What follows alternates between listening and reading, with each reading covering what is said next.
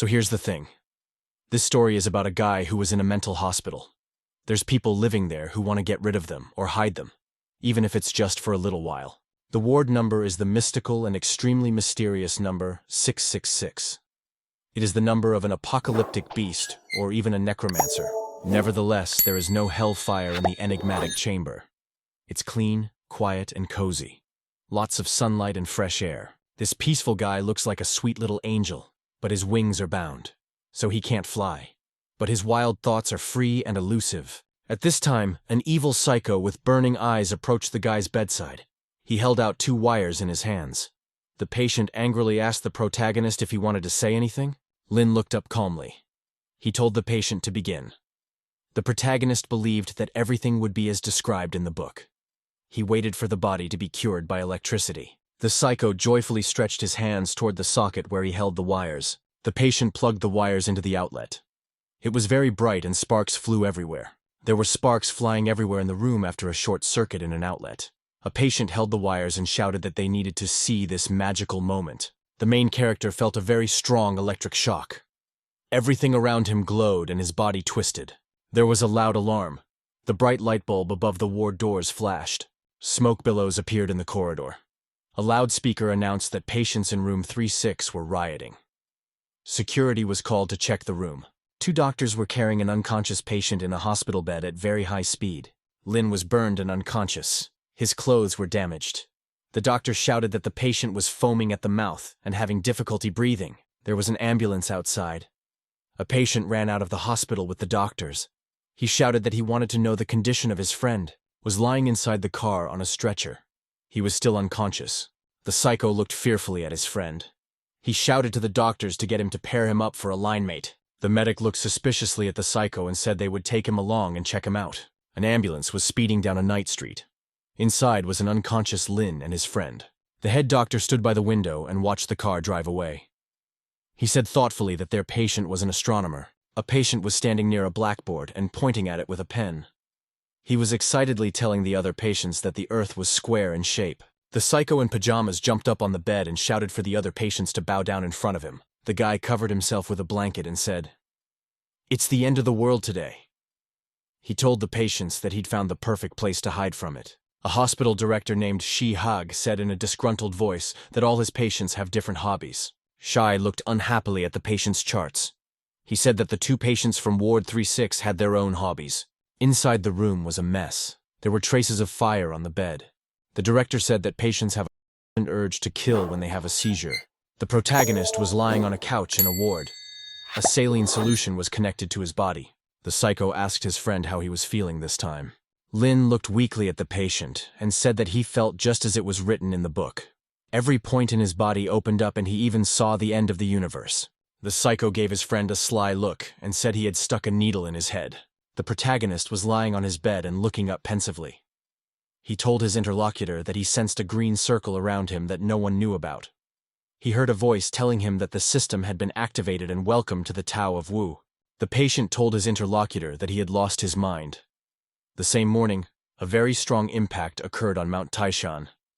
The ground began to fall. A huge number of wild animals were running near the mountain. They were rushing, and a huge burning demonic monster appeared behind them. The burning demon jumped up sharply. People and animals flew apart. The news anchor told viewers that there was an earthquake on Mount Taishan. Level 7 monsters also appeared. The streets of the city were restless.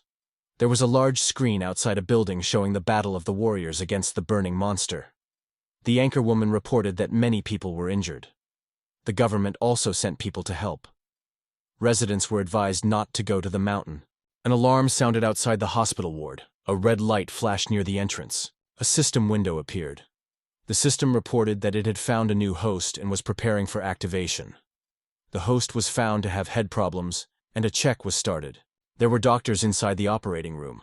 The medic asked his colleagues, "Why did the patient have such serious injuries this time?" The medic told his colleagues that copper wires were wrapped around the guy and connected to electricity. He received second-degree burns. Medical devices were working around him. The medic grabbed the gas canister. He yelled for the patient to be anesthetized.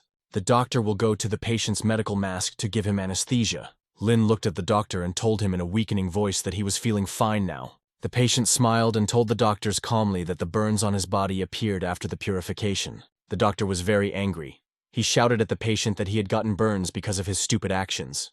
Lin explained to the doctors in a pensive voice that he didn't need anesthesia. Pain helped him train his mind. The patient turned to the side and told the doctors not to try to do him in. The protagonist grudgingly replied to the doctors that he would not pay them for it. The medic looked angrily at the patient and said that a psycho like him couldn't possibly have money. The doctor put a mask over the patient's face. Lin told the medic not to try to analyze him. The protagonist remembered himself as he had been when he was 10 years old. He banged his head with a hammer and told his surprised mother that he was practicing a metal head. A boy of 11 grabbed a huge cutting torch and wanted to use it on his naked body. Lin brought the torch to his body. His mother stopped him in time. From that day on, the little protagonist was taken to a psychiatric hospital to be checked out. The boy on crutches told his mother that he wanted to open 2 acupuncture points on his abdomen. Doctors made a report on the boy's mental health. Lin was found to be mentally ill in the 5th degree. He was not a danger to society, but he could harm himself. The main character was in the VIP room. Next to him sat an old acquaintance. The psycho was sitting on the bed. He was silently and very concentratedly consuming a banana. Lin was lying on the bed and looking upward in front of him with concentration. His body was bandaged. His acquaintance in pajamas was sitting next to him. The protagonist turned his head toward the patient and asked him in a haggard voice for another stab with the needle. A doctor came up from the side with a phone in his hands. The psycho cheerfully told the protagonist that he had recently studied a new acupuncture manual. Lin asked his interlocutor what level his new manual was. The psycho held the needles in his hands. He told the patient that he would use the updated version on him. The patient stabbed the needle into the protagonist's body with a swing. He used a universe-level skill against him. The psycho asked his friend with great excitement how he was feeling. There were many needles in the body of the protagonist. Lin told his interlocutor in a slow voice that he was hearing a voice in his head. The psycho asked the guy with interest what the voice was telling him. The protagonist concentrated with all his might. He wanted to tell what the voice was telling him. Medical equipment near the patient's body started showing a drop in vitals. He was unconscious. The doctor heard the beeping of medical sensors. He ran up and grabbed his arm. The medic looked at the machine and shouted fearfully for the doctor to come to him quickly. The doctor started running into the room. The patient was unconscious. Someone yelled that the guy's heart rate was dropping very fast. His whole arm was covered in needles. The doctor was frightened. He shouted loudly, "Get the head doctor!" The doctors tried to bring the patient into the patient's life. At this time, the strongman system was activated. The host immediately received a strongman martial arts manual. The medic was sitting there very exhausted. He said in a faint voice that the operation had lasted all night. The doctors were very tired and exhausted. They wanted to sleep and eat. A medic ran into the room with a box in his hands. He shouted happily that he could eat the food he had prepared from his wife. The doctor opened a box of food. There was an appetizing dish of meat and eggs. The medic grabbed the food with his chopsticks with gusto and began to consume it. The door to the office opened and a nurse came running in. She shouted to the head doctor that the patient had been hurt again and needed to hurry. The doctor was very unpleasantly surprised. He stopped eating and looked at the nurse in surprise. The medic jumped to his feet sharply. He shouted angrily that the patient was already right out of surgery. The nurse replied to the doctor that the patient was from a psychiatric hospital. Their hospital did not specialize in this area. It was a bright day. The director of the hospital was in his office. An employee knocked on the door of the room. He came to the principal and called out to him. The guest was holding a paper bag in his hands. He asked the director excitedly when the patient would be brought to the burial.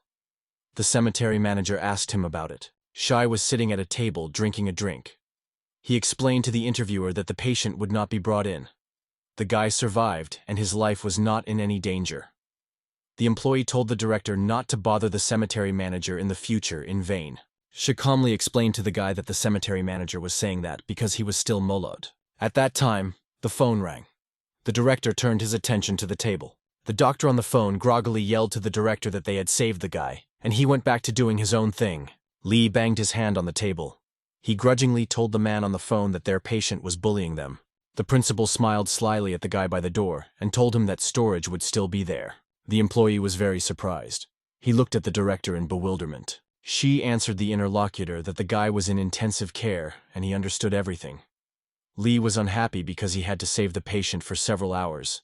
He promised angrily over the phone that he would send the protagonist back to the psychiatric hospital. Lee angrily yelled over the phone that he wouldn't want to keep the patient. The guy would scare away all his patients. The doctor continued to be angry. He shouted to the man that they were going to give him back the linchpin in a wheelchair. He pounded his fist on the table and shouted to the man that they had no deal. The doctor got very angry after the conversation. He banged the phone band on the table with all his might. At this time, the hospital alarms sounded sharply. The red light above the beasts flashed. The patient was lying there dozing. He remembered that the movement of the Milky Way was going badly. The patient was lying on a chair in the hallway and remembered what Lin Fang said. The guy was telling him about the voices in his head. The surprised people in the hallway thought they saw a psycho in a chair. The boy grabbed the needles in his hands. He slyly told himself that he could try it himself. A psycho was lying on the chairs in a seizure. Someone shouted fearfully in the distance that a man was dying. The patient was lying in the hospital corridor with his eyes closed. He was foaming at the mouth. The doctor walked over and told his colleagues in a somber voice that he had been told before by the director Lee that there were many emergency and complicated surgeries taking place in this place. It would help for him to accumulate a wealth of experience. The doctor turned away and said that he didn't realize before. How could he have known that this hospital would have many complicated surgeries? The medic went up to the guy with the scalpel. He said he's pulled this kid out of the dead 48 times. Tears came to the doctor's eyes. He shouted in a frightened voice that he finally understood. The nurses ran up to the medic and started wiping tears and sweat on his face. The system informed the host that he had run out of first self-enhancement S rank. He could exchange it to open another location with additional physical stamina. The system reported that problems with the host head had been detected. The default selection process began. Then began a backtrack before opening a new location. The anchorwoman on the television continued to broadcast from the scene at Mount Taishan. The awakened ones were able to suppress the 7th grade demons. But there was a mass of escaped monsters. The patient sat in the corridor of the hotel and listened to the news. The doctor stood outside the ambulance on the evening street and thought. The medic grudgingly said that his colleagues were still in surgery. A nurse came running and yelled that the operation was successful. They had to get the patient back. They were rolling him on a stretcher. He angrily shouted to his subordinates to get the patient into the ambulance. The driver frighteningly told the doctor that he should not personally drive the patient. He wanted to drive himself. The medic jumped into the cab and shouted that he would drive himself. He'll be replaced at the hospital today by a bathtub. The medical vehicle's engine started and it took off sharply. The nurse ran after the car and yelled to the doctor that they had another patient from the nut house. The medic stopped. It was as if he looked out of the cubicle and demanded of the girl that she speak again. A nurse ran up to the cubicle and told the doctor that Van was operating on another psychotic patient in the hospital right now. The girl wanted to give the man something. The doctor looked angrily and carefully. He wanted to see what was in the nurse's hands. Lee was surprised to see the doctor write on his medical cap that he was quitting. Shai was in his office at the hospital. He folded his hands in prayer. The principal folded his hands in prayer and asked that Buddha have mercy on him. Shay stood by the window and prayed that no patients would be brought back to him. The man stood and looked carefully at the gate from the window. There were no cars there. There was the sound of a car pulling up. Shai realized the patients were already here. The doctors picked up with a gurney to a medical vehicle and took the patient to them. Shai walked over and said in a disgruntled voice to the doctor beside the stretcher that this was a bit much. The director explained to the doctor that the patient could have open wounds if he was transported after surgery. The director approached the doctor and said that he would maintain his authority. There were patients lying on gurneys nearby. She asked the frightened doctor to have his patient stay in the hospital for a while longer. The medic could no longer stand on his feet. He dropped abruptly to his knees in front of the director.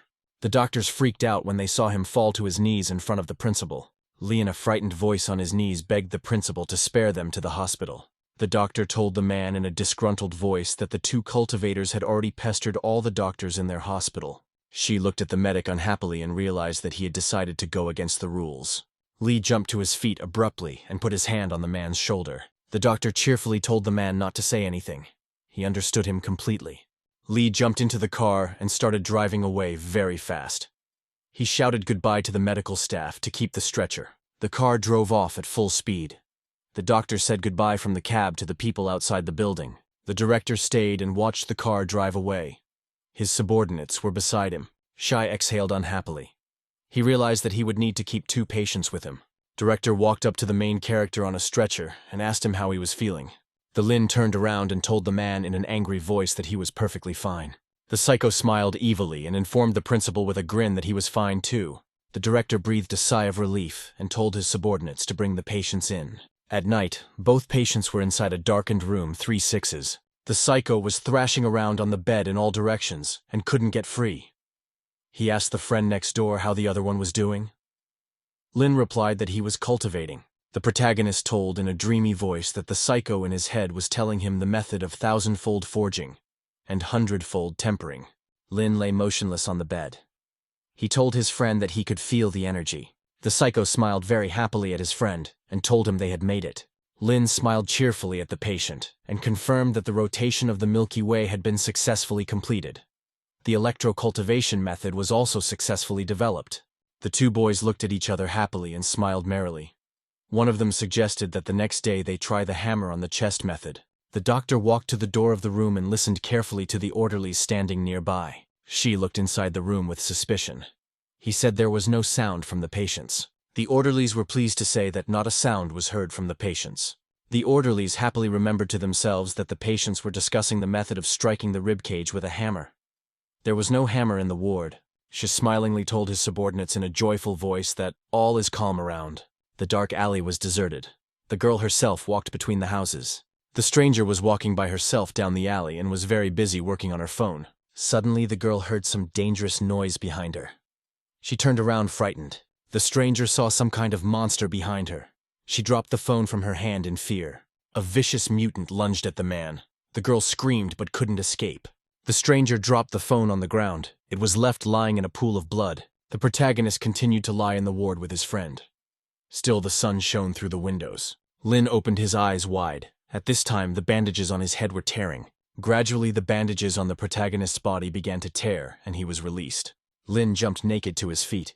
All the bandages on his body were tearing. The protagonist walked up to his lying friend Zhang and called out to him. Lin informed the patient that he had come to save him. Zhang pointed to his friend's stomach in surprise. The protagonist looked at his body and said that he didn't know his stomach would become so flat. Zhang reached out his hand to his friend in surprise and said that he wanted to touch it. The patient poked his friend's stomach with his finger and shouted happily that it was very hard. Lin explained that it was all the effects of his cultivation. The countdown continued in the system. The patient suggested to his friend that he continue his cultivation with a hammer blow to the chest. A worker was sitting in the hallway at the hospital. He was tinkering with an electrical panel. The man was completely absorbed in working on the wires. A shadow of some kind appeared behind him. The worker was very frightened. He couldn't understand who it was that could have appeared behind him. The man felt as if someone had put a hand on his shoulder. He remembered that there were escaped monsters in town. The stranger continued to keep his hand on the man's back. The man was very much frightened. Zhang laughed merrily. Across from him stood a worker who was scared to death. The man took a closer look and realized he wasn't a monster, but an ordinary man from the ward. In Qingshan Mental Hospital, all patients were divided into separate categories of danger. The most dangerous patients in the hospital were the patients from room 666, followed by the awakened patients from the special ward. The hospital also contained various monsters. They were demons of different classes. The man frightenedly realized that the patient from room 666 was in front of him. Zhang greeted the worker with an evil smile. A man in a trembling voice greeted the sick man in front of him with consternation. The worker stood frightened and trembling near the wall. At that time, the protagonist ran to the tool case and grabbed a hammer. Lin quickly ran off to the side with a hammer down the hallway. Zhang said goodbye to the man with a wicked smile. The employee said goodbye and returned to the patient.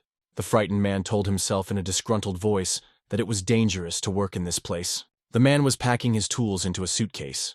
He told himself that he was only working here for more pay. The worker looked in the suitcase with interest and noticed that his hammer was missing. The man heard a suspicious noise off to the side in the hallway. He didn't realize what the sound was. Curiosity is man's normal way of knowing death. The hall worker went about his business. Worker walked up to the ward doors and continued to repair them. The man looked through the door window inside the room and was very much afraid. The worker noticed one of the patients swinging a hammer in his hand. The man was startled to see Zhang inside the chamber, wanting to pound the protagonist with a hammer.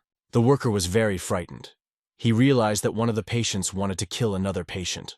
Zhang turned back with burning eyes. He said the employee saw everything. A man got really scared. He ran down the corridor screaming that a psycho had killed a man. The system prompted the host to finish the self-enhancement. The guy selected the arms in his body for enhancement. The orderlies pulled the terrified man. He kept screaming that there was a psychotic killer inside the room. The worker kept shouting to the orderlies that everything inside the room was covered in blood. A silent director and a nurse walked beside him. The director and the orderlies went inside the room. The wind from the street fluttered the curtains. The director entered the ward. He asked the patient strictly what they had just been doing. The worker looked around with interest and noticed that the blood had disappeared somewhere. There were traces of water on the floor near the main character's bare feet. The director noticed it. The patients were sitting with cans of drinks in their hands. They explained to the man that they were drinking Coke and Sprite. The man thought. He looked around and found no sign of the murder. The director explained to the employee in a calm voice that there was no murder or blood around. He had imagined it all. The employee frightenedly told the director that he did not want to work here anymore. He demanded that the patients return the hammer to him. The doctor was very angry when he heard about the hammer. He gave the patients a stern look. She demanded in a stern voice to the patients that they immediately give the hammer to the worker. The patients started waving their arms in all directions. Lin asked, surprised at the man, "What is it that needs to be returned?" The principal pointed to the hammer in the guy's clothes and demanded that he return it. The hammer began to slide down inside the main character's clothes. There were surprised doctors standing around. The protagonist reached inside the garment and grabbed her tool. Lin took out a hammer calmly and showed it to the doctor as if nothing had happened. The man stepped forward toward the boy and held out his hand for the hammer. Lin stood motionless. Shar demanded of the protagonist that he calmly put the hammer on the table.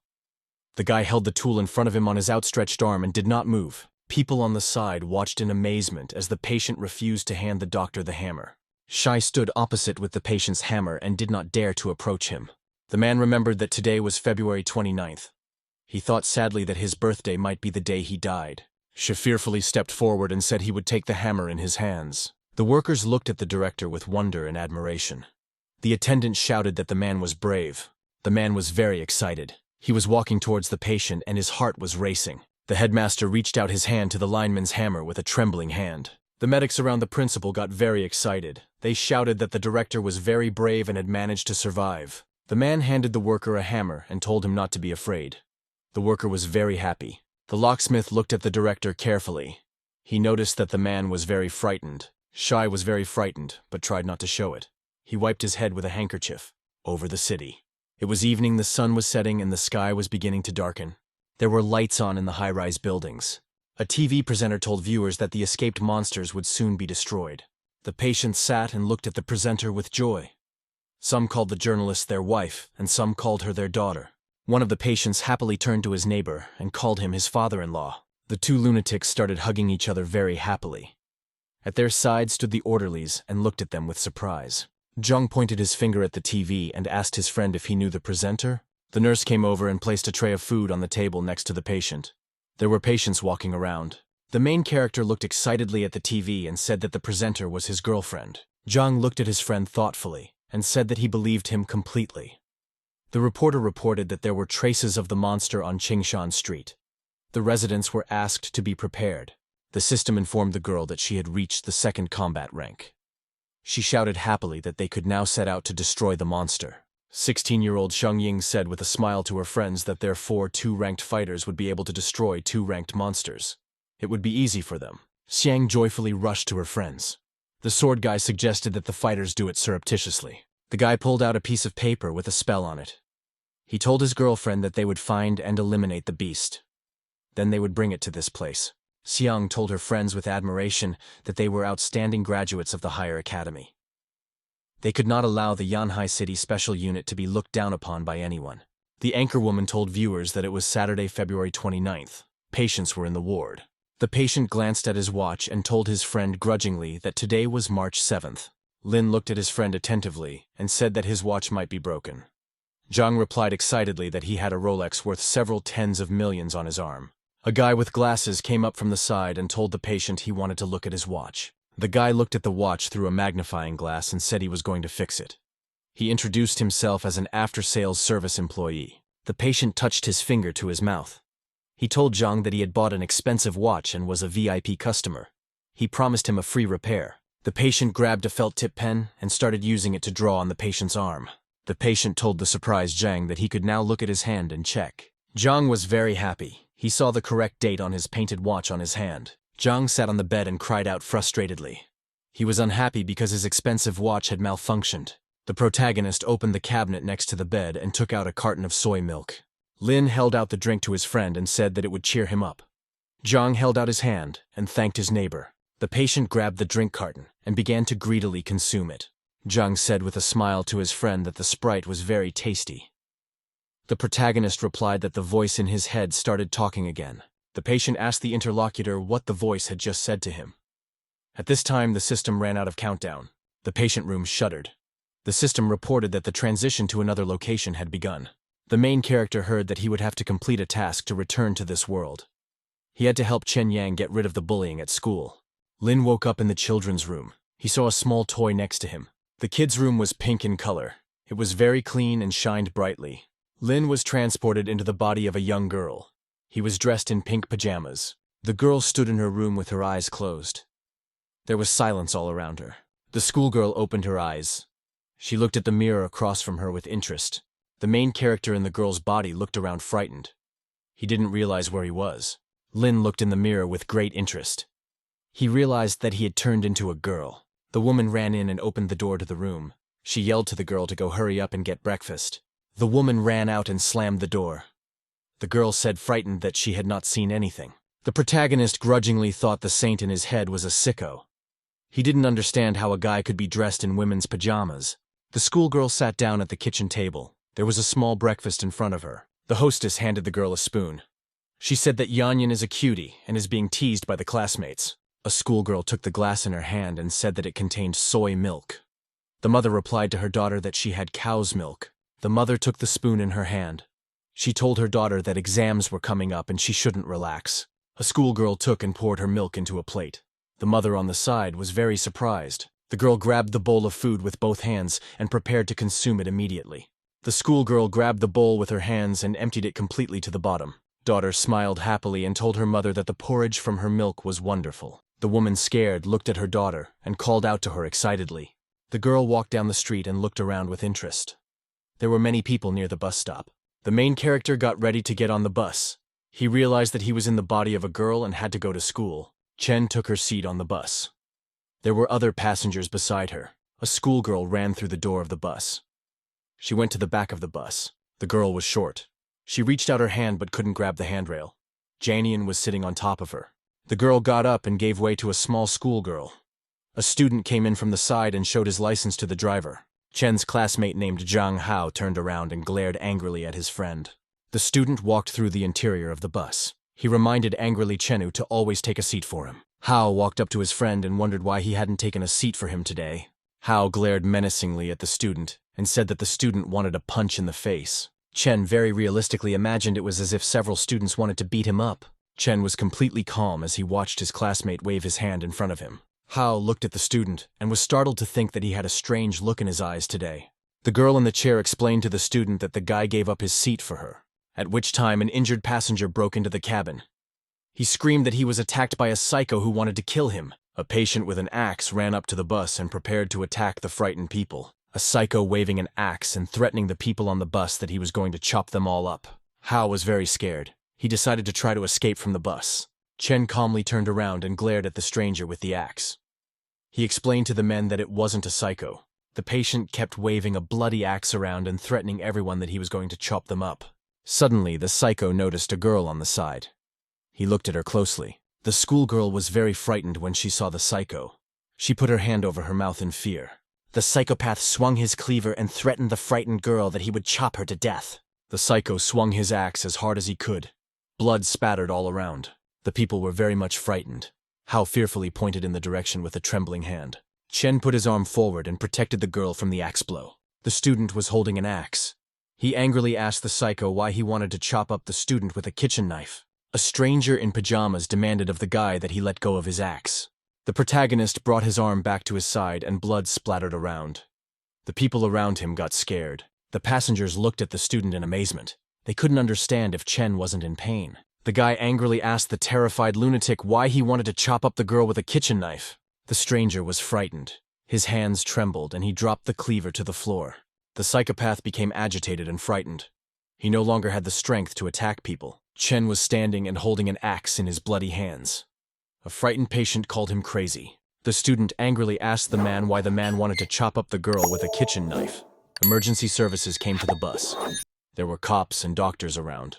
A nurse approached the schoolgirl and took her by the shoulders to the side. Doctors were helping other people. A terrified psycho was lying inside the bus. He was shivering and demanding that the protagonist stay away from him. The student was holding 2 bloody axes. He asked sternly to the lunatic, "Does he still need a knife?" Chen stood motionless and held 2 axes in his hands. He looked intently at the stranger. Chen got off the bus after a short pause. Hao was sitting nearby, trembling with fear. Hao was startled when he heard a guy walk up to him from the side and greet him. He turned around. Chen extended his bloody hand toward the student and offered him a fresh start in an angry voice. Chen walked up to his terrified classmate and offered him a fresh start. He held out his bloody hand to him. Hao extended a trembling hand to the student and greeted him in a frightened voice. Hao touched the student's arm and a bloody stain immediately appeared on it. The guy was very frightened to feel the sticky red blood on his hand. The student gave a sly look at his startled interlocutor and said that the latter was a classmate of Chen's named Zhang Hao. The nurse approached the guy and said that he had lost a lot of blood but looked calm. Hao stood very scared outside the bus. The nurse was bandaging the guy's arm. He told her with a smile that he had a strong mind and was used to pain. The girl looked at the guy very happily and said she understood. The cops apprehended the psycho attacker. They handcuffed him. Off to the side. The psycho stopped. He glanced to the side and saw the nurse bandaging Chen's arm. The stranger became very angry and frightened when he saw the student. The perpetrator pointed his hand at the guy and shouted that he was the one who was crazy. He then started running away from the police. Police officer approached the student and thanked him for his dedication. A police officer approached the guy and told him he wouldn't contact his school to report a hero. Chen waved goodbye to the officer. He told him grudgingly that he was late for class. The policeman said with admiration that the guy has a big wound, and all he thinks about is studying. The officer ran across the street to get the student. He wanted to take him to the hospital. Chen replied to the surprised policeman that pain is the path to cultivation. It only makes him stronger. The officer frightenedly waved goodbye to the kid. He thought the student was sick. Student walked up to the big gate. It was the high school from Chen Yang's memoirs. Chen walked up to the gate and said thoughtfully that he could smell books. The guy said cheerfully to himself that if his friend Zhang was here, he would make a great acupuncture teacher. The main character envisioned his patient friend with needles in his hands. There would be terrified students all around. The student stood looking at the school gates with great surprise. He prepared to go inside. I took a very steady stride into the school grounds. There were other students around. The student approached the entrance to the second classroom. There were only a few students inside. He looked around and thought sadly, "This is high school." A student walked into the auditorium. There were only a few students sitting in the entire class. He went to the desk and pulled back a chair. He got ready to sit down. The student sat down at his desk and rested his head tiredly on his hands. Other students walked in around him. He looked away for a long time. He was immersed in memories of his childhood. Lin Fan remembered his mother's conversation with the senior doctor. The boy himself had been sitting on the couch next to her at the time and had heard everything. Upon learning that Lin Fan would not be able to go to high school because of his mental disorder, his mother was very upset. Suddenly, Lin Fan's memories were interrupted. Someone's writing pen forcefully stabbed straight into his hand. It turned out to be Chen Yang's deskmate. The red-haired girl was angry that the young man had crossed the line. Li Shui warned him that she would stab the young man's arm if Chen Yang dared to climb on her half. This was very strange. The snotty and sissy Chen Yang should have long ago blushed and exclaimed that he was in a lot of pain. But now, he didn't even move a hand and looked at the girl calmly, as if nothing unusual was going on. This icy calmness simply angered Li Shui. The girl stared angrily at Chen Yang, not understanding what had happened to him. Li Ji decided that it was because the pressure of the writing pen was too weak. She pressed the pen a little harder. To the girl's surprise, Chen Yang smiled and told her that his friends from Qingshan Hospital also liked to play with him. She pulled back. She was getting creepy. Without controlling her trembling hand, the girl stabbed Chen Yang's hand until it bled. Li Shui crouched down next to her in a puzzled manner. Chen Yang did not react to her in any way despite her pushing as hard as she could. The girl intended to hit him harder and pulled out her pen. Immediately a fountain of blood opened up, splattering her face. Unable to contain herself, Li Shui rushed away in terror. On the way she screamed and roared, and no one immediately realized what had happened. Carelessly twirling the pen between his fingers, Zhang Hao's neighbor with an earring in his ear and blue hair noticed that Chen Yang had offended his girlfriend. The young man clapped Zhang Hao on the back in a friendly manner and promised that he would help straighten out his classmate after class. Zhang Hao looked the same as his neighbor. His hair was purple. The young man said fearfully that Chen Yang was better off not touching him. Yang Zetian was surprised and said that that brat looked more like a baba. He didn't understand why Zhang Hao was so scared. At this moment, Lin Fan and himself approached them and offered to get reacquainted. The young man extended his hand to his classmates in a friendly manner. Lin Fan smiled sincerely and said hello to his classmates. His bangs on his head were fastened with pink hairpins. The blue-haired youth couldn't react calmly to this. Rubbing his nose, he declared that Chen Yang was just a fool. To his surprise, Zhang Hao smiled and got up from behind the desk. He calmly shook Chen Yang's hand as if nothing had happened. Lin Fan smiled and told the young man that he recognized him. They had seen each other on the bus today. Zhang Hao was unable to utter a single word. Chen Yang turned around and left. Zhang Hao's neighbor was simply furious. He was sure that one of the two of them had something wrong with their heads. The literature lesson began. A strict teacher in a lilac dress and glasses took the podium. She asked who was ready for the lesson. Everyone immediately hid their heads behind their textbooks. Lin Fan knew from memory that this teacher was very demanding. Since the young man was the only one who did not hide his face, he was chosen. The woman asked him to recite the Ode on the Red Rock by heart. Zetian was jubilant. He knew that Chen Yang was afraid of the literature teacher more than anything else in the world, and would tremble in front of her. To the surprise of the entire class, Chen Yang calmly stood up and serenely informed the teacher that he wasn't ready to answer today. The woman stared at the young man through her glasses. He stared back so fearlessly that the teacher was frightened. Her tears flowed. The teacher and Lin Fan looked at each other without taking their eyes off each other. An oppressive atmosphere was growing in the classroom. Finally, the young man smiled kindly and asked the teacher if he could take his seat at the desk. That innocent smile made the teacher feel uncomfortable. She herself was happy to put Chen Yang in his seat as soon as possible. The young man calmly lowered himself into his seat. It seemed to the woman that the whole world had turned upside down. After a while, the bell rang. The lesson was over, and all the students began to spend their free time noisily, taking advantage of the fact that no one was paying attention to him. Lin Fan was fiddling around in the corner of the classroom in a concentrated manner. He was looking at the school socket while pulling out his key. Yang Zetian stated to Chen Yang that he was strange today. Placing his hand on Chen Yang's shoulder, the classmate asked how Chen Yang managed to scare Zhang Hao. To his surprise, the brat didn't even turn his head in his direction. The angry young man grabbed Chen Yang's shoulder and lifted him up. He intercepted Chen Yang by the collar and shouted that there was no need to ignore him. The young man held a copper key in his hand. Turning around, Chen Yang muttered that with the electric current he could become stronger. That was what he needed the key for. Yan Zetian turned purple with anger.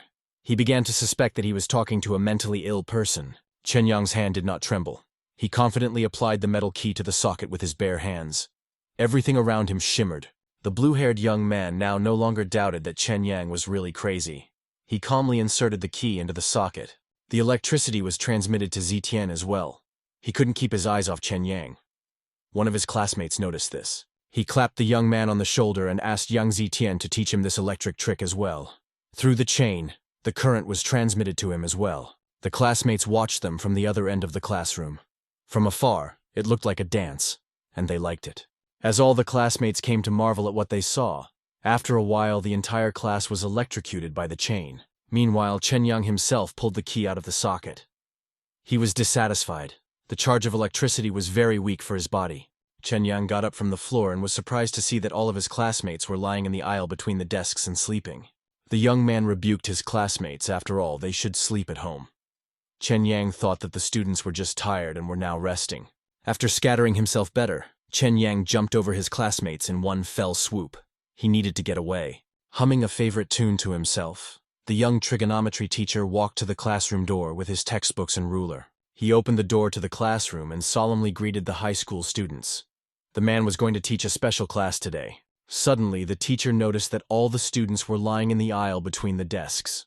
In surprise, the man dropped all his textbooks on the floor. Absolutely all the students were asleep. Most of them were on the floor, some had their heads on the desk. One even lay on the desk all by himself. The teacher turned pale. He immediately realized that something very terrible had happened and called an ambulance to the school address.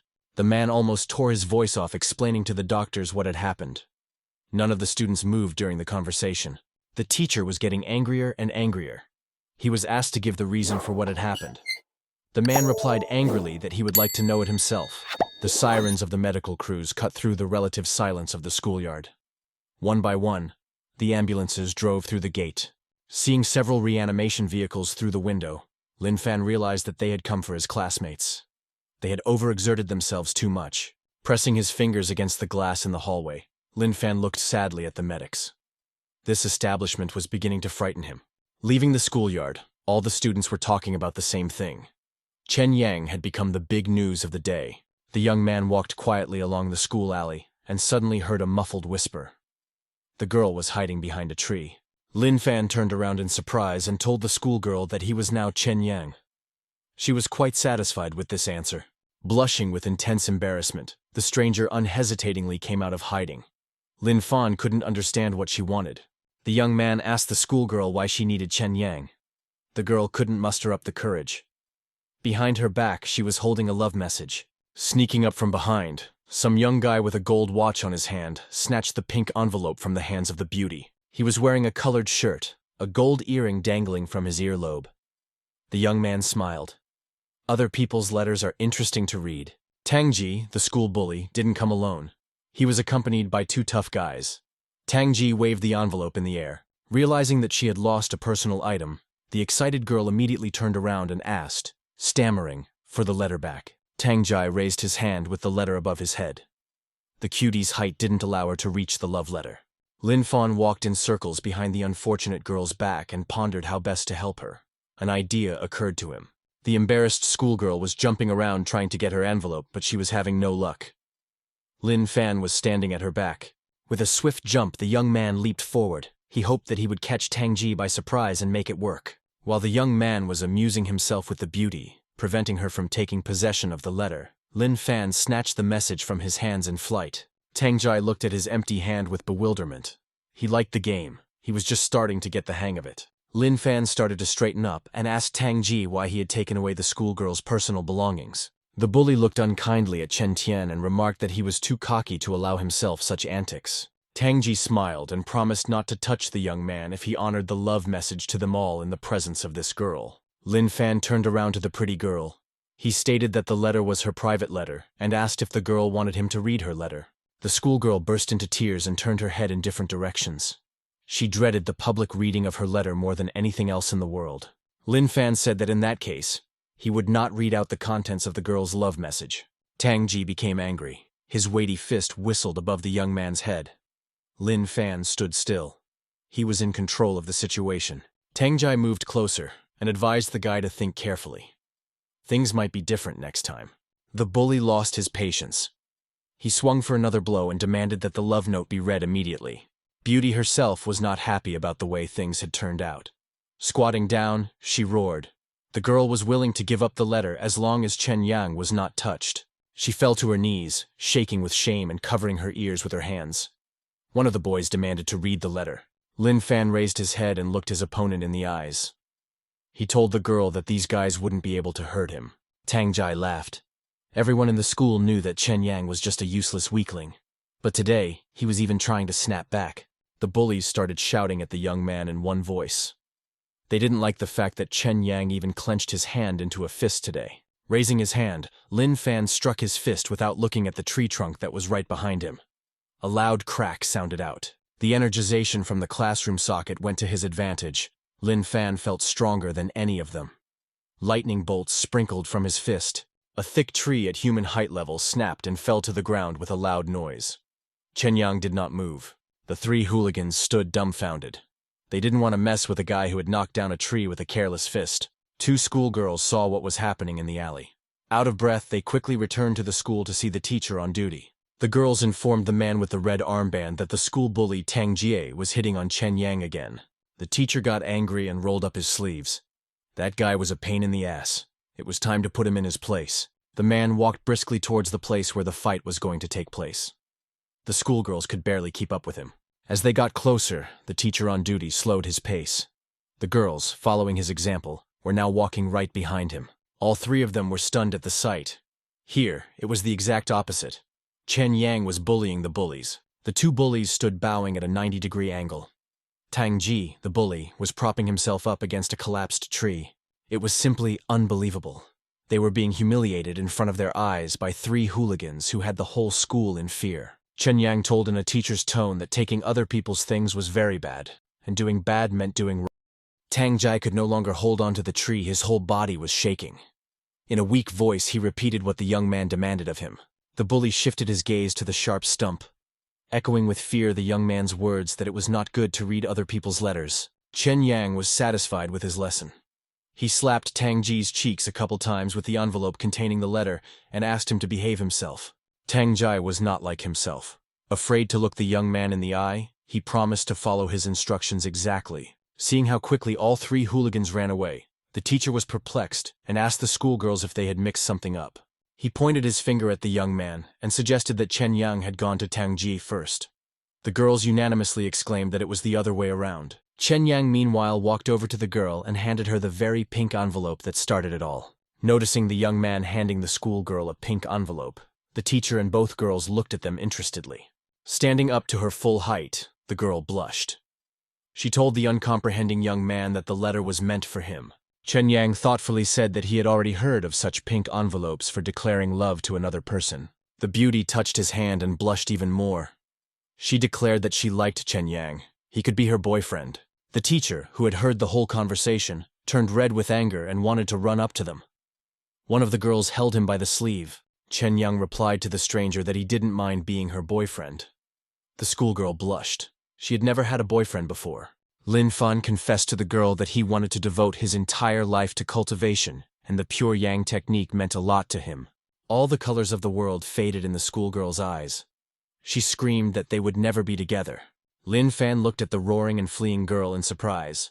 On the way, she shouted that Chen Yang was just a fool. The young man still didn't understand why the beautiful girl ran away quickly. The teacher and the two girls heard everything and discussed it among themselves. Lin Fan twirled the pink envelope with the message in his hands. It occurred to him that he was missing something very important. Thinking that it didn't matter, the young man went home. The teacher on duty was pushing the girls, who were struggling to stay. Chen Yang once brought a pink stuffed toy to school. His classmates made fun of him, and he has been bullied ever since. Out of the entire school, only one girl treated Chen Yang well. She thought he was gentle, affectionate, and sweet. The young man often dreamed that he would get up the courage to approach an embarrassed classmate for a declaration of love. Chen Yang kneeled for long periods of time and begged the heavens to help him. He wished that the beautiful woman would take a step towards him. In this case, Chen Yang, a little shy, would have unabashedly confessed his love to the cute girl. Unfortunately, this did not happen. After examining the blackened body of the patient, the doctor ordered the young man's clothes to be cut. The nurse wrote down his instructions. Hearing that the clothes were going to be cut, Yang Zitian sat down on the bunk, begging not to touch his clothes from the famous designer. The young man held out his hands to the doctor, managing to say that these things had cost him a lot of money. The doctor and the assistant were silent. Losing consciousness, Zitian fell down on the hospital couch again, stretching his arms up. The doctor was angry. He was fed up with this. The doctor angrily shouted that he would make all the parents of these school children burn the clothes, no matter how much they cost. The sun was getting lower and lower, illuminating the beds with blackened from electrocution and bandaged patients. 8 school children were lying in the isolation box. All of them were suffering from the consequences of electric trauma in different parts of their bodies. One of the guys didn't understand what had happened at all. He learned from his neighbor that everyone had been electrocuted. It turned out that some people had touched Zitian and were traumatized by the electricity. After that, it's like my memory was blown away. Zitian was fed up with everyone mentioning his name. The young man shouted angrily that it was not his fault. He said that he himself had touched Chen Yang the moment the young man intended to insert the metal key into the socket. The school children murmured animatedly. It was now clear to everyone how they had gotten here and who was responsible for the accident. To everyone's surprise, it turned out that none of the injured disciples had seen Chen Yang himself in the hospital. Zitian smiled. He assumed that the guy had gotten the worst of it and was now fighting for his life in the intensive care unit. One of the students shrieked excitedly. Despite all their pain, he didn't want to lose a classmate. The young man's mood was transmitted to the other students as well. Looking at each other, they began to find positive aspects in Chen Yang. Some people just felt sorry for the guy. Another said there'd be no one left to humiliate. For various reasons, no one wanted him dead. Suddenly there was a knock at the door, and the boys' heads turned as if on cue to the source of the sound. The students animatedly began discussing the possible arrival of parents or the pretty nurse. To everyone's surprise, it turned out to be Chen Yang. He peeked through the door with his clothes intact. That meant only one thing.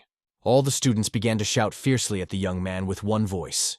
They cursed the moment when he used the socket. Ignoring their cries, Chen Yang walked to the ward with 2 large bags of food. He believed that the guys were just overworked. Chen Yang put the bags on the table.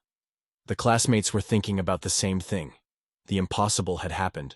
Chen Yang was still alive. Turning to his classmates, Chen Yang told them what he had brought in the bags. They couldn't believe that the young man was fine. Everyone was thinking about the same thing. Chen Yang was holding onto the metal key in the socket with his bare hands and couldn't survive. Chen Yang walked over to Zitian and handed him a milk carton with 2 sausages. The angry young man shouted that he didn't need it. Zitian shouted that no one in the class needed his pathetic handouts. At that moment, someone called out to him. Zhang Hao smiled and said that Zitian was a bit out of sorts and he wanted a refreshment. He thanked Chen Yang. Zitian became enraged and pounced on Zhang Hao. He couldn't understand why his best friend was treating a brat like this. A shout from one of the boys stopped their argument. It turned out that someone had posted a video in their school group. One young man pulled out his phone and clicked on the link. He couldn't believe it was real. It seemed like a montage. Another classmate gasped in surprise. He immediately realized what was happening in the video. It was unbelievable. Their example was followed by the rest of the school community. Yang Zitian walked into the school community group incredulously. Just by looking at the screen, Yang Zitian shook with fear. This simply couldn't be true. Chen Yang was no longer a lowlife. In that video, he bullied the 3 bullies in every way possible, which kept the entire high school in awe. Zitian still didn't quite understand what had happened. Without finishing the video, the young man put the phone down beside him. His body was shaking with fear. No one had ever humiliated those bullies like this before. Zitian expressed his gratitude for Chen Tian's visit. A man stood on the very edge of the roof of a high-rise hospital in the center of the city. He had nothing left to lose. The patient had escaped from his room and was now standing on the roof in his hospital pajamas. He took one last look at the beautiful view of the city. His life had finally collapsed.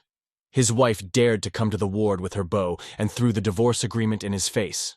That tall man in a white suit was unceremoniously embracing his beautiful wife in an evening gown by the waist. Everything went black in the man's eyes. He was bitter to admit that his wife had decided not to wait for him to die. That's how the patient found himself on the roof of a high-rise building.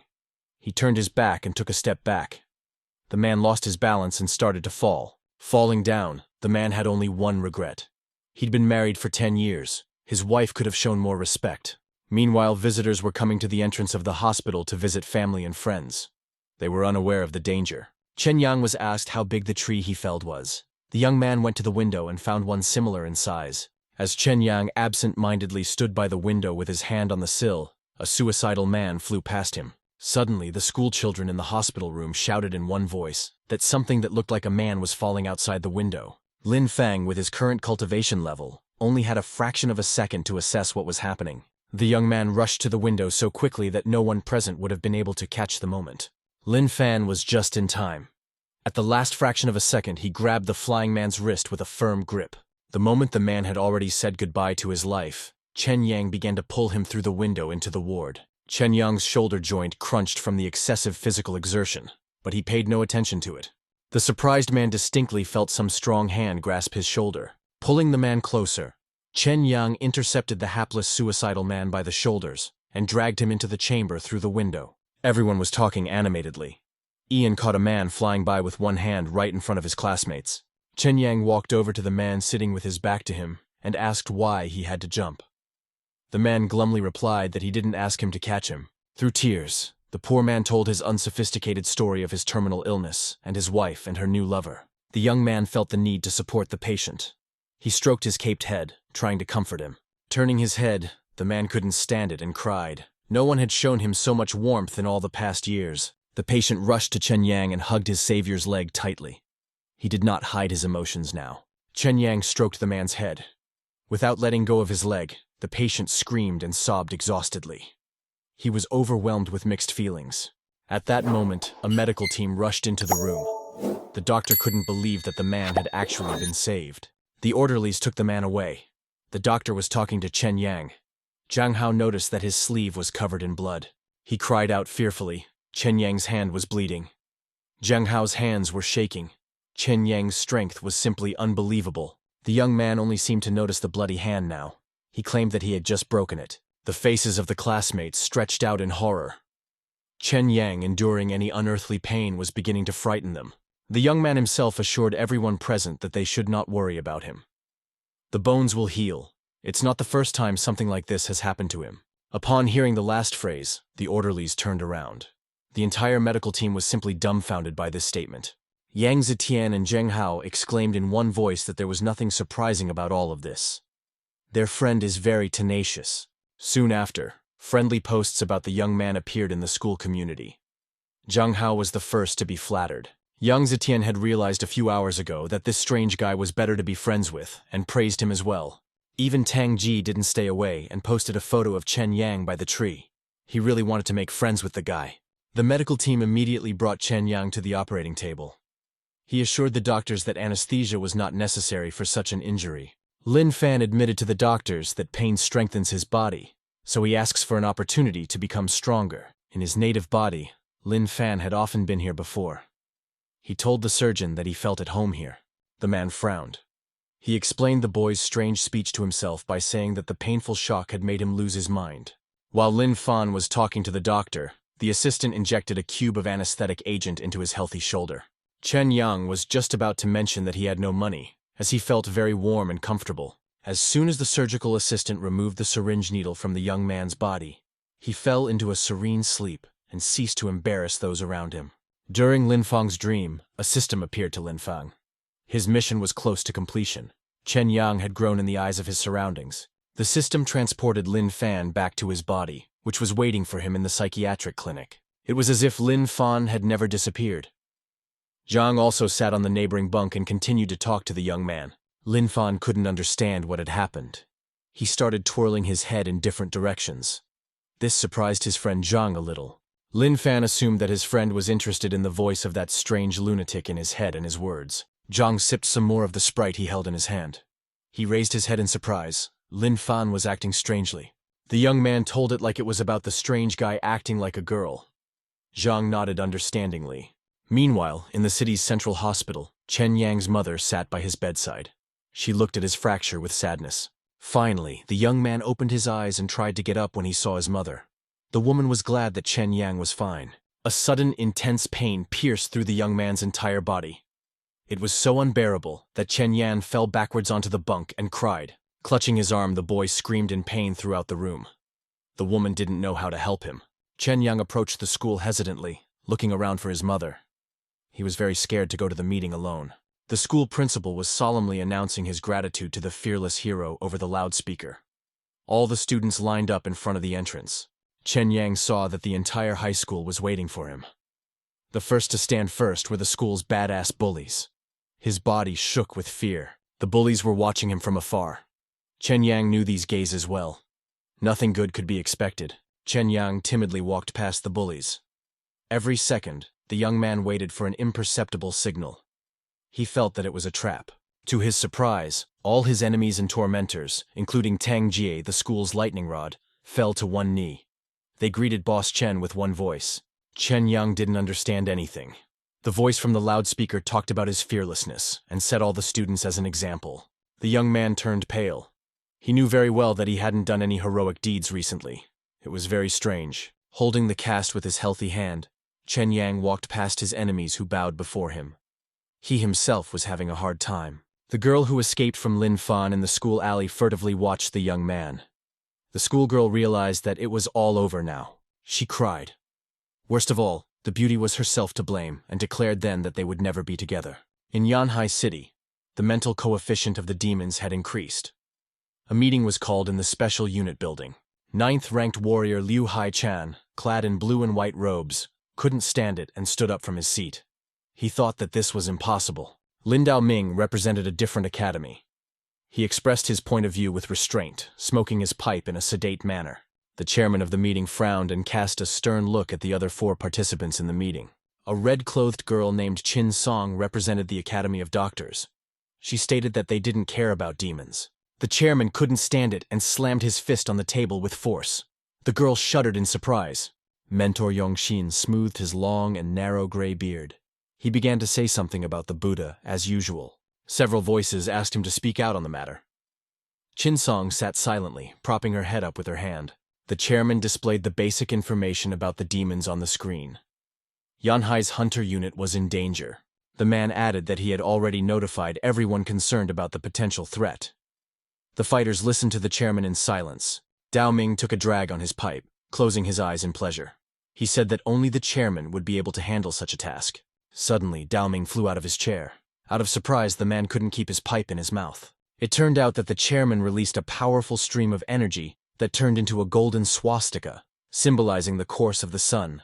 A blob of energy flew out from the end of the table with such force that it was enough to knock even a rank 9 warrior off his feet. This stern-looking man with a black eye patch covering his eye was a cross-national ranked fighter. There were only a few of them in Yanhai. The office of the director of the psychiatric clinic was noisy today. The whole staff was celebrating his birthday. There was a huge cake with lighted candles on the table. All the doctors and physicians rejoiced at the momentous occasion and applauded wildly. Haoren was very grateful to the staff.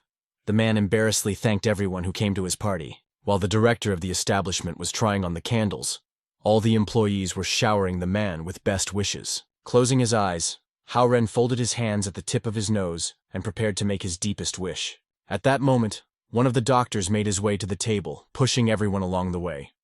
He said that the 2 patients were on strike again. Zhang held up a sign with a drawn circle, and Lin Fan drew 2 circles connected by a dash. The doctors could not understand what they wanted. After a while, they were brought 3 eggs and a sausage on plates. The patients desperately shook their heads in different directions, not wanting food. The doctor asked what was depicted. Lin Fan and Zhang raised their placards at the same time and said in one voice that they wanted exactly what was drawn. The doctors looked angrily at the 2 rioters. Those mugs could mean anything, and they weren't going to play riddles. Seeing the clinic director, both patients squealed with joy. The doctors turned around. The director had indeed decided to personally come to the rebels.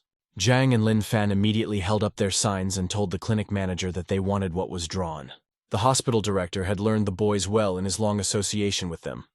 He immediately said that he could not give them that. The 2 rebels looked at each other. Each of them read in the other's eyes the readiness to take action. They both fell to the floor of the hallway and started twirling in different directions, begging for the thing they needed like little children. Haoren closed his eyes and sighed heavily. He had no desire to argue. The man ordered the required items to be issued from the warehouse. One of the doctors puzzledly began to ask what it was all about. No matter how hard the man tried, he couldn't figure it out for himself. Several employees went to the psychiatric hospital's warehouse and delivered the right stuff to the ward with the beast's number. Lin Fan sat on the floor and methodically squeezed the 100-kilogram dumbbells. Zhang jumped on the punching bag with joy. The heavy dumbbells cracked after half a day and were abandoned. The punching bag was gutted from the intensive training. Due to his abundant training, Lin Fan's pajamas were torn in the chest area. The stain resembled the outline of a dumbbell. There was an explosion in the tunnel. Whole hordes of rats with angry red eyes fled the scene of destruction. A tall, dark-haired young man in athletic clothes jumped down, holding demon attack runes in his hands. Barely reaching a solid surface, he began throwing golden rune cards, summoning the powers of fire to battle the enemy. The demon in the form of a giant wolf howled pitifully. It was a mourning dog, 2 cards exploding on its torso. Despite the heavy damage, the hound continued his hunt. There were only 4 opponents, and they were not dangerous. The red-clothed girl behind her bestowed a 3-fold treatment effect on all the demon hunters. The young man in a blue jacket and white shirt with a sword behind his back was immediately healed from all the wounds he had received in the previous battle. Frowning, he concentrated chi energy in his index and middle fingers and summoned the magical sword beyond denial. The boy pointed his hand upward. A stream of energy burst out of his fingers with a distinctive crackling sound, reminiscent of current running through wires. A powerful charge crashed into Morning Dog a little below and to the left of his throat, turning into a sword. The bloody wound began to fountain. The demon howled. The Morning Dog turned around angrily. The sword sticking out of his torso only irritated him. There was still plenty of strength. The demon raised its front paws, about to attack. The bald man with the rosary beads ordered the young man with the sword to step aside. The man clutched the rosary in his hand, transmitting his spiritual energy to it. The rosary responded with a golden glow. The monk summoned his spiritual beast. Stretching his hands upward, he created his enlarged copy, the body of an arhata. The mourning dog grinned aggressively and growled. He was getting tired of these people. It was time to move to action. Releasing its claws, the demon began to lower itself onto its front paws. One blow would be enough to kill a couple of mortals. The mage in the yellow jacket shouted worriedly that they urgently needed to find shelter. The mourning dog launched an attack. Unfortunately, it was already too late. While the monk was restraining one paw of the beast, healer Xiang Ying received a powerful blow from the other. The young man looked back and watched the flight of his battle buddy with horror. After flying a few meters, she crashed into a concrete wall. Xiang Ying coughed up blood. Only a miracle could help her now. Even though the demon was only a rank 2 demon, its strike was very strong. In addition, the girl had broken the concrete wall with her head in the fall and was now kneeling in a pool of her own blood. The mage shouted that they had encountered an unusual demon. While the monk held the beast back, the warrior ran to Xiang Ying's rescue. The mage summoned the lightning scrolls this time and shouted to Lei Guangzhou to go down as fast as possible. All 3 of the 3 runes that were thrown aptly reached their target. When they hit the mourning dog's tail, the runes exploded in him with an electrical discharge. The demon roared menacingly, venomous saliva dripping from its sharp fangs. The mourning dog felt a very sharp pain. The jaws of the beast came closer and closer. The clatter of teeth sounded like a hammer hitting an anvil. The demon squinted his eyes. He was winning. Lei Guangzhou turned pale. It was becoming increasingly difficult for him to hold on to his spiritual avatar. The demon's large shadow frightened him even more. One leap forward, and it was all over. The spirit beast melted into thin air. Only the lower half of the monk's body remained. The fighter and the mage were shaking with fear. It was clear that the 2 of them could not stand against the mourning dog. The warrior made a decision faster than his partner. In the same second, the mage was horrified to see the demon pierce the body of his savior. With his last strength, the fighter demanded that the guy flee. His eyes closed. Scarlet liquid ran down his face. The demon pulled a paw with bloody claws from his body. The mage was shaking with fear even more than before. Covering Xiang Ying, he asked the girl if she could get up. Pulling out his sword, the mage ordered the girl to get up immediately. Now he had no doubt that this was his last fight. Xiang Ying looked at him with a dumbfounded look. She couldn't say a word, let alone get to her feet. In the back of his mind, the mage harbored a hope that Xiang Ying could still stand up and help. He ran straight towards the mourning dog. After transferring all his energy to the sword, the young man ran forward. The sword obediently glowed in his hands. It was as if he was surrounded by flames. From her last strength, Xiang Ying created a pill, barely holding her head and almost losing consciousness. This medicine was twice as strong. The moment the mage jumped up with his sword swinging at the demon, his body was surrounded by life-saving healing molecules. There was nothing more Xiang Ying could do for herself or the young man. Her head bowed, and her hands fell to the floor in a pool of blood. The mage launched a punishing spinning sword. Fire lit up on the hilt and the tip of the blade. It was an additional magical effect. Sneaking slowly, mourning dog approached Xiang Ying. He knew that there was no hurry. The hunters were exhausted. The demon stepped onto the girl's body and sank its claws into her. The mourning dog dragged her toward him, stumbling backward. The severely traumatized young man lay on the floor. In a weakened voice, he cried out for help as he performed the last ritual. The young man's eyes burned with the look of a madman. His pupils shone as brightly as if they were 2 suns. The mage's body turned bright golden. The young man hugged the dog's paw and let the solar energy penetrate the demon for the final blow. The wolf howled exhaustedly. He felt the infernal pain, but he couldn't do anything about it. It was seeping into his every cell. The miraculous magic had done its work. The young man himself had already lost his breath and was lying in a pool of blood. The dog's paw began to shrink. The demon whimpered pitifully, its entire mouth bleeding. The mourning dog shrank right before his eyes and became less dangerous. With a broken sword in his torso, the hellspawn rushed away. The deaths of his enemies came the hard way. The mourning dog now looked like a shabby wolf. The bloody footprints that could be used to track a demon. Patients of a psychiatric hospital were taken out for a walk. Some of the mentally ill were happy to chase butterflies. Closing his eyes, Lin Fan sat concentratedly with his legs tucked under him. Zhang was lying nearby, counting ants in amazement. Lin Fan's entire journey had not been traveled in vain. He had reached the level of cultivation where he could take energy from the environment. That's exactly what the young man was doing. The young man's skills had reached the limit of his abilities.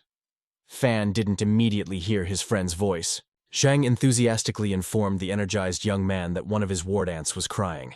Zhang noticed that Lin Fan looked rather strange and became worried. He was still holding the ant between his fingers. Lin Fan sat with an absent look, cultivating energy. Because of his overabundance, his body might have exploded altogether. Zhang didn't even realize it. It was important for him to return his friend to his previous state. One of the released needles hit his forehead. Zhang solemnly said that he had used the Milky Way rotation technique. Lin Fan's head and shoulders were pricked with needles. In fact, Lin Fan did not react to Zhang's needles, nor did he react to the trickle of blood that flowed from the wound on his forehead. Lin Fan was covered in sweat. The energy was already sufficient, and it continued to arrive. The young man sneezed loudly, and Zhang flew backward. He was surprised to see dozens of needles flying after him. Zhang shook it off, and regretfully realized that his ward ant had fallen victim to the experiment. One of the needles had pierced through him. The system reported that Lin Fang's inner world was accessible. The young man began to regain consciousness. Blood was streaming down his face. Zhang was still lying in the grass. Lin Fan declared that he could hear that voice again. He thanked his friend for his help. Zhang was overjoyed. He asked Lin Fan how he was feeling right now. Zhang was pleased that his technique had worked. Lin Fan closed his eyes in pleasure. Zhang couldn't even suspect how good his technique was. Lin Fan stated that there was one problem. He was hungry. As if to prove it, his stomach rumbled unhappily. Zhang was simply a walking generator of ideas, and almost immediately told the surprised young man that he had a ripe idea. After a little digging, Zhang caught a large ant. He clasped it between his fingers and invited his friend to eat it alive. Lin Fan looked at Zhang with suspicion. The young man assured him that the back of the ant tasted just like vermicelli, slightly sour. Zhang decided to demonstrate. He picked up an ant and stared intently at the insect, which was desperately trying to break free. The ant's life was in mortal danger. Zhang had already opened his mouth and brought the floundering ant closer. At this moment, lunch was announced. Zhang threw the insect back into the grass. He said that the vermicelli tasted better than the ant. Lin Fan was so hungry that he finished his portion quickly and disgorged his food in front of his indignant neighbors. There were 9 emptied trays in front of the young man. Lin Fan greedily pounced on another chicken leg. The nurse tried to take away the tray and demanded to stop eating, because overeating can make you burst. Holding the food tray with both hands, Lin Fan greedily ate everything he could reach with his mouth. The nurse angrily complained to the principal. Even the empty trays weighed quite a lot. It was hard for the woman to carry them. Lin Fan told the puzzled principal that he was hungry. While the superintendent was thinking about what had happened to his patient and what specialists should be involved, the young man unraveled his spoon. The nurse squealed in surprise. Superintendent Wang said thoughtfully that it looked like a lotriophagy. Several hours had passed since the battle between the demon hunters and Morning Dog. An investigator wearing white gloves photographed the evidence. A fighter in a blue sports jacket was lying near the wall in a pool of his own blood. The stains on the floor and wall had already turned brown. Near the other wall, a dead Sheng Ying was sitting on her knees. One of the policemen reached for the bloody sword. At that moment, a tall man approached the police fence blocking the entrance to the tunnel. He was smoking nervously. A national rank warrior with a black eye patch covering his eye immediately realized what had happened here and frowned. The leader of the special unit took out his phone and reported the situation. A man in a blue suit stood next to him with a notebook, carelessly tossing the burning cigarette butt. The fighter glumly told his interlocutor that the research team was already in place. The cigarette butt fell to the ground and ricocheted a little short of the national ranked warrior's boot. He reported that the demon had gone down the drain. The leader scooted the huge fluted sole of his boot over the smoldering cigarette butt. He assumed the demon was using the stench of the sewer for cover. The man brought his tall boot down on the cigarette butt with force, rubbing it into the dust. The voice in the receiver asked him to be careful. The national ranked warrior ended the call and thoughtfully pressed the red call end button. Without turning to the man in the suit, he tucked his phone into his pocket and informed him that a unit had to be added to the demon's rank. The man with glasses was alarmed. The families of the dead hunters kept calling and demanding explanations. The warrior turned to the man. He ordered the remains of the bodies to be sent to the families and offered his sincere condolences. Turning to leave, the unit director frowned, saying that all 4 of them were very brave, but stupid. The commander realized that the officer might have misunderstood him. Waving his hand, he hastily said that it was not necessary to tell the relatives. The rumors of demons quickly reached Qingshan Clinic. The director demanded to contact the special unit. At that moment, a staff member ran into the office and shouted from the threshold that a patient from the beast number room had scared away the kitchen staff. The principal's body shook. He was already an elderly man, and each new patient's antics hammered negatively on his heart. After waiting for the rhythm to return to normal, the man smiled and asked the employee to tell him what had happened. A couple of hours ago, the orderlies had pulled Lin Fan out from behind the dining room table for an examination at the request of the superintendent. The kitchen staff member was very surprised and asked the attendants who would pay the canteen for the food the young man had eaten. Throwing one last glance at his friend, Lin Fan mentally conveyed to Zhang what he had to do. Zhang smiled. He perfectly understood everything that Lin Fan wanted to tell him, and he had already started to formulate a plan to help. Rolling his eyes higher, Zhang began to sway the table in different directions, diverting attention to himself. Swinging to the side, he banged his head on the surface of the table and turned the other way, dropping his head on the table. The nurse shouted that the man was unwell and needed help. Rushing over to Zhang, the orderlies let Lin Fan go. Taking advantage of the commotion and noise raised by his best friend, Lin Fan furtively left the room. Turning around for a single moment, Lin Fan showed his friend a thumb at the door and telepathized his gratitude. The orderlies were leading the bloodied Zhang away. He smiled contentedly and gave the young man the information in return. Meanwhile, in the kitchen, female employees were preparing large containers of ingredients for set lunches. Suddenly, a large shadow appeared on the wall, blocking out the sunlight. Lin Fan complained that he was very hungry. Both women turned around worriedly. The voice frightened them. The patient himself seemed to have escaped from a horror movie. As he held out his hands to the women, the young man exclaimed that he was hungry and was going to eat people. His eyes shone greedily. After a quick glance at each other, the female kitchen staff squealed with one voice. They were very scared. The women clung to each other in growing panic, shaking with fear. They immediately recognized the patient from the beast number room. Lin Fan crouched down in surprise when he saw the female kitchen staff fainted. He only asked them to give him something to eat. After listening to the employee's report, the clinic director sighed heavily and ordered to write out 300 wen compensation to the girls each. This news made Haoren very interested. Lin Fan had never been so hungry before. The young man said that the patient is now under special examination by Dr. Wang. Perhaps he will find out something. Evening came. The windows of the clinic were lit up one by one in the windows of the wards and offices. A loud rustling sounded under the manhole on the garbage disposal. The mourning dog lifted the sewer hatch with a powerful paw. Sniffing carefully, the demon climbed out of hiding. The dog waddled on 3 legs, needing to heal. Qingshan Psychiatric Hospital seemed like a safe place to the demon. He didn't feel threatened. Barely alive, Mourning Dog was making his way between the buildings of the hospital complex. He needed to find food. High intelligence told the demon that in this world it was best to rely on humans. They should help him. Summoning the powers of hell, the Mourning Dog began to shrink in size. It was necessary to get rid of any appearance that might frighten the man away. The demon was shrinking more and more. But its small size was not enough. It needed to change its appearance. The Mourning Dog had turned into a cute black puppy and now sat wagging his tail. Only his red eyes gave away his identity. The puppy wiped his eye with his paw. The demon was sure that none of the humans could remain indifferent to him. Wagging its tail in a friendly manner, the demon glared malevolently at the tall clinic building. Soon enough, it would be hunting humans. After a thorough examination, Lin Fan was taken back to the beast number chamber to his friend Zhang. The patient sat by the window and looked at the building across the street. Zhang complained that his watch had broken. He said that he didn't have the money for it. Unfortunately, Lin Fan had also spent the last of his money and couldn't help.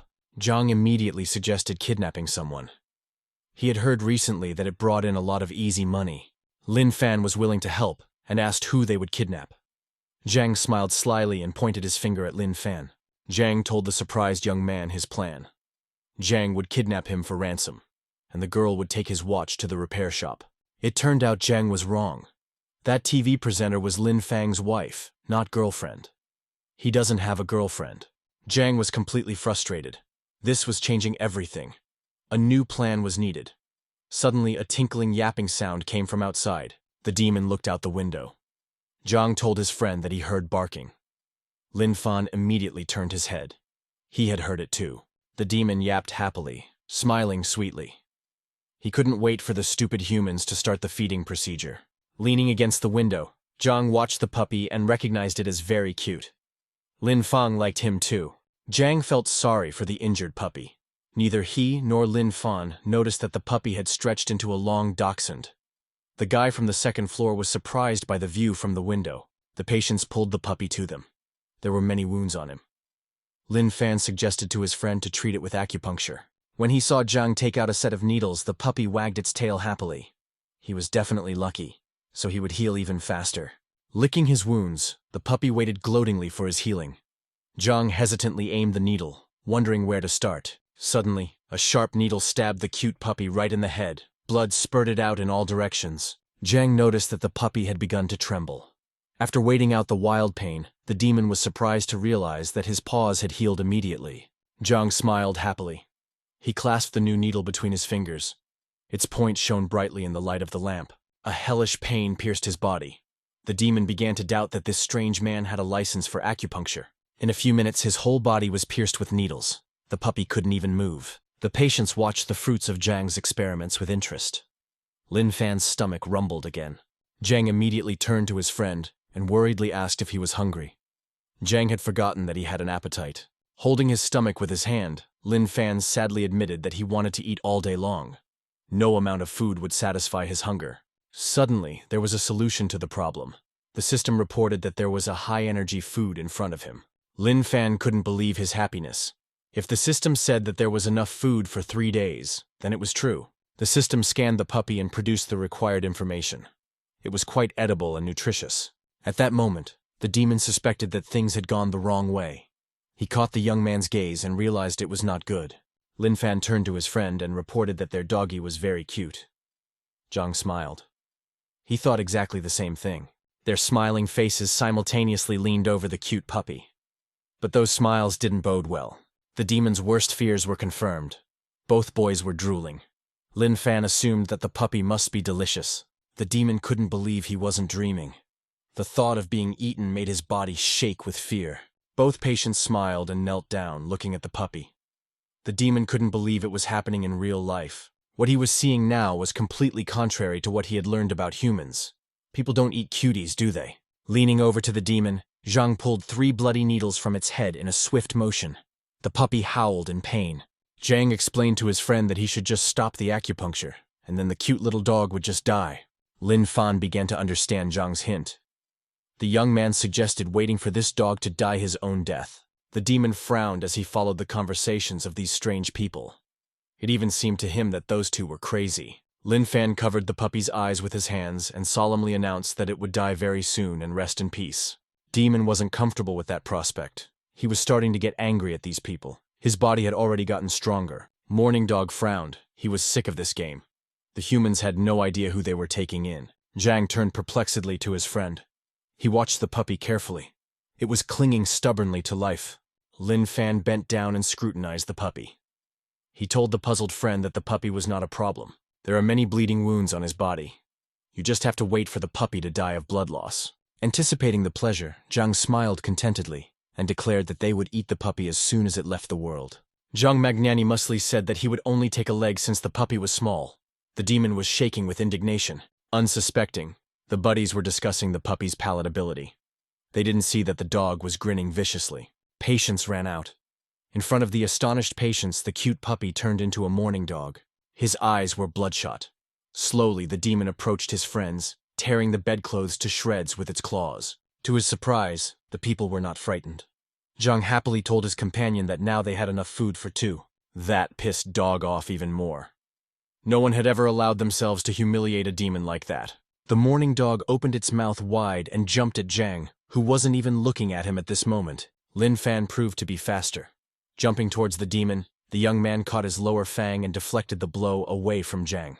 It was very painful, and Mourning Dog didn't even immediately realize what had happened to him. That crazy man was moving fast. Lin Fan was in front of Jiang with a lightning leap and pressed down on the fang with one hand and the demon's upper jaw with the other. Jiang watched his friend with interest. Lin Fan continued to hold back the demon's strong jaws, reprimanding him for trying to bite his friend. The fact that the man was able to get so close to him irritated Mourning Dog more and more. He couldn't explain it. Moreover, the stupid man himself had put his hands right into his mouth, and there was nothing to stop him from eating them. The Mourning Dog tried to clench his powerful jaws that would have handled even an iron structure. To his surprise, it didn't work. The jaws refused to close as long as a human hand was in the mouth. Zhang became a little more daring when he saw that his friend was fine. He said that he would like to pet this dog's fur. Lin Fan turned around and allowed the satisfied young man to pet the animal. Right now, the dog was completely harmless. The demon nearly howled when he saw the other man reaching out to pet him. It was completely unacceptable. Unfortunately, there was nothing Morning Dog could do. His muzzle was securely pinned to the floor. The demon was under the control of the psycho. The thought of the man stroking him made Dog furious. He promised himself that he would bite off the hand of whoever did it. Zhang moved closer and timidly touched the ferocious beast. He couldn't wait to stroke its smooth fur. The demon was angry and tried a jerk to free himself from the tight grip, hoping to deal with the insolent men quickly. To Dog's surprise, both of the fangs that Lin Fan was holding him by simultaneously cracked, causing him to bleed profusely. Lin Fan angrily told the demon that he had already warned him. You can't offend his friend Zhang. Cute puppies don't do that.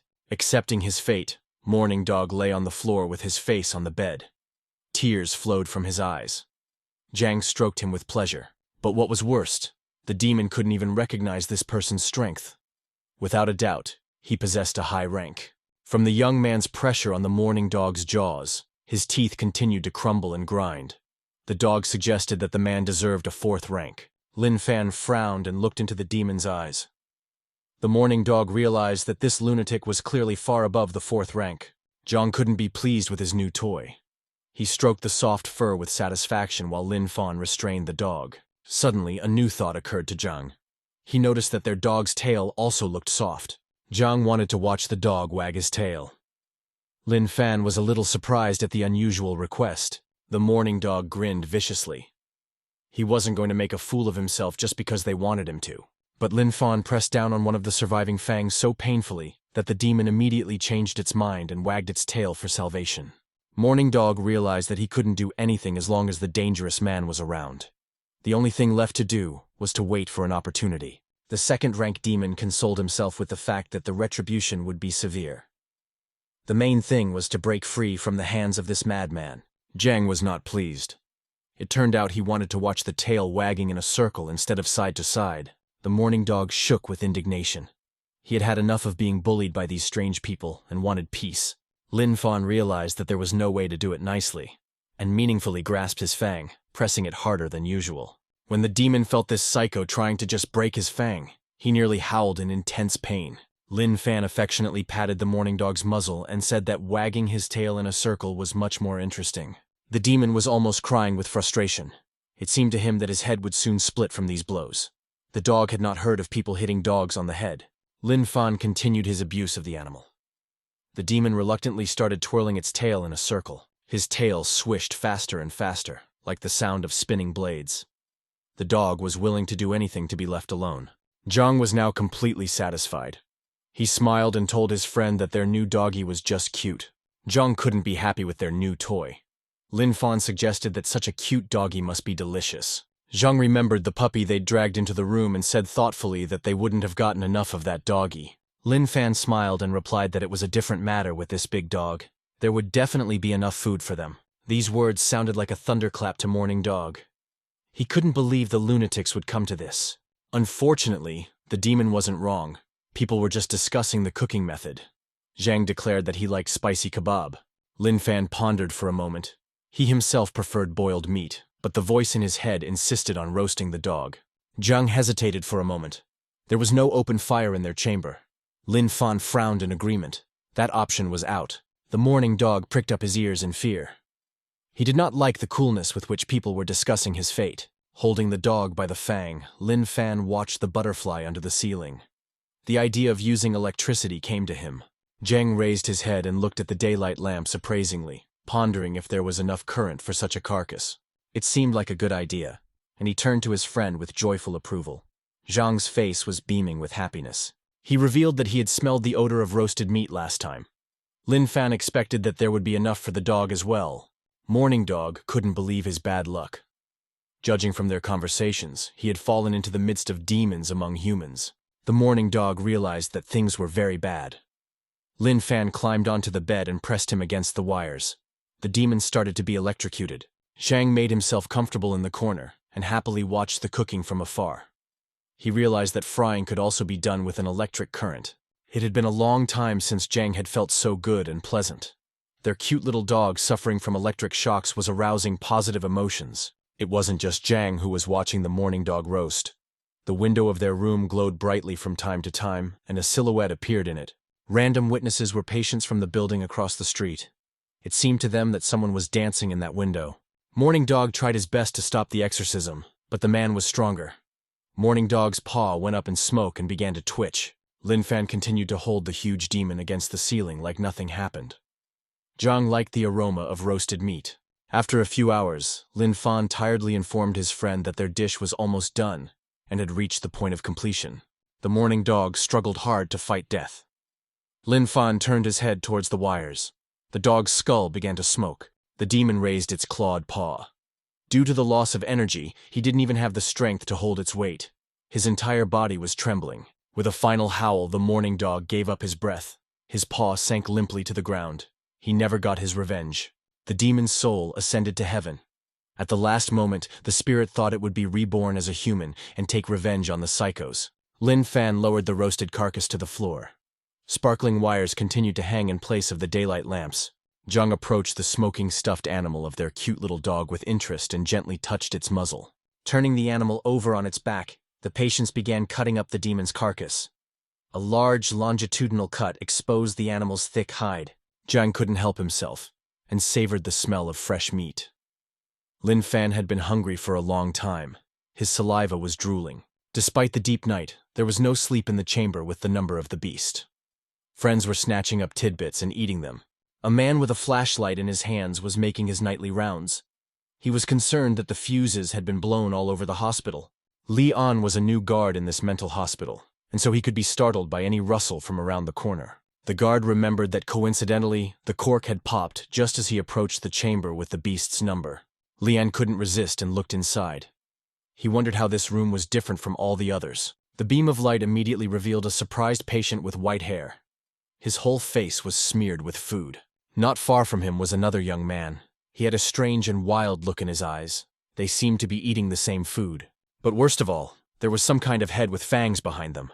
Those guys obviously wanted to hide it from the others. The guard turned white with fear. He could not believe that cannibalism was being practiced here in one of the wards.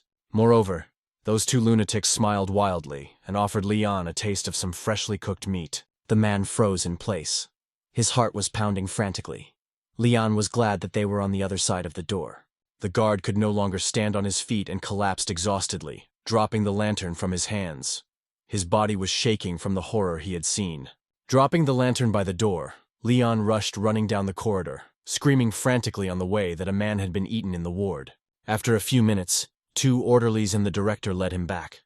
The director asked the guard if he was imagining things. Leon swore that those eyes were looking directly at him. He's scared to go back to that creepy place. Unlocking the heavy door, the director entered the room and turned on the light. The lighting problems had already been fixed. Haoren frowned at the restless patients and informed them that this was exactly what he expected to see in their room. Both patients were lying on their bunks under their blankets and diligently pretending that they had just woken up because of the principal's arrival. The man looked around the room.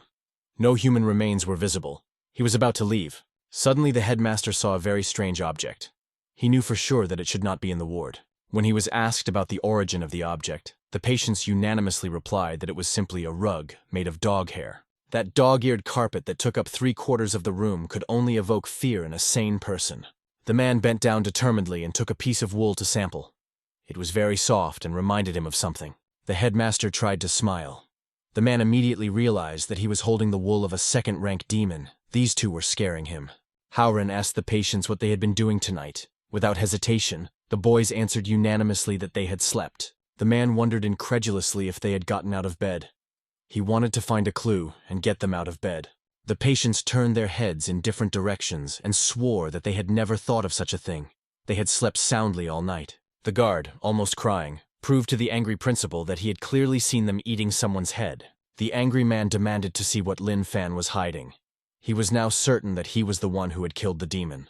Lin Fan threw back his blanket, demonstrating that there was nothing hidden underneath. The young man confusedly said that he had nothing. A bright light struck the headmaster in the eye. The man squeezed his eyes shut and demanded that he immediately take out what was glowing. The guard and the orderlies looked at Lin Han in surprise. A strong, blinding beam of light was beaming from his abdomen. The director angrily held out his hand and demanded the light source. The young man did not resist and gave him the flashlight. The man turned off the lantern and looked suspiciously at the patient wards. It became clear that the guard wasn't lying. Haoren decided to find out and ask some questions about the origin of the demon skin mat on their floor. The patients immediately turned their backs to the wall and wished him a good night. Zhang pretended that he was already snoring. The man slapped his forehead tiredly. No one would have guessed he was only 54 years old with such gray hair. It was useless to prove anything to these stubborn guys. The director sighed heavily and flicked the light switch. The door slammed shut. No one could stop the friends now. They knew that the principal would be off their backs now. As soon as the room door closed, both patients immediately threw back their blankets and got out of their beds. They didn't want to sleep at all. Lin Fan turned to his friend and looked at him worriedly. Zhang wondered if his buddy was hungry. Lin Fan replied thoughtfully that he was not hungry right now, but there was something he wanted to know. Zhang moved closer. Lin Fan asked why the principal never finds Zhang's needle when searching and only pays attention to him. Zhang smiled. This was his professional secret. In order to search for needles, one had to know of their existence. The young man laughed and revealed that he simply hides his needles in his lush hair during the principal's arrival. Lin Fan thought about growing his hair out. He could hide clues there too. Zhang liked the idea. Meanwhile, the special unit headquarters was in full swing. The second-rank demon was nowhere to be found. Lighting a cigarette, the national rank warrior thought tiredly about the relatives of the dead. They demanded retribution every day. The man promised himself that he would hunt the creature down soon enough to skin him and grind his bones into powder. Suddenly there was a call from his old buddy nicknamed Kanyaga. After thinking for a while, the group leader took the call. The man assured him that his charges had made his dog into a mat for their ward. The warrior got angry and said it was impossible. Whatever the man had dreamed, it was worth checking. The squad leader turned nervously to the side. Here, by the window, was the control panel for the large window. The man typed a combination of keys. The panoramic window opened, letting in the fresh night air. The leader stepped closer, enjoying the night view. From the high window, the whole metropolis was clearly visible. The young man pressed the key combination that closed the window with a delay. Stepping onto the windowsill, the national rank warrior fearlessly sighed down. It was a common practice to make a quick exit from the building. In flight, the young man reproached himself for his rash act. He had trusted the old man so easily and had run to him in the middle of the night. The guard snuck over to the trash cans outside and scrutinized his surroundings, trying to figure out where the patients hid their heads. After all, it made perfect sense that the skull of that huge beast should have been left somewhere. Leon cautiously peeked around the corner. The guard's jaw dropped in surprise. In a secluded corner, he found what he was looking for. It was the skull of that dog with a pile of bones. It was only now that Leon began to realize something. He could now see that the head that the boys had eaten at night was huge. Suddenly, the demon's skull snapped out of place and flew past the guard as if carried by an unknown force. The young man turned pale and glanced in the direction where the skull had flown. He had never seen anything like it before. Leon turned back to the pile of bones and became even more frightened. That pile of bones was disappearing by itself before his eyes. This time the beast's spine had disappeared somewhere. It was just ribs and a few bones, which were no longer a valid argument. The young man was shaking with fear. Every child knows that bones and skulls cannot move by themselves without help. Leon didn't have time to continue his train of thought. Something supernatural lifted his body and threw him onto the concrete. The clinic guard lost consciousness from the strong blow. He did not even have time to realize what had happened to him. The director carefully looked around the surroundings and found an open hatch. He immediately realized that the demon had come from here. The man leaned over the hatch and crouched down on his knee.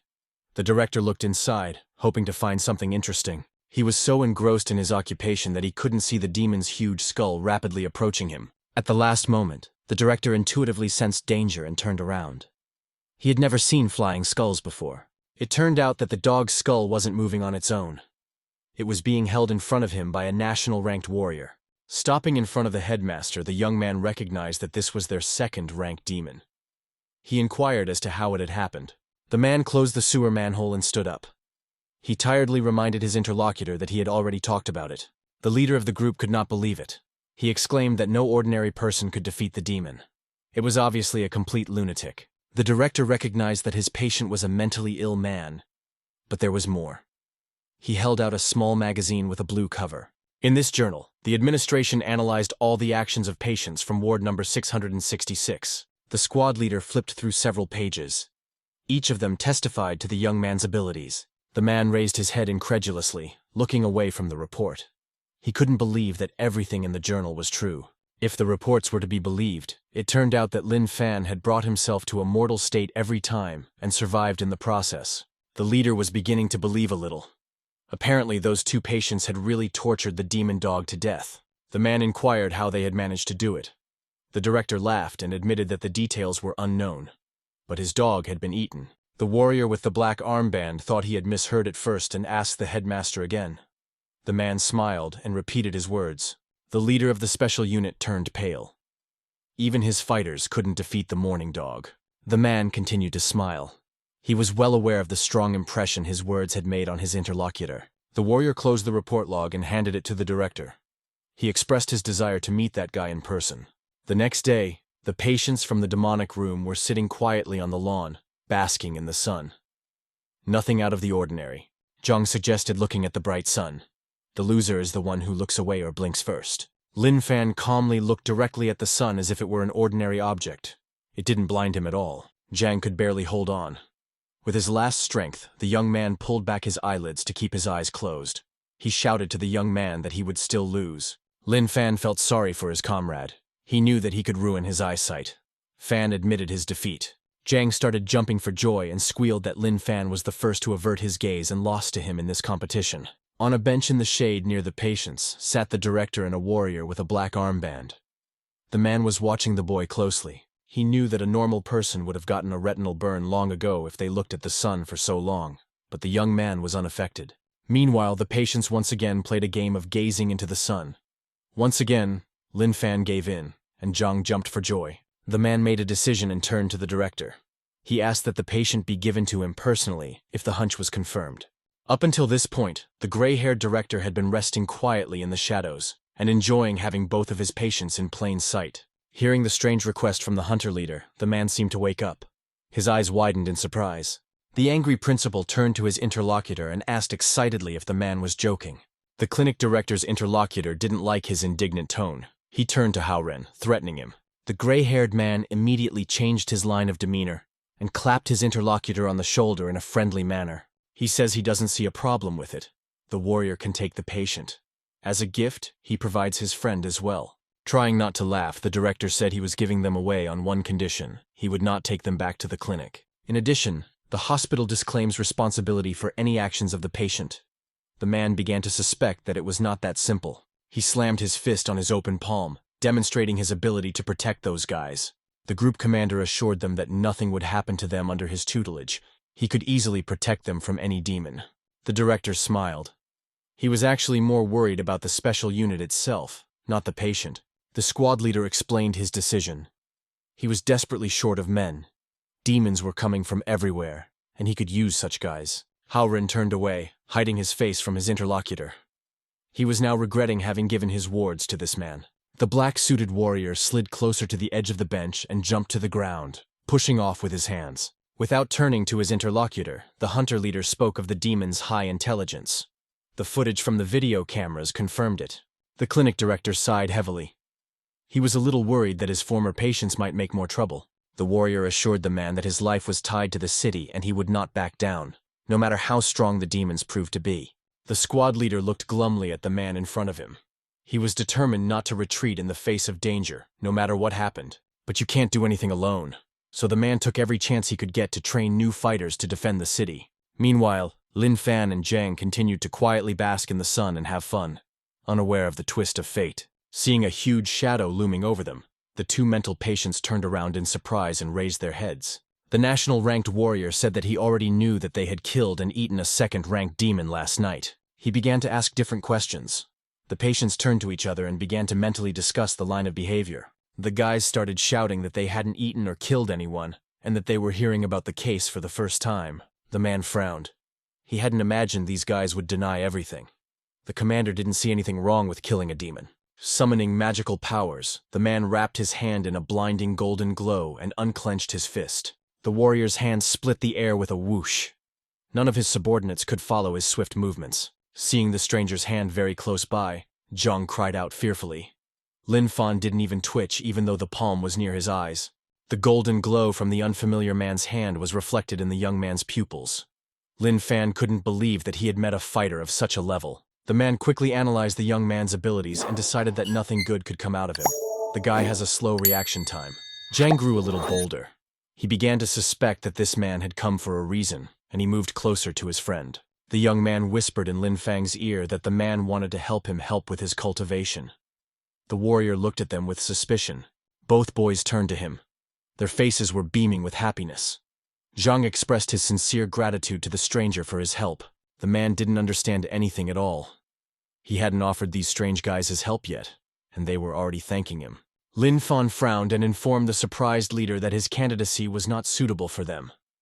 Zhang closed his eyes and bowed his head. Lin Fan struck a blow to the sore spot. He stated that a person without an eye was unlikely to be able to help him with cultivation. Suddenly, Zhang came to the rescue. He said that he could heal the eye, and then they would help Lin Fang. It was an unfamiliar word. The leader assumed it meant those suicidally directed actions described in the report. Zhang begged the warrior to help raise his friend's cultivation level. To do so, he must first heal the man's eye. Lin Fan looked up and reported that his friend was proficient in acupuncture. The man should definitely give it a try. The stranger hesitated to trust them. Zhang began to run around him, begging him to accept his help. The man smirked. The best doctors they could find didn't dare to perform the recovery surgery. The warrior decided to agree so they would stop bugging him with their offer. The man approached his friends. The stranger sat down on the grass next to Lin Fan and declared that he would try their method. He reasoned that it would not harm him. The man did not know the ins and outs of the treatment, and therefore thought he would only be pricked once with a small needle. Within minutes, the warrior's entire head was pricked with needles. The man sat with his eye closed. He was experiencing some new feeling. Zhang's gone wild. He thought he was the greatest guru. Clasping the weapon between his fingers, the young man plunged the needles into the patient. The young man's movements were hard to follow. He acted like a shaman from a long-forgotten nation. Another needle pierced the man's forehead until it bled. He was surprised to learn that each acupuncture had its own name. Satisfied with himself, Zhang struck a pose and carelessly raised his hand up with another needle clamped between his fingers. The young man proudly announced that this was his special technique, developed over many years of observing space. Zhang reported that his method was effective and everyone was recovering. In fact, Lin Fan was his only test subject. The great warrior smiled faintly. He considered it a great success that he could sense something with his other eye. The man initially took it as a ridiculous joke, but the acupuncture was able to touch the right nerve endings. At that moment, another needle stuck above the bridge of the nose of the surprised man. Drops of blood splattered on the grass. This sensation was quite different. The hunter leader felt as if something had entered his brain. The stranger began to slowly slump to the ground with his head down. He could no longer feel anything. His body could not resist. Lin Fan noticed just in time that something out of the ordinary was happening. He quickly put out his palm. The young man managed to prevent a dangerous fall for the warrior and held him by the chest. The man's body collapsed. Lin Fan lifted up his new acquaintance and informed his buddy that he had fainted. Zhang was greatly surprised. He assumed his technique wasn't perfect. The only good thing was that it had been tested on a stranger first. Lin Fan held the man up so that he wouldn't fall. Zhang confidently said that he understood what was wrong. It would not happen again. The young man pleadingly asked his friend if he wanted to experience it for himself. Lin Fan sighed and agreed to his experience. To Zhang's surprise, the second experience went the same way as the first. Even Lin Fan, with his level, had fainted. Now the young man sat over the two bodies and contemplated what mistakes he might have made in using the technique. Zhang looked around. As a pity, there was no one else around to volunteer for the experience. Some time later, the clinic director was surprised to find 3 unconscious men stabbed with needles. Looking closely at Zhang's hair, the gray-haired man realized how he had managed to hide his needles all this time. Even a national-level warrior was lying unconscious, deciding to try out his patient's method. It was an ordinary day at Huatian Hospital. In the emergency room, visitors were served without much hurry. Suddenly, a small black landline phone on the reception desk rang. It only rang on one occasion. That's why all the staff around him looked at him with such horror, as if an explosive timer had gone off. The staff already knew who they were dealing with. They were wringing their hands, howling and wailing. But there was no way out. The call had to go out. As soon as the clinic director said hello to the hospital administrator, he replied that he understood. The ambulance was on its way. The gray-haired man smiled and added that a third person would be added to that duo today. The administrator took note of this irritably. The hospital staff knew their business. They clearly and quickly ran out with the gurneys and drove back with the patients. In a coordinated motion, the staff closed the rear doors of the cruise and the medics quickly took their seats. One of the medical vehicles was driven by driver Juan with a bleeding eye patch. The clinic director and the orderlies noticed with undisguised surprise the white bandage covering the chauffeur's eyes. Juan turned around and explained that he had recently had surgery, but that didn't change anything. He knew the road just fine. In front of the surprised onlookers, the engine of the ambulance started, and Juan raced to the hospital, confidently picking up speed. Unlike Juan, the other driver zigzagged, occasionally getting on two wheels. The principal and the two orderlies looked at both crews in horror. The gray-haired man gave a thumbs up. Those guys are clearly professionals. The administrator at the hospital frowned at the trio being delivered. He was getting tired of seeing these guys. He followed the patients into the operating room and watched through the glass, hoping they wouldn't survive this time after all. The young man slapped himself heartily for his wrong way of thinking. It left a crimson mark on his cheek. The administrator was ashamed of himself. A doctor who had sworn to save people had no right to wish them dead. The young man caught himself thinking that he had to think about it. The two of them were too often annoying to the clinic staff. Now, for symmetry, the administrator slapped himself on the other cheek. His head turned by inertia. The young man couldn't take it anymore and dialed Hao's number. He shouted angrily into the receiver that it had only been 2 days. The receptionist's face was getting scarier and scarier. He yelled that now they had to deal with 3 assholes instead of 2. The clinic director was calm. Smiling, the man reminded me that he had offered to keep those 2 at the hospital. The young man was getting angrier and angrier. Hao said that he had sent him some monetary compensation as an apology. This news cheered up the administrator a bit. Without interrupting the conversation, he logged into mobile banking. The transfer was indeed received. The clinic director asked that those guys be held back for a while. If he refused, Hao promised to report the administrator to the police for taking a bribe. The young man was simply enraged. He shouted that that was the end of their conversation. The clinic director didn't need anything else. Hao politely said goodbye. Meanwhile, the doctors were examining Lin Fan. The system reported that he had reached the next level. 2 nurses in pink coats were walking side by side and gossiping about another patient from the very same clinic. The scared-to-death guard named Li An was now being spoon-fed soup by his girlfriend. He couldn't do it himself. The young man was very happy. Quite by chance, he managed to meet a nice and sweet girl. The visitor smiled. She put the soup on the bedside table and informed me that she was overweight now, but would soon get rid of it. Leon couldn't get enough of the beauty. He was very grateful to Uncle Wang for meeting her. The girl shyly turned away. She promised to give the man words of thanks from her new boyfriend. Smiling, the visitor peeled Leon's apple. The young man decided to confess to her at once that he was infertile. Leon suspected that the girl might break off the relationship with him after this, but still asked if she would agree to the marriage. Sweetie held out an apple and said she didn't see any problem with that. A child could be taken from an orphanage. Leon was over the moon. His life was getting better. He said he wanted to have a girl. His future spouse wanted a boy, and the young man generously gave in. He would do anything to be near her. The doors of the room creaked open. The superintendent entered the room. He was holding a report on a patient. The man with the glasses said the young man needs to avoid stressful situations. He can be discharged tonight if he wants. Suddenly, the door swung open. A nurse in a pink coat said worriedly that the post-operative patients had arrived. After swinging open both doors, the nurses wheeled Lin Fan in on a gurney. Leon immediately recognized the guy who had brought him here. The man's hand shook. Pointing to the lying patient, the young man stammered and at first could not say a word. At some point, Leon inarticulately said that that man from the demonic room had eaten a human. His heart could not bear the experience. The young man fainted. The supervisor could not understand the reasons for his stress. Lin Fan and Zhang were lying on the neighboring bunks. Their eyes were still closed. The guys were sleeping peacefully after the surgery. Leon whimpered like a child. The young man looked away and said that he was not going to be in the same room with the two of them. Lin Fan started to wake up and wiped his eyes. Leon fell at the superintendent's feet, begging to be transferred to another room. Lin Fan at this moment told the doctor that he was hungry. Leon, barely hearing these words, shook with fear. The young men's gazes met. Leon was sure that Lin Fan could swallow him whole without choking. The young man fell to the floor, hysterical. The superintendent was angry. He saw no reason for the patient's anxiety. The young man kept thinking about how a single needle could incapacitate him with his body having a defense against bullets. Suddenly he heard familiar voices in the next bunk. The two men were in the same room, and they wanted lemonade. The warrior turned his head back, trying to focus. The young man couldn't believe that some psycho had managed to knock him out. Lin Fan and Zhang noticed that the acquaintance was no longer asleep and ran over to him. Zhang was glad that the man was awake. He sadly stated that the eye could not be cured, but if the young man was okay with it, we could try again. The leader of the group turned his head and frowned. At least he was in the hospital.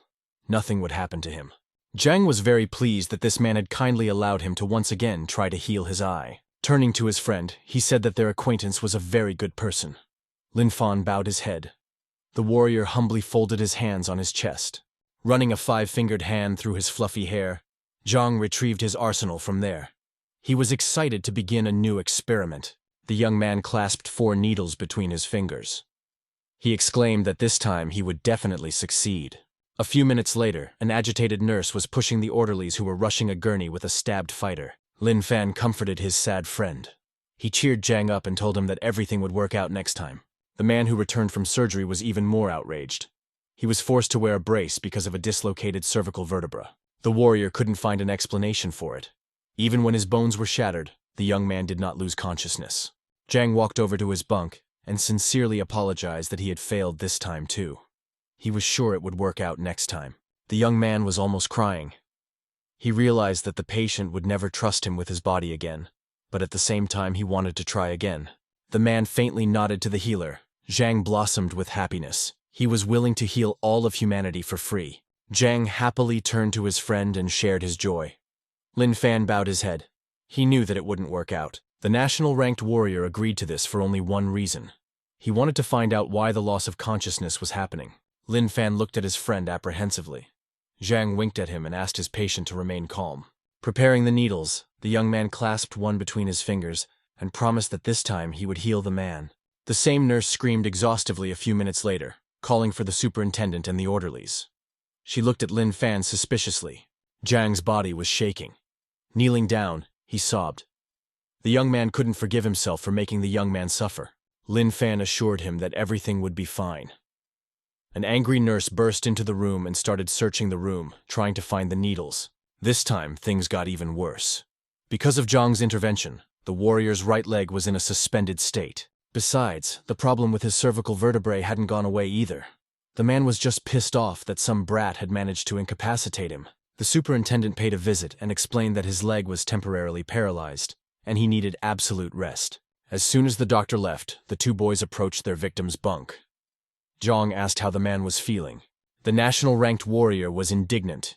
He once again wanted to wake up, because this couldn't have really happened. Zhang turned to his friend worriedly, and sadly assumed that the man himself was already regretting trusting him.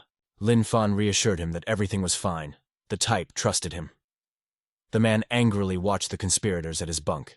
The young men were thirsty. They got soft drinks in red and green tin cans and took a sip each. They both found the taste of the drink disgusting. It was as if they had been given fake lemonade instead of lemonade. Zhang stated that in that case, he would go and buy the drinks himself. Lin Fan reminded his comrade that they had no money, but they both knew who had the money. Their heads turned toward the bunk where their new acquaintance was resting. Smiling amicably, Zhang suggested that the warrior buy the watch and he would give him an acupuncture session as a gift. Lin Fan confidently gave his assent.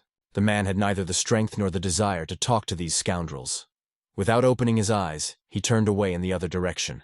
Zhang kept assuring him that the watch was very expensive. He is only selling it because he saw him as a worthy person. The squad leader angrily grabbed his hand and turned the watch toward him. That's what he thought. It's a cheap fake and worthless. Turns out he's much more interested in information about the murder of Morning Dog. The warrior is willing to pay for it. The patients immediately turned to each other, creating a telepathic connection. They had to follow the same line of behavior. Zhang and Lin Fan told their side of the story. This lie was out of line.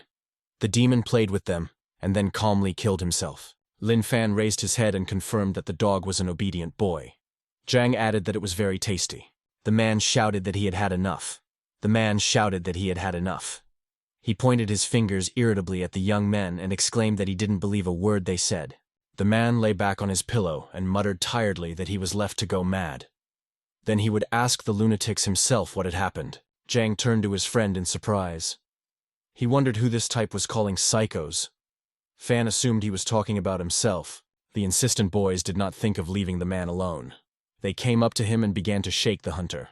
Interrupting each other, the young men told the angry man that they had told on Morning Dog and now wanted money. The warrior realized he wasn't going to get anything else. He reached into his pajama pocket and started pulling out a gold bank card. Carelessly tossing it to the boys, the man said that it contained 500,000 yuan. The two patients looked at the strange object with astonishment. Lin Fan twirled the bank card, but neither himself nor Zhang could figure out how this could replace money. The leader said that he didn't really need the money, they could spend as much as they wanted. Lin Fan couldn't understand why they needed this thing. Totally disappointed, Lin Fan stretched his hand with the card back and exclaimed that it didn't look like money. The angry warrior raised his head and shouted that there was plenty of money on the card, and they could withdraw money from the bank. The boys looked at each other in surprise. They had no idea what bank their new acquaintance was talking about. After making sure that this yellow object was completely useless to them, Lin Fan carelessly tossed the card back to the owner. The warrior deftly caught the card. Lin Fan and Zhang resentfully discussed the stinginess of the man who had spared money for them. The man started coughing up blood out of anger. He was now absolutely sure that he was dealing with crazy people. Meanwhile, not far from the hospital, a black and red python was wriggling around a branch on one of the trees. He was a rank 2 demon. Dark Python looked at the windows of the hospital. It was here that the two who had absorbed Morning Dog's power were located. The demon's eyes glowed ominously with red lights. Unfortunately, he couldn't reach them right now. There was a high-level warrior in the building. The Dark Python began to slide down the tree. He had expected to wait a little while for the two men to come out for a walk on their own. At the very foot of the tree, the demon heard someone talking nearby and turned his head in surprise. A couple of young people were passionately embracing. The girl asked for money in advance. The man agreed. The Dark Python regretfully thought that the leader was nearby. If not for him, it would have been possible to swallow them both. The demon watched the people's emotions closely. He saw the man get dressed and walk off in the other direction. The girl leisurely counted the money and smiled. The Dark Python remembered that such women were called fallen women. The demon stared obsessively at the blonde. He was determined to eat her. Still, the warrior was in the building and unlikely to notice his presence. A huge snake's mouth hovered over the unsuspecting girl's head. Smiling, she hid the money she had earned. Suddenly, the Dark Python smelled Morning Dog's aura nearby and decided not to touch the beauty. His target was very close by. The demon crawled back regretfully, peering cautiously out from behind the tree. The blonde wasn't happy. She hadn't earned much today. Two young men were walking down the alley. Python immediately realized that they were the ones. The girl thought she could make money off them. She smiled and waved her hands invitingly. Lin Fan kept wondering where to buy drinks. Jiang looked around. Seeing the pretty blonde, patients approached her and asked her where they could buy water and some food. The girl frowned and asked if they were gay. She angrily demanded not to waste her time if they were not interested in her figure. Lin Fan turned to his friend in surprise and asked what she meant. Unfortunately, Zhang didn't know it either. Lin Fan tried to explain to the angry blonde that they were hungry and thirsty. It would be nice if she helped them. The girl took a closer look at the strange guy's hospital clothes. She knew that patients dressed differently in the hospital. While those guys were talking to each other, the blonde girl on the pants of one of them recognized the familiar emblem of Qingshan Hospital. It's all clear now. They were not gay but just mental patients from Qingshan Psychiatric Hospital. The girl remembered that day again. It was evening. She raced like a madman in search of her sister and kept calling for her. Around the corner of one of the abandoned buildings, the blonde saw her sister in hospital pajamas being thrown to the ground by some type. Smiling impudently, the tall young man called the girl crazy. He was holding a doll, which the patient thought was her child. The man laughed and offered to let the girl watch her own child fly apart. He kept his promise. Falling to her knees, the girl in hospital pajamas pleadingly held out her hands and begged for her son to be left alone. The girl's whole body shook with the bitterness of irreparable loss. She did not understand whether it was worth living without a child. The patient leaned mournfully over the torn doll. The creepy guy was laughing uproariously. A thunderous downpour began. The blonde herself was shocked by what she saw. She then rushed to her sister and tried to talk some sense into her. Unfortunately, it didn't work. The patient was distraught. Remembering the whole story, the blonde woman burst into tears. She asked the patients where their own families were. Lin Fan smiled and said that the mother is abroad. Zhang, and there is his family. They also have a principal. When she learned that the patients were without families, the girl was simply shocked. She felt their unhappy situation. The blonde pulled out one bill and handed it to the guys. She said she was buying and explained how to find the fast food. To the girl's surprise, the patients shook their heads in different directions. The guys said they didn't need money, they would think of something. The blonde smiled and stated that it was much easier for her to make money, and they would go hungry without money. The dark python couldn't miss such a rare chance. All three humans looked distracted and were to be eaten. At the moment when the demon was ready to sink into the flesh of one of the victims, someone's hand grabbed the snake by the throat. Lin Fan shouted excitedly that he had caught a snake.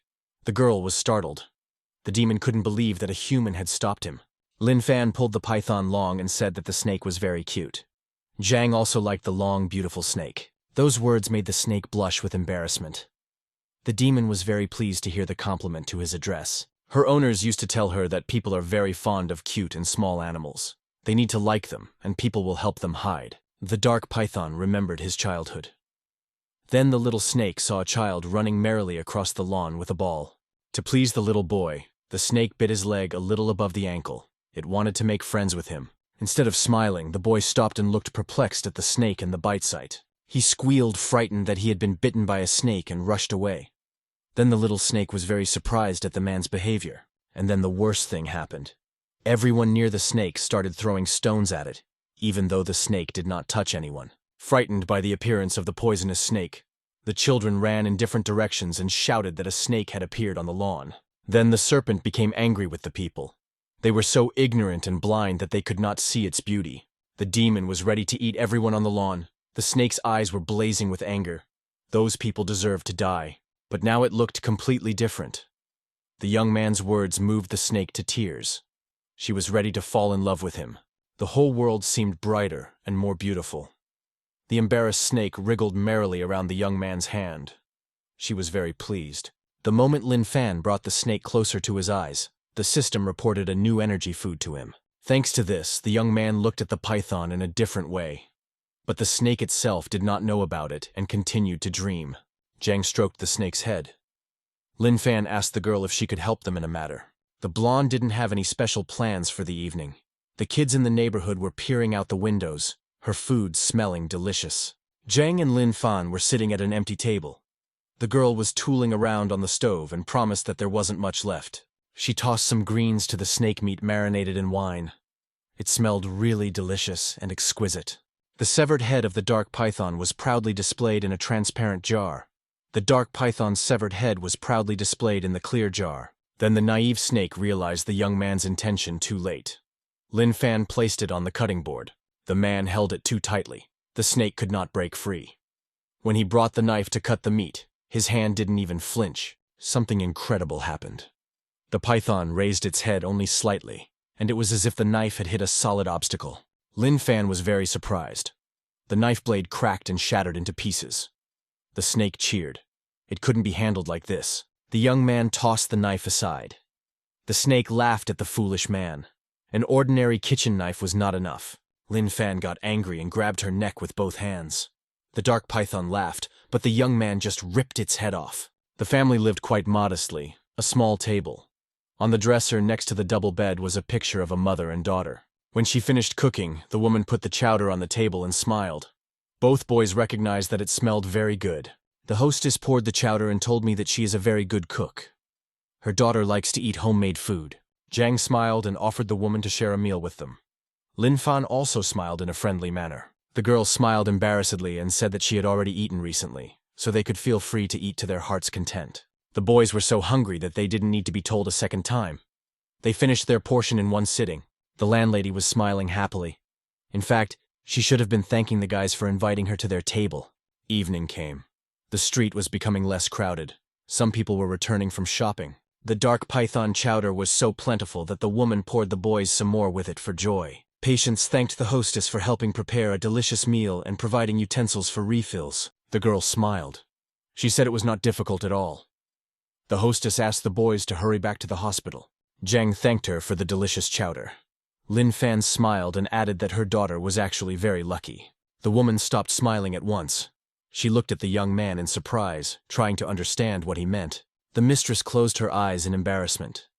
The memory of her daughter made her eyes water. Zhang sprinted down the street. Lin Fan followed behind him in a sedate manner. He was carrying a portion of snake soup in a bag. There were 3 young men and a girl walking towards them. As they approached, Lin Fan turned his head towards the company. One young man had a rather strange feeling. It was as if a large beam of light had pierced his brain. The young man turned around in surprise and looked after the 2 guys. He could have sworn that a legendary warrior was nearby. Later, when the distance between the boys had increased, the young man calmed down. He thought he had imagined it. Their squad reached the right point and surveyed the entire area. The demonic aura was gone, as if the beast had never existed. The national rank warrior refused to believe it. He said in a conversation with the group leader that it was impossible. Officially, no one has ever killed a demon. Therefore, the mysterious animal could only be exterminated by a human being. At that moment, the door of the ward opened. The patients returned from their walk. Lin Fan walked in with a bag in his hand. The man was giving orders for the security of the hospital. Lin Fan walked over to his bunk and handed him a bag of chowder. The warrior looked at the package with interest. His roommates praised the food and said it was delicious. They were already full. The man opened the tight lid of the food container. An exquisite aroma emanated from inside. It smelled really good. Looking inside the food container, the leader put all the pieces of the mosaic together. A shiver ran through his body. All 4 members of the search team were very surprised when a long stream of foul language clearly came through the tube. The warrior decided to test his hunch and placed the snake skeletal fragment on a molecular organic particle scanner. The man was not mistaken. A holographic image of the 2nd-ranked dark python he was looking for appeared above the scanner. Zhang and Lin Fan enjoyed the food with satisfaction. The warrior was darker than night. This assassination had knocked him out of his mind. Zhang was surprised that the man didn't want to share a meal with them. He figured they could finish their meal since he didn't want to. The national rank warrior turned to them and irritably asked how they managed to kill the python they were calmly eating. The patients would tell me that snake was very cute. It could coil itself beautifully around your arm. Zhang lovingly recalled that the snake was very good. Lin Fan added that it tasted just fine. The spirit of the snake was reunited in heaven with the spirit of Morning Dog. The dog comforted the dark python in every way. Forgetting that he was just as angry, the man turned black. He knew that this demon was very fast and poisonous. It was not to be eaten in any form. The national rank warrior just exploded. He shouted that he would rather jump out the window than believe them again. The patients were anxiously discussing the man's behavior. Lin Fan remembered that lunatics get irritated very easily. The leader closed his eye tiredly. He couldn't bear to be with these lunatics and their antics. At night, the boys finally fell asleep. The man kept wondering how these weaklings could have defeated 2 strong demons. The commander was beginning to suspect that these young men were simply hiding their true strength and acting crazy. Suddenly, his ear caught some strange sounds. Apparently, his acquaintances were awake. The man wondered what they were after. Out of the corner of his eye, the warrior noticed 2 pairs of legs in hospital pajamas. Those 2 were clearly approaching his bunk, and it was a little frightening. It turned out that Zhang could not calm down and was going to definitely heal the man of all his ailments this time. The leader decided not to give the appearance that he heard them. Since they dealt with 2 demons, they might as well have the skills to cure them. The ward was dark. Zhang complained to his friend that he has to stab the man by feel. He can't see the exact location of the point. Lin Fan cheered him up and said that Zhang could do everything even with his eyes closed. It helped. Zhang forcefully pushed the first needle in until it bled. It was completely dark, and he wanted to believe that Lin Fan was right. After a while, the warrior felt the pain even worse than last time. It was hard for him not to give himself away. Unbeknownst to his healer, the man squeezed the wrist of his right hand with his left hand to distract himself from the hellish pain in his head. The treatment was coming to an end. Only the last 13th point remained. There was no room for error. Suddenly the doors swung open. Someone entered the room and turned on the light. Zhang's hand trembled in surprise, and he missed. The nurse who came in for a checkup was simply furious. She angrily demanded to explain what the guys were doing to the patient. Meanwhile, the warrior felt that he was getting worse. It was impossible to bear the inhuman pain. Out of his last strength, the hunter leader stretched out a trembling hand towards the nurse. He felt that he was close to death. The man's arm fell limply to the edge of the bed. He was no longer moving. The nurse realized that the worst had happened. She wailed hysterically that there had been a murder in the ward. The girl dropped the lantern from her hands because of the strong impressions. The gurney was traveling down the hallway at meteoric speed. The man was found to have a massive cranial hemorrhage. Zhang admitted to Lin Fan with bitterness in his voice that he couldn't hit the last needle accurately and was worried about it. Lin Fan replied that there was no need to worry. Next time, Zhang would definitely do the right thing and cure the man. From that moment on, they were both firmly tied to the bunks hand and foot. The seat of the neighboring bunk was empty. In fact, Lin Fan was also very worried about their acquaintance. He really wanted the man to come back alive. A nationally ranked warrior was brought into the operating room. The supervisor demanded that he shave his head carefully, as the wounds were still bleeding. The lights on the operating table were turned on. The surgical team reported that they were ready to start the operation. The superintendent outlined the area of the skull opening with an instrument. He said that we could start saving the patient. Suddenly the man's eye opened. He was clearly surprised to see himself on the operating table in the bright spotlight. The superintendent almost turned white with fright. The patient was saved by a miracle. The patient was saved by a miracle. The warrior silently watched the surgical team and the marking tool in the hands of the superintendent. The assistant was frightened too. Breaking the pause, one of the doctors said they were glad they did. It would have been worse to wake up during surgery. The supervisor informs the assistant that the patient woke up accidentally, and all vitals are normal. We need to get him back to his room. The assistant approached the man and asked if he wanted to stay in the hospital. Together with those lunatics, he might get hurt. The assistant suggested moving the warrior to a separate room. The man frowned at the doctor in response. He seemed crazy himself. Their gazes met. The assistant was frightened. He had now learned that the mentally ill were easily irritated. Meanwhile, the supervisor was looking at the X-rays of the patient's injured body parts. At first, he thought someone had made a mistake. According to the scans, the patient's cervical vertebrae and leg healed by themselves. The doctor realized that the cast was no longer needed. Turning back to the patient, the doctor was surprised to find the bed recently empty. The man had indeed left without assistance. The national ranked warrior was now completely bald. His skull shone as brightly as a light bulb. The man approached his tormentor's bunk and confessed that he was unable to resist him despite his rank. The warrior swore to himself that he would never believe the lunatics again, and he certainly wouldn't forget those two crazy patients. The man caught himself thinking that now he would remember it for a long time, no matter what. That thought made him even angrier. Lin Fan suddenly opened his eyes. He was glad that their acquaintance had returned and promised that Zhang would definitely patch him up. Without saying a word, the man turned his back to the young man and headed towards the window. Lin Fan watched him cautiously. The bald commander with the pirate's black armband opened the window. It was pouring rain outside. The man climbed out with his feet on the windowsill and said they would see each other again. Standing in the window aperture, the national rank warrior turned his head slightly and said that he was mistaken. He actually wanted to say goodbye. Just at that moment, a nurse entered the room. When she saw the man jumping out of the window, the girl screamed in fright. She could no longer react calmly to the events in this chamber, and so the girl's face flushed with screaming. Meanwhile, the man calmly reached the ground and landed smoothly. He had no intention of leaving life this way. The people who were standing near the hospital saw that he calmly jumped down and walked on. One guy even fell to the ground in surprise. The warrior dutifully pulled out his cell phone and dialed a number. At the same time, he gave the middle finger to his room, which was on the 15th floor. Clinic Director Howren dialed the unit leader's number for the umpteenth time, but no one answered him. Desperate, the gray-haired man put the phone aside and held his hands to his head in contrition. The call kept going, but the national-ranked warrior didn't even think of answering the call. Some time passed like that. The director of Qingshan Clinic got a call from the irritated head of the hospital. He was very angry. One of the lunatics had jumped out of the window. Hao was calm. He asked if the hospital had officially confirmed the patient's clinical death. The superintendent was a little surprised by the strange tone of his acquaintance. He confusedly said that the guy had left and couldn't be found. Now the clinic director understood. It wasn't about the psycho. He assured the director that it was okay. The hospital wasn't responsible for that guy. The head of the hospital exploded and turned to shouting. He angrily reported that the lunatics were sitting still. The superintendent shouted so loudly that the director could hear everything through the tube on the table. The man had not paid for the treatment. Suddenly, the superintendent's phone buzzed. He angrily squeezed the phone so hard that it began to crack at the seams. The reanimobile was speeding through the city with its siren blaring. The head of the hospital had taken pity on his staff and was now driving the lunatics back. Zhang was sound asleep and did not see what happened during the night.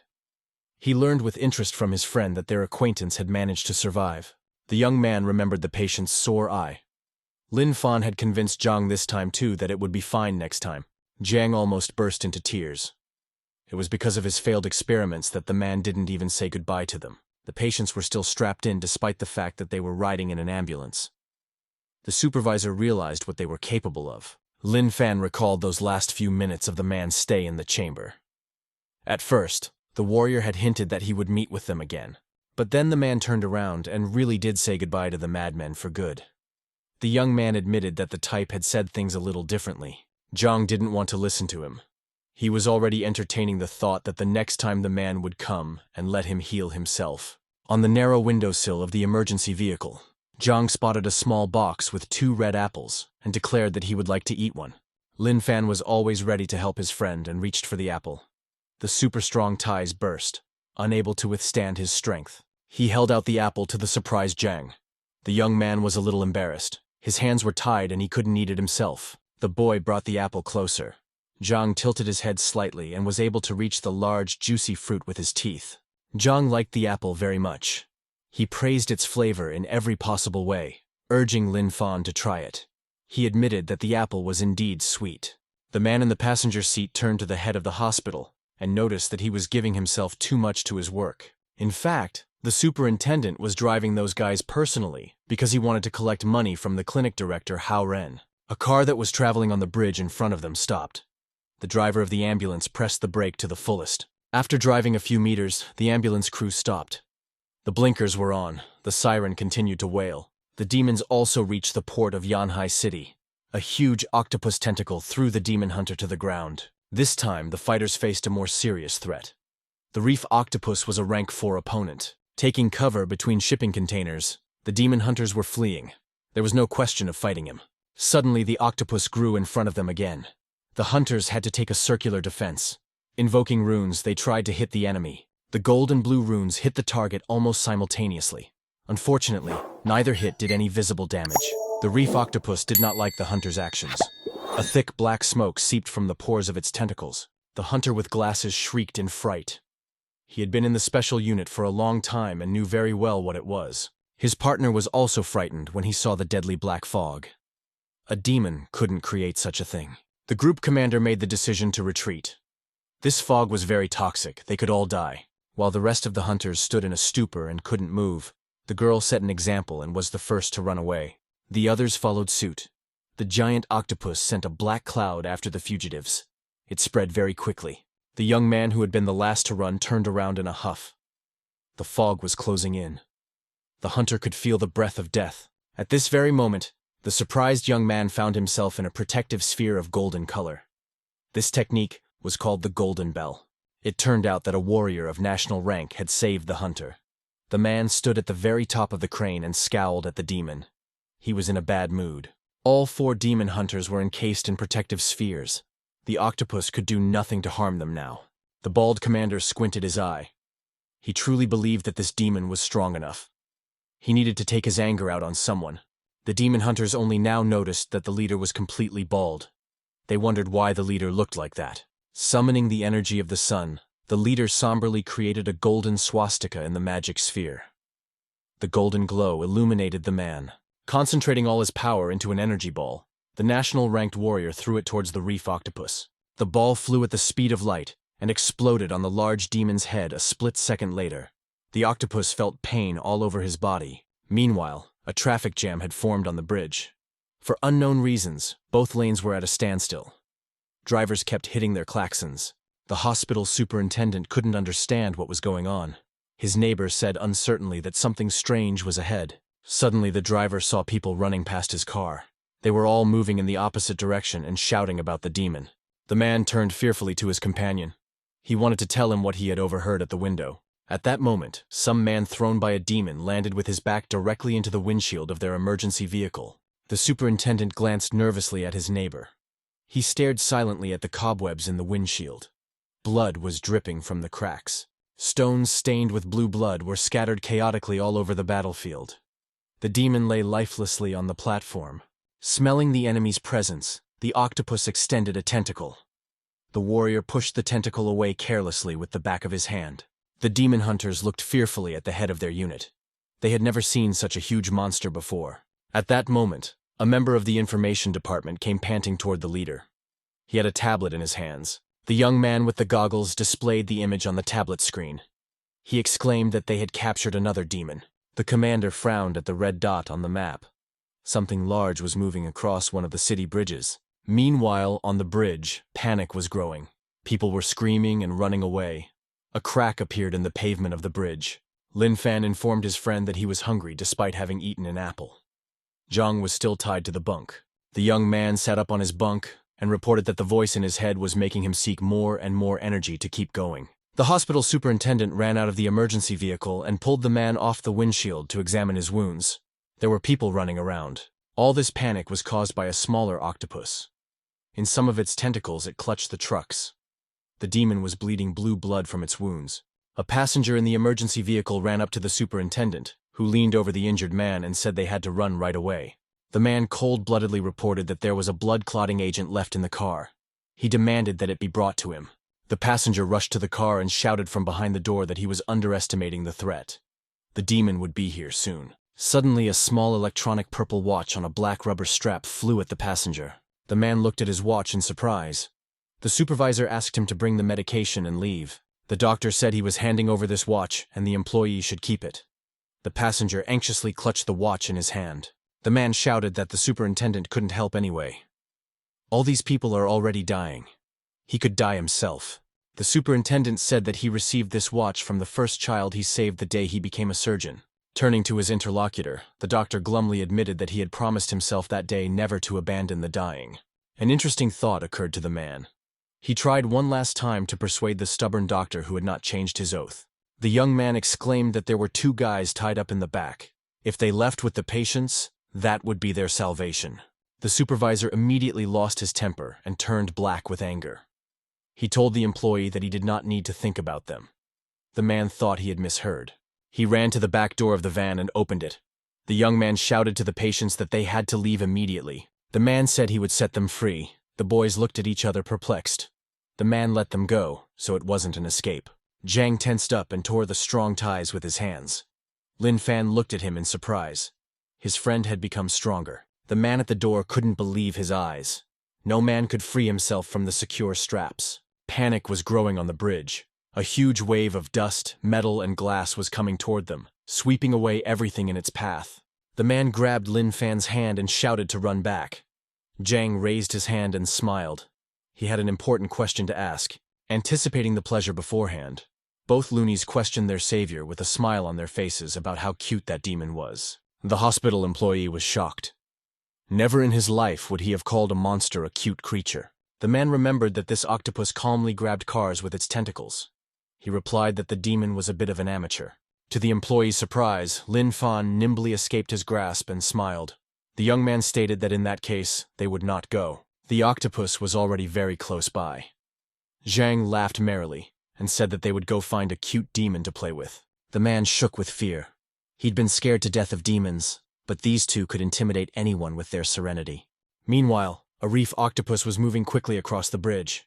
The demon had had enough and was now looking for his father. Lin Fan laughed sinisterly. He knew that the octopus daddy wouldn't come, so he was willing to replace him for fun. The hospital manager called Huan over and asked him to bring 2 more packs of clotting medication. The man did not respond. He looked up and was surprised to realize that his partner had already disappeared with the patients. The rescued young man was covered in blood. He felt very bad. He had no strength to even open his eyes. The young man thanked his rescuer. When he opened his eyes for a second, the man realized with horror that the demon was very close by. He had already climbed onto a bus that was standing nearby. The tentacles were slowly coming right at them. The man coughed and told the doctor it was too late. The octopus was already here. He could see that the tentacle was coming closer and closer and was about to grab the doctor. The man whispered that he was no longer alive anyway. The head of the hospital turned pale. He had a premonition that the situation might go this far, but he could not afford to run. The demon walked almost the entire bridge, but there was no sign of Daddy anywhere. Suddenly he noticed some movement down below. The reef octopus was getting closer, but much slower. He saw 2 more people who had not escaped. The octopus touched his tentacle lightly to the superintendent's head and asked if they had seen his daddy. To intimidate him, the demon hit the man on the head a little harder and threatened to kill him if he didn't like the answer. The bodies of both men trembled with fear. They realized that this was the right end. The man thanked the superintendent one last time. The octopus got no answer and became angry. He lifted his tentacle up and swung it around to finish with a single blow. The man closed his eyes. He mentally recalled the events of his life and thought about what he had not yet had time to do. The victim was also trembling with fear. The doctor's body was shaking with tension. The man knew that in a few moments his heart would stop beating. Lin Fan got to his new toy before the octopus could hit the doctor. The young man pulled it by its tentacle. This caused the demon great surprise. No one from this world had the right to argue with him, much less offend him. The two surviving men were even more surprised than the reef octopus. They had been on the very edge of destruction. The body of the superintendent was trembling from the violent shock. He knelt on his knees, resting his fists on the victim's chest. Suddenly there was a squeal of brakes. The man turned around in surprise at the sound. He wondered who had managed to get through the traffic jam. Turns out Juan didn't want to leave the superintendent in the lurch and found a small car to replace the bulky ambulance crew. The man felt very ashamed of himself for thinking so badly of his employee. He turned out to be the right person. The hospital manager and Juan took the victim under his arms and headed for the car. The man wanted to leave quickly. Taking advantage of the fact that the demon had disappeared, the men ran to the car, hoping to get by while it returned. The octopus itself was on the lawn near the bridge at the time. The demon didn't realize at all what had happened from the strong impact with the ground. Jiang became jealous and shouted from the bridge that he wanted to play too. Lin Fan invited him to come down to join them. Holding the demon by its tentacle, the young man shouted to Jiang that he had caught a huge octopus and could help it down. Jiang liked the idea. He would be able to play with a real octopus for the first time in his life. The young man blushed with pleasure. Sprawling, Jiang swung over the bridge railing. The demon looked at the falling man with astonishment. The reef octopus only at the very last moment discerned the young man's intentions and frowned angrily. Jiang landed on the demon's head and rolled merrily down between its eyes. The octopus didn't immediately realize what had happened. Once down, the young man began to stroke the tentacle and poked it with his finger. It had a soft and delicate skin. Jiang liked it. Suddenly, the tentacle of a disgruntled octopus whistled through the air above him. The demon shrieked that people were looking for death. Another tentacle flew very close to the young man. Jiang stopped smiling. This was no longer an innocent game. The octopus picked him up and tossed him aside. Jiang flew forward at a tremendous speed, spinning around his own axis. He could see absolutely nothing. The young man fell to the ground and tried to recover for a while. Lin Fan stepped on the tentacle and said that the octopus was naughty. Lin Fan absent-mindedly said that he saw the demon trying to hurt his friend, so he didn't push the tentacle hard. Unfortunately, it had broken off. Jiang got up from the ground and looked at the huge tentacle with blue blood gushing out of it with interest. Jiang exclaimed that he didn't see it as a big problem.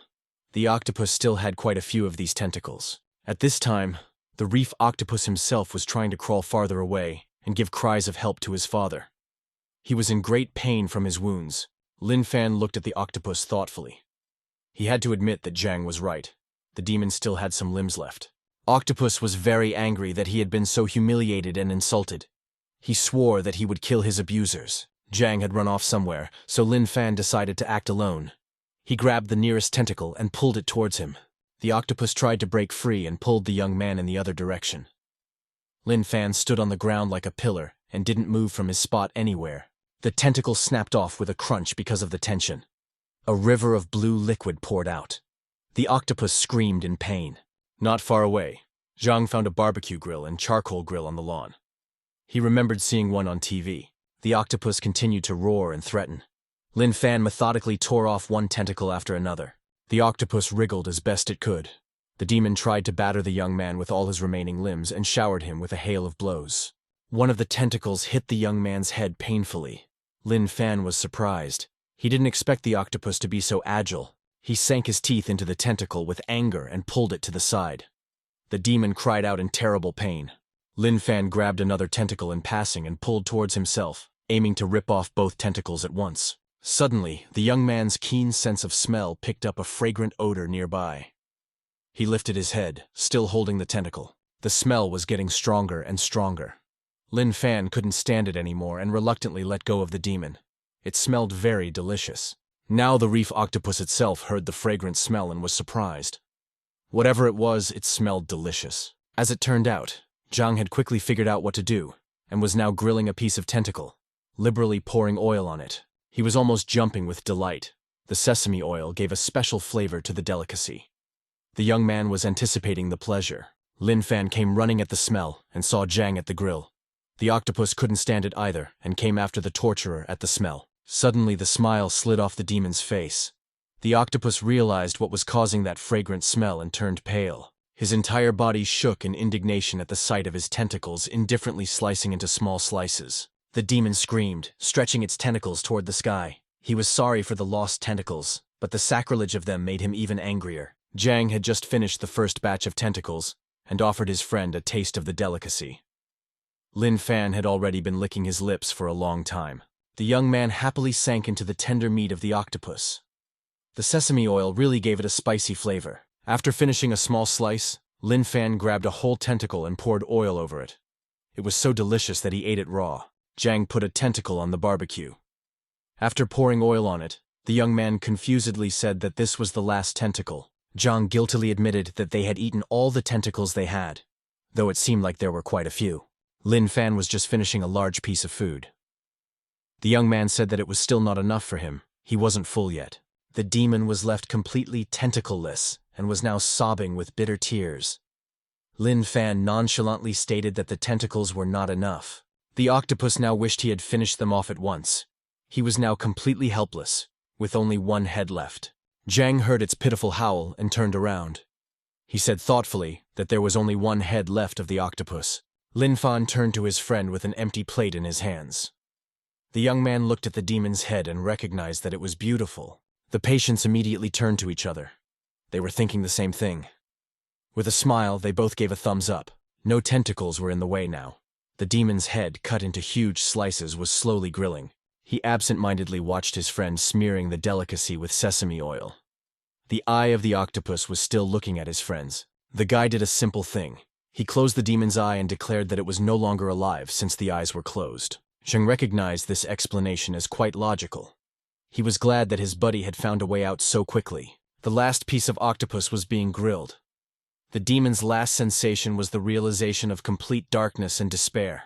The demon hunters were busily searching for their target. The bald leader of the group, even from the tall bus, couldn't find him anywhere. The information officer in the blue suit exclaimed in surprise and turned to the leader. He had managed to spot the remnants of the demon. The warrior didn't need to be told twice. In one leap, he covered the distance of a few meters. Standing next to the young man with glasses, the leader asked for more details. The analyst showed the updated map on his tablet. A smaller light blue dot appeared on the map next to the red dot. Most likely, the octopus was under the bridge. The head of the special unit, along with a member of the staff, immediately set out to find them. The map led them to two peacefully sleeping patients. The analyst couldn't believe it, because the map didn't lie. He looked at the horizon and checked the map again. To his surprise, this time the demon's energy waves disappeared altogether. The young man immediately reported it to his boss. The man was out of his mind with anger. He shouted that there was no such thing. There are only these two people in this place. The leader remembered the minute he had said goodbye to them forever and jumped out of the hospital window. He hoped he would never see them again. The man was shaking. He began to realize everything when he saw the grill still warm. The rest of the hunters began to converge on the lawn. The unit leader really wanted to believe that the vanished demon and grill had nothing to do with those guys. The huntress said that those two patients were just sleeping and offered to take them in for questioning. The leader nervously replied that they were just lunatics, nothing to listen to. The girl turned her head toward her boss in surprise. She didn't see anything wrong with the idea. Those guys might know something about the demon. The leader became even angrier. The man shouted that he was ashamed of his female employee. No one should believe lunatics. The man was getting angrier and angrier. He demanded that the huntress never make elementary mistakes again. The poor girl didn't understand what had gotten into him. The huntress began to suspect that the man's aggression was related to those guys. Nevertheless, the girl admitted that her boss immediately recognized them as mentally ill.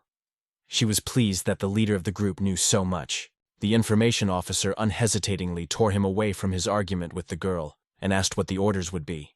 He turned to the man and gave him an icy frown. Clenching his fists, the warrior turned around and headed in the other direction with a quick stride, leaving all the staff members puzzled. The man walked to the patients and sat down next to them. He asked his friends how they were doing and asked if the octopus was tasty. Hearing the familiar word, both buddies smiled in their sleep. They were still dreaming about that delicious octopus fried in oil. The bald commander turned pale. He had thought that the guys were here for a reason. The demon was just unlucky. An emergency meeting was called at the headquarters of the special unit, located in the penthouse of a tall skyscraper. The red-haired girl focused on the map with a pointer, drawing the attention of those present to the appearance of new demon habitats. The head of the unit listened to the girl with one ear. The two of them couldn't get out of his head. They were able to deal with a demon of the third rank. But there was a downside to that. The bald warrior shuddered at the mere memory of those madmen trying to cure his eye. The girl at the map said that she would prepare everything if there were no objections. Continuing to think about his own thoughts, the commander nervously said that it would be better not to. The analyst with the pointer and all the subordinates turned to him in surprise. There was an awkward silence. Shannel frowned. She didn't see any serious flaws in her plan. This loud statement didn't please the girl. The head of the analytical department squinted and moved closer to the group leader. She wondered what caused his doubts. The man couldn't understand what was happening. He was acting like a student suddenly awakened in class, and he looked around fearfully. Shannel said that she would send all the trainees from the 4 great academies to Qingshan Clinic for 1 month. She walked over to the bald warrior and stroked his smooth skull. The touch made the man shiver. Flirtatiously sitting down on the edge of the table next to the leader of the group, the girl tilted his head forward slightly and asked if there were any objections. The 4 best graduates of the academies were silent and thinking the same thing. None of them liked the idea of ending up in an insane asylum, but Shannel looked at them so menacingly that no one was willing to cross the military advisor of the capital headquarters.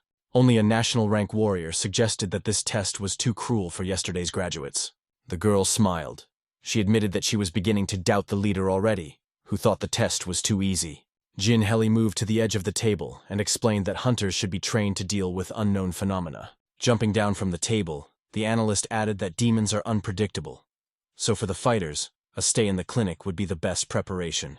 The girl turned around and smiled affectionately at the leader of the special unit. She was pleased that the man was in solidarity with her. The image of those 2 lunatics with needles between their fingers stood before the group leader's eyes. He couldn't get them out of his mind. His 4 subordinates had no idea what awaited them at Qingshan Clinic. The first counselor seemed like a sweetheart to them. Shannel returned to the map and frowned as she explained the appearance of demons in various places in the city. This is their cunning tactic. The girl told me that all of these creatures are led by several highly ranked demons. They are highly intelligent. All the staff listened attentively to her, except for the bald man. He seemed to be thinking about something of his own again. Shannel rested her hands on the table. She was very excited that this had never happened before. They don't know how high the rank of the head demon is. The girl frowned, giving the staff a chance to mull over the information they had received. She said they needed more data. 3 days had passed. After the showdown with the demons on the bridge, the 2 patients were once again taken to the vicinity of Qingshan Hospital. In the thick green foliage, 2 ant feet reached for each other with trepidation and tenderness. The ants were very happy to be reunited again after a long separation. The spouse was finally able to return home. As their paws came together in boundless love, both insects were horrified to see a huge 5-fingered hand descending toward them. The ant clutched between his fingers was struggling desperately to get away. They both sobbed, anticipating a long separation. Zhang carefully placed the ant on the ground. After looking around, the insect quickly oriented itself in the space. The young man watched the ant with interest as it quickly ran in the same direction the hand had taken it from. Zhang reached out for the insect and gently picked it up again with 2 fingers. The ants didn't even have time to touch each other. The young man looked at the ant with interest. Both insects were shedding tears. The wife who stayed downstairs thought Zhang was too cruel. Suddenly the young man heard someone calling him. He had to look away from his experiments. Lin Fan whirled his head around. Seeing his friend nearby, a satisfied Zhang tossed the angry ant back into the thick grass and ran out of hiding. The buddies hugged each other in joy. Zhang said that all 3 days while Lin Fan slept, he had been practicing his experience with the ants. At the foot of the big tree, Zhang told his friend that he becomes like a pig while sleeping. Lin Fan couldn't believe that he had slept for so long. He immediately pictured himself with a large pink patch.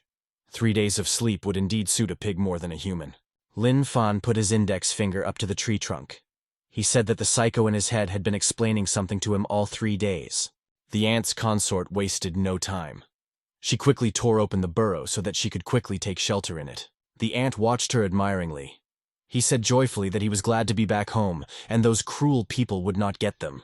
At this moment, Lin Fan followed the instructions of the voice in his head and poked the tree with his index finger. The trunk cracked. A beam of light burst out from the young man's index finger. When Lin Fan touched the trunk, there was an explosion inside the tree. The energy flow was so strong that it broke a thick tree trunk and raced onward at the speed of light. Lin Fan looked puzzled at the traces of destruction. Zhang was jumping for joy. His best friend had become even stronger. The ant was too late to notice the rapidly approaching trunk of the falling tree. He did not have time to run away. His spouse, who was digging a burrow, turned around puzzled as a huge shadow loomed over the area around her burrow. She screamed hysterically and shed tears when she realized that an unexpected natural disaster had claimed the life of her spouse. Zhang did not hide his admiration, happy for his friend. However, the young man only saw his own merit from the acupuncture treatment. Lin Fan didn't want to upset the young man. He smiled happily and admitted that he had become stronger thanks to Zhang's technique. The queen of the ants came to her husband, or rather to his body. The ant was crying because she could not believe in his death.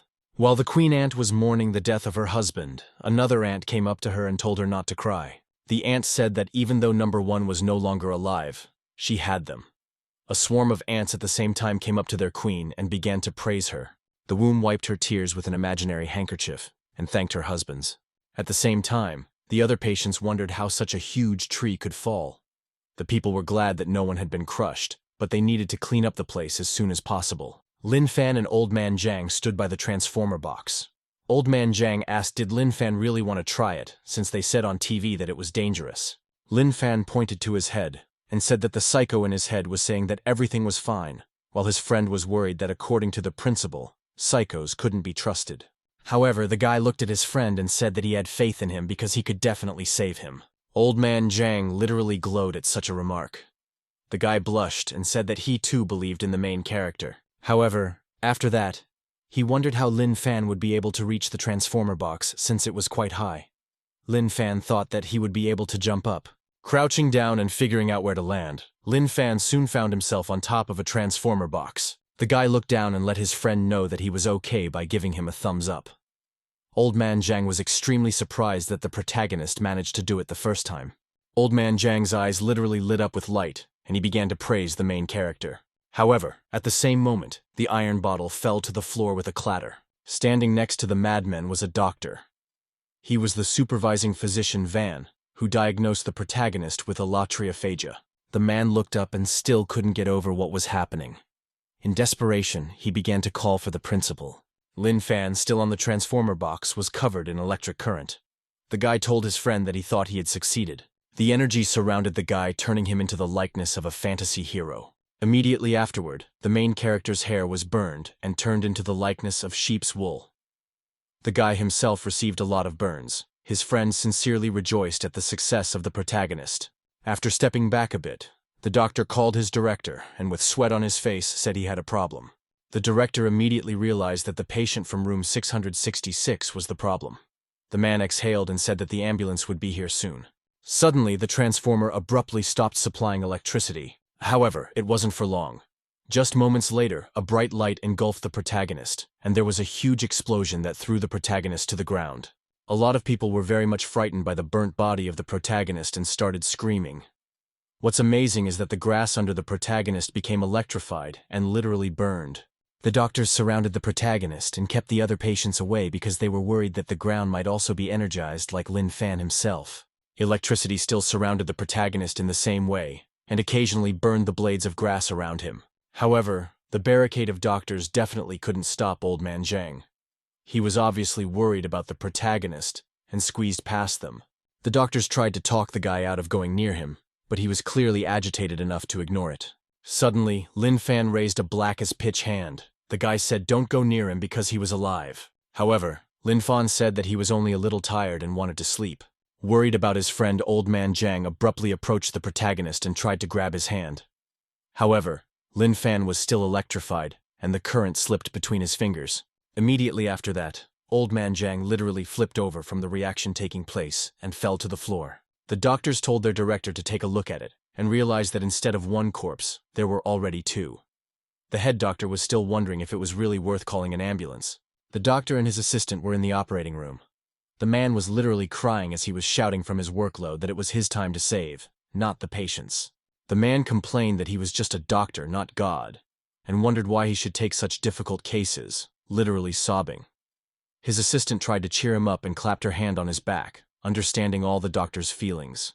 The man said that even though the indicators say he is still alive, but his body is 90% burned and it is simply impossible for him to be alive. Another man, apparently the supervising physician, said that if he still had signs of life, they could not abandon him and every effort should be made to save him.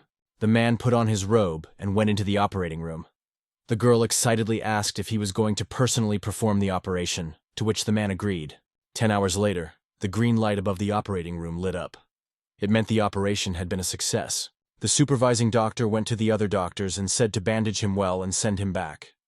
The assistant agreed and said that on top of everything else, the director of the psychiatric hospital, Hao Ren, was here. However, the supervising physician was literally seething with anger and could not contain his emotions. The angry doctor came out of the operating room and shouted the name of the director of the psychiatric hospital with all his might. And the strange thing is that the director himself just stood there calmly and listened to all the insults. The doctor said that he would not accept any apology from him or the hospital and told him to get out of here.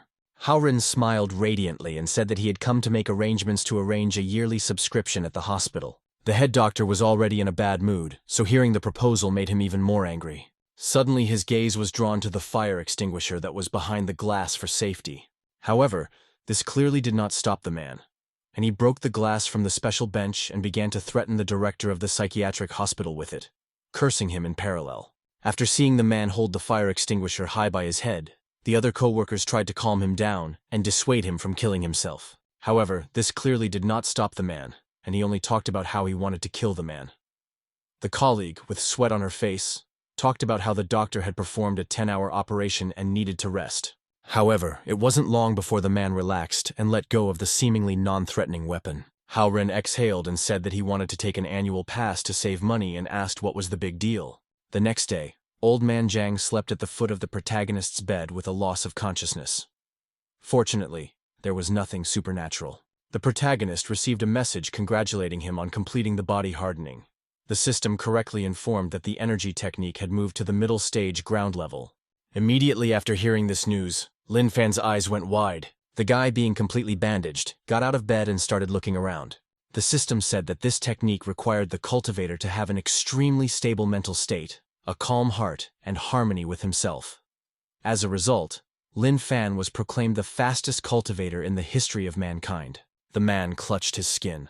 Suddenly, his skin, as if it had been completely burned, broke easily, revealing beautiful, ruddy skin. After Lin Fan took off his burnt areas, he began to pat his friend's head. After that, the guy rubbed his eyes and was greatly surprised that Lin Fan had actually woken up. In front of him was a completely naked Lin Fan, who nevertheless looked in better health than anyone else. Rejoiced at such a success of his friend, suddenly the tray fell down with the medicine. The nurse who had just come in couldn't believe what was happening and backed away. Very soon the protagonist was surrounded by doctors, who were surprised that on his body just overnight appeared such a beautiful skin. She was so light and soft that she was glowing, which obviously could not help but make the main character even more beautiful. Suddenly the doctors perked up their ears and wanted to try to get to the protagonist. However, the guy turned back in embarrassment and blushed, pretending he had nothing to do with it. The unknown man looked into the distance. He asked did Lin Fan jump on the transformer box to commit suicide. The man was still considering whether or not to try and take him on as an apprentice, but none of that mattered to him now.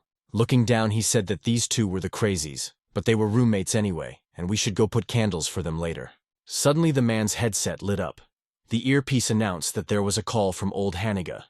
The man accepted the call. However, after hearing the information, he stood up abruptly and with a pale face asked if they were alive. The man could not believe that they were not dead after that. His eyes were wide open, and he wondered if his third-rank warriors could withstand the strain of being hit by a transformer box. The man was covered in sweat and realized that at least a rank 4 was needed. He wondered if those two crazies with congenital bodies were above the 4th rank. The man's eyes reddened, and he realized that screwing 4th-rank warriors with special innate bodies would be very helpful. Hao Ren leaned back and thought with a dreamy expression as the one-eyed man thought again. The man realizes that if they survived, they have the ambition to live. At the same time, the happy director was caught up by two employees. They asked if the old man didn't come here to negotiate the conditions of Deputy Lee's subscription. They didn't understand why he had decided to leave abruptly. Howren turned around and said that it was not worth it, because he was afraid that as soon as he woke up, he would grab the scalpel. The employees were covered in sweat at this assumption of their boss and asked if it would come to that. The man only smiled radiantly in response. He said that the man was obviously tired and should get a good night's sleep. The director himself was not averse to a good night's sleep. At the same time, in one of the bunks, a girl was feeding her boyfriend. She asked him if the temperature was good and if he was hot, she could blow on it.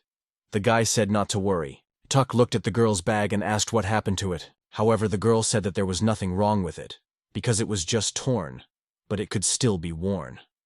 However, the guy was clearly against this development. The guy turned on his side and asked how he could let his girlfriend walk around with a tattered bag. The guy pulled out a credit card and said his savings were on that card. The guy said to go and get a purse that she liked and that he wouldn't be satisfied with a purse that was too cheap. The girl instantly snatched the card out of her boyfriend's hands and said he was the best. The girl looked at Lian and said that Uncle Wang had heard that he was still in the hospital and said that he was going to visit him. The guy smiled and said he just wanted to thank him for meeting such a nice girl. However, hearing such embarrassing words, she only shook her head. The girl blushed with embarrassment and was only modest. At the same time, a man of not the best physique with a heavy gait approached the administration office. This man was Uncle Wang, who had come to visit Lian.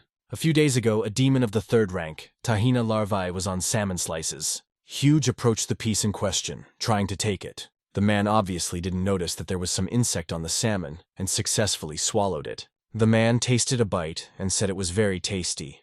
However, what he didn't know was that the shadow of a huge fly had positioned itself behind him.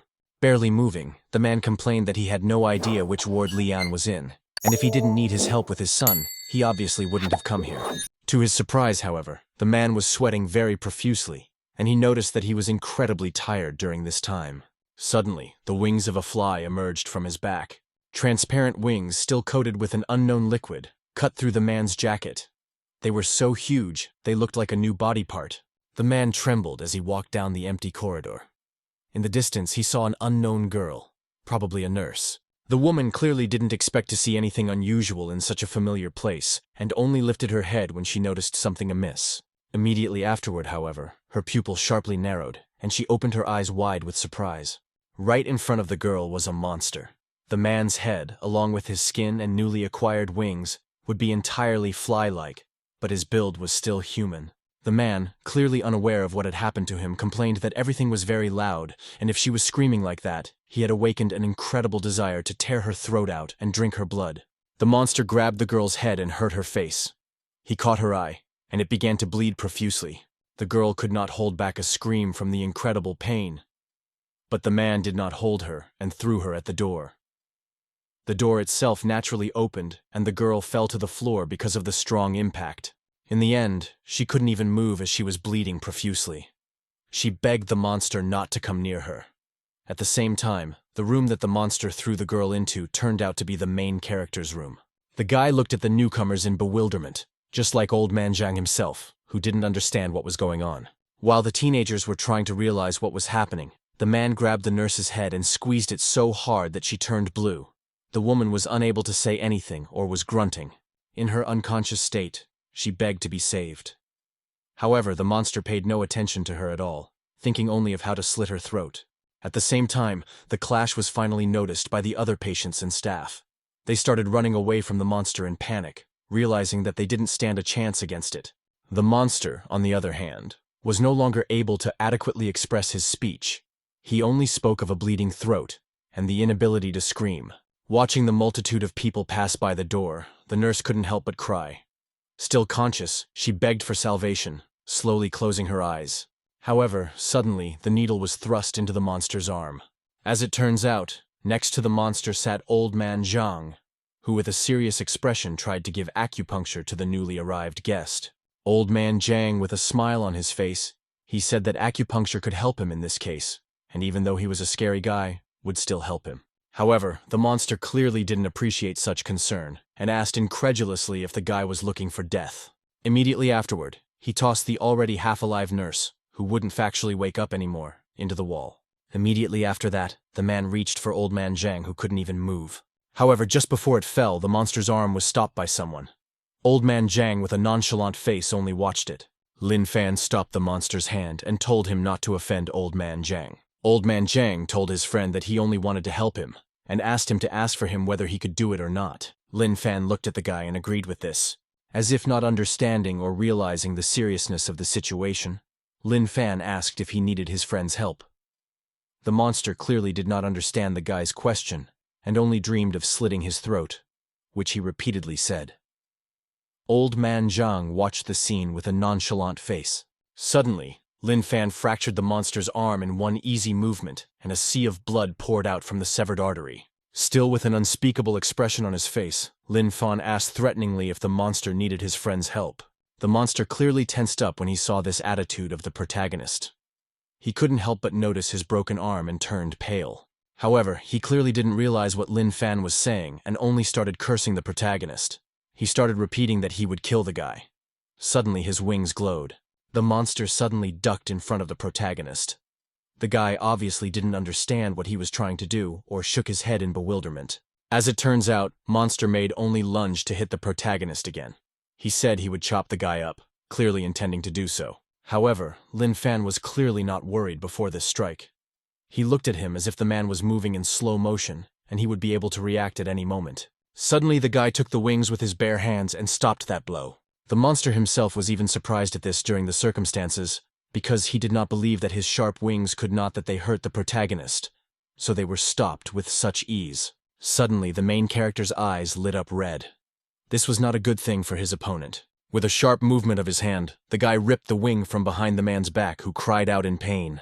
Blood continued to flow down the peculiar blade-like wings. After such a short fight, the monster was already lying on the earth, completely covered in blood and unable to move. Lin Fan still did not realize that his companion was completely unable to speak. He said that he was badly injured and asked if he needed his friend's help. Once again, not hearing a reply, Lin Fan grabbed the monster by its clothes, bringing it closer to him. He grabbed him and lifted him up. He repeated that he thought the monster needed his friend's help and asked if the man thought so. Lin Fan turned to his friend and said that he could start since he said he needed to. Still holding the monster by the throat, he just brought it closer to his friend. Old Man Zhang raised his hand to his chin and asked why the guy was holding it this way, since he must be very uncomfortable. However, Lin Fan's speech said that this was the way he had previously held the girl, so it was likely that he liked to hold himself this way. Old Zhang smiled radiantly at his friend and gestured that everything was fine. The monster only continued to wince in pain. The guy with the zoodle face said that he was hurt very badly, so it was time to treat him. Right after that, he stuck a thick needle right in the center of the monster's face. From such a sudden movement, a lot of blood naturally gushed out. It was obvious that Old Man Zhang had absolutely no professional experience in this field, and the monster only continued to scream in pain. It wasn't long before Old Man Zhang finished his technique and called it the half-step universe rotation technique. However, this technique did not look like such a technique at all, as it was pure mockery from the outside. Old Man Zhang concentrated and said, "The last needle is coming." The monster looked at this thanks to his many eyes and couldn't help but realize that this action was very dangerous, and he felt a danger he had never experienced before. Suddenly the monster regained his composure, and right before the end of the procedure told the guy to stop. While Old Man Zhang was surprised at the sudden change, the fly tried to say that it was a demon, Tahina larval, and this person had already been consumed. Fly understood that when it comes to human life, people tend to face hypocrisy and so-called moral choices. The man realized that he would be in a dilemma because if he decided to kill the monster, he would kill off a human, and the eggs left behind by the monster would spread to other people. The larva realized that if a suitable growing vessel came along that could awaken the power of the founder of the genus, that egg would receive the memories of all the other larvae. The monster began to smile as he was already anticipating doubts and hard choices. Whole first, the guy will start a way to kill only the monster and save the man. However, very soon, he will be convinced of the hypocrisy of their morals. However, Old Man Zhang did not stop and said that the 13th needle was approaching. Immediately after the operation was over, the monster cried out loudly in pain. A lot of blood poured out of his face, which was covered with all the needles. The man landed on the ground, unable to control himself. The monster didn't understand why this was so, because he wasn't completely different from the people he'd met before. Immediately afterward, It was as if the man had separated into a monster shell and a human shell. Abruptly, Leon's girlfriend snapped out of her seat. With an incomprehensible aura and red eyes, she called out to her father. Leon didn't understand what was wrong with her and asked what was going on. Suddenly, the girl's face began to be covered with black skin, which indicated that the girl belonged to that monster's family and was not human. Noticing the change in his girlfriend, the guy only flinched and in surprise to himself started pointing his finger at her. Immediately afterward, the girl was completely covered in black skin. She turned away from her imaginary boyfriend and began to say that her father was dead. Immediately afterward, the same credit card with the guy's savings fell out of the girl's pockets. Noticing that she was completely out of control, Leon abruptly snatched her up, hiding behind the bed beforehand. Immediately afterward, the fellow left the room with a sudden movement. Momentarily closing the door behind him, he screamed about being killed. However, it was obvious that some shoddy door couldn't stop the monster. She began to kick at the door, repeating about how she needed to get out. A nurse walking by noticed the guy and asked what was going on with him and if they weren't in a romantic relationship. However, the boy continued to scream. Out of desperation, he said he could have put up with her fullness, raising someone else's child. The guy could Dasha forgive her for the horns on his head because of cheating with Van. Still, the guy absolutely could not forgive the fact that she had become so ugly. Immediately afterward, as if hearing those words, the girl burst through the door and the guy's eyes seemed to fall out of his eye sockets. The monster's head emerged from the resulting hole in the door. The boy held his breath and still looked at the girl with reddened eyes. Suddenly, there was some love music playing in the background, which clearly didn't fit the situation. Right after that, Monster broke through the door for good. She yelled that if the guy didn't like her anymore, he should die. Unexpectedly, then grabbed Leon by the scruff of his neck. The man sharply threw the boy away from himself, trying to protect him with his own body. As it turned out, the man in question was Lu Laifu. Noticing such heroic actions on the part of his savior, the boy could not help but praise his courage. The man was holding a halberd. The guy obviously didn't expect it to be used to save someone like him. The boy put his arm around the deputy's leg and said with tears in his eyes that he would be forever indebted to him. However, Lu Laifu clearly did not share Leon's feelings. As it turns out, just moments ago, a man was lying on the couch trying to sleep in the resident's room after a 10-hour surgery without a break. The unsuspecting man picked himself up and stood up abruptly from the couch. He realized that he had forgotten to do something. Lu Laifu put his hand on his forehead and realized that Haoren wanted to talk about the hospital subscription. Suddenly, the man's eyes lit up, and he looked at the halberd lying off to the side. Abruptly taking it in his hands, he ventured out with a manic expression to check out the season ticket. But let's get back to our sheep. The monster in the form of a girl could not keep herself off balance and slowly approached her opponent. Lu Laifu was clearly nervous and covered his back to Leon, who was looking at him with adoration. The man was talking about Chief Huang already calling the special division. Suddenly, the chief came running to the deputy and said that he had gotten through and they would be here soon. Upon hearing this information, Monster became angry and made a desperate lunge at her opponent. She cursed him to die and called him a loser. At the same time, upon hearing the insult in his direction, Leon shouted that the girl was cheating on him anyway, and because of that, she couldn't be considered good. After Monster took a swing at the company, the deputy abruptly plowed the guy to the floor and dodged the blow himself. Leon only blushed and said with gratitude in his eyes that Lu Laifu had saved him once again. However, the man realized that this was far from the end of the story. Trying his best to concentrate, he shook off the guy who was lisping like this, saying that he was disappointed in girls, and now Lu Laifu was the dearest person to him. Suddenly, an unfamiliar voice sounded out of nowhere. Someone took out 3 talismans and spoke the name of the technique. Immediately after that, all 3 talismans, as if driven by telekinesis, went towards the monster, surrounding it from all sides. At the same time, unknown vines appeared from all the talismans. They wrapped around the girl and did not give her a chance to escape. As it turned out, a group of help arrived. Half of the team turned to Lu Leaf and Leon and told them to leave while the other group started attacking the monster's body. Soon enough, the girl's entire body was burning in bright flames. She screamed in agony and pain because she couldn't do anything. Immediately after that, the man behind him uttered another sword-flying technique. A moment later, the very same sword pierced the girl's neck, which clearly meant imminent death. Immediately afterward, the monster's body fell downwards. The defeated body looked horrible, its dark skin almost indistinguishable from the purple congealed blood that made this picture even more disgusting. Right after that, another team came up and said they were the investigation team and the supply team. They were reassured that they could leave the rest of the work to them. Immediately afterward, the researcher approached the monster's body with a clipboard. The man said that the energy waves of the second-rank demon Takana larval demon had disappeared and death was confirmed. He also said that they had picked up the signal of another third-rank demon, and it must have been the father organism of this demon. The man had already started talking about having the warriors of the battle group go to eliminate it as something strange happened. Suddenly, the belly of the woman who was possessed by the monster began to swell and tear even more from the inside. He mentally, but a huge red appeared on the tablet, which warned of high energy activity. The entire relief team slowly turned back around.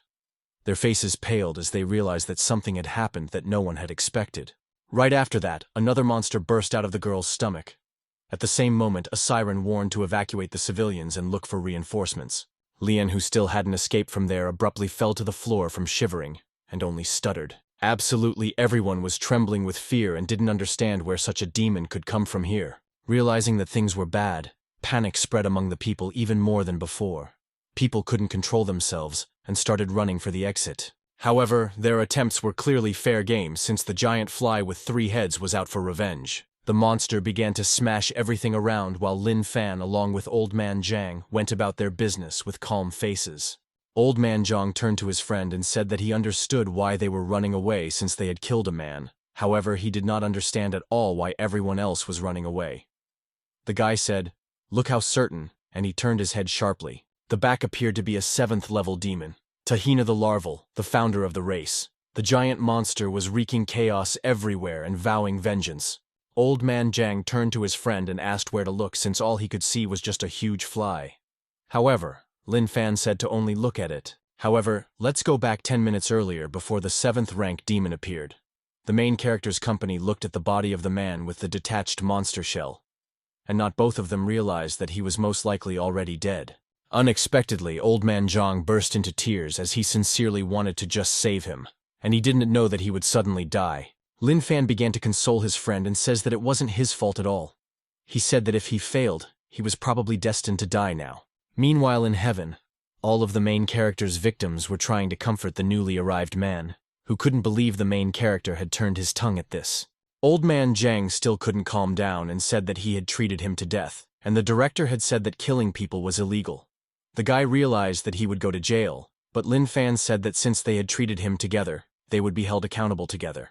Hearing such remarks of the protagonist, all the victims instantly abandoned their attempts to calm the newcomer and became very angry. In one tons, they wanted to see when the company of the protagonist would answer for everything. Suddenly, Lin Fan broke the nearest glass window with his fist. The guy smashed the window and said that they would escape while Old Man Zhang looked at him with an incomprehensible expression. Seeing this action of the guy, all his victims mentally choked on blood.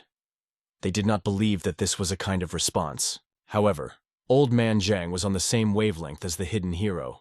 His eyes lit up and he said that it sounded like a really fun idea. Pretty soon, the company was gathering through the window. Suddenly, the nurse awoke, and despite the unfolding events, turned to them.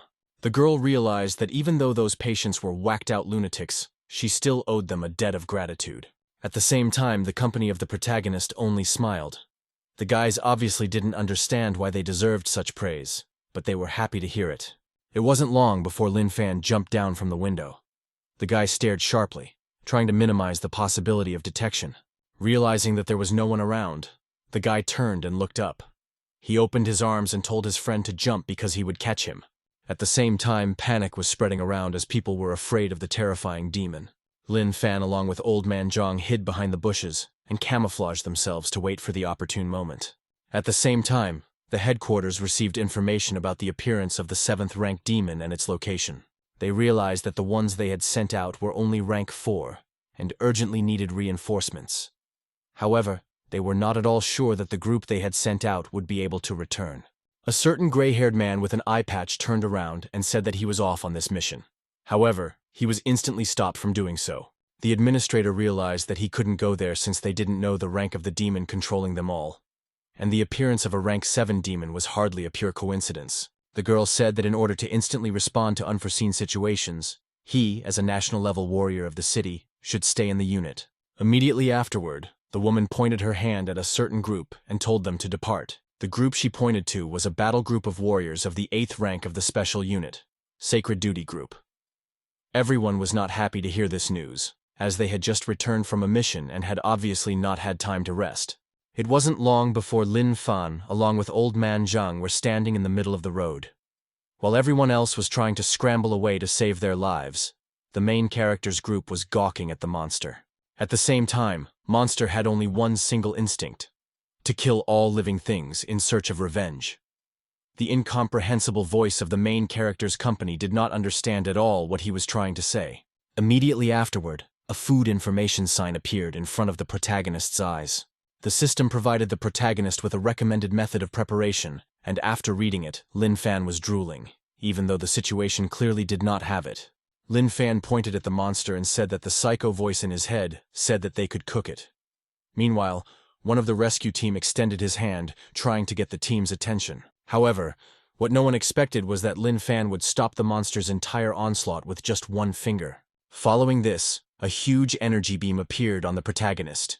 It instantly pierced one of the monster's heads, and it screamed in incredible pain. At the same time, the very same rescue couldn't believe what was happening and wondered if he was hallucinating. When Lin Fan effortlessly blew off the head of the huge monster, the monster started screaming loudly in pain. At the same time, Old Man Zhang only rejoiced at his friend's success. Lin Fan looked at his finger and said that the voice in his head said that this blow in calm would kill him. The system agreed with the statement and said that the first step was to accumulate energy, and the second step was to release it.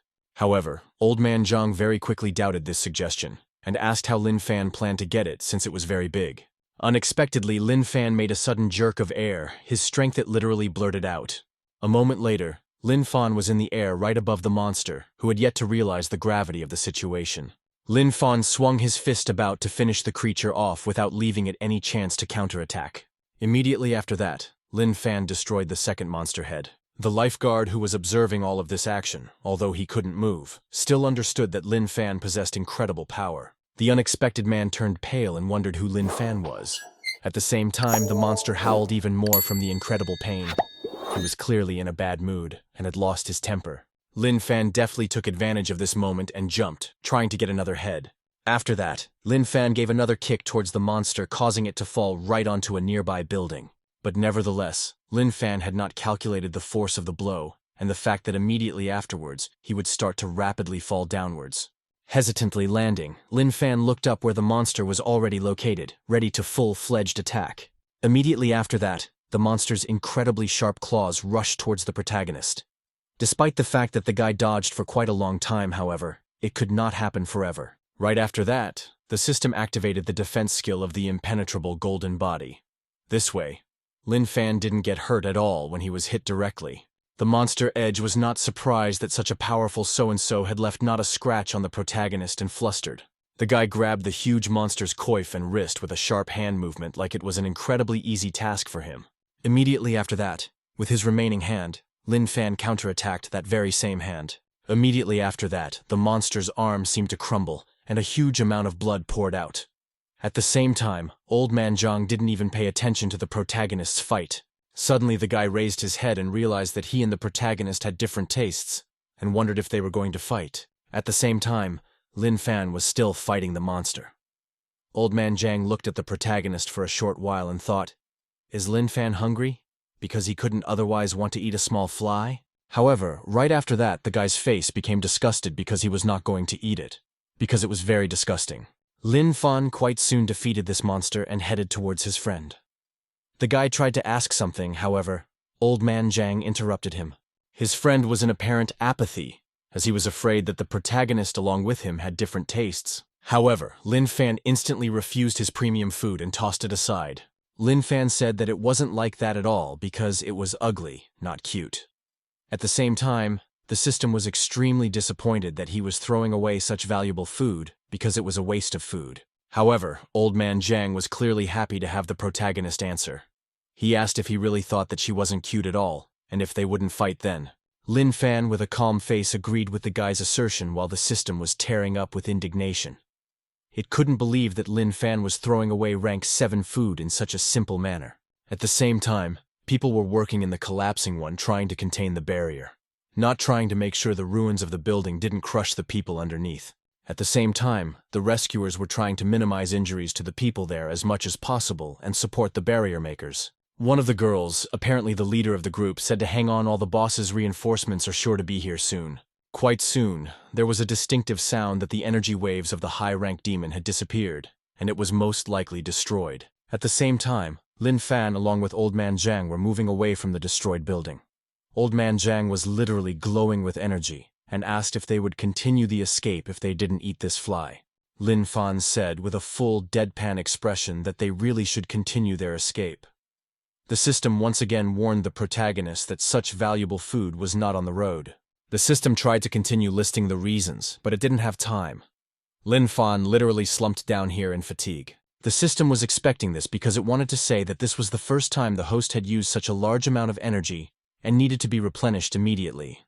Old Man Jiang abruptly lowered himself in front of the protagonist because he thought that the guy was dying. He really cried and started to shake the body of the protagonist. The guy was really angry, so much so that he was screaming as hard as he could. When he heard the screams, a rescue team came to his rescue. Suddenly, someone called out to the guy and asked what happened here. The rescue team came running and didn't understand where the 7th rank demon had gone. Suddenly, one of the team members said that there were still remnants of the energy wars in the air. It wasn't long before another team member stated the monster's death. He pointed at it and told his team to get closer. However, they could not accept this fact, because it was hard to believe that the monster was dead before they came. They were warriors of the 8th rank of the Sacred Duty Squad. Shu Duokyu, one of the team members, did not understand who could kill such a ferocious monster. At the same time, a healer, apparently also one of them, told Old Man Jiang not to worry because he was fine. He would wake up soon. After that, the girl checked on Old Man Jiang. She realized that he was perfectly fine as well. However, the girl realized that it was strange that the young guy had channels like an old man. He immediately then one of the team members told the girl that they would help the people in the building. She heard this and said that she would catch up with them soon. Suddenly, the very observant lifeguard from the previous group reached out and called out to the girl. Xiao clearly didn't expect that there would be someone else she had missed. The man struggled to say that Lin Fan was the one who had killed the demon. However, the man had no sooner finished his sentence than he turned with his own blood here internal injuries. Seeing how injured the man was, the girl instantly rushed over to him and told him not to waste his strength. The girl took out another pill and mouthed the name of the technique. After that, the pill was unbelievably inside the guy's body without any intervention.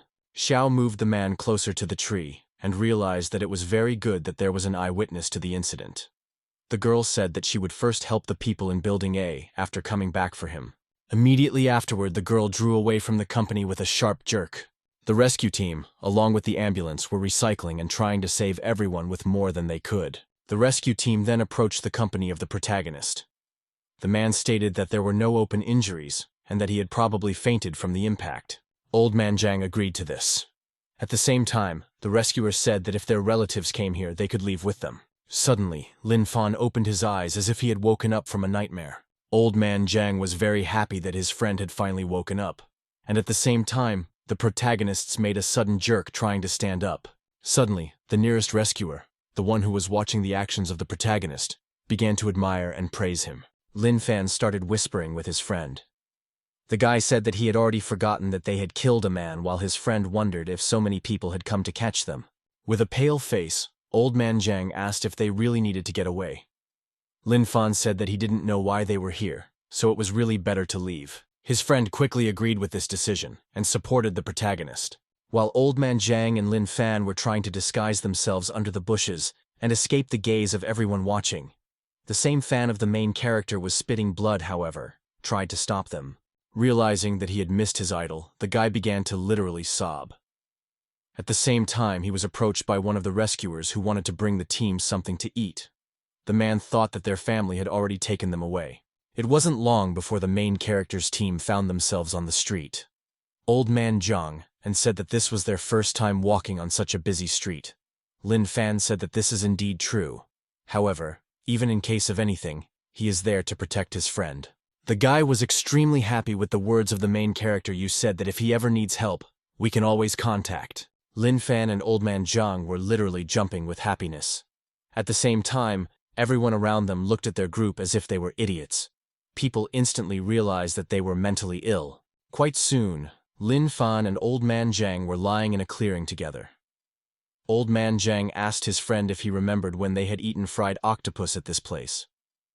The boy said that he clearly remembered it, and it was delicious at that time. At the same time in the sky, the octopus was angry, and the other victims tried to stop him. However, the man himself only rubbed his chin. As the man began to sink into his memories, the octopus's eyes lit up with a red light, and the other victims only sympathized with the would-be victim. A moment later, the octopus was rubbing his round belly, wiping away the remains of his food. He said that humans tasted good too, both in meat and soul.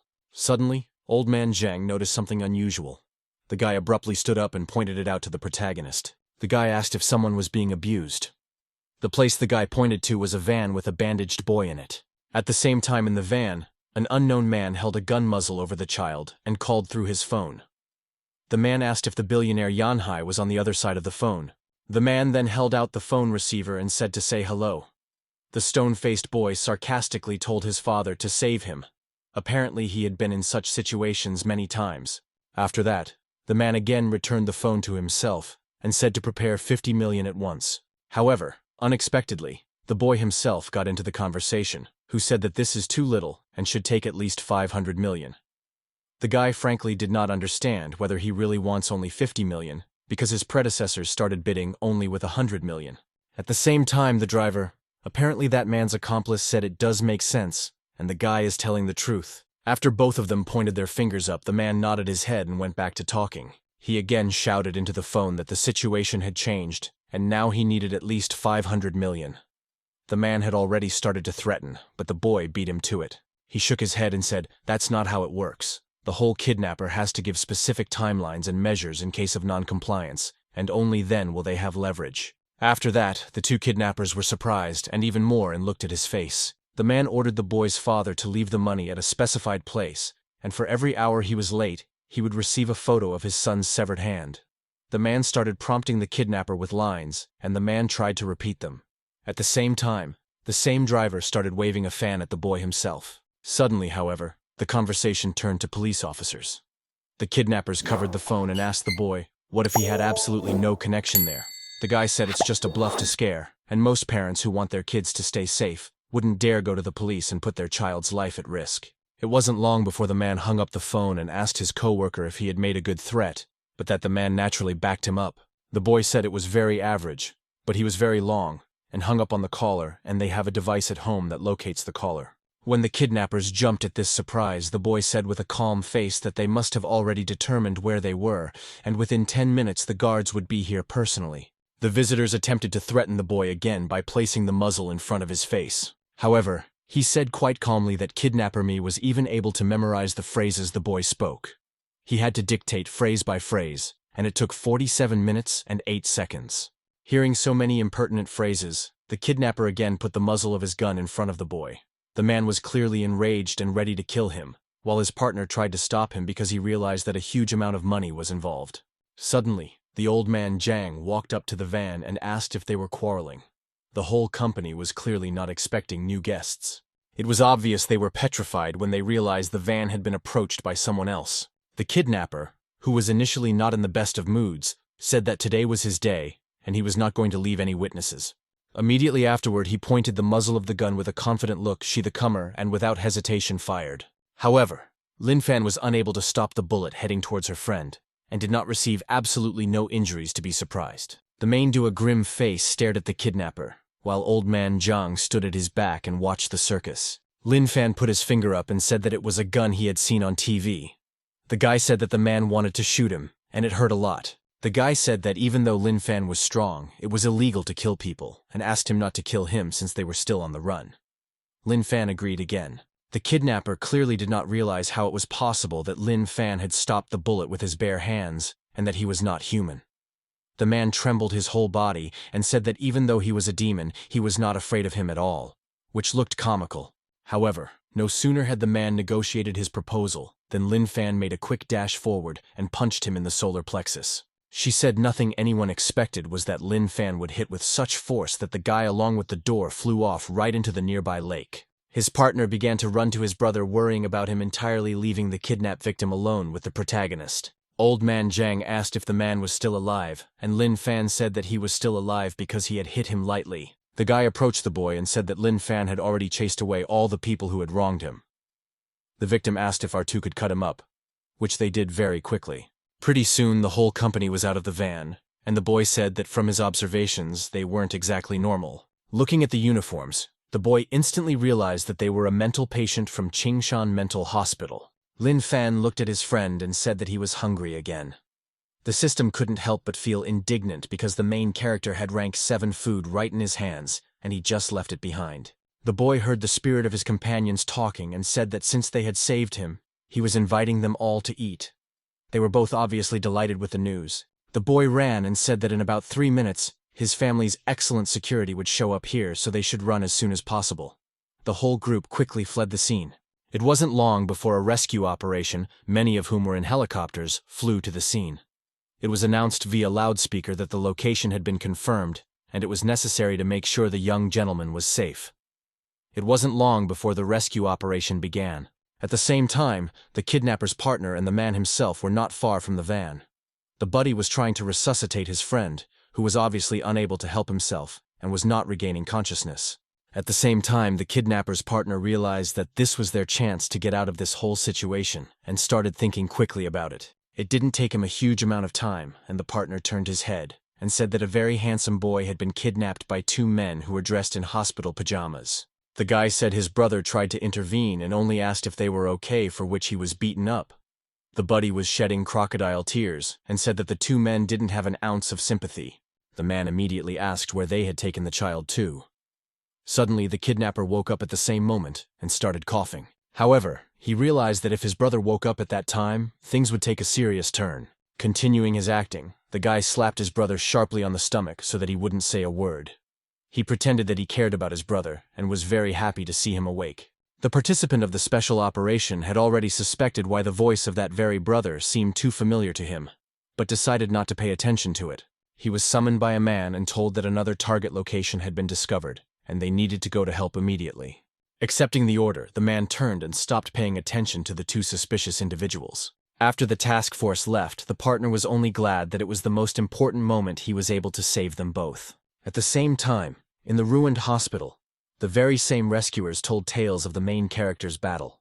The 8th rank group listened attentively to the guy who was obviously embellishing all the events. Listening to his ramblings, the whole team nodded and praised the protagonist in return. However, tired of listening to all the nonsense, one of the participants asked where the protagonist was. Suddenly the man cried and said with a broken heart that they ignored him and ran away. One of the members said that saving people and not chasing fame is his master's style. And so the man became sharply enthusiastic and said that nothing would be forgotten, and he remembered perfectly what they looked like. The guy said he was drawing his heroes, which the rest of the team quickly agreed.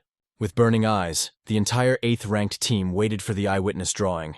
Very soon the man handed his creation to the whole group and said that before he entered the Buddhist academy, he wanted to study to be an artist. He said that his portraits could not be called similar, because they were like 2 drops of water identical. Abruptly, the whole team started praising the eyewitness drawing, saying that he really draws beautifully, and they look as if they are alive. However, one of the team members did not understand at all what his partners were saying, and wondered if they were looking at other drawings, and he thought so for one simple reason. He saw ugly scribbles, which could not reflect not only the whole but at least half of the similarity with the main character. The boy wondered if he would be kicked out of the group again if he said that the drawing was bad. It wasn't long before the main character's group was sitting in the magnificent restaurant. They were intensely eating everything they saw in front of them, including a variety of food and drinks. The restaurant staff were fumbling amongst themselves. Did they really? They had escaped from the hospital, and even with a child, and they were not extremely doubtful that they would be able to pay for their order because they were a 5-star restaurant. The unexpected girl remembered where she saw this form from, and said that they were patients from Qingshan Psychiatric Hospital. Her colleague was extremely surprised that their guests were crazy people. The boy had been watching all the different dishes the whole time and asked the company if they were full and had enough. However, Lin Fan said even after many plates of delicious viands, he was still hungry. The system said that after discovering the inner world, the host could strengthen limitlessly, but as a side effect, he had a strong sense of hunger that couldn't be drowned out by ordinary food. At the same time, Old Man Zhang was very satisfied because he was full. The boy thanked the boy and said that he was a good man. Said he could call him what the protagonist calls him, that is, Zhang. The protagonist said his name is Lin Fan. The boy said his name is Qian Xiaobao, whether they can just call him Xiaobao. Qian Xiaobao said that since Lin Fan hadn't eaten yet, he would order more. The waitress politely brought the food and took away the empty plates. It happened more than once, however, and she carried away more and more empty plates. And she began to feel very tense. The girl repeatedly served the protagonist more and more dishes, while the old man Zhang collected a kind of slide from the bones.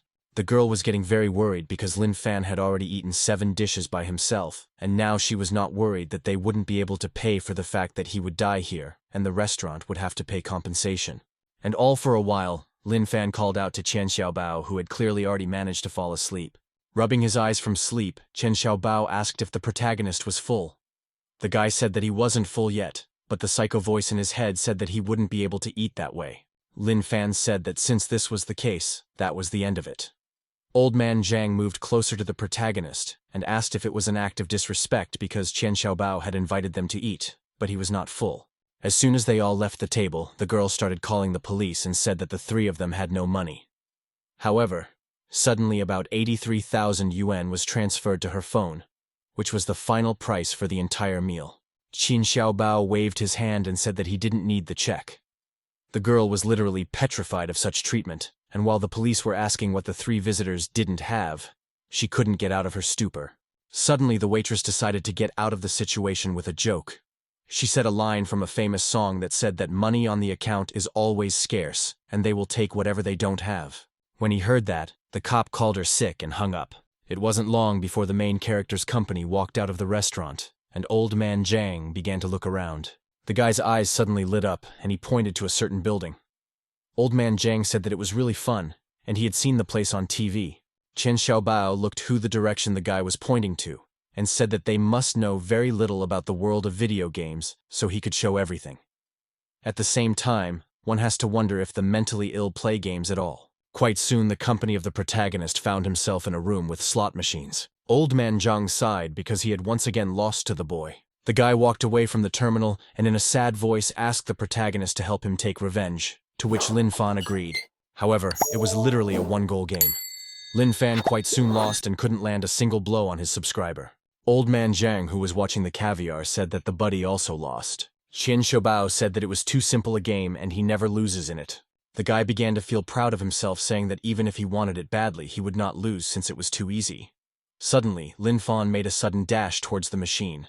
The mentally ill man swung at the automaton and struck it with all his might with his fist, and naturally the automaton couldn't withstand such a heavy blow. Lin Fan, with a gloomy expression, said that he died and that he won. Qian Xiaobao, with a pale expression, decided not to upset the protagonist and said that he had won. At the same time, everyone else there took offense since they would not be able to play fighting games. Old man Zhang was extremely happy about such a victory and was literally jumping with happiness as they walked to the next machine. However, the guy thought that even though they are crazy, however, the protagonist has too much strength for such. Qian Xiaobao recalled that when Lin Fan hit the kidnapper, he thought that he was already finished. Lin Fan said that he didn't have tremendous strength at all and was still hungry. The guy was tired and had no strength. At the same time, a small red dot appeared on his forehead. As it turned out, the title character was being stalked by Sniper, who shot him in the head with one crisp shot. Immediately after that, Lin Fan started falling down and everyone else became worried about what had happened to him. Suddenly, the boys' rescue team burst into the arcade. They broke the windows and used ropes to get into the hall. The man pointed his guns sharply at the company of the protagonist and told no one to move and put their hands up. A lot of guns were pointed at Old Man Zhang and Lin Fan. The buddy tried to wake up the protagonist as he was very scared because of and for the guy himself. The member of the special operation told me to move or else they would get shot in the forehead. Old Man Zhang was literally crying with fear as he remembered Lin Fan saying that the shot from this gun was very painful. At the same time, the young gentleman's mouth was covered, and he was pushing the man's hand away from him with a pale face. Qian Xiaobao understood what all this could threaten and said not to shoot. However, it was too late. The man shot Old Man Zhang in the head. However, unexpectedly, Lin Fan was able to deflect his buddy's head so that the bullet wouldn't hit anything other than his hair. The man was extremely surprised that this was even possible, because he was shooting at close range. Suddenly, Lin Fan grabbed the gun with his hand and pointed it upwards, and with human strength he bent it to a state of disrepair while the man trembled with fear. The eyes of the protagonist glowed with a bright, ominous light, and with his whole facial expression. With his other hand, Lin Fan lifted the attacker by the neck and began to strangle him. The other members of the protagonist's operation, however, still hadn't put their guns away. The man trembled because he was absolutely shot in the head, and there is no way that the protagonist survived. Chen Xiaobao broke free from the hands of the members of the operation and told everyone to immediately lay down their weapons. The guy understood the risks and said that they didn't hurt him because they were his friends. The members of the special operation looked at the boy with apprehension, but still laid down their weapons as ordered. Chen Xiaobao, with a pale face, approached the protagonist and said that they had opened fire without understanding the situation, and they were at fault. However, he apologizes on behalf of their family. Realizing that this was clearly not enough, Chen Xiaobao bowed his head to the protagonist and apologized. The boy asked that Lin Fan bite off a personal guard if he considered the boy his friend. Lin Fan looked at the begging boy with a sinister expression. Suddenly, Old Man Zhang realized that this was his way out and started to calm everyone down. He patted the protagonist on the shoulder and said that Chen Xiaobao was really their friend, and friends should protect each other and forgive each other.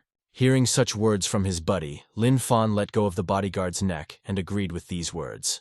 Chen Xiaobao only exhaled when he managed to resolve the situation. Lin Fan tried to call out to his friend. However, he did not have the strength at all to even stay on his feet, and he immediately fell down here helplessly. The system said that this hunger was due to a side effect from the discovery of the inner world, and reported that the host was being driven into anabiosis for self-preservation. Old Man Zhang was even more worried about the protagonist, as he did not understand why Lin Fan had abruptly lost consciousness. He pressed himself against the protagonist's chest, trying to hear the pounding of his heart. Finally hearing the heartbeat, Zhang exhaled and said that Lin Fan had just fallen asleep. Chen Xiaobao didn't understand how he could just fall asleep in such a situation, and asked if that was the case. The buddy said that it was really just a dream, and last time Lin Fan fell asleep like this for 3 days. However, the guy said that according to the principle, if you sleep on the floor, you can catch a cold. It wasn't long before a group of protagonists were on their way to an elite car, and the news was being heard in the middle of the whole area. Chen Xiaobao turned to look at the screen and asked what the unit was doing.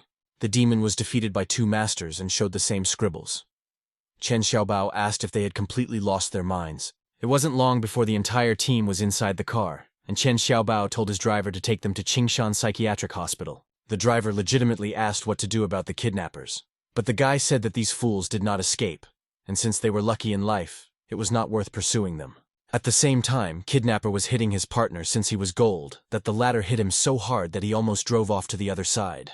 His buddy begged him to stop, but it clearly had no effect. At the same time, the headquarters didn't understand how no one had yet found the master who had killed the Semirang demon, although they had released information about him 12 hours ago. One member of the octogenarian team still didn't understand why people didn't doubt the quality of these portraits one bit. Suddenly, someone with a loud stride came rushing straight towards the hero team. The girl very soon found herself right beside them and being enraged through the portrait of the protagonist and Old Man Zhang. She was literally flaming with displeasure, and asked who allowed them to put something like that on the air. The woman was clearly unhappy that they did not think at all, and the image of the special unit, and did not see that now people are writing on the internet because of this picture. Who is the most artist asked if the internet praises his artistic skill. However, the girl abruptly cut off and said that everyone writes that they have completely lost their head. While the artist was in a state of despair, straight team that doubted the sanity of his colleagues literally, he realized he was normal. The woman then turned to the 8th-ranked team and asked if they lacked intelligence. The furious woman said that the 3-month vacation of the Sacred Duty Squad was cancelled, and in 3 days, the rookies would be interned in a mental hospital, and it was the 8th-ranked team that would be responsible for them. However, the woman was adamant, and asked if they, and only now remembered that they were 8th-rank warriors. The artist started crying in the corner of the room, because he felt that he was the reason the whole team would be forced to do this, and they just didn't want to offend him. The very man who had been doubting his team finally realized that his colleagues had actually done it just to support him. However, his musings were interrupted by another team member who said, not ironically, that he was really good at drawing, and they all thought so. Immediately afterward, the rest of the girls began to follow this team member, and the man fell into an even greater stupor. He began to suspect that he just didn't fit in with them. At the same time, the head approached the surveillance office. The man asked what they had already done when he had only been gone for a short while. Everyone else was clearly glad to have him back. The man walked over to the monitor and asked what she had already let such a ridiculous thing go live. The very member of the team who was about to separate himself from the rest of the group realized that since the head called the drawing absurd, it was probably his comrades who had problems with their heads. But since they were all buddies, he would naturally forgive them. Suddenly, the man looked at the drawing and instantly realized who they were, and stammered, and asked if they were the ones who had done it again. A member of the team literally fell out of a stupor since the head recognized the masters, he was the one with the problem and not the rest of the team. At the same time, Hao Ren called the deputy. The man said that he had already heard about the appearance of the 7th-rank demon in the hospital yesterday, and asked him to accept his condolences. Lu Laifu was sitting in the ward at this time, and said that there were quite a few wounded from both their patients and the unit, and he hoped that those killed by the demon could rest in peace. Hao Ren exhaled and told him to rest more and eat well since there were still patients who needed his help. Unexpected, Lu Lifu said that the demon appeared near the inpatient ward. The man said that 2 mentally ill people because of their hospital were also there and asked if he was aware of the incident. Lu Laifu warned the director that this demon was so huge that it had eaten many patients alive. The director told me to go on, because he knew what Lu Laifu was getting at. The man told his coworker to hang on. After they hung up the phone, they were still in a sad state for a while. But it was only apparent at first glance, for they were actually overjoyed at the news. They both thought that in the whole incident with the demons yesterday, this was probably the only good news, because they wouldn't have to suffer with them at last. The director went to the window and said that life and death were in the hands of fate and nothing could be done about it, and it was their own fault that they had stumbled upon the demon. At the same time, a staff member came down to the principal's office and called out to him. The man turned around with a calm smile and asked what was the big deal. The staff member said there was a guy standing outside who brought patients from ward 666. Hao Ren, with the same nonchalant smile, asked if the bodies had been brought. However, the man turned his head and said he had brought them back alive, both of them. Upon hearing this news, the director literally began to crumble like sand. He suddenly realized that he had begun to rejoice too soon. It was not long before another call came in to the deputy's phone. A man picked up the phone and asked why his colleague was calling again. Unexpected, Hao Ren started apologizing and says that he wasn't quite right when he came to register the season ticket, and he didn't think about his feelings. Such unexpected revelations made Lu Laifu cringe, but she said it was the first time he was happy to hear something from him. However, immediately after this change, the principal asked if he could issue a season ticket. He said that since the 2 bodies were no longer alive, he wouldn't really benefit from the subscription. Hao Ren said that he would decide whether the contract was beneficial to him or not, so he would be able to see him more often. However, Lu Laifu's last sentence made Lu Laifu nervous as he did not expect any difficulties. Nevertheless, the man decided he was just incredibly charming and exhaled. The director of the psychiatric hospital said that they had given his hospital a lot of trouble lately. Lu Laifu clarified with a serious expression that he is a man and he is not attracted to other men. However, wind up and said that she didn't mind at all, and the next time the director came, he would ask her to make an exception for him and make a season ticket. Immediately after the director hung up the phone, the staff member asked if he had succeeded. The director said that he had succeeded and apologized for keeping young Mr. Chen Xiaobao waiting. After that, Hao Ren said hello to the boy, thanking him for bringing back the main character and Old Man Zhang. The principal said that these 2 were like family to him, and they were very worried when they heard that they were missing. Chen Xiaobao said that they took them to their family's private hospital for examination last night and brought a report. Delanoy looked at the report and said that based on it, there was nothing wrong with him. However, Chen Xiaobao correctly pointed out that the company's other indicators were extremely strange, including the increased stem cell activity of the protagonist and Old Man Zhang's bone tissue not matching his age. The guy took a sip of hot milk and said, based on this, several experts concluded that Old Man Zhang is at least 100 years old. The director said that he really didn't know the age of Old Man Zhang, because there was no record of him in the hospital's archives. However, the man recalled that Old Man Zhang had already been incarcerated when he became the director. The man said that perhaps his mental state is stable, and he is just a carefree young man. The man put a hand to his palate and said he was doing well, unlike the man himself who worried about his gray hair and wrinkles in his 50s. After the guests left, the director asked his employee if Chen Xiaobao believed his ramblings. Without waiting for an answer, however, he turned his head upward and said that he probably did. Looking at the vast sky, he said that young people tend to their dignity, including these people include, and children, and especially rich children. At the same time, a red raven with an unnatural number of eyes flew into an unknown cave. Suddenly, it spoke in a human voice and said that the plan with the larva was failed, the vegetation vessel was found, and then the founder of the family was awakened. Well, at the same moment warriors appeared and destroyed it. It was the Raven who said that he definitely felt the energy waves of a merged 7th-rank demon.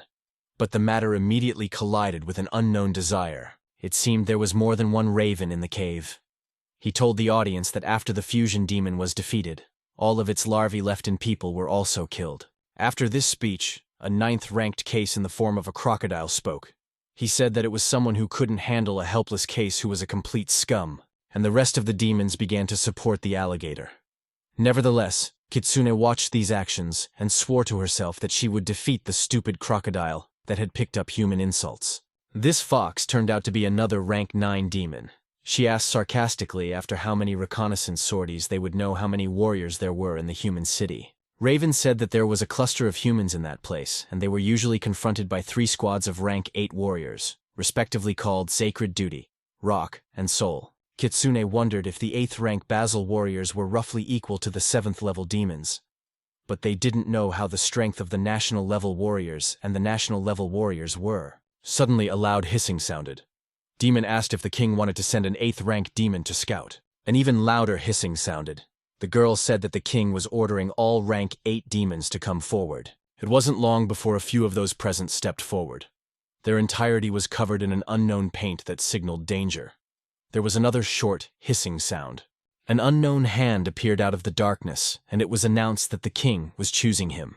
As it turned out, the demon the king pointed out was an orangutan who started beating his chest. Raven turned around and said that he also smelled the scent of demons from the 2 people without the warrior aura.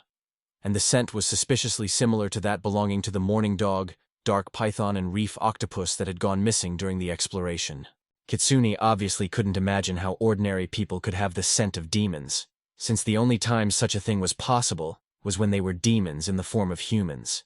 Unexpectedly, the girl remembered the second method, but literally immediately began to shake her head, because it is impossible for people to feed on other demons. The fox told the Raven to take 2 demons with him, 4th and 5th ranks, and find out what kind of people they were, which the Raven agreed to with a loud shout.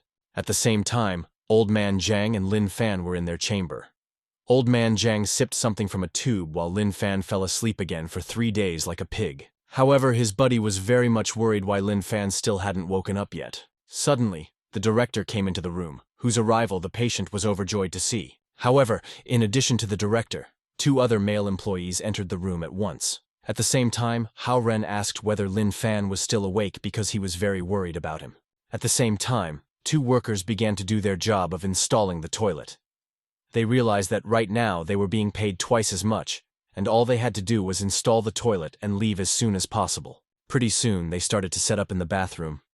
At the same time, the principal was still talking to Old Man Jiang with an expressionless face, and asked him to keep an eye on his comrade until he woke up.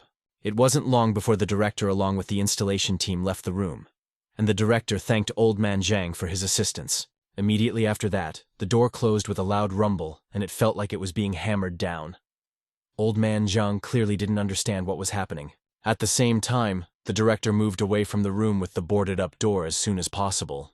He wanted very much to believe that when the trainees of the special unit arrived here, nothing would happen while the patient's food would be delivered through the window.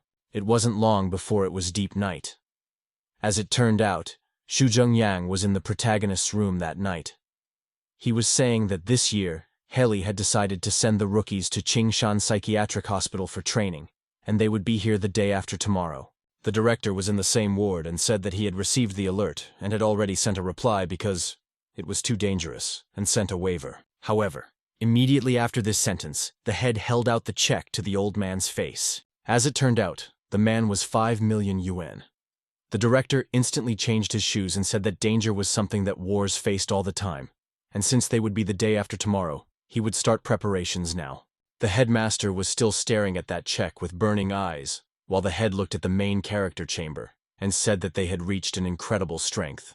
Suddenly, the director pulled a pile of papers related to the sale of custodial rights. There is incredible hope in his eyes. Asked if he will buy them, your appears a lucrative offer. The man said that there was no case in the unit where lunatics became warriors. Most likely Haley would not allow it, so he asked for a little more time to think about it.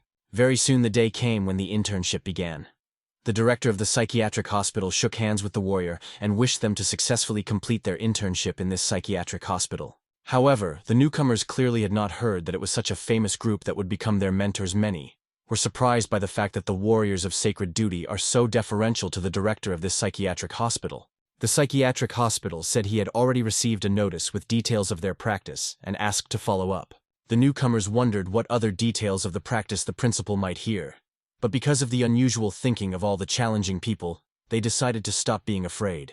Pretty soon the group came to a tree where the director said that their practice was to personally care for a mentally ill person for a month, where if they hurt the sick person or the sick person them, they could consider that they had failed the practice. Such harsh rules clearly surprised the newcomers, who literally fell out in a stupor. It was again only at first glance, because people as quickly as possible thought that this task will be incredibly easy because these mentally ill people are ordinary people and cannot harm in any way. Despite the shared smiling faces, the principal sighed and asked himself why he was so worried. At the same time, in the protagonist's chamber, the system sent a message that the host had absorbed enough energy to come out of anabiosis. The guy called his friend's name when he was still in a half-sleep. However, Old Man Zhang was clearly happy to see the protagonist awaken and immediately rushed to the bed. Lin Fan asked how long he had slept, to which his buddy said that he had slept again for 3 days. Lin Fan asked if they had returned home, to which Old Man Zhang said something really so, and they were given a ride by Chen Xiaobao. Right after that, his buddy's eyes lit up even more, and he said that the principal was very worried about him. If they told him that he was awake, he would be very happy. Immediately afterward, attempts began to break down the door, which was boarded up. Such obstacles could hardly be called such, however, for it was not long before the door was kicked in. Old Man Zhang joyfully began to call out to the principal and began to sprint in his direction. At the same time, the director was in the courtyard and clapped his hands. The man said that since they had dealt with the couples, let them come to him one by one. To the newcomer, the director introduced Linlin and said that he was the one he would take care of while the most mentally ill. He said that the guy was his father and he wouldn't go anywhere for the next month and would take good care of him.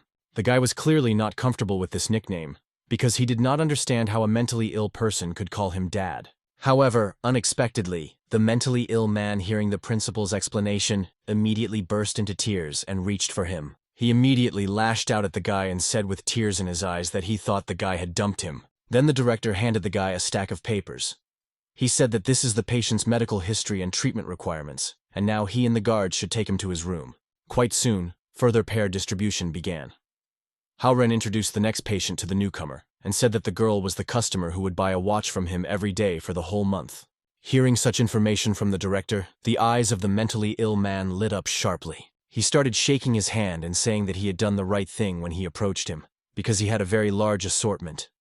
At the same time, the newcomer clearly didn't understand what kind of watches and their sales in a mental hospital were. However, it didn't end there. This time the patient became a master trainee for a month. The patient, however, asked him at the most straight away if he had read A Brief History of Time, Changes, and other books on astronomy. Naturally, the newcomer had no idea what he was talking about. The man then said that he hadn't even read any science pop books on space, and so he wouldn't accept this guy. The principal said that he would take care of him for the next month, and in other words, he had to convince him to take him on as a student. It wasn't long before Lin Fan and Old Man Zhang were on the platform. Old Man Zhang asked the guy what they should do since all their friends were standing in the colony with patients. They decided to join the ranks as well. It wasn't long before Old Man Zhang's turn began. The director had already mechanically started to explain his next patient. However, he did not expect it to be Old Man Zhang at all. As soon as he heard his cheerful voice, he was instantly on his knees. He wondered where his Corvalol was. The trainee was a girl who asked if Old Man Zhang was the patient she was supposed to follow for the next month. The girl said hello, and said her name was Lu, and asked what Old Man Zhang's name was. That his name was Old Man Zhang, however, a loud principal's shout sounded sharply. With a pale face, he tried to separate the two young men. He said that this patient was not the kind of patient she should be caring for. Returning his nonchalant smile, he tried to match the girl with another patient with sweat on his face. However, the girl blushed and said that she felt like she could take care of him. However, the director realized that the girl had no idea where she was signing up, and wondered if she was fed up with life. At the same time, the protagonist's partner turned out to be Liu Kai. The man said that he would take care of him for the next month. Lin Fan had perhaps his hand while the principal had barely realized that he had another unfinished business. The man separated the two trainees and said that it was out of the question, since these two were warriors with a special-born body, and they wouldn't be able to handle it. However, Liu Kai was clearly happy about this encounter because he was even more excited to meet him then. The man said that warriors with an innate body possessed a second rank upon awakening, and he wanted to fight with such rare talents. Liu Kai smiled in his thoughts, because he couldn't even think that right after he reached graduation, he would get the third rank. The guy said that the rules of the trial don't allow fighting normal humans, as they can get seriously injured, so they can safely attack and not be afraid. The man began to stand, and a mysterious aura surrounded him. As it turned out, it was a trainee technique that reached the third rank and told those of yours to start fighting. Meanwhile, all the other trainees admired their headman, and who already had a third-rank dome, and they believed that he would show the difference between a commoner to both of them. Lin Fan looked at Old Man Zhang and asked if he was asking him to hit him.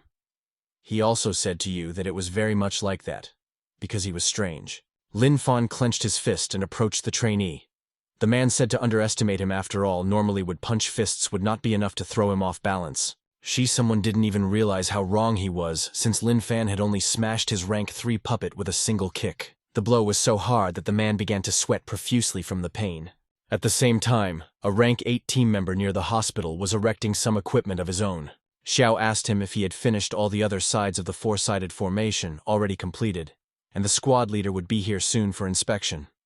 The man said that everything was completed and in order. The girl grabbed her buddy's sleeve and said she was very upset that they had lost their 3-month vacation. Suddenly the guy went through his pockets and said he had her favorite hard-boiled egg for her. Looking at the egg with some strange pattern that most likely represented herself, the girl blushed. She clearly wasn't expecting it. However, she thanked the guy for the egg. Very soon the girl began to remove the shell from the egg. The girl asked if the guy could feel the energy waves of everyone inside once the construction was complete. The girl with a flushed face said that then they had nothing to worry about because for the duration of the practice, all the patients were completely safe. However, they did not at all teach the fact of what could happen to the protagonist, because the unknown man was approaching the edge of the dome with great speed. The curators noticed this man very late in the day. He had already collided with the dome. Immediately afterward, he fell by inertia exactly where the handlers were. However, above all else, it was Asho herself who choked from such a huge surprise. The guy was trying to help her. However, he was more worried than actually helping. Immediately afterward, he flipped the girl upside down and tried to help her spit it out. As soon as the egg fell out of the girl's mouth, the guy exhaled in relief. What he doesn't know, however, is that on top of everything else, the band. They were angry at the fact that they were not married yet and he was already abusing them. However, the guy explained what had actually happened and the rest of the group calmed down. The team member was glad that since this was the case, everything was fine. However, he completely disregarded the man who had fallen. The team began to interrogate the injured man and asked if he was really beaten up like that by an ordinary patient. Liu Kai said that the director had warned them that he was born with an innate body, which explained why the team felt nothing inside the structure. The men said that since he was able to beat up a rank 3 warrior without using energy, then he must have used brute force. While they were all chatting merrily at the internship site, was in chaos. Immediately after Liu Kai flew into the distance, everyone was very tense and froze in anticipation. At the same time, Old Man Zhang looked up and wondered if he had flown so far away. The director turned to the protagonist and said that as long as their pranks were only about the two of them and didn't hurt anyone, he didn't pay attention. But now he had hit a man, much to his disappointment. However, Lin Fan was instantly upset because the guy had actually asked him to punch him himself. And Old Man Zhang started nodding, supporting his buddy. The headmaster couldn't help but utter a word. The man still said that Lin Fan should remember that he couldn't swing his fists left and right, and if he wanted to fight, he should relax his hands. Suddenly, all the trainees realized that their entire unified strength wasn't enough to defeat even one ordinary person. Immediately afterward, everyone else's self-esteem plummeted downward, and they voluntarily gave up the challenge.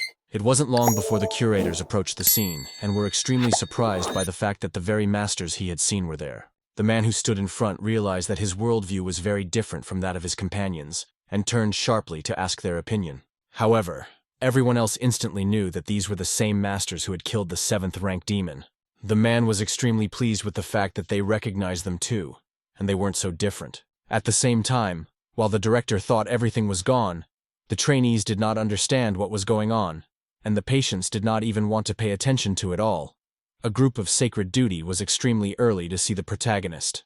They immediately surrounded the guy and said that thanks to him, there were far fewer casualties in the incident with the 7th rank demon, and began to admire him. At the same time, Liu Kai didn't understand what they were saying and what kind of masters they were. One of the team members asked why they were dressed in soul-sick pajamas. However, one of the buddies said that the great monks are hiding in the bazaar, and these masters pretended to be mentally ill. Instantly realizing what the man was trying to say, they picked up on the idea.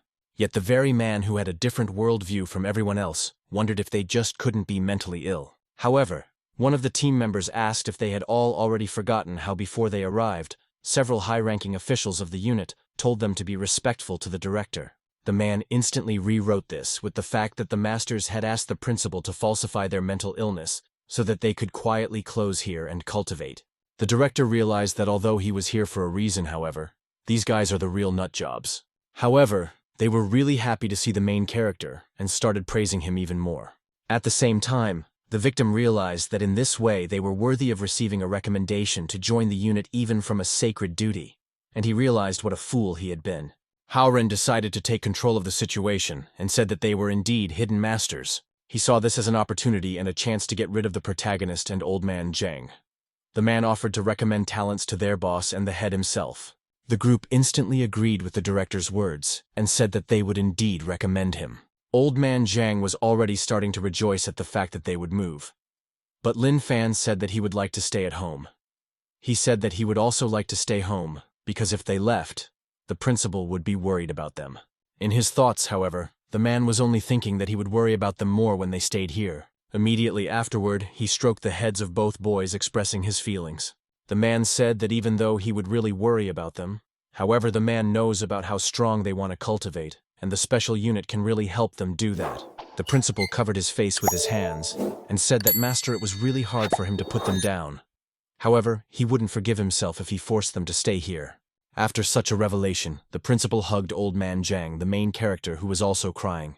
The man said that he would miss them. At the same time, the rest of the group looked at the situation going on with pitying eyes. Liu Kai said that they were just like ordinary people, and they were not alien to anything human.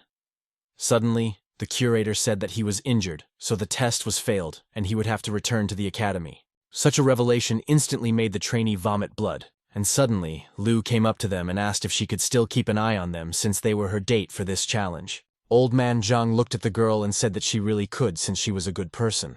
At the same time, she blushed because she began to admire him. Suddenly, Old Man Zhang pulled out a country of needles from nowhere. The man said that he would take care of her health with acupuncture in return.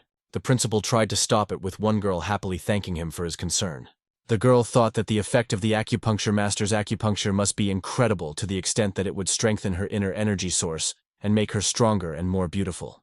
However, while the girl was dreaming about it, really only wounded whether her beautiful face. And in the distant future, this maiden fell into slumber for 100 years.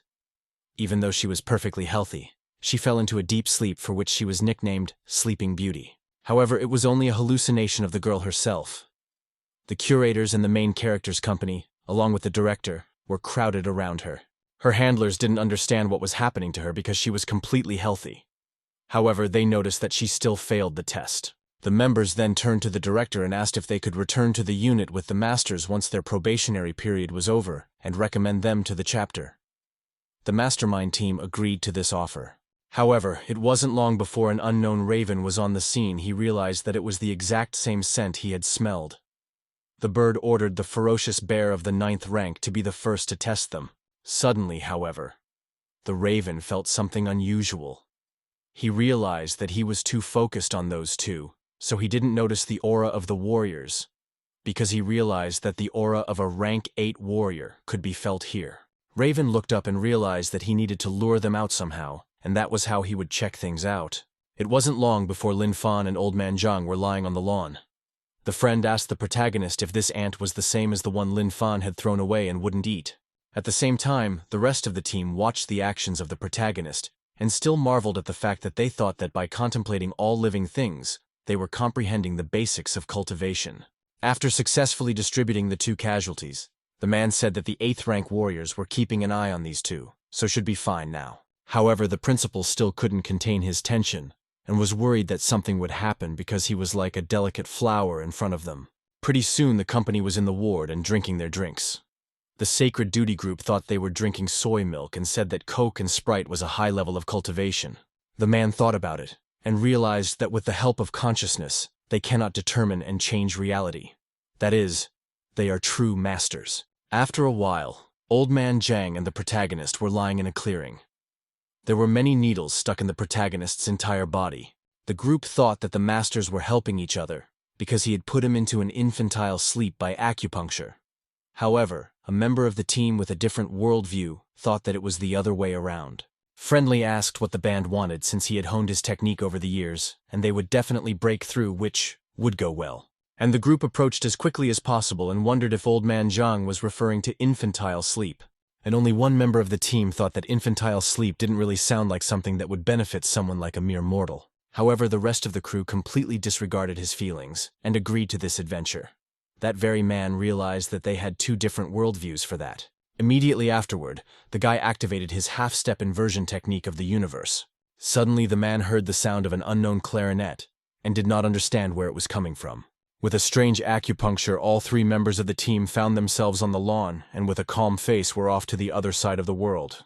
Old Man Zhang wondered if they had failed to break through and wondered what the mistake was. However, right after that, Old Man Zhang turned to the remaining member of the group and was glad since there was still him as the guinea pig. To a man, Old Man Zhang looked like death with a scythe, and he was trembling violently with fear. He then knelt down and with tears in his eyes said that, as he embarked on his sacred duty, he realized that he would be walking on a blade between life and death. The man realized that although he and his comrades were very different, but their fate was the same, so if they died, he would die too. Immediately afterward, Old Man Zhang made another attempt at acupuncture, and they all fell asleep peacefully. Raven abruptly sensed that the aura of the rank 8 warriors had abruptly disappeared, and directed the rank 4 bear and rank 5 rabid tiger to fight the main character. At the same time, Lin Fan was lying calmly on the lawn. The system alerted the protagonist with the completion of the SS rank self-improvement, and said that he had the opportunity to exchange it for an S rank instantaneous movement technique. Unexpectedly, the system discovered a high-energy food that could reduce hunger for 4 days and 1 week. At the same time, the other mental patients noticed the monsters approaching them. They were happy that there was such a big bear and mama tiger next to them. However, the tiger got angry because he was actually a male, and the patients instantly scattered from such a loud scream. Raven still thought that his concealment ability could hide the aura and energy of all demons below rank 5 within a 100-meter radius.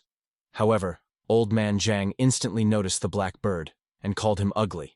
Notice in the insult to his address, he loudly shouted who he dared to call ugly and became very angry. After that, he appeared to his subordinates to turn around and devour the protagonist along with Old Man Zhang. Immediately afterward, the demons swarmed the protagonist's company about to devour them. Unexpectedly, the system reported that a temporary suppression of extreme hunger was bringing the host to its senses. And to help the host out of anabiosis, the system would use up 20% of the host's physical abilities. Immediately after that, with a sharp jerk, Lin Fan threw back a tiger of rank 5 woozy for him. This was an incredibly easy accomplishment. Unable to resist, the tiger vomited blood and lay dead on the lawn. Zheng woke up and was extremely happy to see him awake. At the same time, the main character's mouth was drooling, and he asked if Old Man Zhang thought that this bear was very cute. Hearing such a compliment in his direction, Mishka instantly blushed.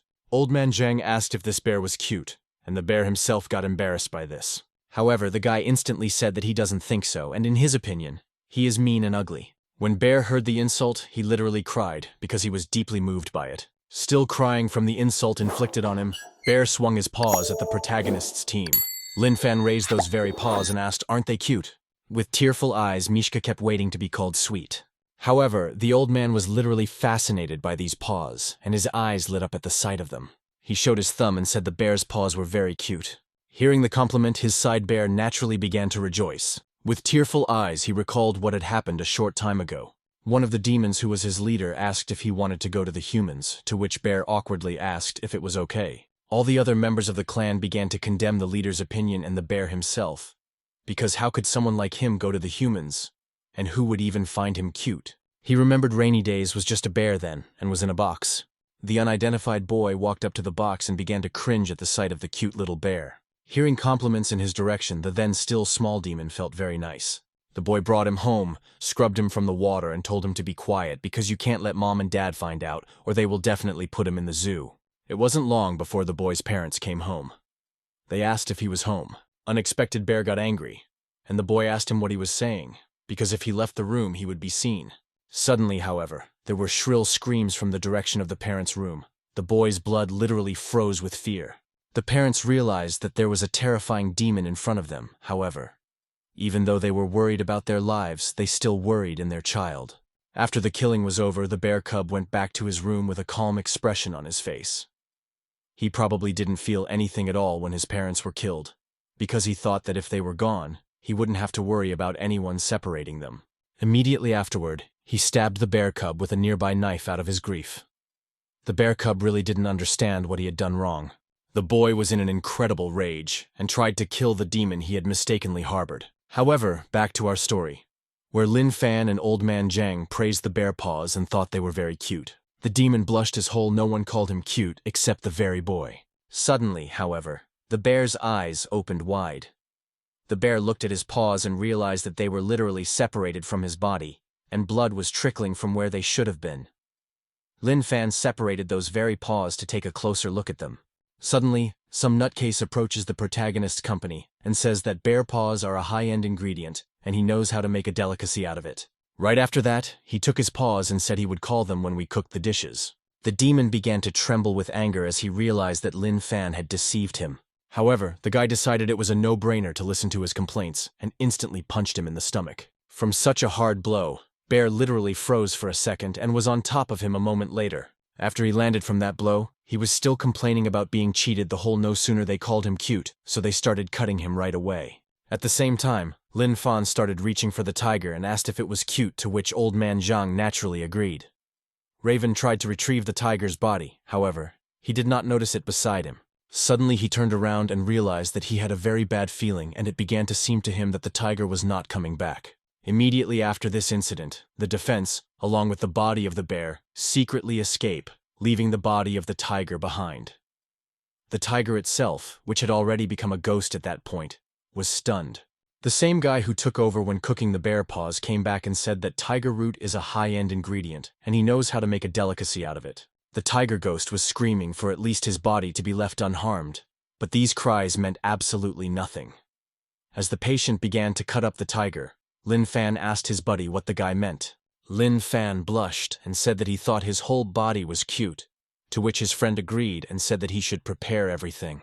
While Tiger Ghost was crying over his body, all the slain monsters in the heavens only sympathized with the newcomer and told him not to cry over it because he already had friends.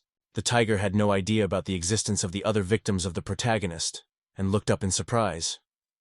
The monsters were saying that from now on the tiger was their family. At the same time, the patient came into the kitchen and, with an ominous expression on his face, pulled out the mysterious knife of the 9 heavens. As it turns out, this knife had been bought for a lot of money, but had never been used. Without hearing the loud squeals of the cooks, the guy with a manic expression began to cut the most valuable thing from the tiger. After realizing that there was nothing more to come back, the tiger in the sky literally burst into tears. However, this state of apathy did not last long, as it was not long before he fell to the ground in frustration.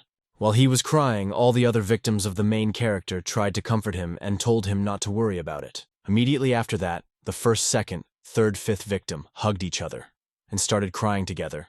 As they realized they had been let down by cuteness, the only one they had eaten turned out to be the 4th victim, who was not cute. It wasn't long before the patient brought 2 bear-prepared paws out of the kitchen. He put them on the table and told all the patients to appreciate his culinary prowess. At the same time, the cooks were already in the office, the director, who was hurriedly approaching the cafeteria. They began to talk about what kind of horrors were happening in the kitchen and said that there were too many scary people here. It wasn't long before the group of wardens found themselves in the cafeteria, where all the patients were excited about the new viands. With an angry expression on his face, Hao Ren approached Old Man Zhang and asked what was going on here. At the same time, Lin Fan received a message he had absorbed all of the 5th-rank demon meat and its characteristic increases.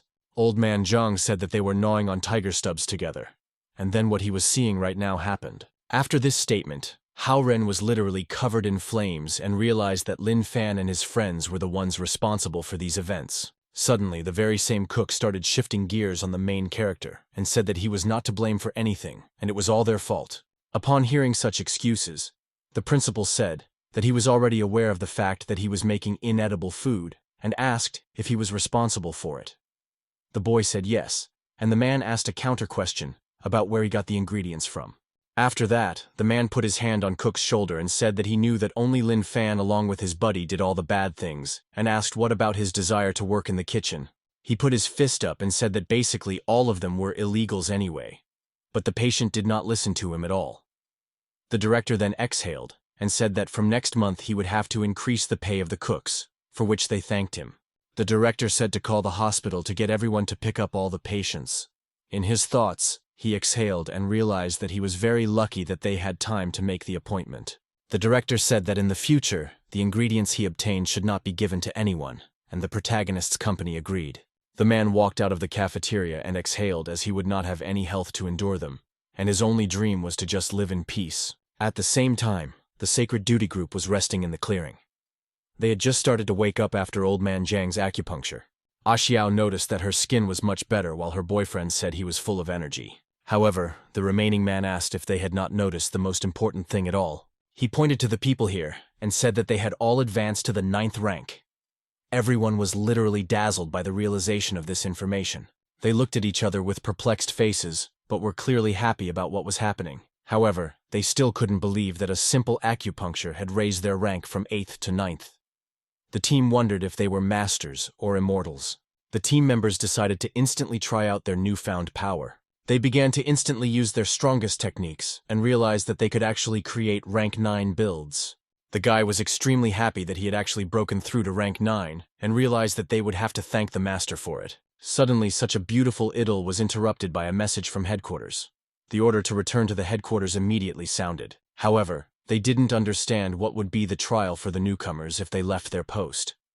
In response to their doubts, it was said that the 4th-ranked warriors had already been sent here. The team members slowly started to get up from the lawn and wondered what could have happened. Nevertheless, they all decided that they needed to thank the masters at least after this mission. Nevertheless, they were still discussing the good news with calm faces. Everyone was extremely happy because of what had happened. Haley at headquarters said that an hour ago, the Control and Monitoring Center detected the energy waves of a rank 8 demon. As soon as the entire team heard this information, they were extremely surprised because such demons, this is not a common event. Haley agreed and said that if you connected all the locations of the 8th-ranked demon's appearances on the map, he was moving somewhere, and his next point was in the suburbs sanctuaries. Xu Zhengyang said that, in other words, this monster wanted to report that the demon camp might be there. However, the girl Yes let Scala also the thought that this could be a trap after all, a demon that inserts too obviously if the traces just might be playing out a performance for them. After this message, she said that this was the reason why they couldn't send low-ranked warriors here. The head of Sacred Duty asked if the assignment was to check out what was going on there. The team members were extremely confident in their abilities, and said that they could grant this task to them since they had actually already fallen to rank 9. Haley clearly didn't expect this development, and asked if they really did. All 4 team members said they had help from the masters. That woman said that the assignment was too urgent, and they didn't have time to recertify their rank. She asked the head of the organization if she could be trusted in this case. Haley exhaled and said she was even relieved by this information. All the chance of it really being demons and not trap was too small. She figured that if they were all rank 9 at once, they would most likely return in full. Guy Ashao said that regardless of whether it was trap or not, they would definitely complete the building and come back. And his girlfriend said that after this mission they were obligated to introduce 2 masters to them. However, the head closed his eyes and realized that they could only return in full force if and to meet a few demons of rank 9 and above. The man began to wonder about the possibility that this was indeed a camp. He shook his head, however, because the demon couldn't be giving out such obvious information, and it was definitely a trap.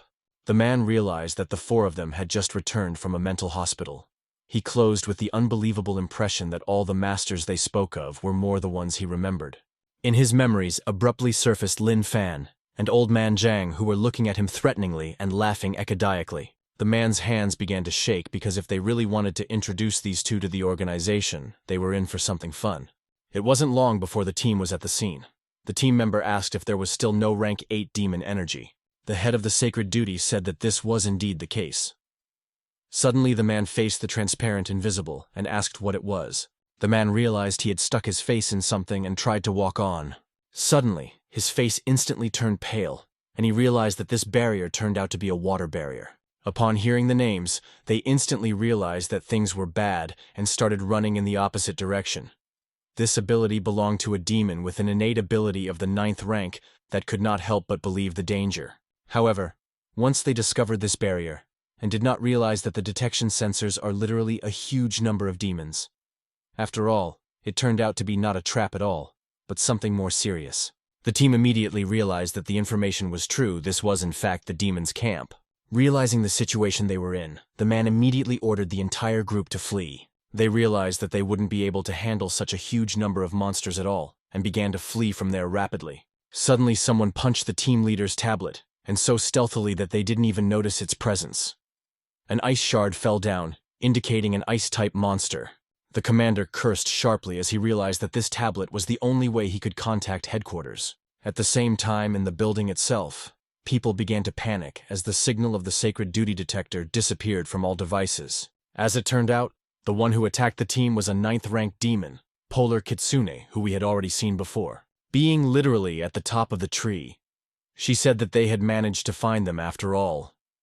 She knew it was a mistake to underestimate the humans. At the same time, despair settled in the team, as they didn't realize that they wouldn't be able to deal with a 9th-ranked demon with innate ability. However, the commander realized that the water barrier ability was the ability of a demon with an innate aquatic body, and since her body type was ice, she was not the only rank 9 monster. Right after that, the anthropomorphic creature said that even if they were able to find a way in, they would definitely not be able to get out and started attacking our team.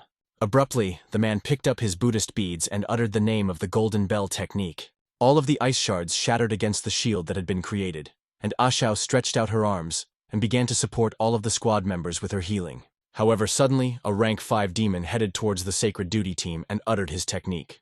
In just one blow, he practically shattered that very dome. However, a talisman that was thrown by the guy Ashao came to the rescue. He uttered the name of the technique, and a purple lightning bolt appeared, killing the monster that had arrived.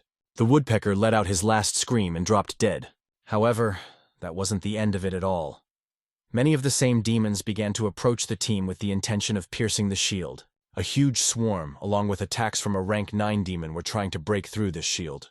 All of the team members instantly tensed up. They realized that even their combined efforts would not be enough to hold this shield for long. The girl herself was the first to be convinced of this, and her face instantly turned pale. Following this, the man standing in front and holding the barrier could take no more and was vomited of blood. At the same moment, the shield split, and all the attacks poured down on the team.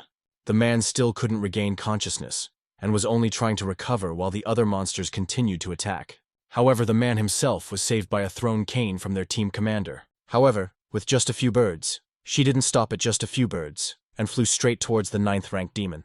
The fox realized that this man was incredibly strong and began to watch out for him. Clearly inexperienced in such battles, she wondered if this was the kind of strength that rank 9 people had. However, the cane still didn't stop and managed to injure the kitsune. Biding his time, the team commander began to tell the technician. Immediately afterward, everyone else started supporting as well. However, all of this was too little to inflict even some time on the demon.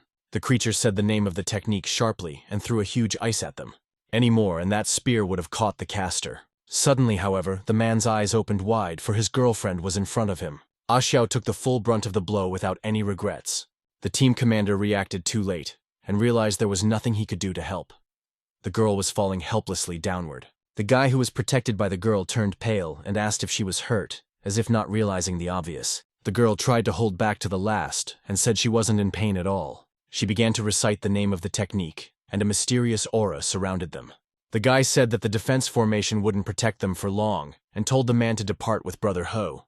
Immediately after, the head drew an unknown symbol and spoke the name of the movement technique. He tried to hold everyone else back and told everyone to leave. However, the girl with trembling hands and unable to fully control under herself before she died, still pronounced the name of the technique. Hu Feng instantly realized what the girl was trying to do and asked why she gave them the heavenly life-preserving pill. The girl said that the formation needed to feed her energy from outside. Her boyfriend said if he walked in, the formation would instantly collapse. With tears in his eyes, he said that even his girlfriend is no longer on the fence. The guy activated the information and said to notify the head and the others of what happened here as soon as possible. Teammates tried to stop the guy, but they had already decided everything for themselves. Right before the information ended, the guy said they would definitely be comrades in the next life. Right after half the team managed to escape, the guy and girl were attacked by the critters that were just there. Still maintaining the formation, the guy asked if he had told her he liked her. Realizing that these were her last minutes, Xiao said she heard it now. Guy said that once he entered the sacred duty, he would be completely inexperienced, and thanked her for taking care of him and inspiring him. At the same time, this very dome began to be surrounded by higher-ranked monsters as well. However, as if without noticing the approaching death, the girl said that she did it for the reason that he was too sincere and cute. The girl trivially liked to watch someone smile, while the monsters were intensely breaking the barrier, said that he too adored his sister's smile. He said that the defense formation was about to collapse, and he'd hate to see those things touch her, and offered to commit steamy suicides. Hearing this proposal, the girl did not even hesitate and agreed to this proposal because she was ready for anything with him. Despite his girlfriend's beautiful face, Ayue started to recite the technique with me, destroying it with a smile on his face. The monsters were about to break through the barrier, but the process was inevitable. Suddenly covered in strange cracks even as they finished the technique. A moment later, all the monsters around the couple literally disappeared from the face of the earth. A huge nuclear-like explosion literally wiped out all life in the surrounding area. Even a rank 9 demon couldn't ignore this attack and recoiled as far away as possible. The anthropomorphic creature clearly didn't understand why people are not afraid of death at all, and go at it so fiercely. At the same time, the commander and Hu Feng were not far away from the ongoing battle. After looking around and seeing no one around them, they realized they had to get back to headquarters as soon as possible and report back to the command. However, Hu Feng suddenly shouted the name of the head, who didn't realize the threat right now posed by the creature beside him. The man instantly activated his defense skill in an attempt to help his commander. It was obvious, however, that so great a difference in strength could not lead to anything of substance. With just one kick, the unknown monster was able to hit both team members and whisk them away to another part of the glade. As soon as they landed, they began to bleed profusely. The mysterious monster approached the half-cadavers and began to look at them. As it turned out, this monster was a national rank demon. With its bright eyes and nonchalant face, it stared at the victims. Cockroach, that was the demon's name, looked at the heated incident and hissed loudly. He briefly raised his leg to finish off the people he hated. But fortunately, Hu Fei noticed this movement and activated the defense technique in time. However, he realized that he would not be able to stop such a strong monster with his own strength, and used the technique on himself to hug it, preventing it from reaching the body of the commander. He kept toppling the monster further and further, even though it wasn't doing any damage to him, just to delay him so that the head could escape. However, the man realized that his aura was much more powerful than that rank 9 demoness they had met before, and in front of him, he couldn't even move. The man stood up abruptly, and gusts of wind surrounded his body. The commander said that if he hadn't sneaked to rank 9, he must not have even been able to attempt the technique. Still distracting the monster, Hu Fei looked at her commander and realized what it was. Of no return. Realized that nothing further is not in his light. The man swung again at the monster, making a desperate attempt to attack. However, in front of such a strong attack from a rank 9 warrior, the monster did not even flinch. He himself instinctively knew that this one like this wouldn't do him any damage at all, even if it completely hit him. Withstanding this attack, the cockroach looked at the attacker like a beetle. A moment later, he struck him with his legs, throwing him away. Pretty soon, Hu Fei was lying right behind the commander and vomiting blood. Nevertheless, by this time the commander's equipment was ready. It was as if lightning danced around the man, and he began to speak the name of the technique. Suddenly, he plunged into his distant memories. There, he, his younger brother, and Hu Fei were standing in front of the grave. Hu Fei told them that they should go back already. Nevertheless, the commander's brother said that he was very scared, because every time he went on a mission he was overcome with unbelievable terror. The boy sobbed as he realized that he could do nothing at all if he, like Dad and Mom, didn't return from his assignment, and didn't even have time to say goodbye. The commander began to calm his brother, who, even though he understood that the warriors had a duty to protect the people, but he couldn't just stop them. The guy said he hoped that if he ever decided to die, he should remember that there was always someone waiting for him at home, and waiting for him alive. He said that this way, he would know that he remembered him, and that if he was gone, so was the guy. The commanders asked his brother if he believed his brother was strong because he had studied the writing of heaven. The man bent down on his knee to the boy and said that if he ever didn't come back, he could promise him something. It wasn't long before the commander's technique was completed. Huge gusts of wind gathered around the man, forming as if some sort of silhouette. The cockroach began to realize that this could be quite risky and made a sharp dash towards the man.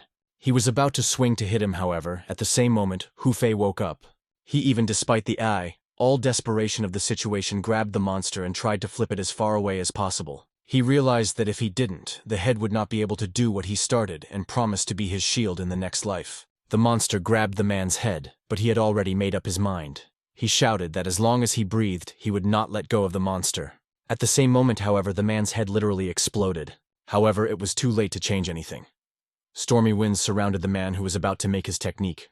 The monster threw back the body of the already dead man and began to stare at the horror taking place. However, he did not do it for long, because realizing that he could not do anything, he began to run in the opposite direction. Dodging the initial attack, he looked at the storm that seemed to be covered in red. When those winds did calm down, the monster approached what appeared to be a red dome in bewilderment.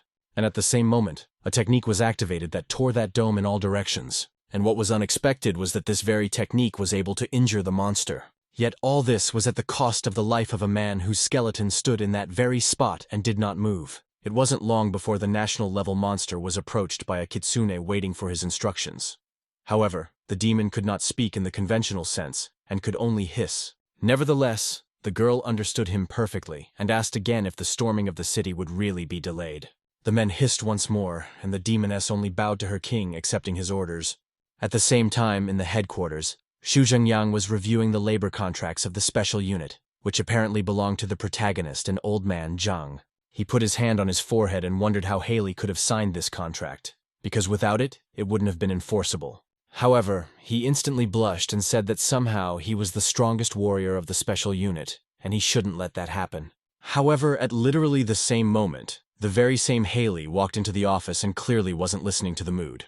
With a pale face, she said something that the members of the sacred duty were missing. It was as if the man had a flash of light. His face also turned pale, and he realized what had happened. It wasn't long before the man arrived at the scene where only the skeleton of the sacred duty commander remained amongst everything.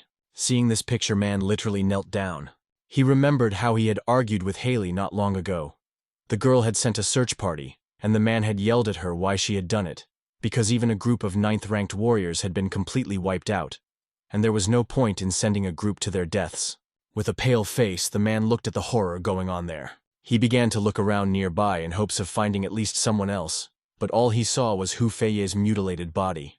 The man began to tremble, his eyes bloodshot with anger. At the same moment, the men began to weep bitterly at the realization of all the grief. Put the body of the dead man on your shoulders. He grabbed the remains of the skeleton by the shoulder. The man said they had done a good job and could now rest in peace. Suddenly he realized that something was hidden from the eyes of the common man about this skeleton. He realized the incredibly powerful residual internal energy left in his body and activated the formation. The man's eyes instantly opened. The whole he realized just how great a body the commander had been able to make before his death. As it turned out, there was a report in this formation that the ultimate goal was actually a demon camp that is fenced by a water barrier, and there is a huge pack of rank 5 iron-billed woodpeckers, as well as a rank 9 demon with an innate ice-type body. However, this was not all, because as if the cherry on the cake, there was a qualified demon of national level. At the same time, huge information was spreading throughout the city. All the people coming by were wondering if this was a great formation of a warrior above the 9th rank. It wasn't long before this formation reached even the outskirts of the city. Lin Fan along with old man Zhang wondered what it was, and only came to the conclusion that it was some kind of writing. It wasn't long before this formation even reached the unknown temple. As if having only a chain for himself, he was aiming for the one and only guy. The boy instantly remembered that his brother had promised that if he didn't come back one day, he could promise something. The man smiled and said he would promise to use it to say goodbye to him. Just a moment later, the lad saw the gold writing that had been left by his brother. Realizing what that meant, the boy wept bitterly. Xu Jinxing couldn't hold back his tears because he understood what it all meant. Also night, a raven opened a portal to the alley. The demon realized that dragging the bear's carcass behind him was too heavy, while the bear was only still grieving that he had been tricked. However, immediately hearing Bear and whining, he decided to ditch his comrade and go off on his own. It wasn't long before the Raven found himself in yet another alleyway. Raven smiled and said it would be easier to escape without him even knowing the existence of an unknown threat, who instantly the bird was grabbed by an unknown demon. Crow returned to look at his abuser for he was too offended by the situation. The demon instantly recognized his kin as Gargamel. Raven asked what he had in mind. However, the town did not understand what the monkey was talking about and what ideas the chief had in mind. Suddenly, he remembered what he had told the king and asked him if he meant it. Raven said he remembered her saying that they could try to coexist peacefully with humans, and called a certain demon a fool. Because what kind of peaceful existence could there be with their own food?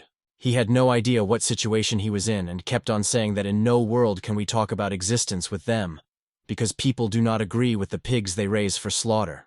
Not even realizing how pissed off Gargamel was, Raven continued her tirade about how he was the one who had told about it, and still no one would let her talk such nonsense. Nevertheless, the monkey's eyes poured blood. He remembered a female monkey talking to a cockroach, apparently about peaceful existence. However, there was no way the commanders could allow such an idea and grabbed the demon's head. He lifted her up high by her head aloft, and further events could already be predicted. Raven started trying to break free from demon's grasp and said he wasn't like her. Asked if he thinks in peaceful coexistence with people because if so they are complete idiots. However, at the same moment the Raven was literally torn in half. The man looked at the monster's remains with a fierce gaze. Leaving the corpse of the bird behind him, Gargamel continued his journey in search of truth and revenge. The gorilla remembered how the same unknown monkey had given him a toy. As it turned out, she was his mother, who cherished her child. But back to the mental hospital. In his room, the old man Zhang asked the protagonist if he had seen his watch because it was lost. Looking at his wrist, where clear traces of erased paint could be seen, Lin Fan said that they were indeed lost, and asked if he remembered where he had done it. However, his buddy started to literally cry because he had no memory of it at all. However, the guy said that there was nothing to worry about, and Lin Fan would help him find them. It wasn't long before both guys started looking around their entire ward. After checking everything in the room, old man Zhang said that they were probably not in the room, and if that was the case, he must have lost them in the courtyard. Lin Fan said that if that was the case, they should look there. Pretty soon they checked the entire courtyard of the mental hospital as well. Old man Zhang said that if he didn't lose them here, he lost them on the street. It wasn't long before the main character's team wandered into an unknown street and wondered if they had even been there once. After that, Lin Fan wondered if they would search here. Old man Zhang said that since they didn't come, it was a sin not to search. The guys started to look all around the street as old man Zhang noticed an unknown light. A huge carcass was approaching the company of the protagonist at high speed. Shivering with fear, old man Zhang thought that this body was an unknown ghost. The guy momentarily stepped off the road to avoid a collision. As it turned out, passing by was the same Gargamel who turned and looked at the protagonists and said hello. A report came in that a high-energy food had been discovered that could help all those feelings of hunger for a month. The guy instantly asked his friend what he thought of the monkey on the motorcycle and asked if it looked cute. At that time, old man Zhang was only retreating from the fact that it was not a ghost at all, but a primate. Old man Zhang interrogated whether Lin Fan was talking about the monkey and said that it really looked cute. Hearing such a compliment, the gorilla instantly blushed. He wondered if the company thought they were cute, and he realized that his mom was right because people aren't so ear-bad. Lin Fan said that since he thought it was cute too, he would go and pick him up. However, he didn't even have time to finish his sentence. Looking towards the guys, Burning sent a sweet heart expressing her love and affection. However, Lin Fan along with old man Zhang were only startled by this. The guy told the protagonist that he just realized it wasn't cute at all, while the protagonist himself felt like he was about to throw up. Suddenly, an unknown demon blocked the monkey's path. Turning onto the roadway, the gorilla noticed something strange. In front of the road stood a demon of the 5th rank, a titanic mantis. He reported that he had a message from the king, which stated that he needed to return. However, the monkey didn't even listen to him and instantly blew the head off a nearby demon passing on. However, as it turned out, this was not the end at all. Dozens of similar ones began coming out of the alleys to bring the traitor back to the king. The monster was stunned by the sheer number of opponents, but did not flinch. The monsters accused him of giving away the location of the base to the humans. At the same moment, many monsters came out from the alley and started fighting against the gorilla, surrounding him. Lin Fan noticed that there were 12 pieces of high-energy food that were capable of reducing hunger for a week. Old man Zhang told the protagonist to look at the huge mantis. for they were much bigger than the ones the company had been catching. However, the gorilla merely pulled out a piece of wool from its own body and applied its innate ability. Instantly, many of his kind began to fight against such demons. To the main character, and he asked his friend if he thought this praying mantis was a bit cute. At that moment, however, the head mantis itself was blown away by a monkey. Lin Fan did not even have time to finish her sentence. She decided that it was not worth it since the ingredient was ruined. As if praising himself, the monkey assumed a pompous pose awaiting praise. Without hearing her, the monkey looked at the company who were singing from his gaze.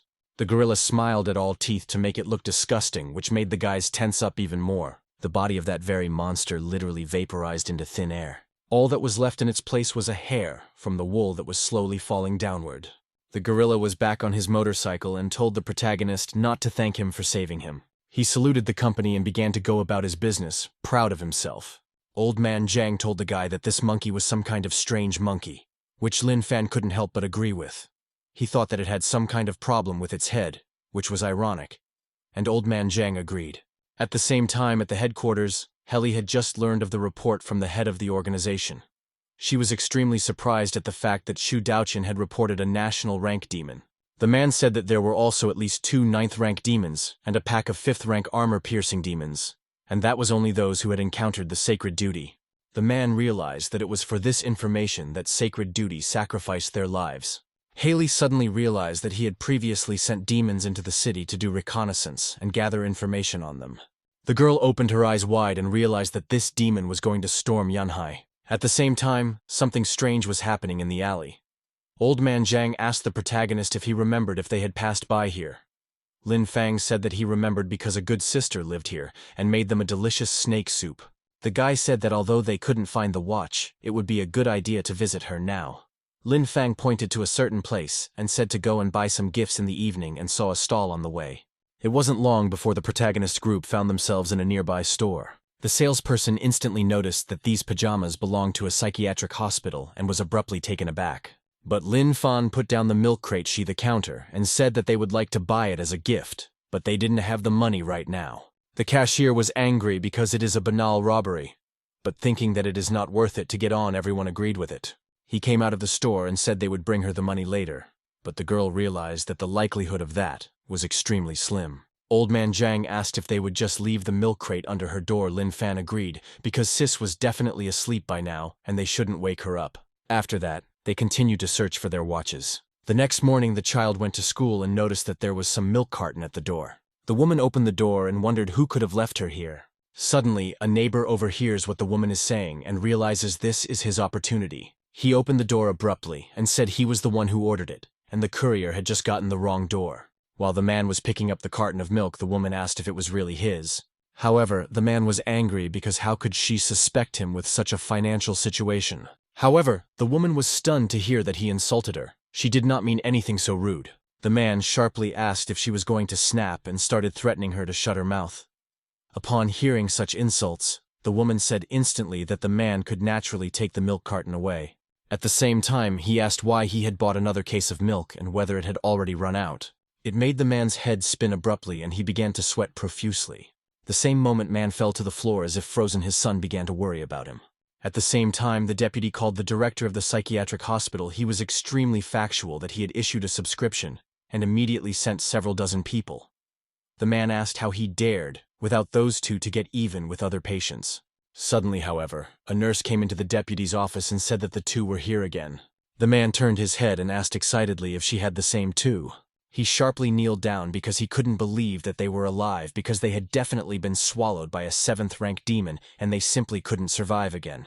However, as if to mock their fate, Old Man Zhang, together with the protagonist being alive and well, visited the deputy. The man was literally taken aback by their appearance and stepped back. He said that Lu Laifu had been very friendly with him, so they missed him and approached them. At the same time, Hao Ren on the other side of the tube said they had already. He forgot to say that they were fine. He said that he too did not expect them to be alive, and said that it was very good that they were really alive. The man said that he had heard yesterday that they had escaped, but since he had heard them, it was to the hospital that they had escaped. When the headmaster talked about sending people to pick them up, then Lu Laifu couldn't move a muscle in despair. The headmaster thanked him again for looking after them. Immediately afterward, the man's stingy tears flowed downward. the man realized that he was in the worst condition. He began to shake violently and cried. The whole realized that Hao Ren had merely divorced him for a season ticket and played with his feelings. The man swore that he would never forgive him again. Lu Laifu thanked the main character's team for coming to see him, but told them not to come again. The man literally dragged them with his hands to the exit. Lu Laifu took them by the scruff of the neck and said that in addition to the protagonist and old man Zhang, they are full of sick people today. He needs to solve this issue with financial help. Immediately afterward, the man took them outside and said he would take them home before they scared someone into firing. At the same time, there was also something going on nearby, or some kind of commotion, for many people were gathered around some man. Lin Fan abruptly turned his head and asked if his buddy could hear his sister's voice. The same moment the main character's company literally slipped out of his hands, he was extremely surprised. Someone was accusing the girl of messing around with men, and had already reached the neighbors. The knowing woman was tearing her hair out at the girl, who was sobbing and couldn't say a word. She again accused him of being the one she was dating. Afterward, he collapsed from a stroke. The woman swung at the girl again, trying to hit her. However, this hand was literally stopped by Lin Fan before it landed. The guy said that according to the principal, hitting other people was wrong. Still holding the girl's hair, she asked who he was. However, it didn't take long for the woman to see the shape of the mental hospital and freak out. Noticing that it was some psycho holding her arm, he told the living to let her go and get away from her. Immediately afterwards, other neighbors came to the woman's support, while the rest of the group just watched while munching popcorn. The same support group instantly realized that Lin Fan was crazy and demanded to let the woman go. Two understandably did not expect such a turn of events and began to shoot them even more intensely. Immediately after this revelation, the crowd literally dissolved to avoid even accidentally hitting the crazies. The girl barely recovered and thanked the company of the protagonist. Immediately afterwards, she asked to let the woman go. Lin Fan asked if she really wants this since she's white her, and the director says that people like her need to be taught a good lesson. Hearing such a revelation on the part of the protagonist, the woman was very much frightened. In her mind, Lin Fan along with old man Zhang were complete lunatics and maniacs. The woman abruptly burst into tears and swore that she wouldn't do it again. The support group promised to give her back her milk. The woman asked if that milk carton really belonged to her, while Lin Fan let the woman go. Old man Zhang said that this was really true, because they had left her a carton of milk at the door yesterday, as a token of gratitude for the snake chowder. The girl started literally crying with happiness and thanked me for the milk. However, right after that, Lu Laifu caught the two lunatics and asked them if they really didn't know that one shouldn't mindlessly hang around here. Lin Fan and old man Zhang said goodbye to the girl, who waved happily back at them. It wasn't long before an unknown company came into the deputy's office. The secretary asked if the man opposite was the deputy, and said that the young gentleman of their family was here today to determine the amount of aid to be provided to their hospital. Hearing such a statement, he abruptly threw the protagonist and old man Zhang away from himself and rushed over to the young master to shake hands with him. At the same time, Lin Fan and the old man were still circling in the air. However, Xiaobao surprisingly recognized them. They didn't expect to see the guy here themselves, but said that they had come here to visit their old friend, assuming that Lu Laifu was one. But the young gentleman said that since Lu Laifu is their friend, they may not do the hospital inspection. The guy said to give them top-level financial aid. Xiaobao joined the company of the protagonist and said to go to them to give them a bath, after which he would send them home, with which the guys happily agreed. At the same time, getting into the car, Xiaobao asked what the special unit was doing, as more and more warriors were patrolling the streets. The secretary said that in addition to all the other things around the hospital, the number of defense structures capable of detecting demons has increased. He realized that this usually only happened in wartime. Xiaobao abruptly realized that something terrible must be coming. The night came, and the unknown chicken crowed in the middle of it. Honestly said she used to be very good at hiding, but she was discovered anyway. That bird was a demon of the third rank. It was the one that the warriors who were trying to find him were tracking. The rooster, even though he was very worried, successfully hid and avoided their pursuit. The demon thought it was a pity that he was not nice enough, so he only had to hide. At the same time, the company of the protagonist found themselves in the estate of a young gentleman. The boy said that it was the smallest bathtub in the house. It filled up quickly, and because of that you could wash immediately. Now our friends had finished their water treatments. The guy took our patients to a small living room in their house, which is quickly cleaned, so they could move in right away. The boy said that he had already contacted the director of the psychiatric hospital, so he would take them back tomorrow. However, to comprehend the scale of this room was so large that one could not even immediately encompass him with the eye. The boy lay on his bed and said he never had any friends and his parents were abroad all the time. And it is because of these reasons he asked the protagonist along with Old Man Zhang to share a bed because he wants his first time to be in the company. Lin Fan Old Man Zhang began to feel sorry for the guy Wind. Since he didn't have such experience, it meant that he didn't have any real friends either. Old Man Zhang promised that they would have a good sleep with him that night. Xiao Bao smiled radiantly as he was very happy. However, it wasn't long before night fell, and Lin Fan along with Old Man Zhang slept like dead people and snored. However, amidst all this trinity, Xiao Bao realized something. He realized it was a blissful feeling to sleep alone. At the same time, strange things were happening outside the young gentleman's villa. The kidnapper, who had been forgotten about, and his partner were trying to get into the sewers. Once they were in the sewer passage, his partner began to ask if it really wasn't dangerous to invade the territory of the richest man in town to kidnap his son. However, the man was sure. Suddenly, Lin Fan woke up abruptly and opened his eyes wide. Lin Fan, who noticed that Xiao Bao couldn't sleep at all, said that he woke up quite early. The boy asked if he wanted to welcome his guests in a proper manner. However, the boy didn't quite know what he was talking about.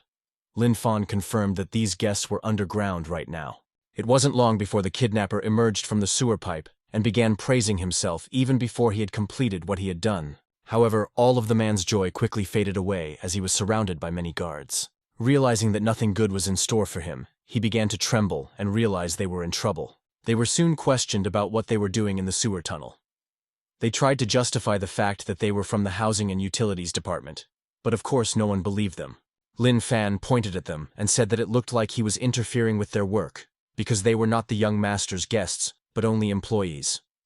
Xiao Bao served his hands and said that in that case, he would let them continue to lay the sewer.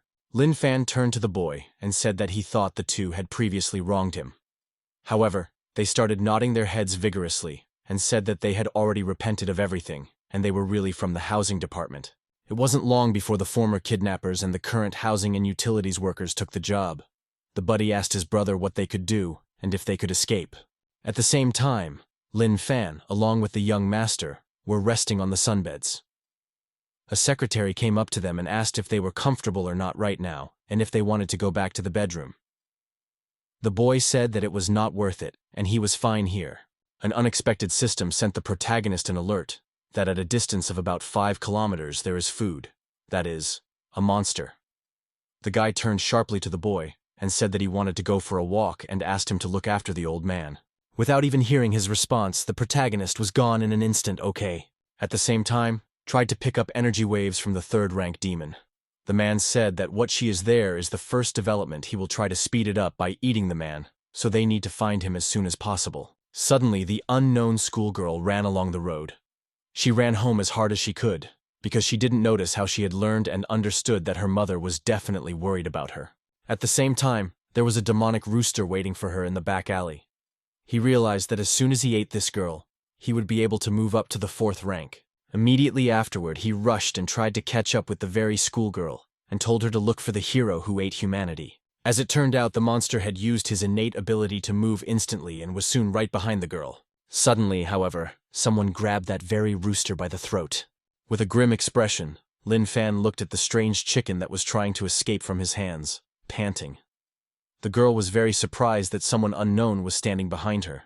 Lin Fan looked at the girl and said that he had caught a rooster and asked if it was cute. Looking at the crystal black eyes of the protagonist, the girl was greatly frightened and decided to succumb to his every word. Immediately afterward, the guy smiled in an even more terrifying way, and the girl literally jumped with horror. At that time, the rooster himself realized that he was just about to and could actually die. Just before morning, our hapless kidnappers crawled out of the sewer and said it was cleaned out and told to make sure of it. However, Li An refused to be convinced. The man said he watched them all night cleaning. He said that they had talent and skill, and that they did a good job. The kidnappers literally cried because they didn't believe they would be given something like that.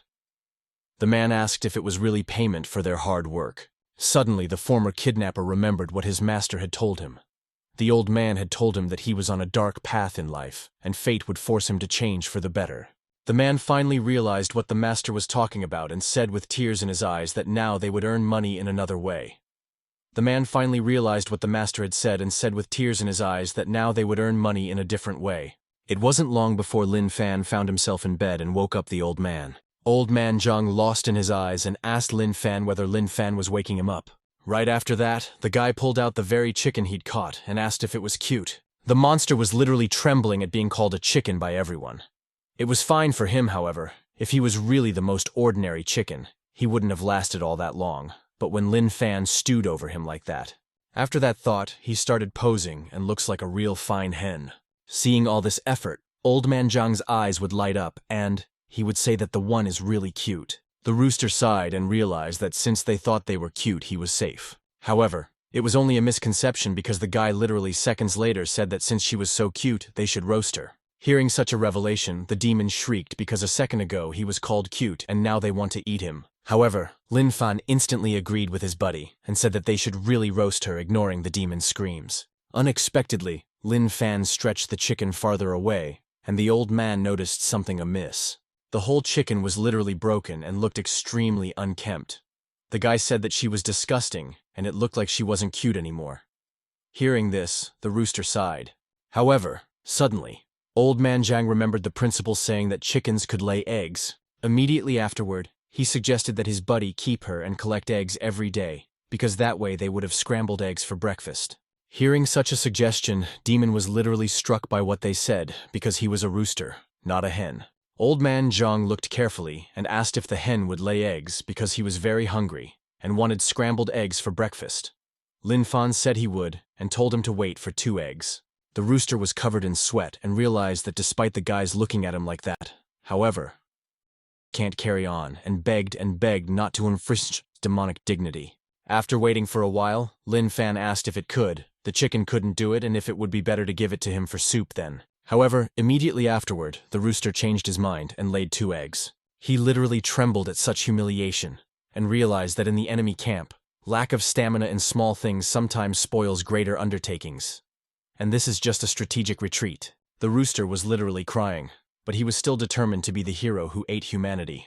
It wasn't long before the young gentleman's secretary and part-time cook began frying eggs. The rooster was literally trembling because he realized it was literally half of his baby, and they made him watch them fry the embryo of his chicken oil. The demon was about to curse the protagonist and everyone else when he noticed an unusual odor. His face literally transformed and drooled, because it turns out his baby smelled delicious. Pretty soon, the buddies sat down at the table. Old man Zhang asked if they would thus have a couple of eggs for breakfast every day. Lin Fan said that they would indeed do so, for this obedient hen would not lay 2 eggs every day. At the same time, the rooster was literally boiling with anger, because he did not realize whether it was not too much to carry such a huge amount every day. At the same time, the headquarters was discussing the situation about the preparations for the invasion. Haley said that all of the school's hospitals had been protected by 6th-rank defense structures, as well as structures to detect demon energy waves. After that, Xu Zhengyang asked how the erection of the 9th-rank defense formation around the city was progressing, and asked for clarification on when it would be finished. One of the members said that it was almost ready, but the 9th-rank Great Defense Formation consumed too much energy, which meant a huge energy drain. The face of the head of the organization grew grim as he was told that support was required from the general staff and others from the go-downs. Heli said that in order to guarantee a quick victory over the national-level demon, they needed the support of 2 more national-ranked warriors, or else regardless of whether they entered the city or fought outside the city itself would be destroyed. The girl continued that the nearby cities had refused to support them, and the national rank warriors did not have enough reasons to leave their own cities. Xu Zhengyang began to rub the bridge of his nose and said that especially since there was no proof of the existence of a national-grade demon, no one was going to help them. Haley grimaced and said she would go to General Headquarters with a personal report and a request for support. Xu Zhengyang abruptly stood up from his seat and agreed to this proposal because he believes Xu Daochen has discovered something national-rank demons. After that, the man left the conference hall with a grim face. The woman asked where he was going. The man said he had some business to attend to and left the premises. Well, he only waved goodbye to the protagonist and said that in the hands of the protagonist is not a simple rooster, but a demon of the 3rd rank, and it seems he is afraid of the protagonist, with what his secretary agreed. However, the guy decided to chalk it up to the whole realizing that Lin Fan was capable of handling it anyway. It wasn't long before the main character's team found themselves in a mental hospital. Angry, the director asked if they had bought milk from the convenience store. The company confirmed this by saying that they could not pay for it, but wanted to donate the milk.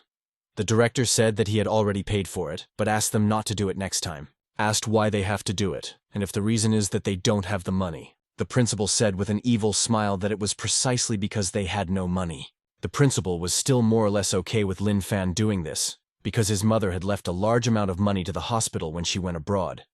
But Old Man Zhang was a completely different story. The man didn't even know when he showed up at the hospital. The more so, there are no funds for him. Lin Fan said to give half of the money that Old Man Zhang left to his mother, and he could give even all of it. However, the director, with a sinister face, asked how many times he had been to the operating room and asked if he thought he had that much money to share with his buddy. It was like an evil demon. He said that since they didn't have anything to buy, they couldn't do it, and only when they worked would they be able to buy something. At the same time, the rooster that was in the hands of the protagonist realized that these two are quite strong in their own right, yet they act like kittens in front of the principal, and he is most likely a national-ranked warrior. Right after that, Hao Ren noticed the chicken, and Lin Fan explained that it was laying eggs, so he and his buddy wanted to keep it. However, the director wondered if it wasn't a rooster, because a rooster can't lay eggs. At the same time, Xu Zhengyang was waiting for the protagonist and Old Man Zhang in the chamber, and noticed something amiss. Ono looked over and felt the energy waves of a third-rank demon. However, he didn't have time to think about it as Lin Fan and company were literally on the doorstep. The man opened his eyes wide as he realized something. The chicken in the protagonist's hands is a demon. The man held out his hand sharply and began to spell out the name of the technique. Noticing the incredibly powerful pressure, the chicken became very frightened for her life and tried to break free. However, the protagonists managed to stop this attack in time. The guy asked why his hen had to run away since she was a good hen and laid eggs. At the same time, the director of the organization was surprised by the fact that Lin Fan had stopped his Buddha Dragon Palm. The man thought about how much percentage of strength he had used and realized that it was quite a bit. The man reactivated his technique and decided to test what a frontier the protagonist is. With a furious expression on his face, he shouted the name of the technique again and tried to ground the main character. Lin Fan managed to dodge in time, and the system showed him a message to force the instant evasion skill to activate. While there was only a phantom image left of the protagonist as he moved at an incredible speed, Lin Fan said that he was good. However, he did not want to fight him. After 3 hours of running was the organization out of breath, and even his technique was also getting tired. Nevertheless, Lin Fan was perfectly fine. The man realized that it probably wasn't all of the protagonist's power. At the same time, the theme of the third rank is only horrified, because around the main character, some superpowered warriors are constantly being introduced. The man said he didn't kill her and wouldn't fight him, but wanted to discuss something with him.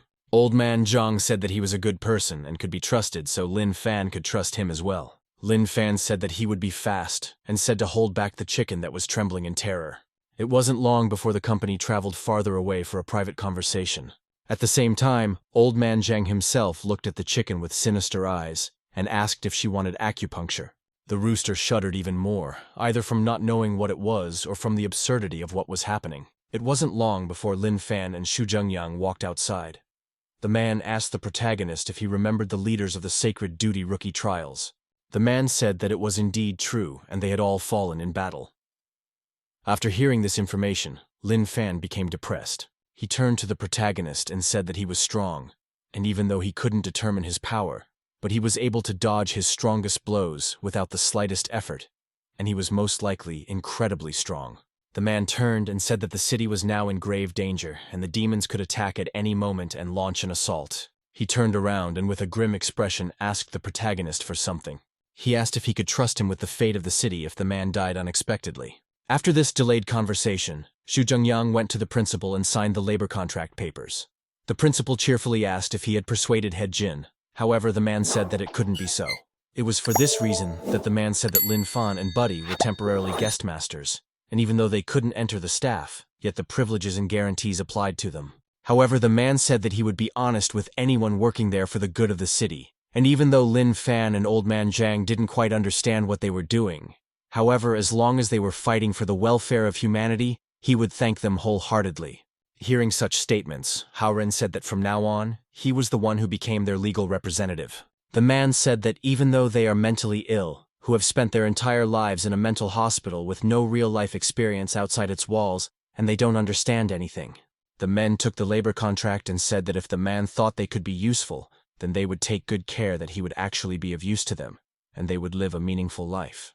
Howrin said not to see them as just lunatics who live in this world, which the man promised him. Pretty soon, it was time for her to say goodbye. With tearful eyes, Old Man Zhang talked about how he would definitely visit the principal, when the man himself said that he didn't mind at all if they didn't. The guy waved his hand and said they were going to go make money, and the principal wished them luck. Unexpectedly, the man decided to have a conversation about their monthly payment. However, it was as if Howren had been told by Old Fox that it would go into the account of the mental hospital. The director of the organization didn't even doubt this outcome and turned back. At the same time, the demon chicken realized that if they didn't make it back in time, she'd probably be dead by now. He recalled how literally when Lin Fan came back, Old Man Zhang was finishing the full rotation universe technique on the chicken. Shuddering at such memories, the demon realized that he had then felt the cold breath of death in the back of his head. Suddenly the street heard the news that they had come to a place. She opened her eyes wide because she hadn't expected them to arrive directly at the Special Forces headquarters. Lin Fan together with Old Man Zhang were clearly happy in the change of scenery. They began to shout about how many people were here while the demon trembled at the number of warriors. He realized he could fall into the jaws of death at any second.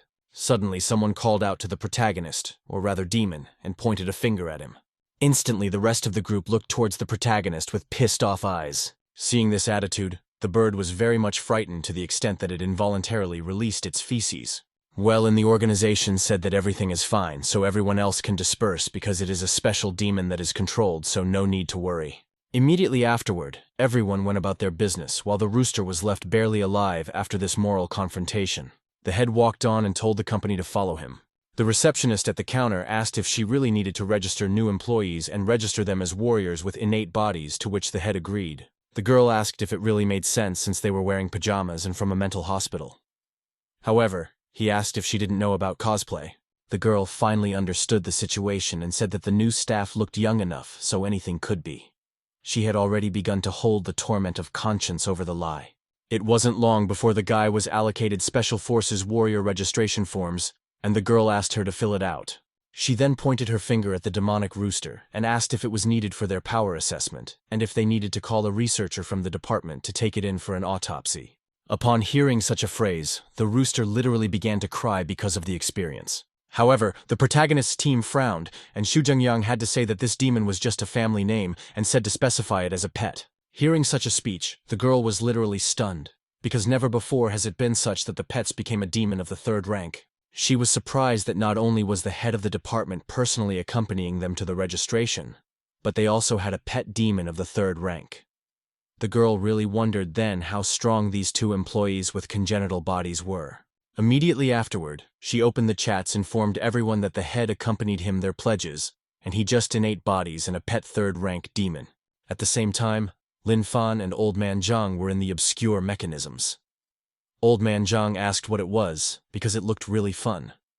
Right after that, the status of the guy was shown, who was no different from an ordinary person except for the unknown age. Xu Zhengyang and wondered what was really going on since an ordinary person with a 0 combat rank couldn't. He was constantly sent into a blackout. Right after that, the main character's test happened, which also showed 0 combat rank, yet they rated the chicken itself correctly. The man wondered why they couldn't be scanned and couldn't come to a conclusion. Old Man Zhang asked the protagonist if he was having fun, to which Lin Fan agreed. At the same time, the staff member said that the device did not show any inner ability and energy. Xu Zhengyang said that they are not ordinary people at all, and they are warriors with special innate bodies, for which the norm is having no internal energy. The staff member wondered if they were really warriors or ordinary people without any powers. Xu Zhengyang and said that even ordinary people these device detects parameters, and so they are most likely unusual people. The officer asked what he should write in the report in this case. The man coughed and told him to write X rank, which was not set. Having settled the matter, Xu Zhengyang stepped away from the discouraged employee and said that they would change into normal uniforms from now on. Zatrudny wondered if the head really wanted to sneak 2 ordinary people into the special unit, and they were most likely his nephews. At the same time, a very pretty collar was put on the hen, which he was obviously not happy about. While Lin Fan and Old Man Zhang were looking around, the rooster was shaking in discontent. Yet the rooster still retained her sanity and will. The head of the organization approached the protagonist and said that from now on it is theirs, and after work they can rest here. The man said that the wallpaper on the success of the unit with congenital bodies is allocated one apartment for two, where there is a facial recognition system. The man also mentioned that everyone now has their own bedroom and it is their home. Immediately afterward, he squinted his eyes and said that he would now begin listing their duties. However, Lin Fan and Zhang clearly didn't understand why he was clonking and if there were any responsibilities. The man then put his hand on their shoulder and said there was nothing wrong with it, and they should just patrol the streets and help those who needed help. The man then said that they were officially enlisting tomorrow. However, Old Man Zhang interrupted him and asked if he wanted to heal his eye with the advanced half-step universe rotation technique. The man tensed up sharply while Lin Fan said that the guy was really cool and only he could help him. The man was touched by such a suggestion because even though they were crazy, they really genuinely cared for him sincerely. The man was about to agree, however, he didn't have time to finish the sentence. Hearing what the guy instantly asked for that would blind the healthy eye, the man sent him away. At the same time, the chat room was still discussing how Lin Fan had gotten his rank. The girl who was standing at the front desk said that the back of the report said that his rank had not been set. After that, they began to wonder if they were weak or just very strong. Many began to assume that they were the nephews of the chapter because there was no other explanation. Xu Jingyang pretty soon found himself in his office and exhaled a sigh of relief there. Wiped his input, and said that he thought he would fall for it again. He started waving his hand and said that although others did not know about it, but he should not forget that Lin Fan Old Man Zhang was a complete nutcase. After that, he snapped his fingers and told Ying Wuzong to come in. Then the image appeared on one of the panes of glass in this building. As it turned out, it was specifically an ability with the man, and he asked what his new assignment was. After passing through the window, the man stood up and was approached by the head asking if he remembered the two newcomers. The man said that he did remember them. Xu Jingyang said that his new assignment was to keep an eye on these two. Ying Wuzong asked if he needed to intervene when an unknown situation arose. However, the head patted his shoulder and told him there was no need for that, because if they were in danger, he should just run. He told him to take care of himself. Suddenly, the head asked if he had any relatives left. All to his memory, there was no one like that. The man said that this assignment was very dangerous, while Ying Wuzong still didn't understand what could be so dangerous about guarding two teenagers. At the same time, Lin Fan and the soul were waiting with burning eyes for the hen to finally lay eggs.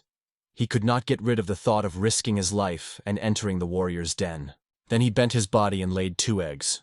He couldn't stand the fact that he had to live a hot existence surrounded by two inhuman monsters, but he would do it. And Lin Fan and Old Man Zhang began to rejoice that this chicken was incredibly efficient.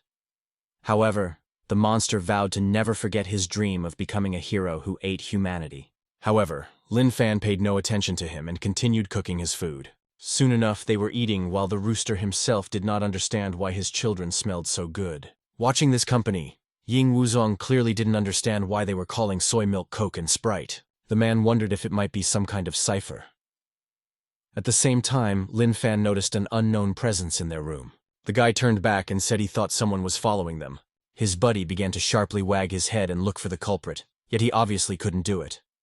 Ying Wuzong, who was in the glass, wondered if he had been spotted, and if so, how.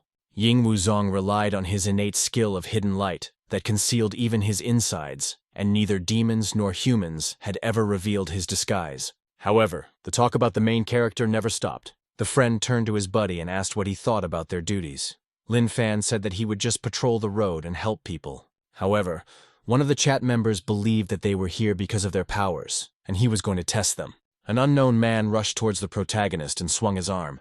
He was obviously serious about that post on the internet. No one expected him to actually hit, and people were already trying to restrain him. And Lin Fan only had time to turn his head and meet the blow with his own face. However, the unexpected attacker's face turned pale, and he said that they were the same masters who had killed the rank 7 monsters in the hospital. It was clear that Lin Fan had already forgotten about the incident. The man literally cried because he knew that the head did not bring relatives on the blat, and the newcomers are really super strong. Quite soon, Lin Fan along with Old Man Zhang began to patrol the streets. Lin Fan noticed an unknown woman who was considering and as if she couldn't see in front of her since she was constantly getting lost. The guys approached the old lady and asked if she needed help. The woman said she had been walking here for 4 hours and thanked her for at least someone asking her about it. The old woman said she needed to get home. The protagonist's company said they would see her off. After walking for a while, Old Man Zhang asked the woman if they had come. She said that they would be here very soon, and there was not much left. After an hour was in the building, old man Zhang started to look around and asked again if they had come. The old woman said that they had already come and only needed to go a little further. The woman exhaled and said she was very tired. Lin Fan said that he could carry her, and the buddy volunteered to do it too. The woman called them very good guys. Soon enough, it was sunset, and Lin Fan was still walking along with his buddy. The woman asked if Lin Fan was tired of carrying her since he had been doing it for quite some time. At the same time, our chicken on a leash only exhaled because she was getting tired of going because of the woman's constant repetitions about her little bit. It wasn't long before the company walked out into an open field. Lin Fan asked if they had arrived, while the buddy and the chicken just didn't have the energy to go any further. The woman smiled and said they were already there, but they had to walk a little further. Quite soon, the company found themselves outside a rather old house. The old woman thanked them for their help, and said that she was very lucky to have met them. She reached into her basket intending to get something in there. She then took out 2 wreaths and put them on our heroes. They looked at each other and made up with a beautiful bouquet. The woman was very happy that they liked the gift, and they said goodbye. On the road back, and Lin Fan was no longer the old man Zhang who could not move on his own. However, not to mention he was literally dragging the leash behind him since the chicken couldn't take a single step forward. Watching them, Ying Wuzong realized that although he didn't know how strong they were quite young, promising guys. At the same time in the chat room, one fan of our main character was still trying to promote the idea that these newbies are masters, and despite the lack of evidence, he was trying to convince everyone. Suddenly the demon noticed something strange. While old man Zhang was asking the protagonist if he was tired and he carried him, the demon began to turn his head as he felt the energy waves of the demon, and it was quite strong. The bird's eyes lit up with light, and he realized that these were his chances of getting rid of 2 at once. The demon realized that this Demodnako had at least rank 5, and if the chicken brought the company to him, he would just eat them. After briefly thinking about it, the chicken accelerated very quickly and changed the direction of the protagonist. She already had a premonition of victory. Still perplexed, the protagonist's company followed the raucous bird. At the same time, there was a loud sound of glass breaking and literally flying out of the storefront window. It turned out that this monster was fought by a group of rank 5 warriors and could not defeat it.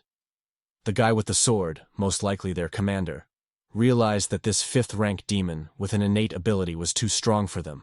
The girl tried to maintain in her allies, and said that the control and monitoring center had already reported the arrival of the 6th rank support, and this monster just needed to be delayed. However, as soon as the girl said that, a powerful tail and electricity threw the unfortunates even farther away. They were literally smoldering before their eyes. At the same time, the girl was hiding behind some wall, and she could not help reflecting her horror. The warrior told her to run as fast as possible, but it was obvious that she could not. Immediately after, the monster took a swing at the unfortunate victim, while the team leader realized that it was too dangerous for her, and abruptly turned around. The guy made a sharp dash towards her and barely managed to grab the girl in a parallel dodge. The guy was still lying on the floor while she finally came to her senses and started stirring away. However, precisely because the guy would find himself already in the water, the current of electricity was even stronger than before. In fact, after literally a minute of fighting, most of the team had already been wiped out. The remaining warrior, with fear and trembling, still looked at the monster, not planning to run away. It turned out that this rank 5 demon turned out to be a royal electric eel behind the innate ability of electric arc. At the same time, the chicken had barely rushed to the battle, and realized that it wasn't just a rank 5 demon because it was a royal electric eel with innate electric arc ability. Bird had already foreshadowed his imminent victory since he had heard that even some demons of the 6th, 7th rank dare not disturb him, so that he would definitely save him. Rooster Sinister laughed and was already beginning to smell victory. At the same time, the main character's company finally approached this demon and began to marvel at its size. He says looked at how the next warriors came to certain death and did not understand how they discovered him. Suddenly, the demon noticed someone else's demonic waves and realized that this demon was just a chicken on a leash. Seeing the collar filled with human energy, he immediately assumed the demon was serving humans. However, the chicken was immediately offended by such a statement and said that there was nothing wrong with it. The bird said that he was suffering humiliation in order to penetrate the enemy's den. She is, and the eel clearly didn't take the petty demon's words seriously because he didn't believe it. While the eel and the chicken were having a mental duel, the only remaining more or less uninjured member of the squad asked if these were warriors with innate bodies. He instantly asked what rank they were because this demon was too strong, and if they were below the 7th rank, they shouldn't even approach them. However, a buddy told the protagonist that this eel looks really nice, and he once saw on TV that it could be cooked. Lin Fan turned to him and said that they had been on their feet long enough and asked if he was hungry, to which Old Man Zhang instantly arched his head. The guy lowered him off his back and handed him a leash with a chicken on it and told him to wait here. Immediately after that, Lin Fan fearlessly went in the direction of the demon. The same squad member said not to touch it and not to get close to it, because it was very strong. The guy tried to warn him and even grabbed his arm, but he didn't realize the consequences. The protagonist instantly gave me a second thought and put his hand on the monster's body. As soon as he did, a naturally huge charge just went all over his body. Literally golden from that charge, and both guys literally glowed like the sun. That particular squad member realized that he hated the kind of teammates who dragged him down right after that. There was a huge explosion, and the guy's body reclined as far away as possible. He started cursing the protagonist when he was on the verge of passing out, because people with innate bodies can never understand the suffering of those who weren't. He said began to stir, because even though Lin Fan seemed weak, however, because he withstood his current, he could quite safely be called strong. Old Man Zhang's eyes lit up, and he asked how he felt. However, Lin Fan was clearly dissatisfied with the whole he had too weak current. Hearing such an insult to his own abilities, the eel became angry and increased the voltage to 10,000 volts.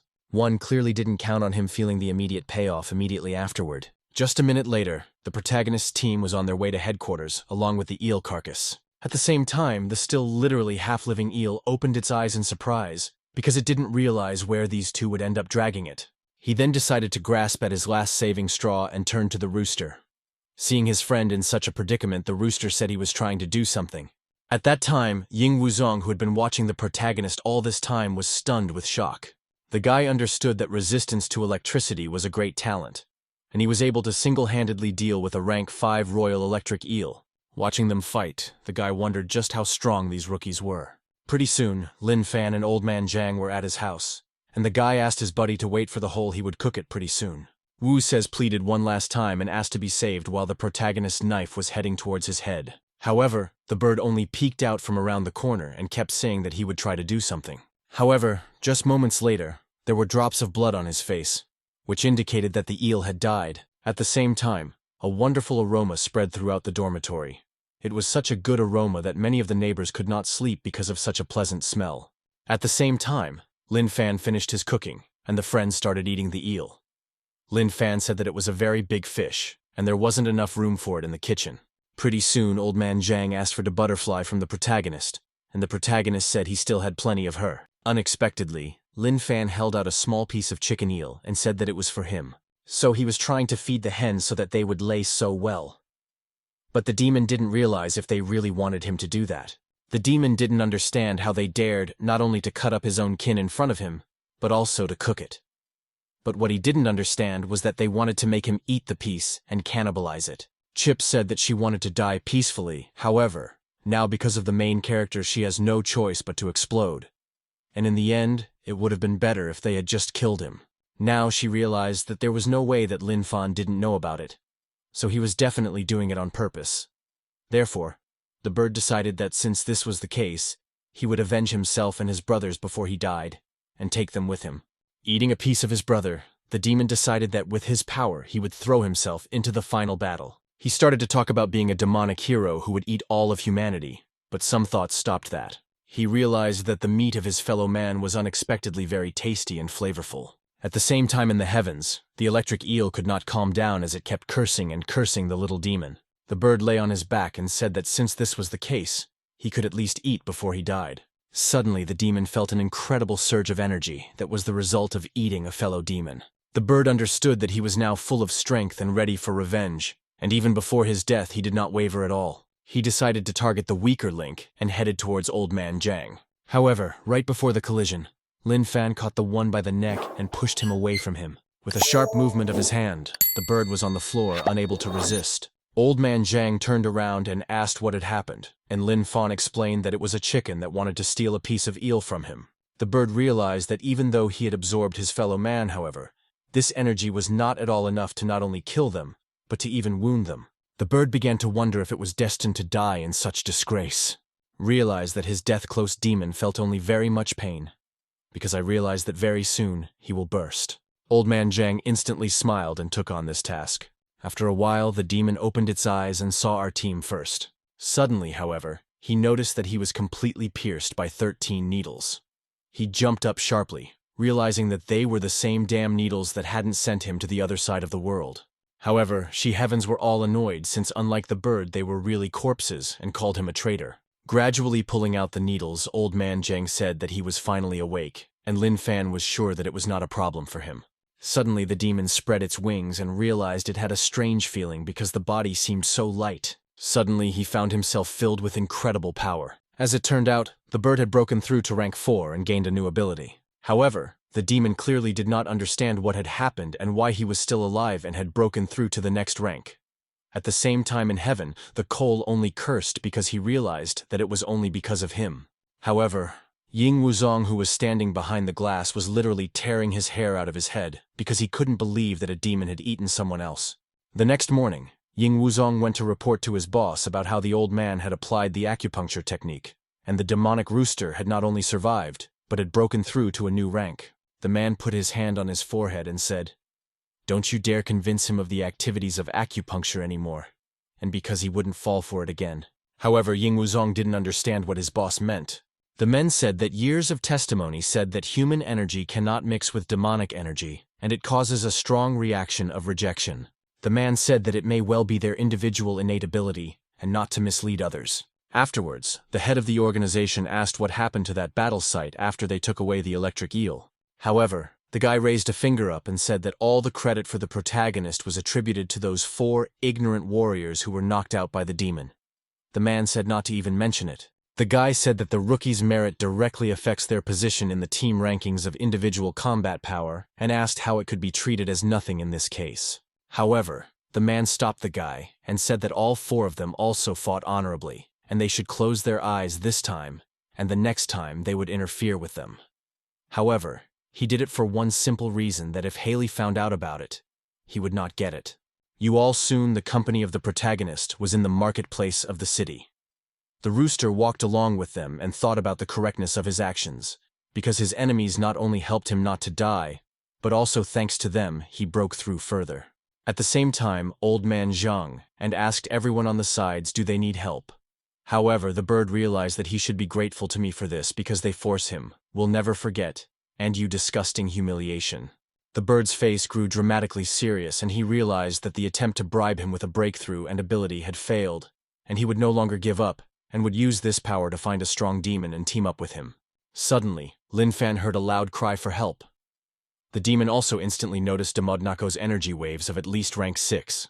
At the same time, Old Man Zhang managed to get into an altercation where he provoked the boyfriend of one girl who was about to hit him. However, Lin Fan instantly took his friend by the scruff of his neck and dashed towards the demon. Suddenly, that guy's girlfriend realized that it seemed he was the one who was going to be the one to end it, not the one he was trying to hit.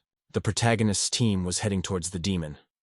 While the guy himself had different thoughts, the medicine cabinet decided that if not now, they would never be able to send the protagonist to the other world. Someone pushed some unknown guy away from the fire. Literally trembling and unable to do anything about it, the guy realized that this creature in front of him was a demon, and there was nothing he could do about it. However, to his dismay, he really just bought a piggyback with his friends.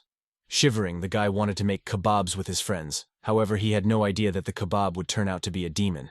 The same guy's buddies picked up the nearest guns and started yelling for help. However, Piggy had absolutely no intention of stopping and delivered a very hard kick to the guy's leg. His buddies were already trying to stand up for him, but the demon turned sharply and his eyes glowed red. The unexpected little pig turned out to be of enormous size and began to intimidate the boys. As it turned out, it was the pig's innate ability of illusion. The demon shook off the dust and said that even though he looked cute, however, his abilities would make them fearful. The demon had already started to speak, but he was interrupted at half a word. Lin Fan made a swift kick towards him and flung him into the nearby lake. The buddies literally now woke up from their hypnosis and asked what it was after all. At the same time, Lin Fan tried to bring his buddy to his senses. Immediately afterward, the unsuccessful hunters said that Special Forces warriors came to them, and even have innate bodies, so they were saved. They started saying goodbye to the main character's team, and said that they would take their friend to the hospital. At the same time, Lin Fan looked at this piggyback with appetite. Suddenly, the rooster turned to the pig and asked him to help kill the main character, which sent him flying. The bird's face darkened, and he decided that with the royal pig illusion he could finally kill the protagonist. However, it didn't take too long for the rooster to realize how wrong he was. As it turned out, Lin Fan and Old Man Zhang easily roasted the newly minted demon. Lin Fan and Old Man Zhang gathered around the campfire, and the guy asked the protagonist if he had become stronger. The guy said that the psycho voice in his head had just said that he had broken through to the final stage of the energy cultivation technique, and that must be what had become his strength. Immediately after that, Old Man Zhang lit up and asked if the protagonist should try out the needles, because since he had become stronger, he could try to fulfill his technique of fully rotating the universe. Lin Fan agreed, and Old Man Zhang began to dance with happiness. Pretty soon the guy performed the universe technique on his friend, and realized that it still needed tweaking since the guy's spirit was literally out of his body. Suddenly, the rooster wondered what to fear. Now all he had already broken through to the 4th rank was the strongest demonic electric rooster. And the main character's breathing is so faint he really looks like he's dying, so the rooster is up to no good. And he wondered if he should start with Old Man Zhang while he had the chance. Suddenly, the bird's body was wrapped in incredible energy, and he had already started planning his attack. He made a sharp lunge aiming to immediately pierce the guy's head. When Old Man Zhang didn't understand at all about what she was going to do, and just shoved another piece of meat into his mouth, he realized that he needed to bring this forward as soon as possible. After all, this was demon meat and he would definitely be torn from it. However, against all common sense, he swallowed this piece of meat because it was so beautiful that he could not stand in front of it. At the same time, everyone in heaven had already begun to reassure their new brethren and repeat the mantra that they didn't care about the living. The rooster tried to talk himself to stop, because he realized that otherwise he would be torn. But it was too late. He realized that this was the meat of the 6th wound demon, and he would definitely be finished now. Because of all the strength left, she tried to use the energy to kill the nearest person. However, suddenly, Old Man Zhang stuck his needle into the demon's body, who was literally glowing from how much he was enjoying himself. Unexpectedly, he started around the guy himself asking for another needle. Zhang didn't understand what was going on with the bird, and thought he just liked the needles too much. Right after the guy finished his acupuncture, the bird literally blossomed with happiness. The victims watching the whole picture could not believe that this chicken had no shame or conscience.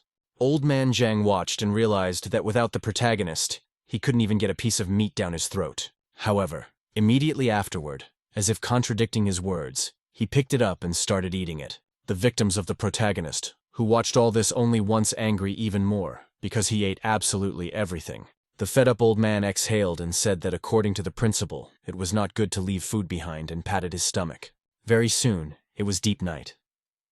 Old Man Zhang watched the incredibly beautiful starry sky and called out to his friend who was passed out right now. At the same time, Ying Wuzong kept repeating to himself that under no circumstances should he interfere. Pretty soon, Ying Wuzong was standing right in front of his boss and continued to report back.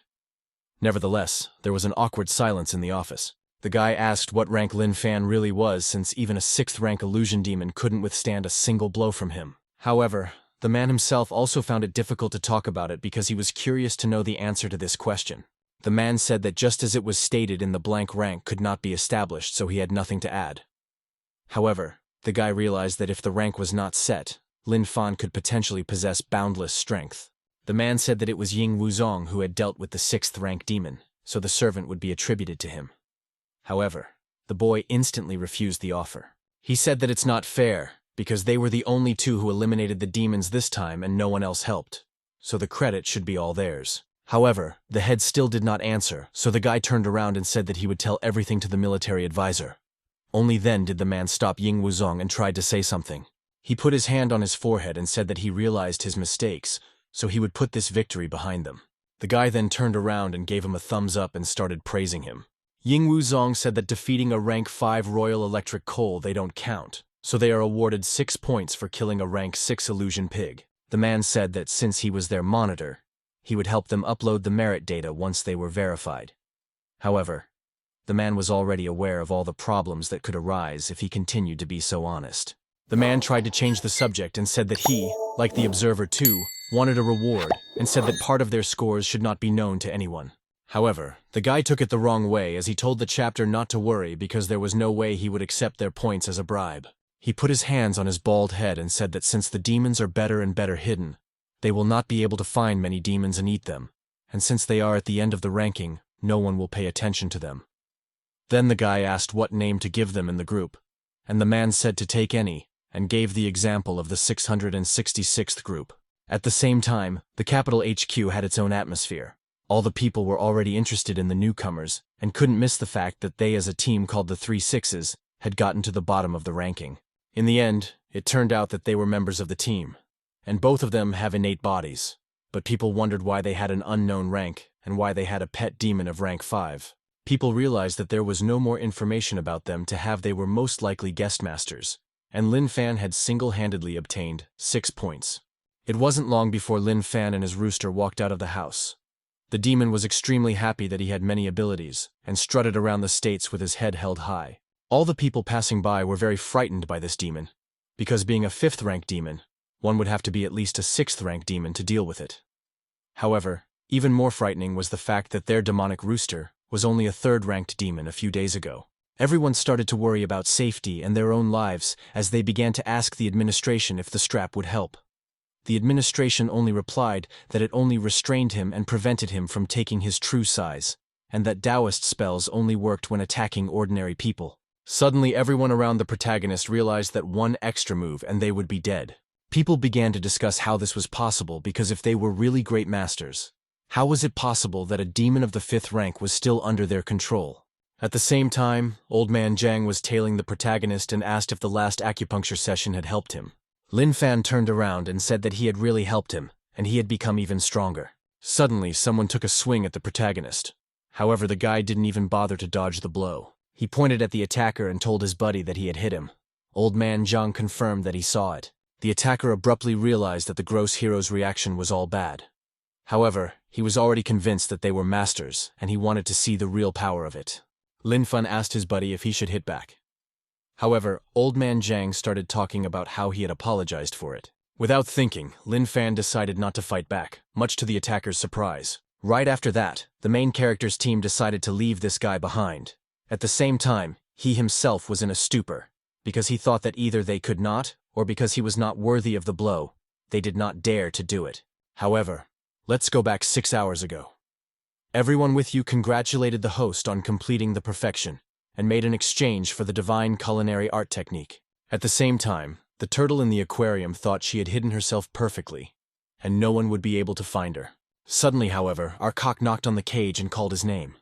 He asked to punish the perverts behind him together. Bird said they wanted to buy him a breakthrough to new ranks, but he remained confident in his principles. Bird went on to say how lucky she was to find someone like him and apologized for the effort. The turtle's eyes lit up and she agreed to the deal. Immediately afterward, a poisonous mist billowed out from its mouth. With a sharp charge, he was right next to the protagonist. However, Lin Fan didn't even blink an eye before striking.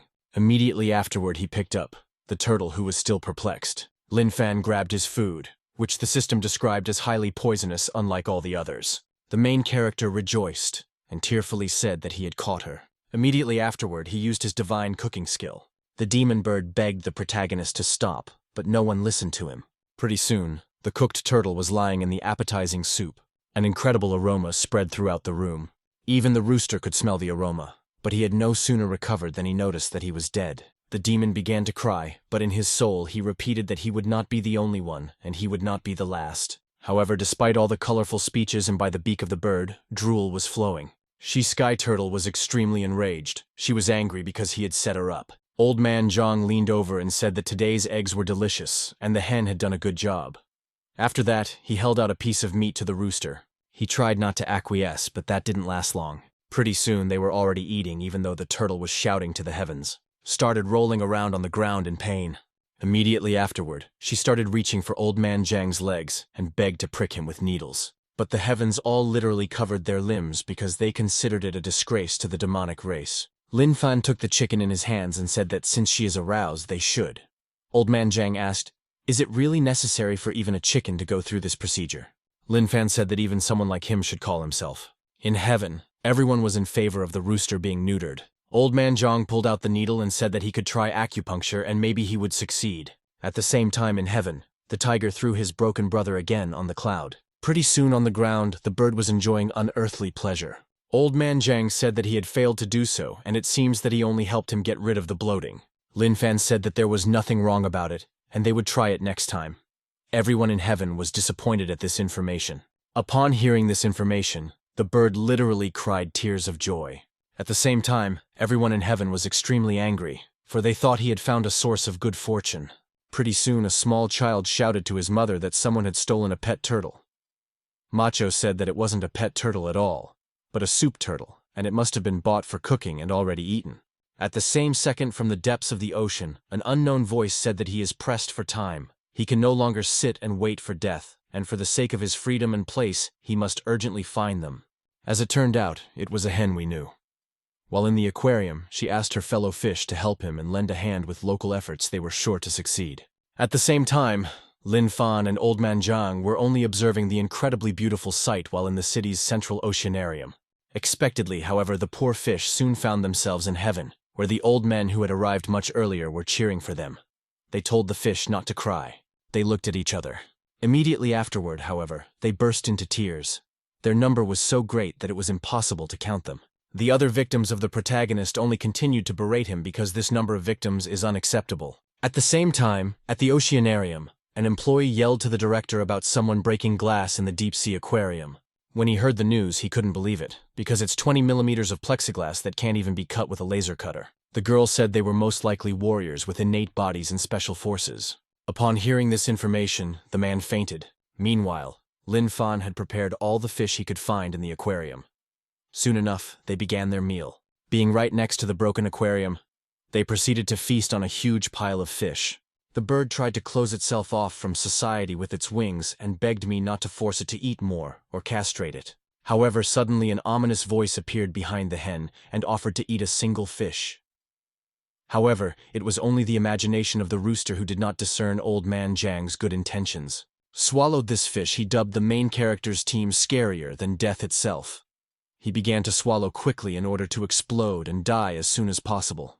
It wasn't long before the bird and all the others were devoured by this mountain of fish.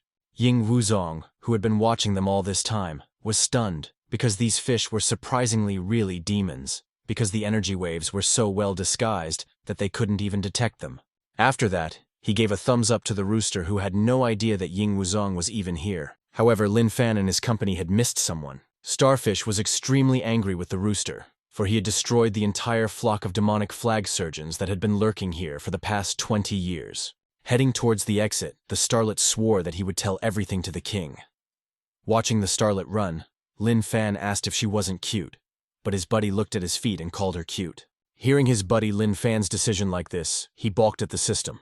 At the same time, the fish began to be joined by their congeners, and all heaven cried with happiness that the whole family was finally together.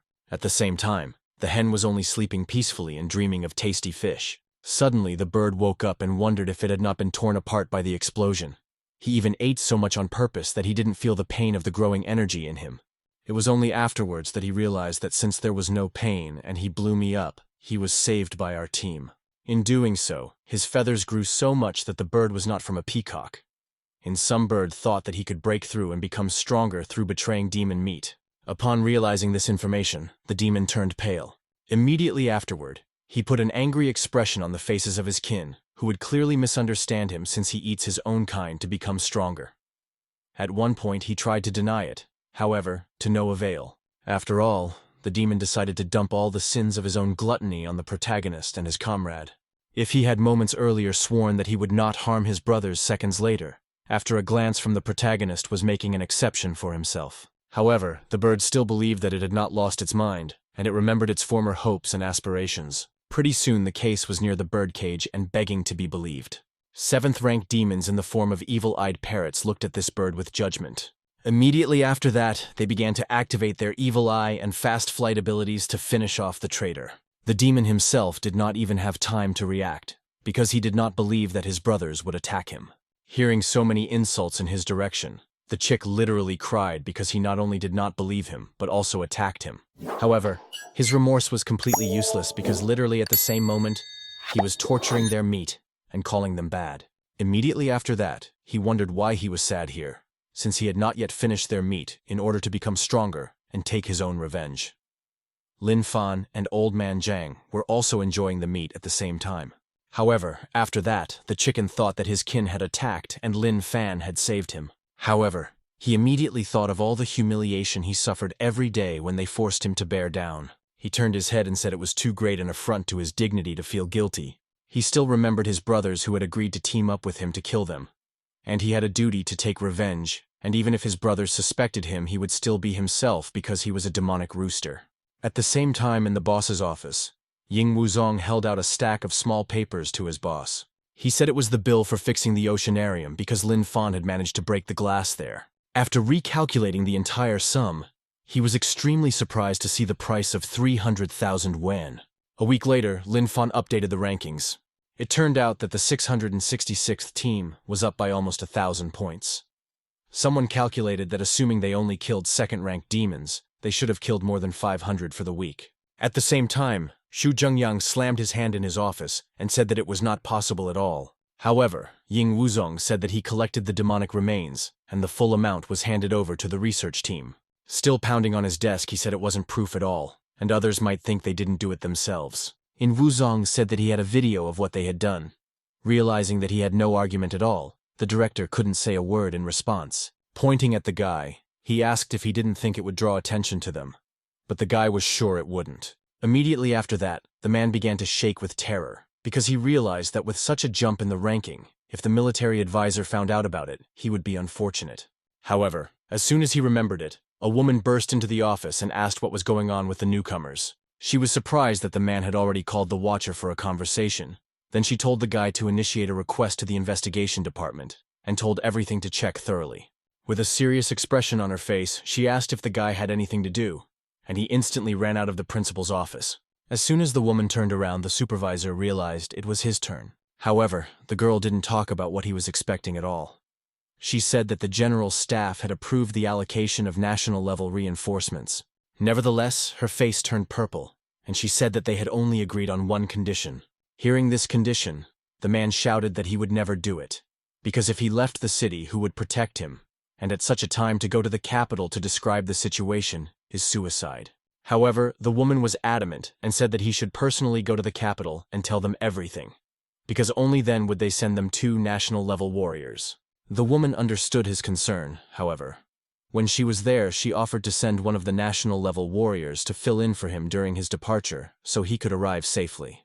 The man was angry because he realized that the woman had begun to decide such important issues without him. However, the girl didn't understand the other options and said he was obligated to go there. Seeing the woman's determination, the man was abruptly taken aback. Suddenly, a loud siren sounded, announcing the detection of high-rank energy waves.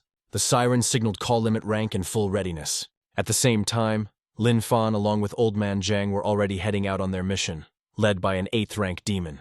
Seeing such a rooster, everyone in the chat room of the organization instantly froze in bewilderment. At the same time, in the principal's office, a man was rubbing the bridge of his nose trying to get rid of a headache. Ying Wuzong said that he didn't know what the man was thinking, but they were screaming in alarm.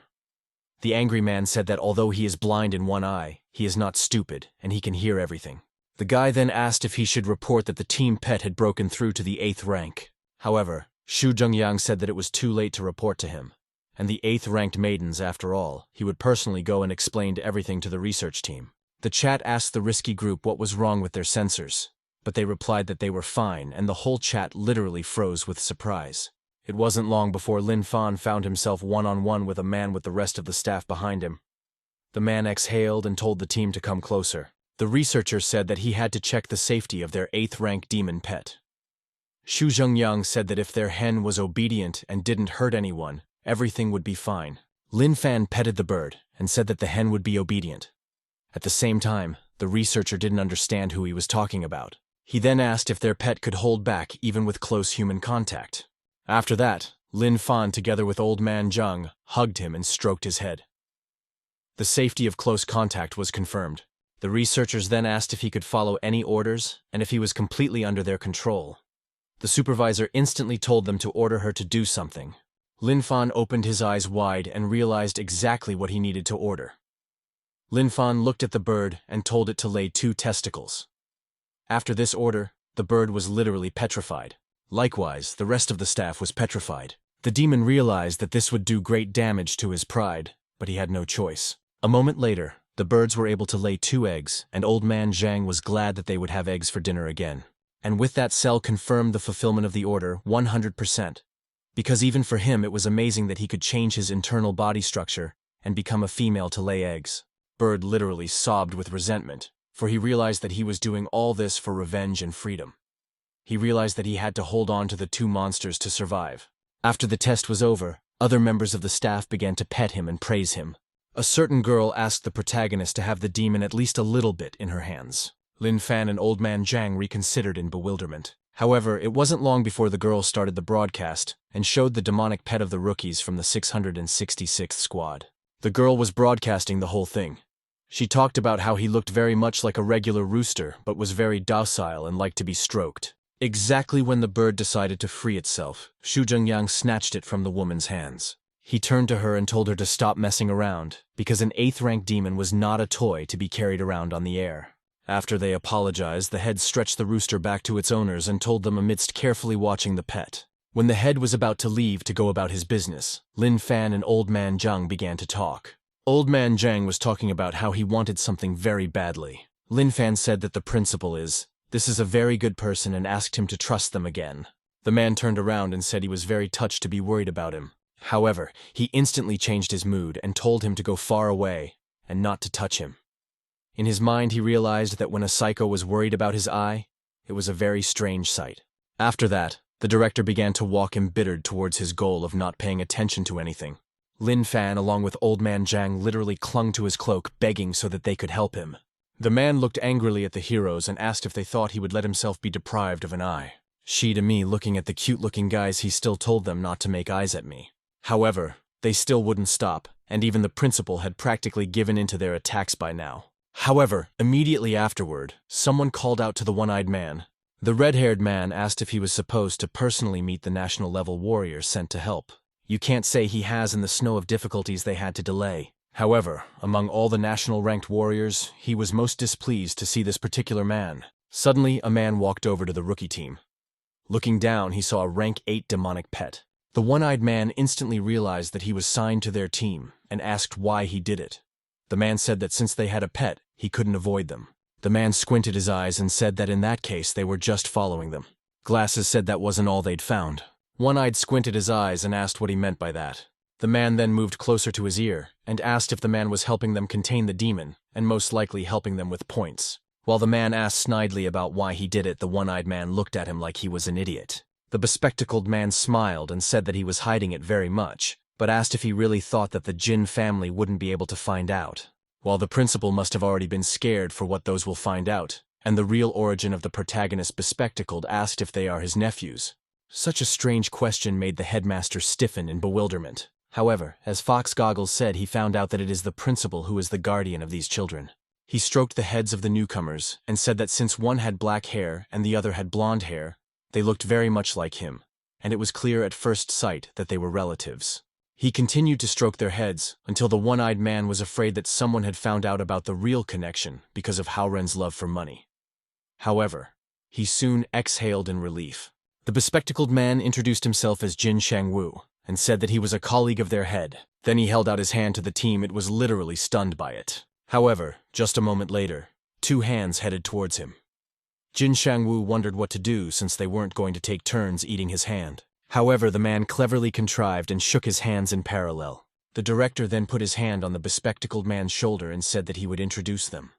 The man said that all 2 were his employees who were rising stars. Jin Shangwu said he was very lucky because his cervical spondylosis had just worsened, and he was looking for an acupuncture master to treat him. One-eyed said something, we were very lucky to find them because they certainly won't regret it. It wasn't long before the boys walked into the living room. Old Man Zhang held out his hands and asked if they were ready. At the same time, Jin Shangwu suspected that the very same needle was not a culture needle, and it looked suspiciously like a sewing needle. The guy said that the old blood had already been removed and the needle is clean. Lin Fan said that he helped clean and wished the old man good luck. Immediately after that, the sharp needle went to the center of the man's forehead. Jin Shangwu said that they are central. What is he like? The patient should not ask such questions, but he can to ask me why in cervical spondylosis to pierce the forehead. However, Old Man Zhang said that everything was fine, because his half-step technique of rotating the universe was completely complete and clean, because the place the needle was seen was not there. Pretty soon, a multitude of men and an old man asked if the man felt something with something. He said yes. It wasn't long before the man got ready for his 13th game. However, as soon as he stuck the last needle in, Jin Shangwu saw an unknown hallucination with a Milky Way. The guys checked to see if Jin Shangwu was really unconscious, which turned out to be true. Xu Zhengyang realized that he was much calmer now that he wasn't the only national-level warrior that the old man had sent into a blackout. Old man Zhang was worried because he thought that he had failed again. However, Lin Fan said not to be in a hurry to hit one day. Everything would work out. He then suggested sending him to the hospital first. The man told them to get back to themselves, and already he would send him to the hospital on his own. The man realized that after all, he was a national-level warrior and could not be killed so easily. Immediately afterward, the two companions headed for the exit. Xu Zhengyang told them to wait for a while and to start by taking the needles out of him because otherwise it would be very uncomfortable for him. Old man Zhang wondered what this was about since he didn't realize that it might be uncomfortable. However, it wasn't long before the guy took out all the games and took them for himself. It wasn't long before the company left the living room, and the chief exhaled. Still finishing his cigarette, the man realized that he might as well get started. He began to undo the man's buttons. Pretty soon he had him stripped literally to his nakedness. The man sent his scanning device away and turned it on. He then began scanning every part of the bespectacled man's body. However, literally under my heart, the flashlight glowed red, and the scanner gave off a strange signal source. The man realized that last month he had talked about getting an injury near his heart, and that must have been when he had surgery. It wasn't long before Jin Shangwu woke up. He asked what had happened, and Xu Zhengyang said that there was nothing wrong with it, just that the old man's acupuncture kept making him drowsy, and he was sleeping peacefully. The man said that this was already possible. However, he had already called the ambulance. Meanwhile, the man shook his head and realized that he had indeed been helped by old man Zhang's acupuncture. He started nodding his head, and was surprised that he had been suffering from this disease for so many years, but the old man was able to cure it the first time. The man was extremely surprised that Jin Shangwu soon said that this doctor was a master of his craft. Realizing that help was in the hospital, and I would need, the man said he had the wrong number, did not hang up. However, the man was not the only one to rise. He noticed that he was a little uncomfortable, but the man said not to make any sudden movements, because he would immediately dial them again. However, all the discomfort was not in health, but in the strange pants, because the man remembered that he did not tighten them so much. Jin Shangwu closed the window and apologized for the tactlessness, and asked her to turn away from him. Jin Shangwu naturally agreed, and instantly called the ambulance. However, once the man checked, he realized that his pants were worn backwards. When the man was still calling the ambulance, Jin Shangwu looked at him angrily, and asked what he had done to him. However, the man still pretended that there was a first time for everything, and he was already calling the ambulance. Not hearing the desired answer, Jin Shangwu literally raged with anger, and shouted what he had done to him. The man got very angry and started calling him every swear word he could remember. Immediately afterward, he released a charge of strong energy, and the man asked if the man wanted to fight. He pulled out his tech and asked me if his body was impaired. However, the man clearly did not expect that energy charge with ease and failed to react in time. It wasn't long before the man broke through the wall with his body and ended up in the street. Immediately afterward, Haley came into the living room and asked what the man was doing and if he had met his uncle. However, seeing her uncle's angry face, she asked again if he could really hear her. The man said the man was scum and he wouldn't let her stay near him. The man got out of the fun and realized that he had most likely sized up his opponent. However, the man asked what he was doing and if he couldn't at least restrain himself. However, Jin Shangwu was extremely annoyed with what he assumed Xu Zhengyang had done, and for him, this was not just an argument, and right now, he was ready to nail him. However, the man did not understand at all what he had done, that Thoth was ready to kill him. Suddenly, it hit the man as if he had guessed that the man had guessed that he had scanned him. The man rubbed his neck at night and said he was confessing because he had done it without his consent. After hearing the confession from the perpetrator, the man didn't even realize what crime he had actually done and blamed him anyway. Baldy didn't understand why they were calling him a pervert, because he had already apologized. He also said that next time he would ask for his permission. However, hearing such cheeky speeches, Jin Shangwu was literally seething with anger. Realizing that his subject was being covered in mystery paint and extreme danger, the man realized that now was the time to run away. As the man walked past Haley, he stopped and said that her assumption was correct. The woman looked at him and asked if the man had really scanned him, to which the man nodded. Haley said that in 2 days the head of the organization would advance in the capital, to which he agreed. A moment later, the man walked out of the living room, leaving the relatives alone. Immediately after this incident, Jin Shangwu pointed at the girl and told her to never go near that pervert again. However, the girl asked what actually happened. Such a question made Jin Shangwu immediately petrified. The man blushed and began to stammer. Nevertheless, he never told the reason. The man waved his hand and said that he had other things to do, and the daily life of a gentleman was quiet and monotonous. He then pointed to the door again and said that unlike his life, she is very good. Then he put his hand on the shoulder with the woman and told her to be careful. Some people have human faces but rotten hearts. Afterward, the man literally cried and said that otherwise she would regret it later. Hugging his relative, he began to complain that for the sake of her asking for help, he had suffered a great deal. Suddenly, the man remembered something and asked if she knew about the one-eyed man sneaking special units' 2 illegitimate sons. However, Haley had no idea then what the man meant. At the same time, the chat reported that the results of the investigation showed that there were no false reports of combat merit in the case of the rookie squad. It wasn't long before the military advisor finally learned the investigation report of that very squad and became angry. After that, a staff member approached her and said that the defense formation in the west and east had already been reinforced, but they didn't have enough people in the north to lay out in time.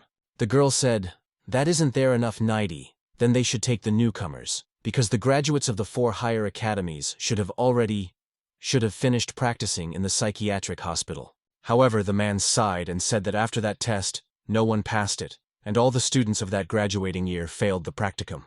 Upon hearing this information, the woman fell out as it was very surprising. The man said they suffered injuries, however unusual and mental. At the same time, in the lair of the monsters, there was a report that hit the energy waves of a pack of flag surgeon lurking in the oceanarium to gather information on humans. It was also reported that the Titanic turtle and the evil-eyed parrots were also missing. Ice Kitsune also said that everyone had unsuccessfully mastered energy concealment, and the humans wouldn't be able to detect them unless someone from within helped. Hearing this information, the king hissed again. However, realized what her lord the girl was trying to say. The girl asked if it was really worth sending him to, which she heard another hiss. The man held out a map with a plan to the girl, and the girl obediently took it.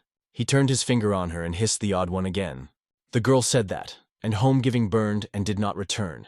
And the energy sent and roughly Yunao Bogomolov also disappeared. However, she abruptly realized what the sovereign was trying to tell her, and realized that he was the very traitor who had completely crossed over to their side. Finally, the girl bowed and said that before he revealed any more information they would get rid of him. At the same time, there was that adamantium gorilla in the abandoned factory. Sketched out something on her piece of paper? Most likely a plan. Quite soon, as if an abandoned building had been breached by 2 rank 8 demons who branded the gorilla a traitor. The monkey stood up on his jackets and muttered something. His pondering didn't last long, however, and he made a sudden leap and took to the air. After using his ability, he split into a multitude of phantom forces and began to attack them.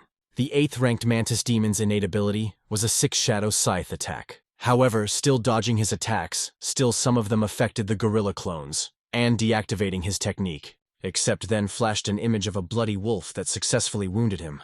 The demon went behind the orangutan's back and tried to attack it, but due to its slowness, it didn't have time to do anything useful. Gargamel took a sharp swing of his hand and struck a nearby demon. However, this wolf was unusual because it had as many as 2 heads, the second of which it successfully attacked the enemy. It was clear that these two had been carefully matched to Ape's fighting style, restraining his abilities as much as possible. Ced looked into his eyes and began to plan his routine. At the same time that Lin Fan and Old Man Zhang were patrolling the roosting streets, he noticed incredibly powerful waves of demon rank 8 and above. Immediately after that, Lin Fan Bird galloped straight towards the energy source. He thought that together with them, there would already be 4 monsters, and by joining together, they would definitely be able to kill the protagonist and Old Man Zhang. However, during that run, the bird noticed something wrong, for the energy of one of them kept dissipating. Not to lose notes with them, the bird decided to activate its fast flight ability as fast as possible, approaching the factory. Suddenly, a wolf who was covered in blood flew out of the plant. The monkeys were still fighting the mantis, but were badly wounded. The demon who came to the scene did not understand why they were trying to kill each other. Realizing that with such efforts they would not be able to rally at all and rebel against the protagonist, the bird activated its titanic shell ability and protected the gorilla. The bird kept saying that they were brothers and they dare not spill another's blood. The monkey took a swing at his kin and at the same time his adversary. With a sharp movement of his paws, he threw his opponent back into the wall. The chicken was still trying to stop this battle, but she was clearly adamant. Even though the bird begged to discuss it all peacefully, however, the monkey's fist was already over the mantis's head. Immediately afterward, his head literally flattened and green blood spurted out. After that, its head went right back to the chicken, and he called it a traitor too. The bird screamed a silent scream and shrieked out what they had done. The two phantom monkeys thanked the bird for what it had done. However, heard the praise, the bird literally lit up with happiness. The chicken went to his brother and said that he needed help very badly. She came to me before the bird could finish the sentence, so the monkey noticed two people entering. She thought it was fate that we should meet here. Having given the badge of honor to our team to see them, however, was about to say goodbye. He stroked the bird's head and said that he, like the monkey, considered a possibly peaceful existence next to humans. After that, the monkey waved his hand and said goodbye to them. Hearing such an absurd remark from his fellow bird, the bird literally fell out. She finally realized why they wanted him dead and called him a traitor. The demon burst into tears and took the head of his fellow bird and tried to revive him and prove that he was not as traitorous as the monkey, but there was no turning back the clock. Pretty soon the two-headed wolf was on a spit cooked with seasonings. Old man Zhang pointed at the chicken and said that it led them straight to the deliciousness and offered to give her 2 heads. However, the bird was in dissonance as it did not understand why they did not want to eat the praying mantis. Without thinking long, the bird thought it would be a good idea to bury his former comrade. He activated the titanic shell skill and started digging a hole. Suddenly the bird felt drool pouring from his beak. Roughly realizing why this was happening, the chicken turned back to refute her speculation. However, it was in vain. Pretty soon the food was ready, and the company called the hen to their place. Old man Zhang called her closer and said that both heads were his, and he could pounce. Eating the meat of his fellow man in both cheeks, he still kept blaming the guys for making him eat such flavorful meat. At the same time, all of the main character's victims, who were already hard to count, were freaking out about what was happening every time. It wasn't long before the bird approached the body of the 8th-ranked mantis, which, being a ghost, tensed up. Copious amounts of drool flowed from its beak, and the bird was still trying to convince itself that they were definitely secreted because of genes, and not because of a desire to eat such delicious and nutritious meat. You bowed down before the body of your fellow man, and said that although he was wrong about him, he believed that he would have agreed to help. Taking silence as a sign of agreement, the demon crouched down in front of the mantis's body and began to eat it. At the same time in heaven, Mantis was only crying with grief, and everyone else was trying to comfort him. It wasn't long before our team finished their meal and the system brought the cooking utensils back. Lin Fan asked his buddy if he had had enough and said that it was about time for him to go back. However, suddenly, an 8th-ranked combat special unit entered the abandoned building and was very surprised by what he saw. Jin Shengwu looked at what was happening and realized that the waves of rank 8 demons had disappeared. The man thought about the possibility that it was their team that had killed all 3 of them. At the same time, everyone else only saw the rooster eating the body of his kin, and realized that it was because of him that the troop had taken off so much. When the 2 groups ran into each other, they began to discuss their own matters. Part of the team mollycoddled the main character's pet, while Old Man Zhang himself and Jin Shangwu discussed the results of the session. Suddenly, one of the squad members picked up an unknown piece of paper and thought about what he had already seen. Schematic images were drawn on the figure. At the same time, she was returning to her own place. She was clearly hurt, but tried not to show it. The monster realized that the mantis's attacks were sending attacks. With no control over his body, the monkey fell straight down the drain. During the flight, he started cursing people and talking about how it was very dangerous to leave the hatch unclosed. However, it wasn't long before he wasn't, as he found himself at the very bottom of the tunnel. Until the monkey could come to its senses, it lay quietly on the pavement. They were not alone in the tunnel, however. The former kidnapper's partner turned back and said he had heard something, but no one had any idea what it was about. The partner realized that it was probably a gorilla. The man asked his companion how much the gorillas were selling for. The partner legitimately asked did he really mean meat. However, the man leaned over and said that he meant to the zoo. The partner said it's illegal, and it's illegal to capture gorillas with the green coat mutation, and they won't get much out of it. Suddenly, the man realized that it was quite a good idea to sell it to the circus. The man realized that it was possible to make money out of it in principle. However, he dismissed his thoughts, and as he remembered the fact that he wanted to start a top-notch sewer cleaning company, not some circus. At the same time, someone sent a message to the organization's chat room with evidence that the bird had eaten the body of its kin. Everyone started praising the rooster instantly. The siren screamed again as Lin Fan and his buddy walked into the headquarters. However, people had already exhaled this relief that it was the main character's bird. Old man Zhang looked at the bird and told his buddy that the hen had been sleeping for quite some time. The guy was worried that she was sick or had done something wrong when she ate the body. It wasn't long before a rank 8 battle group came out from the headquarters. Haley, being a military advisor, told this group to dismantle the monster. The protagonist squad didn't understand at all why they wanted to take them away, but they didn't really resist. Pretty soon, our buddies were behind bars along with an unsuspecting bird. The woman said to put the king rooster in another special cage for demons. The rooster was then paid out of the protagonist's hands and taken to a separate cell.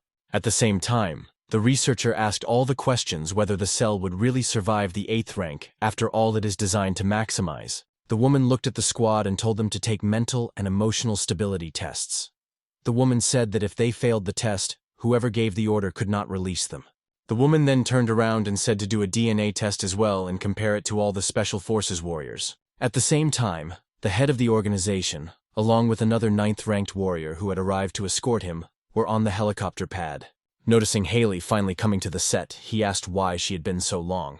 The woman said there was nothing wrong with it all. She was just dealing with 3 unstable and dangerous elements in the subdivision. The head of the organization said that while he was away, he was leaving the fate of the city in their hands.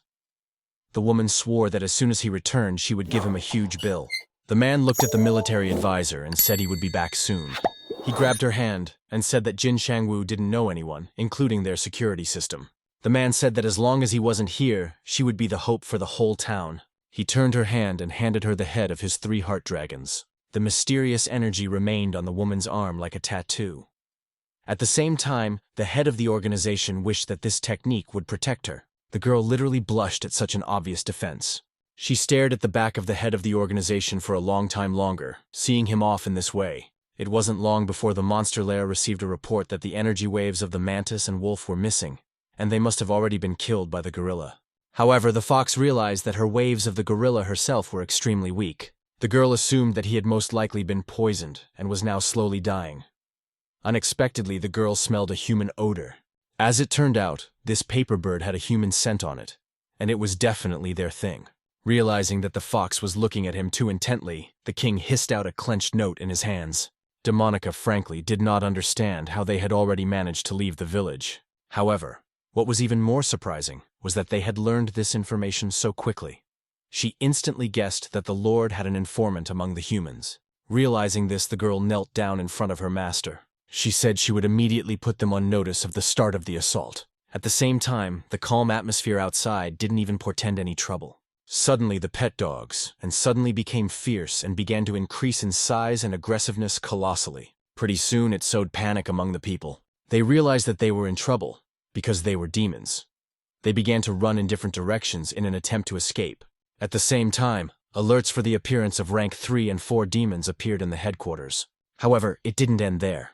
More and more waves of energy appeared throughout the city. Everyone instantly realized that the assault on the city had begun. Haley commanded to direct combat units to the appearance sites as quickly as possible, and ordered them to remember to reevaluate demonic ranks and never engage in combat with peers. Haley realized that the general staff was right, because there is a traitor among them. At the same time, the city was still in complete chaos. Other people, instead of fighting the real problem, started kicking defenseless animals and saying that demons might be lurking among them and you need to get rid of the pets as soon as possible. However, they were completely unaware that there was absolutely no time for that. The girl started running with her pup. With tears in her eyes, she still talked about how they would definitely survive. Meanwhile, the doggy in the girl's hands was in an extremely calm state. He remembered how well his mistress had treated him and what a relatively good life he had lived. He realized that his mistress had given him a type of life he had never felt before. However, the doggy himself had one little secret he never told. He used to be a regular stray dog, but no one wanted to take him because of the fact that he was born scary, and even though he became like humans, love soft and fluffy. That's how he spent his last 100 years. However, he realized that now was not the time to stand idly by as his mistress had been attacked. The demon dramatically increased in size and began to defend the human girl. His opponent called him a traitor. However, the dog said that while they were insulting him, this human girl gave him all the warmth and right now no one can hurt her. It turned out that the dog was a rank 6 demon, Tiangu, who loudly announced his existence. He joined the battle for his mistress. The girl clearly didn't understand how her still Chumazik had turned into something so big and scary. However, upon hearing his mistress's voice, Monster instantly stopped whatever he was doing and looked at her. The girl was clearly frightened by what she saw. Looking into those red eyes, she couldn't help but shiver with fear. Realizing what the girl was feeling, the monster started biting and wounding his opponents again. After attacking another opponent, he once again stood in defense of his mistress. The monster turned back to see how she was feeling. The girl stood crying. Nevertheless, the monster approached her with all his agility. Protecting herself with her hands here as a blow to the face, the girl was already foreshadowing her end. However, Plagueis surprisingly hit another monster that was behind the girl. Putting the python on the ground, he tried to protect her. At the same time, Concrete also had two heads, and he called the dog a traitor. The girl had been watching the battle the whole time and couldn't help but be imbued with feelings. She got really freaked out and kept calling her dog by his nickname. However, she didn't even realize that at this time, many small dark pythons were approaching her. By the time she realized it, it was too late, and she was surrounded by them. Unable to resist them, the girl only shrank back at the attack. Nevertheless, there was the sound of a shortcut, and the snake's head and chopped body were on the ground. She was again helped by the same monster that had turned from Chumazik. Even though at this time he was locked in a fight with another opponent, it didn't stop him from confronting several at once, preventing his mistress from being injured. Realizing that they can't get anything done that easily, the pythons switched to the monster itself. Naturally, their attacks were venomous. He looked decidedly out of sorts as he clawed his way into the scrum. One of the smaller snakes managed to survive after all. Not for long, however, as a loyal dog killed her. At the same time, the python was clutching the dog's body more and more in an attempt to strangle him. The dog foreshadowed his imminent demise, yet he would not give up. Activating his innate ability, he finally broke free from the snake's death grip. After the battle was over, there was an awkward silence between the mistress and the dog. The monster realized that his mistress would no longer accept him as he was. He still hoped for something. With tears in her eyes, the girl with me called out to her dog. At the same time, someone released an energy charge from the side and wished the demon to die. The exhausted demon couldn't fight back and literally rolled to the other side. As it turned out, a 7th-ranked squad showed up on the scene. The headcaster said he was still alive, and they needed to finish him off as soon as possible. However, the girl clung to her dog's body and yelled for them to stop. She said that even though he is a demon, but he saved her and begged her not to kill him. The whole team was greatly surprised. At the same time, an icy voice from above sounded. Kitsune said with an island expression that he was one of those traitors who lurked in the shadows all the time. Kitsune activated the ice spear, trying to kill the traitor along with the girl. Noticing her near death, the girl realized she could not save herself. She hugged her mate sharply and told him not to be afraid. The girl said something about Mom being around, and the dog howled pitifully. Suddenly, however, the dog grabbed her by the shoulders and flipped her over with his whole body. Thus, his kin's attack only harmed him and no one else. Seeing this, the girl shouted. At the same time, the squad was finally convinced that the 6th-ranked demon had actually protected her. However, they turned towards the attacker and realized that this anthropomorphic demon was far from easy. She was returning in the air to everyone, displaying her aura of superiority. At the same time, the appearance of a rank 9 demon was discovered at the headquarters, and the staff members said that according to the rank reassessment, only 4 rank 7 warriors were sent there to suppress the rank 6 demon. A moment later, however, their signal was gone. The staff member said, "The closest thing to rank 9 demons are the Soul Squad warriors, but they are on a mission right now." However, the girl clenched her fist and said that she would not allow them to go to certain death and gave the order and retreated. However, the employee said they had already moved out. When the employee says that they did it for the sake of the civilians, Haley cried because she knew the consequences. The staff member asked what he was doing since the head of the city was now out, and if it was better to send Jin Shangwu then. However, the girl realized that a demon of national rank had not yet been announced, and if this was just a distraction and the control point was destroyed, the entire city would be over. After that, the girl asked where the Rock and Yanhai squads were. The staff reported that the Yanhai squad was facing 2 rank 8 demons and 3 rank 4 demons. At the same time, the Rock squad is doing battle on Center Street. She realized that the only thing left was the Soul squad that had already advanced. The girl clenched her teeth and wondered if they were going to die too. At the same time, Ying Wuzong approached the prison but the head hero and said that he was releasing them as warriors with innate special unit bodies. The guy said that they, in turn, should stand up for the city. Old man Zhang asked the protagonist who he was because he appeared out of thin air. Maria said he was the rascal who had been watching them. Kranich began to justify that this was his assignment at the same time, clearly not realizing how he had been exposed.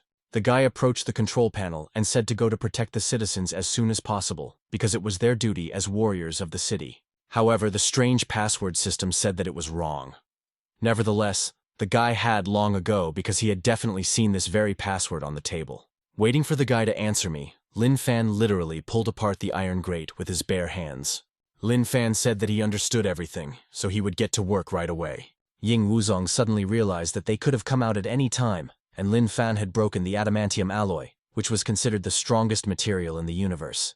Old Man Zhang asked if they would go after the chicken, but Lin Fan said that it only gobbles, and they need to kill demons. Ying Wuzong said that as observers during the fighting, they belonged to the intelligence group, and now he needed to return to them.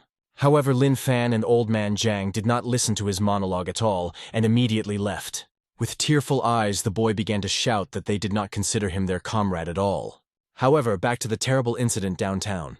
The Ice Kitsune stood in a pathos pose and accused people of being very weak at rank 7. Suddenly, a support team arrived and began the instant recovery of all squad members. However, they realized that it was all useless. They were already dead. Kitsune looked at those who had come and asked if they wanted to go to the scaffold next, but they disagreed. It wasn't long before the other members of their squad arrived here and began to read out the technique. It wasn't long before the construction of polar winds was staged. The demon realized that although special powers, this formation didn't have any. However, it limited her actions. Activated a little bit to counter all these attacks and tried to be out of the vortex, yet she still couldn't do it. Suddenly, the girl decided to fly upstairs, trying to make her way up there. The command was not to kill her at all, but to save people. Walked up to the same girl who was crying by her dog and said, grabbing at her arms, she began to pull her as far away as she could while the girl still looked at her injured. The girl cried even more. However, she had no other choice but to leave. At the same time, Kitsune finally made her way through the formation. With the force of her blow, she abruptly threw all the members of the squad away. The healer's face turned pale as she realized that she would not have time to complete her task. She looked at the girl and yelled at her to run. The demon was extremely angry that the pathetic 8th rank warriors dared to restrain her in the formation. Immediately afterward, she activated the ice needles, and a multitude of ice icicles went flying over the heads of the squad members. Using their last strength, the team members activated the Golden Dome. Trying to help my brother, everyone else was also destroying volleys of energy. At the same time as the battle came up the same healer who was trying to heal all the team members. However, the demon was determined not to give them time to recover. Strange snowflakes passed even through the barrier, and the team members felt a chill creeping down to their bones. They abruptly realized they could no longer be saved and told to forget about them and save the people. The girl activated that very same spell for the rest of the squad as well. They abruptly realized that these snowflakes even passed through the barrier. Immediately afterward, the team member knelt down from the cold. Kitsune cheekily asked people how polar blizzard tasted to them. The demoness said it's just natural selection, not the less fit will just die. At the same time, alarm was spreading throughout the city. Lin Fan made his way through the crowd. Old Man Zhang said that they all looked very scared. Suddenly, the girl was confronted by warriors. She asked if they were, to which the team agreed. Old Man Zhang asked if she needed their help. A smile blossomed on the girl's face. She said they should follow them because she would lead them to the scene. As soon as the fox finished her pathos monologue, she noticed someone else approaching. The girl was followed by Lin Fan, Old Man Zhang, while the demon only regarded them as mortals. The Soul Squad realized that the newcomers were newcomers, and did not understand why the girl returned.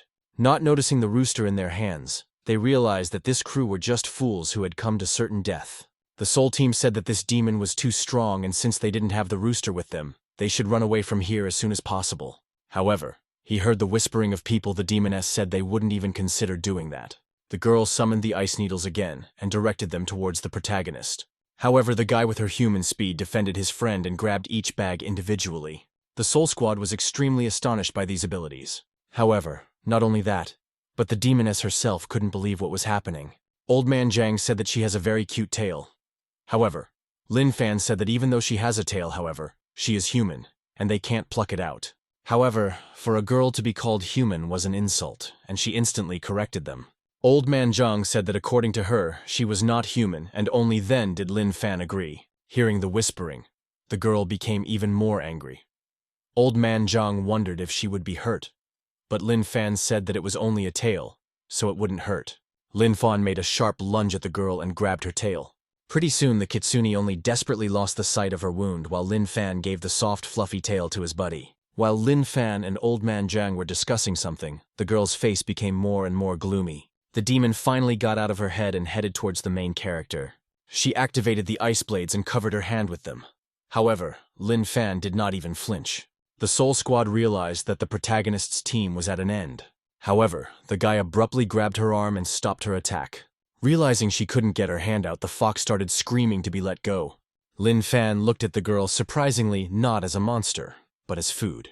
However, the girl misunderstood him and decided for herself that they were lustful animals. In the midst of the battle, Lin Fan turned to his friend and asked if she was cute. However, Old Man Jiang looked back and forth at Demon and her tail, and realized that she didn't seem so cute without her tail. However, he abruptly changed his mind and said that even without it, she is very cute because especially her ears are cute. However, suddenly, the demoness's body began to shake uncontrollably. She realized instinctively that she was afraid of this man.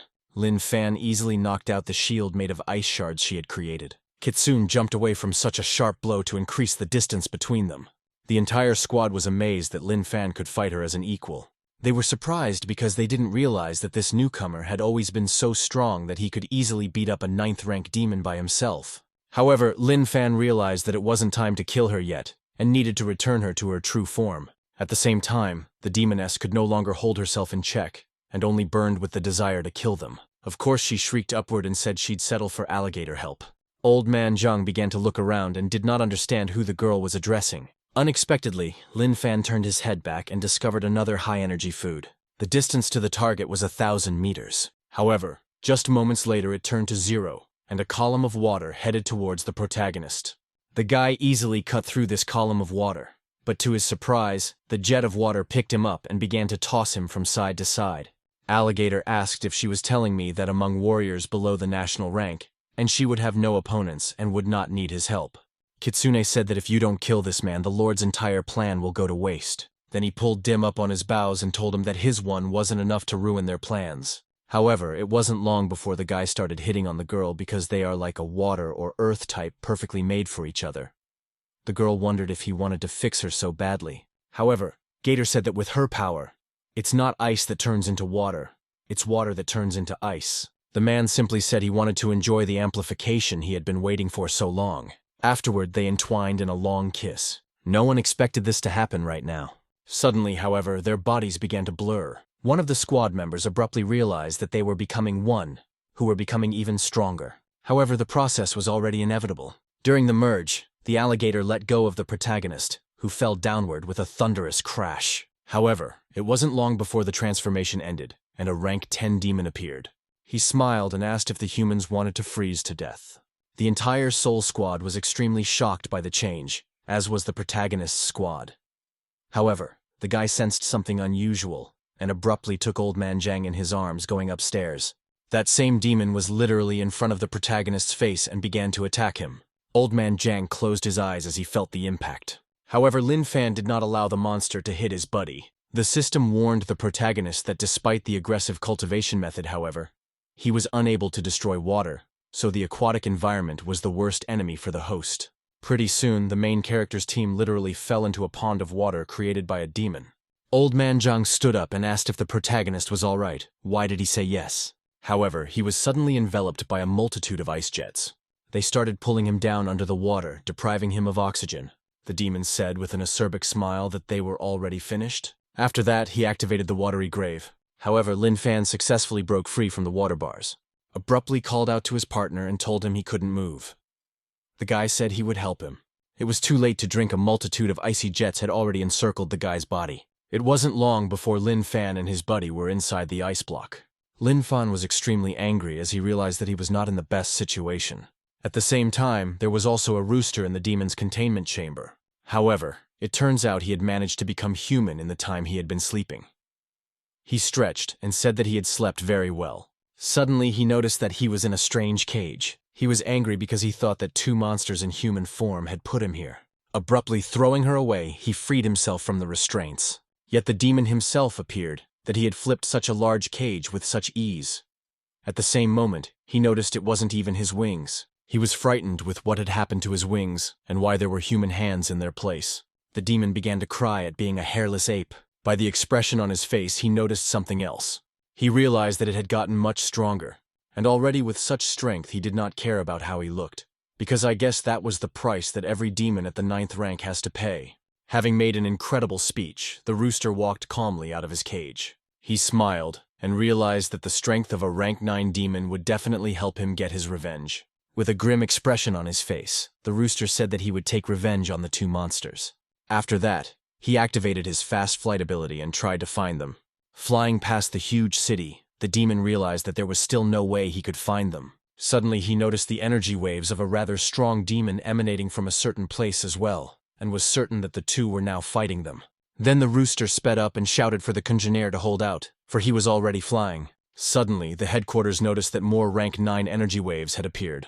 Hearing this information, Haley was greatly surprised, and for good reason, because not only that, after the disappearance of the 2 energy waves of the 9th rank, there was a demon of the 10th rank, but also joined the demon of the 9th rank. Her face darkened, and she wondered if this would be the end for the city. She clenched her fist and asked if the staff could contact the soul. The staff members said that they could still contact the 2 warriors. The staff member said that since the arrival of the 2 warriors, they had not lost contact, and it seemed that the 2 warriors were the cause of the disappearance of the 9th rank demon's energy waves, and that right now they were confronting the 10th rank demon. Haley couldn't believe it was happening. The woman said to put the information about the 2 warriors on the screen. Both Lin Fan and Old Man Zhang's data appeared on the screen. The members of the headquarters instantly realized that these were the newcomers from the 666th squad. Many wondered if they had somehow escaped from confinement. One of the staff members said the desert prison cells they escaped. He also said that their 8th rank demon had also escaped. Suddenly, he realized that this 3rd rank 9 demon had a signal that was identical to that very same alarm. The entire state instantly realized that the rooster was going to his masters, and many believed he went there to help. It wasn't long before the rooster was on the scene. The Soul Squad could no longer believe that another rank 9 demon had appeared here. Suddenly, however, they saw the collar around his neck and realized it was the main character's rooster. The entire team began to rejoice that he had broken through to rank 9, and naively thought that he was here to save his masters. At the same time, the Kitsune and Alligator were asked if there was another traitor, but the rooster denied his involvement. He pointed at the protagonist's squad and said that he was here to kill those 2 monsters. The 10th rank demon asked, how was the one who was going to do this? The rooster said he would finish them off himself. As soon as the rooster went to the ice block, the charge of energy directed her energy in his direction. He barely managed to dodge all the punches. Pointing at his kin, he asked if he was crazy, because he almost killed him. However, the demon did not believe the rooster and asked if he was going to pretend until the end. The demon thought that if he was going to free them from the ice block, he was a traitor. However, the rooster said that he really wasn't a traitor. However, the demon was no longer listening to him. He asked the rooster how much people trusted them. Rooster sensed the unknown attack and tensed up. The 10th rank demon asked why all 4 of the human squads were so excited when they saw him.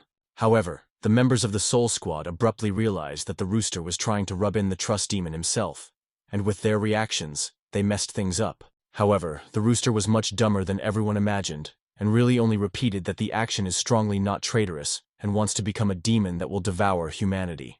The 10th rank demon listened to his retort as if it was a joke. After that, he swung at him again. It wasn't long before they increased the distance between them. The 10th rank demon said that he had traces of the warrior's aura, which was disgusting. Afterward, he looked at his collar and said he was hideous in an even bigger key. Attacking again and again, he asked if he really believed his own lies, and that a rank 10 demon would believe it. It wasn't long before the rooster was trapped, and the demon activated a watery grave in which he imprisoned the protagonist's squad. Rooster abruptly realized that he really intended to kill him. Immediately afterward, he applied his fast-flying ability to avoid the water jets. However, it wasn't that simple because they were incredibly strong. The demon connected the hexagonal ice coffin technique in an attempt to freeze his opponent. In response, the rooster uttered the water wall ability. However, the alligator literally laughed at the fact that the rooster is trying to stop it with water. The 10th rank demon literally laughed at such a joke. Being surrounded by icy stupid rooster tensed up and uttered the ability to rain down needles. The demon literally laughed and asked if he was going to use water-type attacks against him. He opened his mouth and smiled widely. That one said that he was the strongest water-type demon. However, immediately afterward, the guy dipped his hand into the water his opponent created and uttered an electric arc ability. Thus, the lightning reached the opponent, and because he was wearing water, it increased its effect. The 10th rank demon realized his opponent's plan late enough and could only whimper in pain. Nevertheless, purely through physical strength, he still won. He sharply shortened the distance and smashed all the obstacles. Lawfully used the Titanic shell technique. However, it didn't end there. Taking another hit in the woods, the rooster flew to the other side of the arena. A rank 10 demon said that for a rank 9 demon, his opponent was very strong, and even though he was only a bird demon, he surprisingly had more than 3 abilities. However, the actual combat experience itself was clearly lacking. The demon said his death was only a matter of time. Immediately afterward, however, the cockerel turned on its intimidating pressure. In this way, he was able to delay his opponent, even if only for a second. The 10th rank demon didn't understand what his feelings were and why he abruptly wanted to retreat. After that, the rooster activated the deep-sea breathing ability, and a huge tiger appeared out of nowhere. Seeing such a large summoning creature, he wondered how an ordinary bird could possess the innate ability of a deep-sea demon. Very soon this whale swallowed a rank 10 demon who howled in pain. The cockerel got angry and said that all he wanted to do was kill all 2 of them, and he got into a fight, and all he had to do was defend himself. However, the 10th rank demon could not accept his defeat and swung at his opponent once again. As it turned out, that very blow was aimed squarely at the rooster's throat. The Soul Squad was very much afraid for their companion. Immediately afterward, the rooster activated the Evil Eye ability with what triggered a slowing attack. The 10th rank demon didn't understand why he was seeing a strange illusion in the middle of the entire battle. Taking another swing, the cockerel chopped off the demon's arm. It wasn't long before he knelt down and recognized that his opponent was strong. The demon realized that amongst rank 9 demons, his opponent had no equal. However, the unexpected rooster sensed a very dangerous attack and opened his eyes wide. The 10th rank demon said that he was neither a 9th rank demon, so he would be stronger than him anyway. He struck the rooster, who only cried out in pain. It didn't stop there, and the case went for his opponent's throat. With a sharp movement of his hand, he cut off his opponent's head. The Soul Squad, when they saw such a heartbreaking sight, were very frightened because the rooster was their last hope. After moving away from his opponent to a safe distance, he recognized that he was really strong, because he had 8 innate abilities. Nevertheless, and he was sorry he had met him, the Soul Squad began to empathize with the rooster. However, suddenly, his headless body calmly rose up as if it were an immortal. The 10th rank demon was late enough to notice that something amiss was happening. He turned his head sharply, and along with his Soul Squad marveled at what was happening.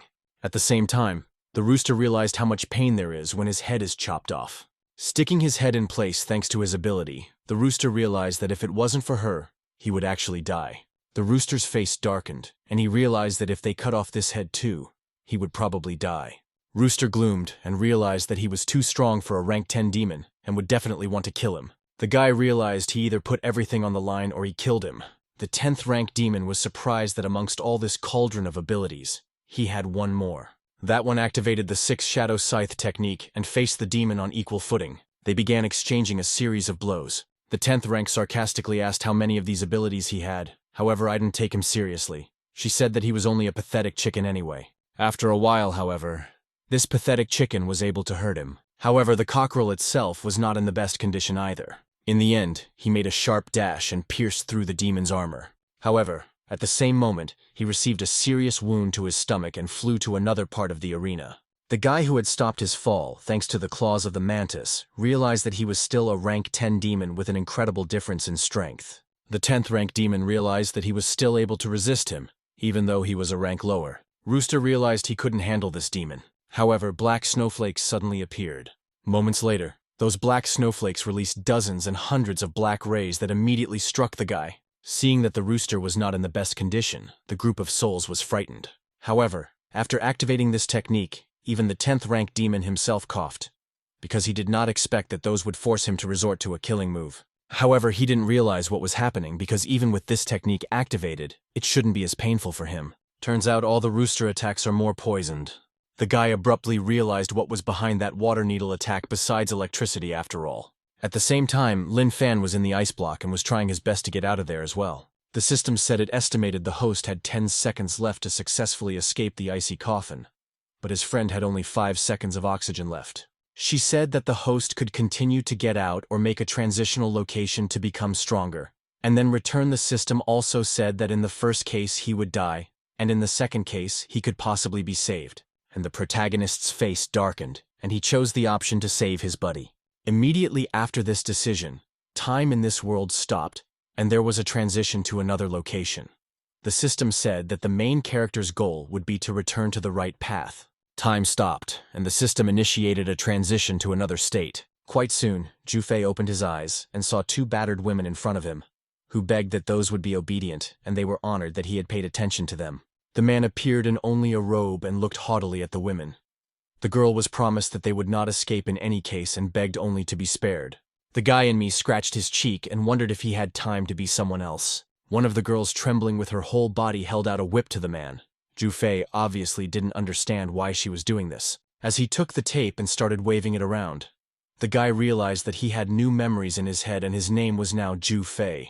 While the girls were shaking with fear, the guy remembered he did a lot of things the principal said not to do. The guy looked at his pajamas and realized that this time he was lucky. And at least he wasn't in girls' pajamas, and he didn't have to worry about being some kind of psycho. At the same time, his subordinate knocked on the boss's office and asked if he had played. The man also said that they had something to discuss. He said that Duan Shanhu was waiting for him at the negotiation table. Jufei abruptly opened his door and Wang Meng even jumped in surprise. The man looked back and said that the two women were very naked and injured. Wang Meng looked back and was surprised that their boss was calling them women, and realized that he should find someone younger next time. The man said to send everyone home, with which Wang Meng agreed.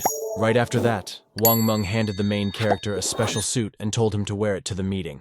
Wang Meng said that according to their information, they invited the Eighth Authority. Watching without the protagonist's emotional reaction, he figured he didn't care about the presence of the Eighth Authority figure, and that was all he should have expected from his boss. It wasn't long before they stopped by the cars planning their trip. Jufei got into the car and thanked the guard for his help. He was very surprised that his boss thanked him, because it was strange that he was suddenly courteous. Pretty soon, Wang Meng went on to say that Duan Shanhu had only invited the authority figure to force them to give up the land. He asked, is Jufei really going to insult him? The bodyguard said they couldn't give her away because too many of their men had died for her. But the other bodyguard wondered if they could afford to insult him because he had too many connections. At the same time, the bodyguard looked admiringly at his boss because he didn't care about the presence of the Eighth Authority figure. Watching his idol, the one could not even imagine that the main guy or thought that without Old Man Zhang here becomes very boring. In his mind says that to save Old Man Zhang he needs to complete this task, and the task present him is to return to the true path. Suddenly, Jufei turned around and asked the closest bodyguard if he knew what the true path was. He did not understand the meaning of the question and said that the meaning was to become a good person. The bodyguards and driver realized that the boss was as calm as ever to the point of terror, and you can never guess what's going on in his head. Quite soon, they arrived at the scene. Wang Meng opened the door for him. However, right after that he shouted out what it all meant because there were several dozen guards outside the hotel. Wang Meng began to tear up and asked his boss if they were afraid of him, and not listening to him decided that they would handle everything. However, Jufei walked past his subordinate and said that it wasn't worth it, and it was fine. Wang Meng was extremely surprised that with so many guards, Jufei would dare to go inside. He looked so unperturbed that not even a single brain he did not flinch on my face. At the same time, his and his subordinates were pleased with the attitude and admired him even more. It wasn't long before the company came into the living room. There was already some person there who said hello to the protagonist. That person was Duan Shanhu. Jufei didn't deny himself and sat down next to his opponent. Duan Shanhu realized that he himself sat down beside him, however really didn't expect the guy to do so. At the same time, in the Eighth, the authority only did not understand what was going on here. He recalled how the negotiations had moved earlier. At some point, the Eighth Authority realized that he felt superfluous here. Duan Shanhu thought that Jufei knew something about the weapons stashed behind the table. After that, Jufei turned to the servant and told him to bring something since he was hungry. It wasn't long before his food was served. The waiter was really surprised, because he didn't expect that they were really here to eat, not to fight. Jufei was thankful for such a rich table. The remaining opponents were extremely surprised that he was actually sitting down to eat instead of negotiating. However, regardless of the emotions of his interlocutors, Jufei began to stuff his mouth. At the same time, there was a different mood in both parts of the support. The opposing side was extremely surprised that Jufei was sitting with a calm face and stuffing his mouth while the support of the protagonist was proud. Quite soon, Jufei finished his meal. After that, Nick said that it was a good time for them to start talking business. However, Zhu Fei abruptly got up from the table and thanked her for the rainbow reception. After that, he said that he had to go now and was about to leave. The man was extremely surprised that it wasn't that he didn't want to show, so he didn't even intend to discuss the land. Duan Shanhu snatched the gun from his hands and asked the departing protagonist to explain whether or not he would give up the land. Instantly, however, the muzzle of guns from the support side was also pointed at the man. Duan Shanhu said that the Eighth Authority is still here, and is the guy really going to get off so easily? Zhu Fei asked if farting would change anything and said that he had very strange tendencies. Immediately afterward, Zhu Fei let out a small fart. Everyone was offended by such an action. Zhu Fei once again thanked the welcome and headed for the exit. Zhu Fei said that it was quite painful, however it wouldn't hurt him in any way so he could play with it. Duan Shanhu asked if Zhu Fei really thought that Zhu Fei didn't have the guts to kill him.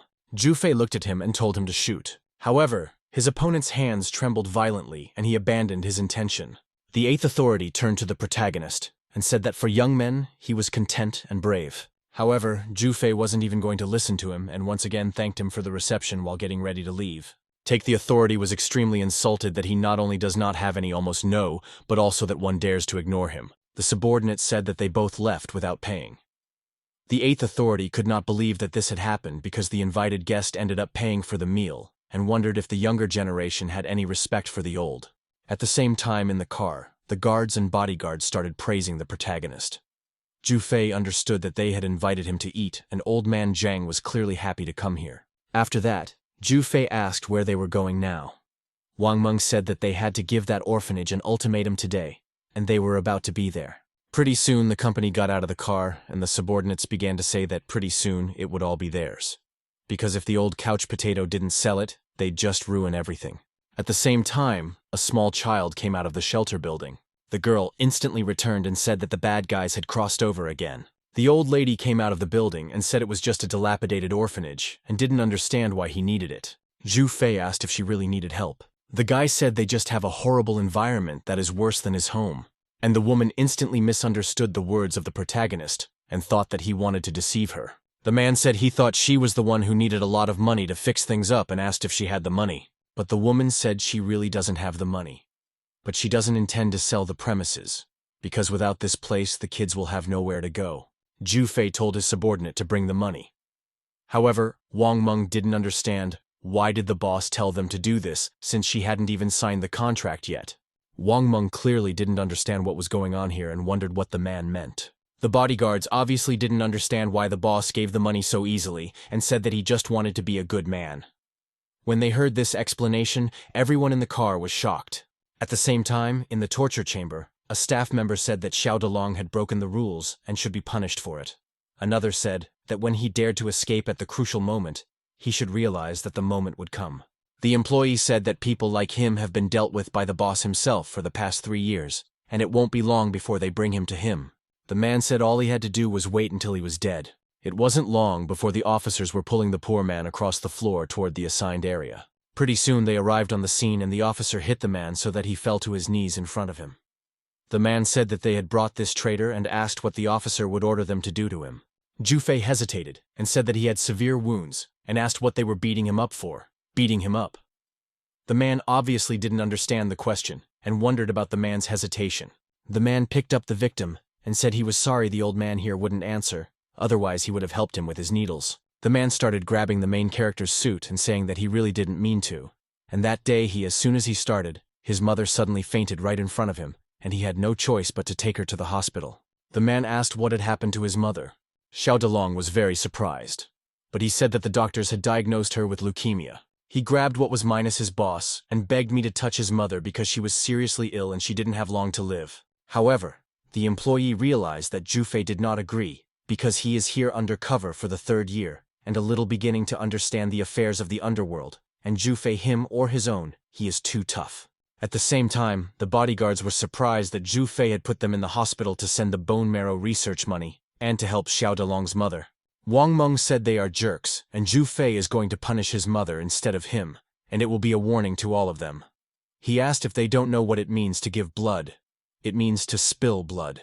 The man took out a cigarette and said that this time he would not even spare the victim's mother. The bodyguard was greatly surprised that Wang Meng understood the boss half-heartedly and began to praise him. At the same time, the employee was in the restroom and someone chased him out of there. The man turned out to be an undercover cop, Shu Jian. He denied that he was actually playing games and said it was just a fart. However, the man turns out to have been on the phone with some unknown person who delivered the strange goods. However, the man said that he did not receive the goods and told him to call a strange number. Shu Jian wondered if he thought that he would fall for this dust because the people of the protagonist had done too much evil and killed people without the slightest doubt. He realized that Zhu Fei was cautious and must know something. The man realized that if the raid was successful, he would most likely return home. However, Zhu Fei said that he had done a lot of bad things, and the one as his follower too. The man said that his mom must have been right to beat him. At the same time, the doctor crossed paths with a police officer and said the target was in place. However, he turns out he wasn't talking to a policeman at all. A certain nurse took the hint and accepted the report. At the same time, Zhu Fei said that he shouldn't show his face like that or his mom would be very worried. Xiao Dalong literally cried in front of the protagonist and asked if he wanted to guide him to the right path. In the end, he thanked him. The nurse said that relatives could only communicate with the patient by phone. The man looked at his mother through the glass and said he was here. At the same time, the nurse took a report and said that Mao Bin was on standby. The mother looked at her son and was very happy that he had come. The man began to apologize for not listening to her and realized that he had to study all this time. The man realized that now it was too late for him to regret and he was being sent away from the company on a long business trip, but they would see each other sooner or later. However, Zhu Fei asked what kind of business trip he was talking about since he was his boss and didn't send him anywhere. The man said that forcing him to go somewhere now would be wrong because he should take care of his sick mother. The man said he's staying here and being looked after by his mom from now on. Xiao Dalong literally cried when she heard this. The man threw himself into the arms of his boss and asked if he had really forgiven him. He then began to praise his boss and called him the best in the world. At the same time, Zhu Fei only patted the man on the back while the guards were in the deepest shock. At the same time, the undercover officers were extremely surprised by the fact of what had happened and why Jack had not given instructions. However, the man said that the situation had changed and that was why it was necessary to retreat.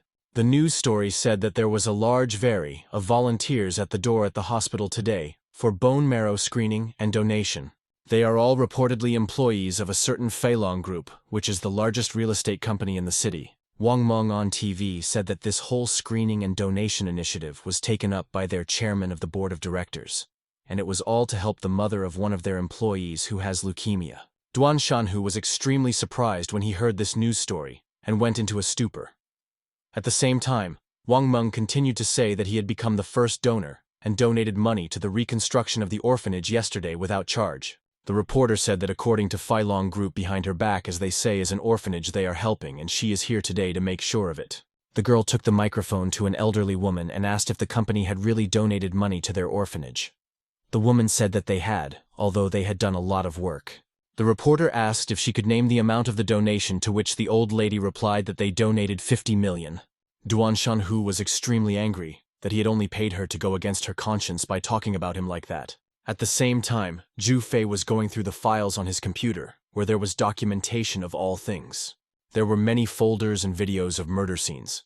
The man realized that if Old Man Zhang saw all this, he would definitely be scared. However, Zhu Fei imagined a picture of Old Man Zhang trying to help the victim by doing acupuncture, and thought that maybe things weren't so clear-cut.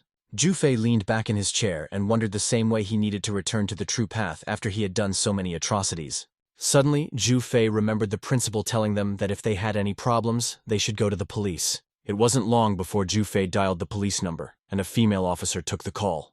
Zhu Fei asked how to bring a person who conspired with a group of people to do bad things back to the true path. The girl asked if those bad things were of a criminal nature, to which Zhu Fei agreed. The girl said that he should then be legally punished, and that is the first thing he must do as a criminal to return to the true path. The woman said accepting legal punishment is the first step of good faith, and if they have committed any crime, she urged them to turn themselves in as soon as possible. Zhu Fei called Wang Meng over and said that he wanted to become a good person. The man said that this was why he had just called the police, and Wang Meng was greatly surprised by this action. However, he didn't even realize the gravity of the situation and jumped away from the protagonist. The man said he was told that if he committed a crime, he better turn himself in, and everyone else should too, since they were all at fault here. The protagonist's eyes lit up and he asked what Wang Meng thought about it. At the same time, the system got caught saying that they don't need to go with that radical path, because their job is to bring the gang back to a decent life, so he should just be a decent leader. At the same time, Wang Meng realized that only a madman could think of such a thing, and most likely the boss was testing his loyalty. The man smiled and said that their thoughts were his thoughts, so he would always support him and follow the protagonist anywhere. But Zhu Fei said to prepare a dinner table for all the company members for tomorrow, and slip a sleeping pill into it for everyone. And Wang Meng realized that the boss wouldn't believe his words, so he had to prove his loyalty indeed. The employee who was walking next to the undercover cop was very surprised and pleased that their boss was inviting them to lunch tomorrow. The policemen were surprised that he had summoned all the members of the company, because he would not have gathered so many people just to eat, and he felt that something was sure to go wrong. Quite soon, Shujian came out to the courtyard. Unknown asked him how many of them would be there this time, and Shujian replied that there would be all of them. The men said that last time he said the same thing at the hospital, and the bottom line was that he was just engaging serious forces, but they got nothing in return. He said that if he kept doing that, it would be very difficult for him to explain everything to the top. Shujin said that he has been here undercover for 3 years and has left everything behind. The man said he no longer had anyone to pour out his soul to. He exhaled and apologized and said it was all in the name of justice. He said that with this information, they would soon finish everything and return to the organization and return all the benefits. The guy said he wasn't interested in anything at all and just let them return the cat and the dog because he had been here for 3 years so that Zhu Fei and his guys would be held accountable by the law. The man said that he trusted his intuition and this time they would definitely get them. The man was already dreaming that he would see the scum of society punished properly. It wasn't long before the company was really throwing a feast at a major restaurant. One of the thugs started calling the manager of this restaurant and asking why all the waiters were guys since he demanded girls to the table. The waiter said he was sorry. However, today was their girls' care day, so they did not come out, and they could only offer guys as waiters. However, no one heard him. The principal said with a strained smile that it was probably impossible, and asked him to accept his apology. The guy took the principal by the scruff of the neck and asked him what he said there and why he was slacking off. After a brief altercation with words, the man took a swing at the principal and was about to hit him. However, unexpectedly, his hand was stopped by Zhu Fei. The man was extremely surprised that the man had interfered in the conversation and was very frightened. Zhu Fei asked if the man was eating today, which he confirmed. At the same time, he almost died of fear in his heart, because he had no idea how such a fierce boss had stood up for a lowly man. The protagonist wondered if he couldn't feel anything. The guy mumbled something inaudible, then collapsed to the ground. At this moment, everyone present had a similar state of weakness. To avoid any suspicion, Meng also hurriedly took a sleeping pill. Lin surmised that now they could, with peace of mind, surrender to the police. Thinking that Zhu was testing him again, Wang continued to play along, saying that he'd do anything for him and he'd never back down. Meanwhile, police officers arrived and rushed to arrest everyone. They said they had received a report of a confession from one of their gang members. Fei interrupted the law guards and mouthed that he was the one who called them. The cops were puzzled, adding that he had gathered everyone here on purpose to all surrender to the authorities together. Then, Fan provided them with a laptop with dirt on his faction. Naive Meng, sitting in the patrol car, wondered if he had passed his boss's background check. One of the policemen went over to Jian to praise him for the job he had done, as Zhu's gang had been successfully caught. At this time, Shanhu with authority gloated over Fei's act, saying he'd gone completely off the rails to turn himself in to the police. They were well aware that now the underworld was in their hands. Duan smiled caustically and asked how they would dispose of Zhu's territories. Just moments later, a SWAT team burst into the room and urged everyone to stay in their seats. After all, as it turned out, Lin had found dirt on Shanhu as well, with the 8th authority, which he safely handed over to the police. Already in handcuffs, Duan realized this, which made him furious. Law enforcement officers tried to calm him down. A short time later, Shanhu was sentenced to the highest penalty, the death penalty. Fan was similarly convicted, but given his candid confession, was sentenced to death with a stay of execution. Meanwhile, Zhu was telling his friend about the successfully completed task and intended to return to his normal life. However, it wasn't that simple, because a check arrived at the police station. They think Fei's confession is too suspicious, so they're asking to monitor him in prison. Jian was unfazed, saying that it was extremely difficult as one needed to have stamina while working undercover. But he had no other choice, so Zhu agreed to continue working in the prison. At this time, the main character was on TV in the prison, stating that he only wanted to make good people out of them. Lin naively thought that they would be grateful to him. After all, his teacher had said, there was good in every person. Zhu was genuinely happy to have contributed to the establishment of the right path of the people. Jian, for his part, realized that it was more likely that Fei would be killed in prison, and thus he would return to his usual life. The cellmates began to whisper among themselves, glancing at Fanya. After a while, they were sent to the correctional labor, where Shu could not decide whether to interfere or not. Suddenly, Zhu called out to Meng, making a request, asking him to help him. One of the convicts couldn't accept that Fei had put him in prison. Therefore, he attacked him with a spoon, intending to kill him. Wang urged the boss to be careful, for even after receiving a life sentence, Meng was loyal to his master. At this moment, Zhu was suddenly interceded by Dalun, who hurriedly hit the attacker. Xiao stated that as long as he was here, no one would dare to touch his boss. Running up to them, Meng joined in Dalun's words. All the prisoners took out their spoons and looked menacingly at the trio that had formed, the heroes. Meanwhile, the jailers were already heading toward them, urging them to leave the lynching, which had no effect on Fei's distraught former subordinates. Wang and Xiao stepped to their master's defense, asking him to run away. However, in the next second, Lin made it clear that he was not to be trifled with, and struck an incredibly powerful blow. As a result, one of the traitors flew off to the side. Everyone was shocked by such power. Zhu urged everyone to stop immediately, even though he actually wanted to show off his skills. Suddenly, everyone fell on their knees in front of Fan, saying that they would not dare to harm him anymore. At the end of 3 years in prison, the just Lin summoned the jailer to him. After that, he gave him his allowance for the orphanage, which he had saved from the correctional work. The protagonist also stated that his cellmates and other prisoners would also do their part. The jailer looked around and noticed that everyone as one was holding money to donate to the orphanage. However, only Shu was hesitant to hand over his money. Naturally, everyone started pressuring him, threatening him with physical violence. Afterward, Jian still gave the money, saying that he wanted to become a good person. Feng thought he had guided Fei to the right path and wanted to return to his body, but as it turned out, it wasn't enough.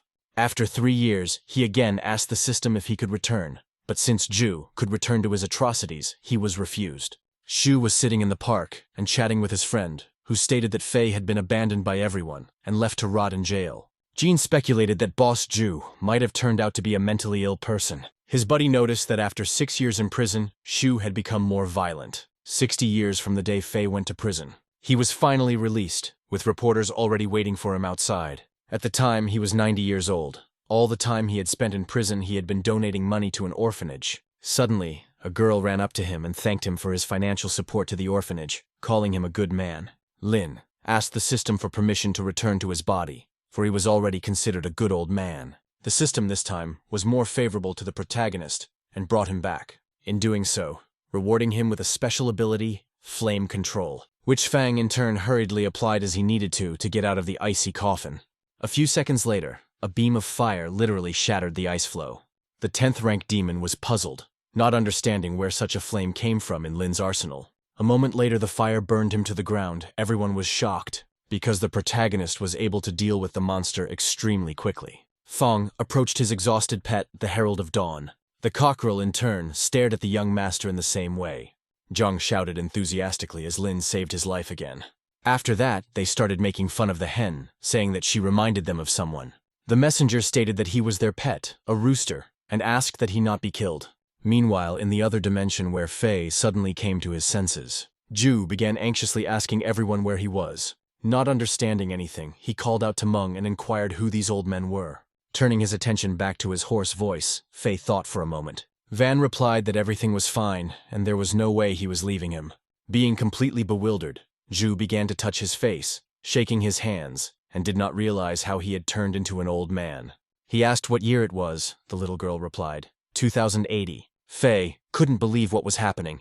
The girl gushed that he had become a good man. Still not accepting reality, Zhu went into a frenzy, saying that in one instant somehow, 66 years had passed. Wang and Dalun tried to calm him down, but the old man collapsed to the ground and died. After a certain time, Fei's funeral was held, the men of his group carrying the coffin, and yet he left no descendants. Xiao walked ahead of the coffin and couldn't believe that this was actually happening. At this time, Zhang rushed over to help his beaten friends with needles. Afterward, turned his attention to the sobbing girl over her injured Pegasus. He naturally set about curing her winged horse, named Chumazik, as well. Stabbing his miracle needles into the Pegasus' face, the horse suddenly came to life. What the girl was immensely happy, and thanked them for their help. At this moment, Zhang noticed Fang's hungry look and said that he shouldn't eat chumazik. Zhang once again went back to the people who were lying unconscious. He stated that the fire had done a lot of damage to them, noting Lin's strength. The protagonist realized that it was because of him the squad died. Fang looked sadly at the flames in his hand. A friend hurriedly calmed him down, saying he didn't do it on purpose, after which they left. Even though they couldn't help innocent people, Lin still became stronger, which meant that in the future, it would be easier to bring justice. However, after a while, the squad did wake up, finding that their wounds had healed. But with no one else around, they began to discuss what had happened, assuming it was most likely the work of the rookie squad and the rooster. The guys rejoiced, thinking that with the help of the newcomers, they would definitely be able to defeat the demons. Only, the squad didn't know where exactly to look for them. They wanted to contact headquarters to figure out their next steps. However, there was no communication with the monitoring center, which was suspicious. An hour before the present events at headquarters, something terrible happened. The demonic cockroach still managed to infiltrate the monitoring base. A frightened subordinate jumped up abruptly from his seat and informed Head Haley that rank 10 waves had been detected. She inquired where exactly, the employee anxiously replied, at headquarters. Everyone was shocked by this statement and didn't know what to do. Meanwhile, the demon reached out with his hand towards one of the center's staff. Then, lightning fast, he grabbed him by the neck. The guy only had time to mouth for the head of Haley to run away. Upon seeing the monster, everyone began to panic, scattering in different directions. The head couldn't understand how he had managed to get in here unnoticed. The cockroach instantly threw the young lad out, thus slamming him against the wall. After which, swiftly headed towards the frightened head of Lily. Abruptly running in her direction, he began to use his abilities. Attempting to strike her, the girl covered herself with her hands, and stealthily activated in her defense a fire dragon, which wrapped around the demon's body, but he still managed to hit Lily. As a result, the head flew off to the side, hitting tables and chairs in the process. She was well aware that if it wasn't for the one-eyed man's heart dragon, she wouldn't have survived. It's worth noting that the serpent didn't do proper damage to the demonic cockroach. Being merely a distraction, suddenly the monster turned around. He saw in front of him an unknown guy who applied a skill, sword dance, electric spheres, headed towards the cockroach. Behemoth abruptly grabbed the fire dragon and threw it towards the lightning. In the aftermath, the two elements met halfway, forming an explosion. Shangwu, in turn, hurriedly reapplied this ability. The electric waves once again went after the demonic cockroach. The monster tried to jump aside to avoid the collision. However, he failed to do so. The spheres still caught up with him, causing a lot of damage. A moment later, a mangled cockroach, with its whiskers torn off, lay on the floor.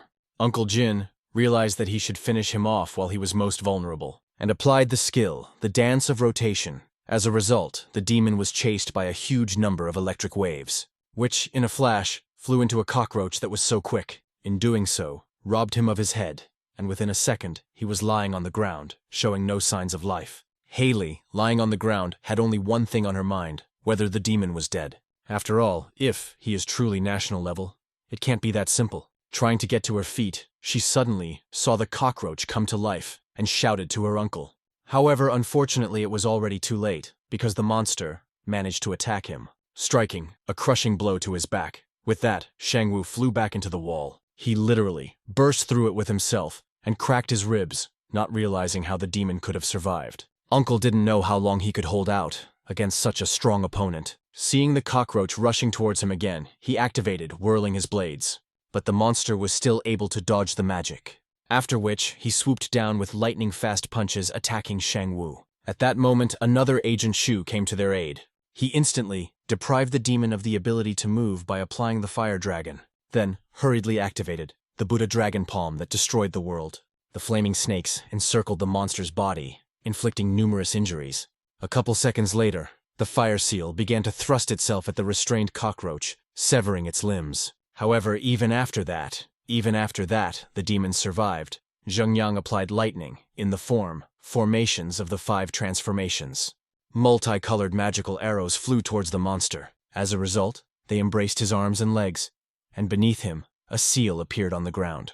After a few moments, the demon was completely immobilized. Everyone breathed a sigh of relief, realizing that this time, he wouldn't get away with it. Zhengyang began to remember how Jin forced him to leave from Yanhai, saying that HQ didn't believe them, or specifically gave such an order. She thought that the headquarters had deliberately forced Shu to leave the city.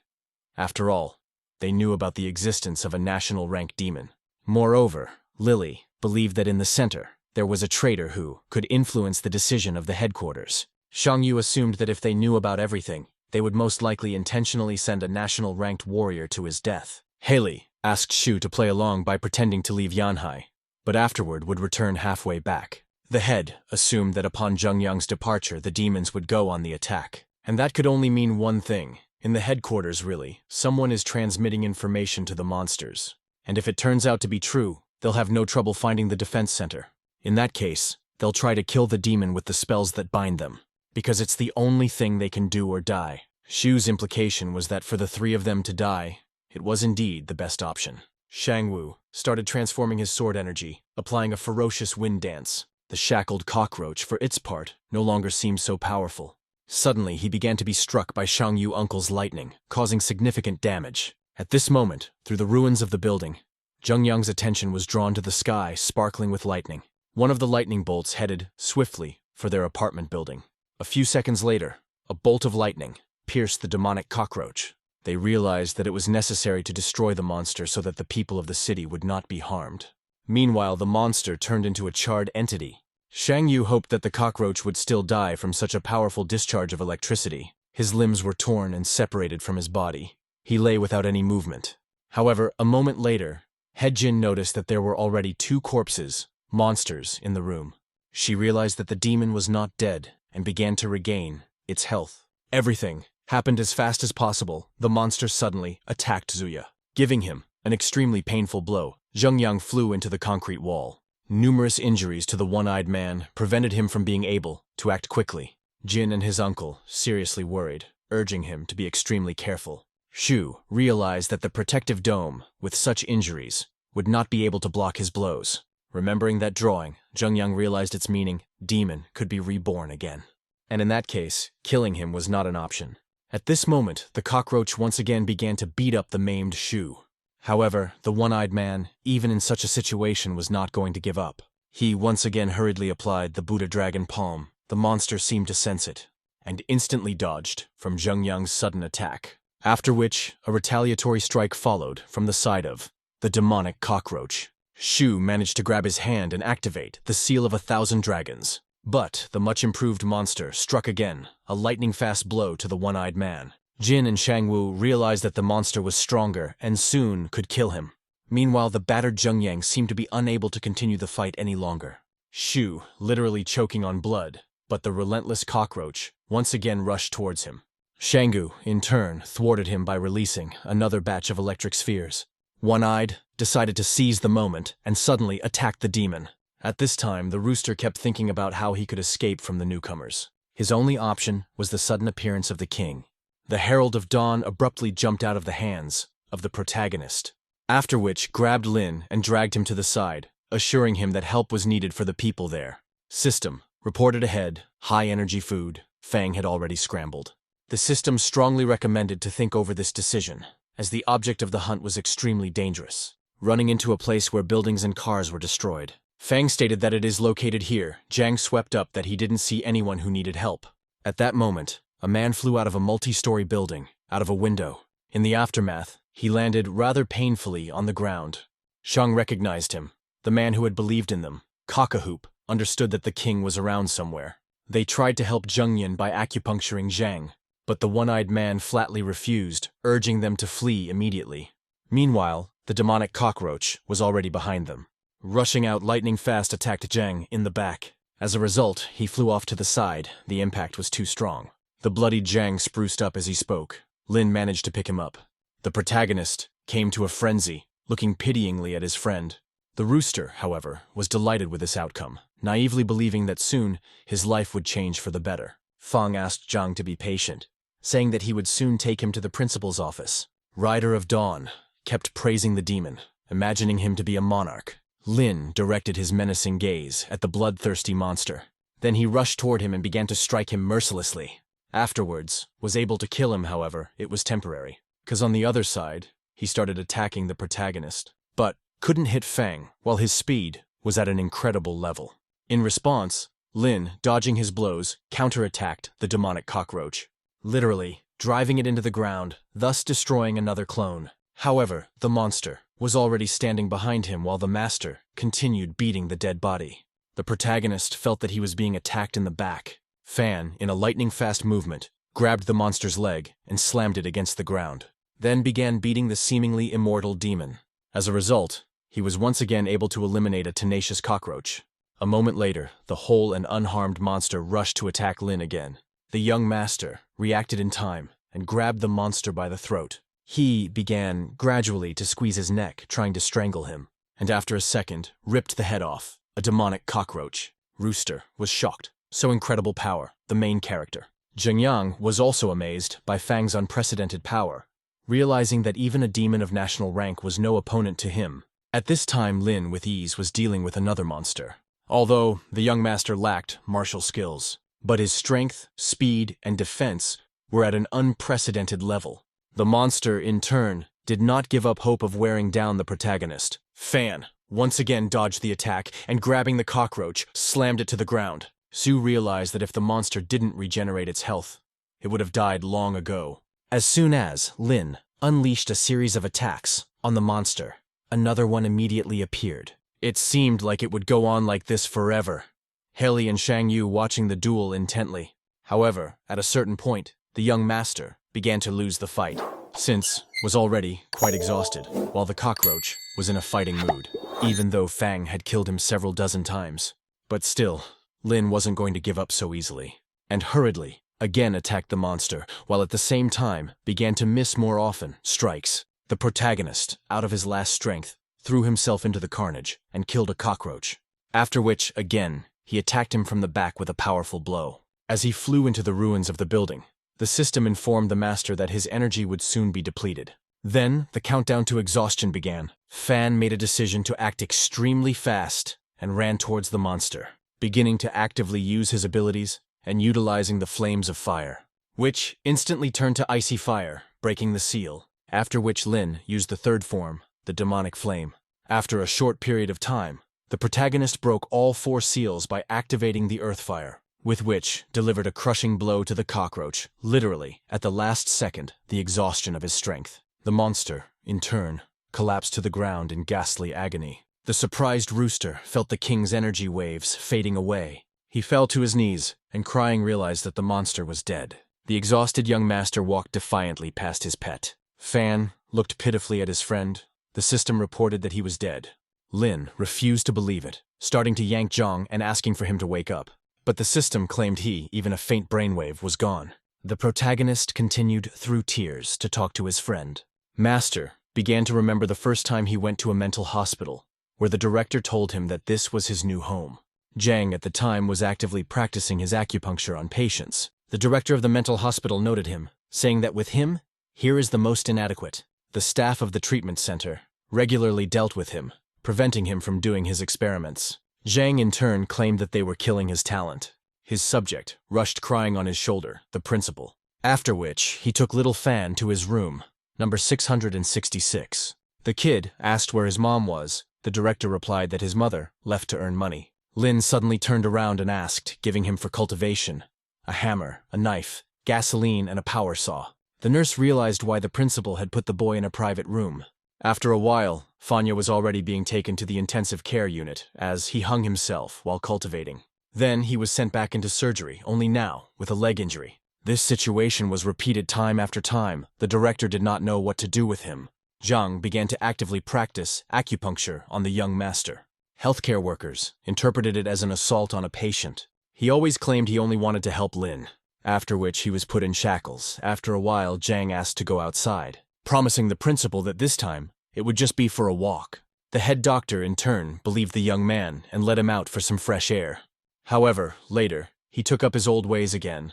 The director came up with a way to set up an illusion on all the employees, so that Zhang seemed like an old man to them. Thus he could not charm the nurses. One day, Fang was sitting on a bench in the park with the tired employees of a mental hospital. His friend, meanwhile, still sat in the chamber shackled. Suddenly, Lin escaped and approached the room. Zhang, the protagonist, complained to him about the fact that he is not allowed to cultivate, and suggested to Zhang to practice on him. By doing so, he could make the master stronger. Henceforth, they became best friends and began to develop together. At this point, the staff of the treatment center woke up and found the boy was not there, next to them. Fang's newfound friend had already managed to inject him, his needles, and Lin lost consciousness. The medical staff found him outside Zhang's room and immediately treated him, again stating that the patient attacked the boy, his friend, thought he would never come again. The young master, however, visited his colleague again, bringing him new needles, saying that acupuncture had helped him. Zhang was genuinely happy to hear this, and especially his presence and faith. The main character said he was feeling much better and wanted more, adding that after the 13th needle, he saw a certain bridge on which, waving to him, was a white-haired fellow. Zhang pondered, realizing that he should refine his technique, the moon rotation. Applying his acupuncture once again, Fang, once again, collapsed without strength. After a while, with his head rewound, Lin hurried toward his friend. He decided to give him his own butterfly, which the nurse had tied. Zhang was pleasantly surprised, saying that he had never been given anything. A friend hung it on a lock of hair. The protagonist declared that the bow tie suited him very well. A helpful buddy rushed over to thank his co-worker, applying improved technique, the spinning of the blue star. A moment later, there were several needles in the young master's head. Zhang assured Fang that very soon he would become much stronger. Meanwhile, he was again taken to the emergency room to save his life. The director asked the staff how many times in a month this happens. The guy replied, 8. Everyone started making excuses, saying they couldn't keep track of him, and they were already pretty much awake. Therefore, they asked the head doctor to hire as many people as possible. But he had a different plan. The director wanted to put Lin and Zhang in the same room. After informing his buddy Fanya of his decision, he was delighted and thanked the head doctor. The director urged them to stay away from other patients, realizing how dangerous it was, because Zhang could stab the kid to death. The medical workers proposed to the head doctor to resettle them, but the director refused. Meanwhile, Zhang, there was no way he could wait for the young master to wake up. When the protagonist woke up, a friend immediately gave the glad tidings that he had been transferred to his ward. Fang was infinitely glad, and enthusiastically shouted that now no one would stop them from practicing. Lin dropped his tears on the bloody and breathless body of his friend. Holding him in his arms, the young master pleaded for Zhang to wake up. But he continued to sleep eternal sleep. The protagonist, no way, could not accept it. Suddenly, Zhang still began to wake up. Even the system was perplexed. He opened his eyes and directed his gaze at his best friend. In response, Fan smiled and stated that he, until the end, did not believe in his death. At this moment, as if a realization came to him, Zhang wailed that that monster almost killed him, which meant they owed it to him to get back at him, and started yanking Lin to him, to help. The young master said he had already killed him, and a great many times. There were cockroach corpses everywhere. Zhang looked at them in surprise. At this time, the demonic cockroach got into a place, a cluster of souls. Everyone began to say that he would soon get used to everything. Fang inquiring about his friend's health. Meanwhile, the rooster was up to something not so good. He wanted to remove the cockroach's body while they were busy looking for Zheng Yang. The Herald of Dawn began to search, the remains of the king digging up the ground.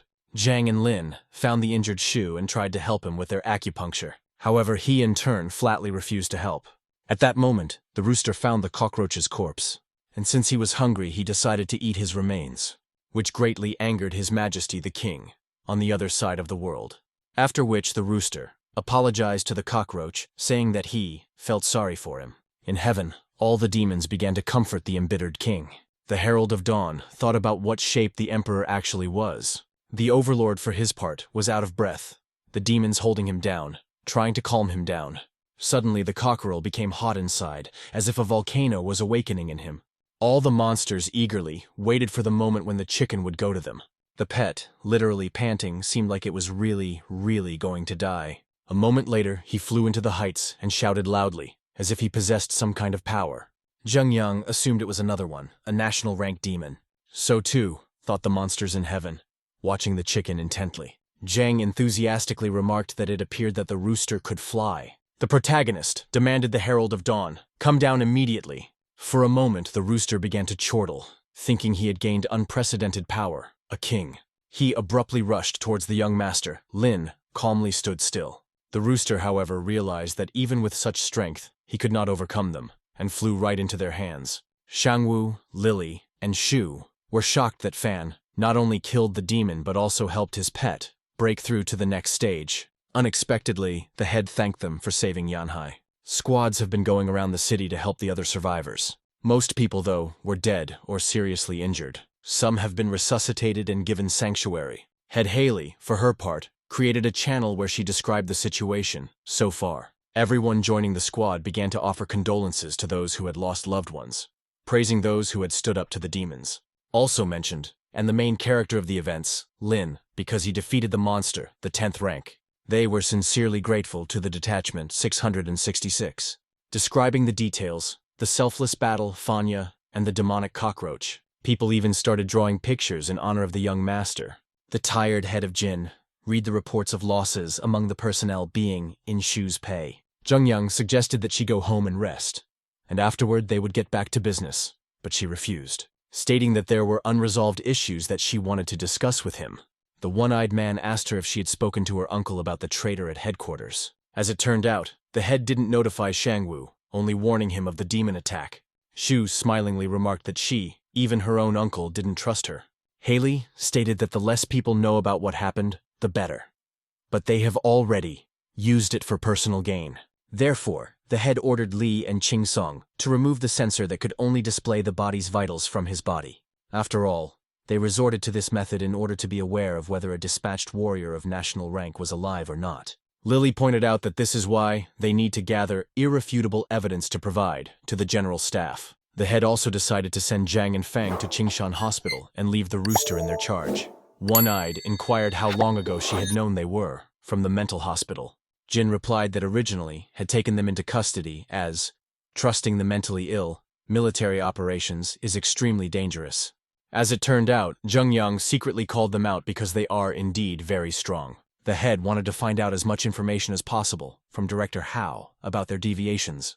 They agreed with Shu that such power was worth using for their own purposes, even if such power was in the hands of lunatics. At this moment, suddenly, the one-eyed man's wound ached. Haley became worried. Lifting the clothes, they found that from the wound, some kind of outgrowth was coming out. The frightened Lily didn't know what it was and ran after Chen Lao and Qin Song. Soon, Zheng Yang placed in a flask. Lao said that the root system has already affected the organs of Shu, and remove the outgrowth will not be possible. They were trying to figure out where exactly the one-eyed man had been injured. At this time, Zheng Yang rumbled as if he wanted to say something. "Chen," asked the lab technician, "immediately turn on the transmitter." After which, Shu muttered that it was a 9th-ranked warrior sent by the general staff. He was sent, for some unknown reason, to escort the one-eyed man. But Zhengyang left him, saying that he had extremely important business to attend to. The only thing Shu remembered was that his name was Zheng Sen, and he belonged to the Taoist school. However, Sen unexpectedly attacked unpredictable Zhengyang. After all, Zheng used his strength, his innate body, and with the help of those vines, injured him. He demanded that the one-eyed man follow him to the general staff for a report.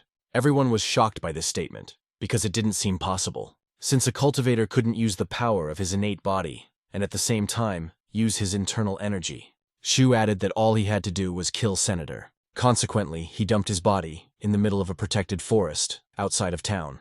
Jin realized that they urgently needed to find Zheng's corpse. The head began to explain to the squad their task, showing on the map in what forests of the suburbs was sent, the squad, a sacred duty. And according to the data, Zhengyang, their target, is in this forest. There were also detected energy waves, demons, of the 7th rank.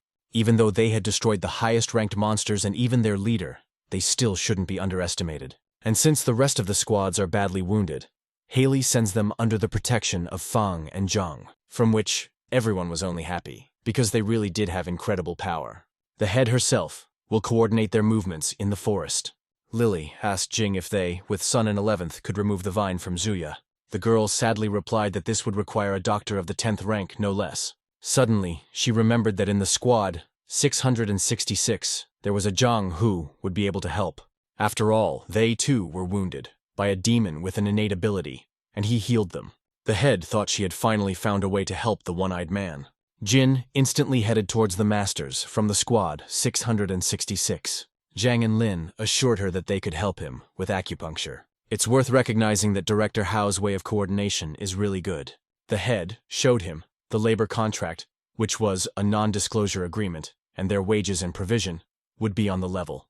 and if the director agrees to hide the fact that they're mentally ill, then he just needs to sign the contract. Naturally, Mr. Howe agreed and prepared his contract, which was a statement of the release of his responsibility for their acts. He asked to sign this contract to Haley. The head responded that in that case, during the term of this agreement, he would not be able to change the cost of services. The headmaster felt that he had been deceived. Lily had hurriedly taken Zhang and Lin back to the unit. Howe didn't expect that everything would happen so quickly, and they would immediately have an urgent task. Once inside the lab, Zhang asked to fix Zhengyang. One-eyed, in turn, was against this decision, but no one listened to him. Then, the healer needed complete silence, because he could be distracted by the slightest sound. That was soon done. Shu was not himself, but he could not speak out about it. Zhang happily declared that now he could proceed to his magical acupuncture. Sun couldn't help but feel like things weren't quite going according to plan. She was literally shaking with excitement, everyone frozen in anticipation. Zhang, meanwhile, took out his own miracle needles, after which slowly brought the needle to the anxious Zhengyang, who was showing his negative attitude. Suddenly, Zuya shook violently. It seemed like he was about to break the shackles. The assistant stated that he was having muscle spasms all over his body and his temperature was dropping rapidly. But Zhang assured them that everything was under control and it was a normal reaction. After that, Zhengyang's pulse disappeared, as the assistant said. The young healer once again assured them that all was well. Then the one-eyed man's breathing and heartbeat stopped. Haley was out of sorts. Fang, in turn, confirmed that everything was fine. However, from all indications, it was clear that Shu was dead. Everyone was just horrified. The head couldn't hold back her tears. At this time, Zhang asked Lin if indeed things had not gone according to plan. Everyone began to look askance at the protagonist and not to the healer. But suddenly, a kind of miracle happened. The heartbeat was restored. The military advisor, Lily, was genuinely excited such news. Sun looked closely at the wound, Zhengyang, and found that it began to heal, and the seed was neutralized. Zhang breathed a sigh of relief as well as the others. After a while, all of Shu's vitals returned to normal. He was unconscious, but his body was recovering. In addition, the monitoring center has been successfully repaired. Jin wanted to update the data, Rooster. It was necessary to do so because his energy waves could not be hidden.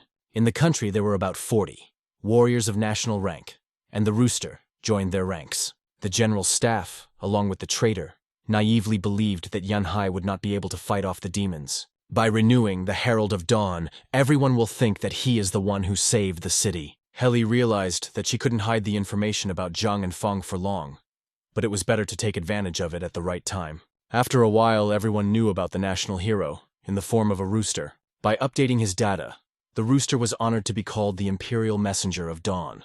Everyone began to actively discuss the topic, saying that the rookie squad had overtaken most of them. The rooster, however, thought only about the bottom, that the day would come when he would avenge his fellow humans. They all went together to look for the corpse, Zhang Sen. Wandering through the forest, they came across energy waves, demons of the 7th rank, while some of the troop tried to feed the angry rooster. Zhang offered to carry the chicken, assuming that Lin was tired. However, those willing to carry the winged beast turned out to be half the squad. The Herald of Dawn suddenly flew up into the sky, intending to warn the demons that the humans were coming to them soon.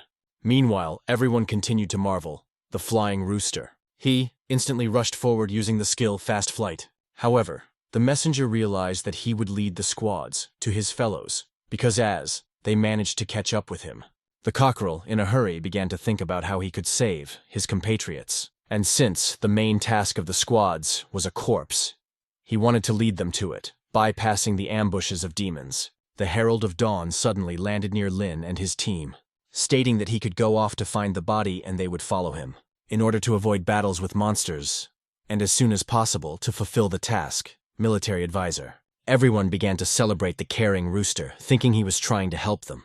Fan suspected that he wanted to escape and suggested to Zhang to knock him out. The Herald instantly ran up to the protagonist and literally fell to his knees in front of him, begging him to give him a chance. The people from the squad were puzzled, saying that a beast of national rank had bowed down to Lin, but the young master flatly refused the rooster's request. The cockerel of national rank was extremely indignant at this answer. Since they believed the messenger to be female, Zhang urged Fang to give in to the hen. After which, the rooster once again flew up into the sky and rushed forward, thinking about how one day he would surely kill them all and avenge his brothers. Without noticing, he broke away from the squads and flew on. intending to find monsters to take down humans with them. In parallel, the Herald of Dawn enjoyed his freedom. But after a while, the rooster did not pay attention to a certain barrier, which he accidentally fell into and couldn't move. Electricity went all over his body. He was horrified to see a formation of 5 transformations. Inside the barrier, there was an unknown person destroying demons. The Herald of Dawn realized it was a national-ranked warrior who managed to find Zung's corpse first. The rooster took action. The warrior picked up Sen's body and hurriedly hid. Herald summoned a downpour of needles. The National Guard was surprised to feel strong demonic waves, and together with Sen's body he began to run away deep into the woods. Because warrior perfectly understood that such power can belong only to a demon, national rank. The rooster in turn really got a huge amount of ability, and the presence of such a demon only meant that Yanhai's warriors were already here. The Herald of Dawn began to use abilities of the electric type, to which a warrior of national rank was extremely surprised. As it turned out, the rooster was secretly practicing his skills, long-range combat. The warrior noted his magical techniques, realizing that he was indeed powerful. Assuming that the bird had flown in to retrieve the corpse, Zung, and to cope with the demon, he will not be able to, in addition to his help, could come to the others. A warrior of national rank was trying to dodge the lightning-fast attacks of the rooster. However, at a certain point, the messenger struck with lightning ahead of time. As a result, he was able to wound the unknown thief who dropped the body of Senator. The cockerel got mad and wanted to take revenge for his kin, instantly applying his combined technique and headed towards the warrior. The one, in turn, rushed to activate the shadow ability, and in the aftermath disappeared. The rooster realized that he had an innate body. Despite the fact that he used a huge amount of energy, the messenger felt a surge of strength, realizing that he had acquired this skill when he ate the corpse of a cockroach. Meanwhile, the demon king, who was in the other world, was indignant. Rooster suddenly realized why, was able to break through to the national level, getting an unlimited recovery. He fell to the ground and could not believe his happiness, saying that the king's death was inexcusable, also stating that he would definitely avenge those monsters on him. The demonic cockroach continued to react inadequately to what was happening, the beasts trying to calm him down. At this moment, the 7th-ranked demons, a 3-tailed squirrel, and a 4-winged hawk with a great horned antelope approached the messenger, calling the cockerel a traitor who joined the wretched people. And around his neck was an amulet with remnants of the warrior's aura, just as the starfish had told them. The rooster began to justify himself, saying that this, a nationally ranked warrior, had killed everyone. The beasts did not believe him, ordering him to kill those people as his loyalty to them. The Herald of Dawn urged them to run away immediately, since soon the warriors would appear. But the demonic creatures were convinced otherwise, stating that they would kill them. The rooster decided to fly away to avoid falling into the hands of humans again. The flight wasn't long, however, as the messenger was called by Zhang, thanking him for his help and asking him to come down. The cockerel was shocked at the speed of the warriors, realizing that he could not escape. Meanwhile, the main character headed towards the demonic beasts, using the flames of the earth. The others, in turn, rushed to the corpse, Zung. Suddenly, the Herald of Dawn called for everyone to stop. The rooster asked Fanya to spare the demons, saying they would surrender on their own. He turned to the beasts and asked them to play along, asking if they agreed.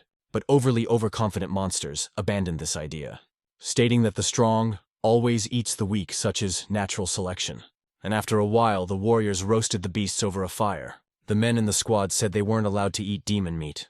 Meanwhile, the Herald of the Dawn repented of his deeds, for he had not meant for it to happen this way. At that moment, the rooster grabbed Lin's hand, preventing him from killing the beasts, stating that he'd do it himself because they wouldn't give up. The monsters in turn were perplexed, calling him a traitor. Rooster abruptly applied his ability, Evil Eye. All the monsters were suddenly in some sort of illusion and didn't realize what was happening, after which the messenger killed them with the skill, 6 shadow scythes. After all, if Fang was able to destroy the demon leader with black fire, without the ability to be reborn, it's better he himself will kill the monsters, so that they can reincarnate into someone else. Zhang noticed the distressed hen approaching her. He asked what was wrong, and offered to eat the meat. The messenger replied that he could not eat his fellow men, adding that he and Lin had killed many demons, and soon it would be his turn. Zhang replied that she had already become a friend to them, as she was constantly helping them, and friends are not eaten or killed. Rooster, declaring that their human world was too complicated for him, wondered if they were sure they wouldn't kill him. The healer promised that no one would touch the hen, especially since it laid excellent eggs. Harold could not describe the pain and humiliation to which is subjected from people. He, all of a sudden, placed himself in the ice. Zhang could not understand what was going on with the hen at this time. He was called out by Fang. The young master hurried the healer because the antelope was already roasting. They instantly began to eat the demon meat. Everyone looked at them and realized that they too wanted meat. The protagonist offered them a piece, but they stood their ground, saying they were not allowed. The rooster, with tears in his eyes, still ate the tasty meat of his fellow roosters. The system recommended to the meat to take beer. In front of Fan appeared a box, an alcoholic beverage. Lin offered Zhang a beer, saying that the psycho in his head gave it to him. The squad, the soul, couldn't understand where the young master alcohol came from. They immediately started tasting it, saying that beer was fine for them. After getting pretty drunk, everyone started talking about how, thanks to the rooster, Sen's body had been found faster than expected. Urging him to drink with them alcohol, the messenger, in turn, agreed. And now, all together, they were having a drunken round dance around the fire. At this time, in the hospital, the one-eyed man woke up. Jin jumped up. After questioning him about how he was feeling, Shu slowly pulled himself up. After which, looked the worried military advisor in the eye, and stated that he wanted to drink wine. Haley was against it, as he had just come to his senses, especially now morning. Then inquired if Zheng Yang's eye hurt. He replied that he was fine, at which point his nose began to bleed. The head worried. The one-eyed man asked how long he had been unconscious. Jin said he had slept 36 hours since the acupuncture. Zheng. She was worried about Suya's condition because his face was flushed. Zheng Yang swept up that the healer from Squad 666 had indeed helped him. He wanted to thank him, but he found out that Lily had sent them to look for Zheng's corpse. Meanwhile, the protagonist and the squad soul continued the fun. And when everyone had gone to bed, a lonely and sad rooster was pouring beer, feeling bitter for his fellow man for whom he had worked so hard. However, at the same time, no one understood him anyway, calling him a traitor. Therefore, he made the decision to go all the way, all alone. But, unable to get up, the drunken body of the messenger collapsed to the ground. After a few seconds, he fell into a deep sleep. For the morning, they all bundled up together, heading to the base, talking about how much fun they'd had. Jin, for her part, didn't expect them so soon to return with Sen's body and thanked them. In a hurry, called the research team to take a look at the body. However, at this moment, she heard the anxious voices of Zuya and Shang Yu, who said they got an urgent message from headquarters. One-eyed, sadly said that the city of Changxi had been destroyed. The general staff has just notified all national-level masters. As it turned out, at the moment the monsters attacked Yanhai, Conshi as well, was attacked by a demon, continent level. Haley was shocked, realizing that a continental level monster, this was already serious. Besides, the city didn't ask for any support, and it all came to light when they lost contact with headquarters. 3 advisors to the general staff suspected something amiss when they tried to contact, via the internal network, Changxi's special forces. And 2 hours later, someone opened a one-way link from the city and sent a horrible video to headquarters, in which were the beaten warriors of national rank of Changxi. Thus, they were captured by the demons, including Wang Xiaoyuan. Activating satellite surveillance, it was known that the monster, continental level, was still in Quanxi. In addition, there were also waves of high-ranking demons, and all the exits out of the city blocked off, and no one knows what's going on out there. Lily understood that this monster was too smart to have mastered human technology, and was able to cut the connection with the center. This was not super intelligence, but an entire strategy. Suddenly, Haley was covered in sweat. Her consciousness blurred, her eyes blurred, and Lily felt a sudden weakness. As suddenly the military advisor collapsed to the ground, Zhengya and Shang Yu rushed to her aid. At this time, a continent-level warrior suggested that the task had failed because the aura was unstable. Suddenly, literally out of the ground, the culprit that had failed to live up to the expectations of his master appeared. He said that he was unable to retrieve Zheng's body because Shu had sent a demon of national rank, adding that the Herald of Dawn had abilities, water and electric type. The warrior wondered why this beast was so loyal to humans. An acolyte noticed that this bird could absorb the power of its fellows, and so it became a national monster, thereby betraying his countrymen, but not the fact that he was on the side of Zheng Yang. The ruler realized that the messenger, with the help of the humans, could absorb the powers of the rest of the demons. But at the same time, he is completely indifferent to Yanhai's fate.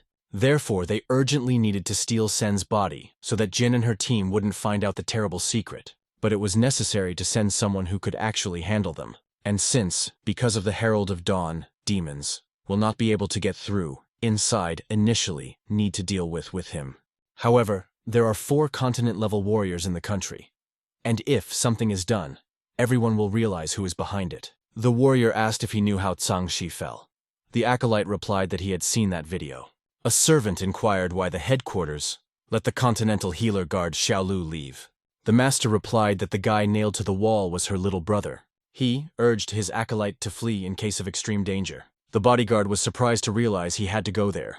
The warrior stated that he needed to deal with the rooster when Yanhai and the other cities sent a detachment to Kangxi. The acolyte resented him again, saying that he was not his opponent. The ruler said that he didn't have to fight, but he didn't have to help Yanhai anymore. His henchman asked why he was so sure that Zhengyang would send him specifically. The Continental Guardian smiled and said that he would definitely be called upon for help. Meanwhile, in Jin's chamber, Shu informed her that he had sent Jing Mo and Li Da and would lead them, Wan Xiaolu. In this case, to their aid, will come to the detachments from nearby towns. Haley offered to send a detachment of Yanhai there, but if anything, they would have to retreat. However, Zhenyang was against it, saying that this would not increase the chances of success.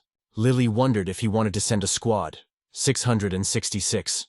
But they also needed to get evidence from the corpse. Jin urged the one-eyed man not to use their only trump card, not to be left with nothing. Shu realized that Haley was worried and trying his best to confront the traitor. But it's about her mother, who is a military advisor, Quan Shi. Therefore, it's better to send Fang, thereby increasing the chance of success. After all, if Lily's mother was still alive, it was Lin who would be able to save her. At this moment, Jin cried. Xiangwu, meanwhile, was outside the door and heard Haley crying. Running into the ward, he saw Zhengyang hugging Lily. He literally lost his temper and began to speak out, Suya. Uncle Jin, unable to bear it, used his ability. As a result, ended up in a wall and didn't realize what was happening.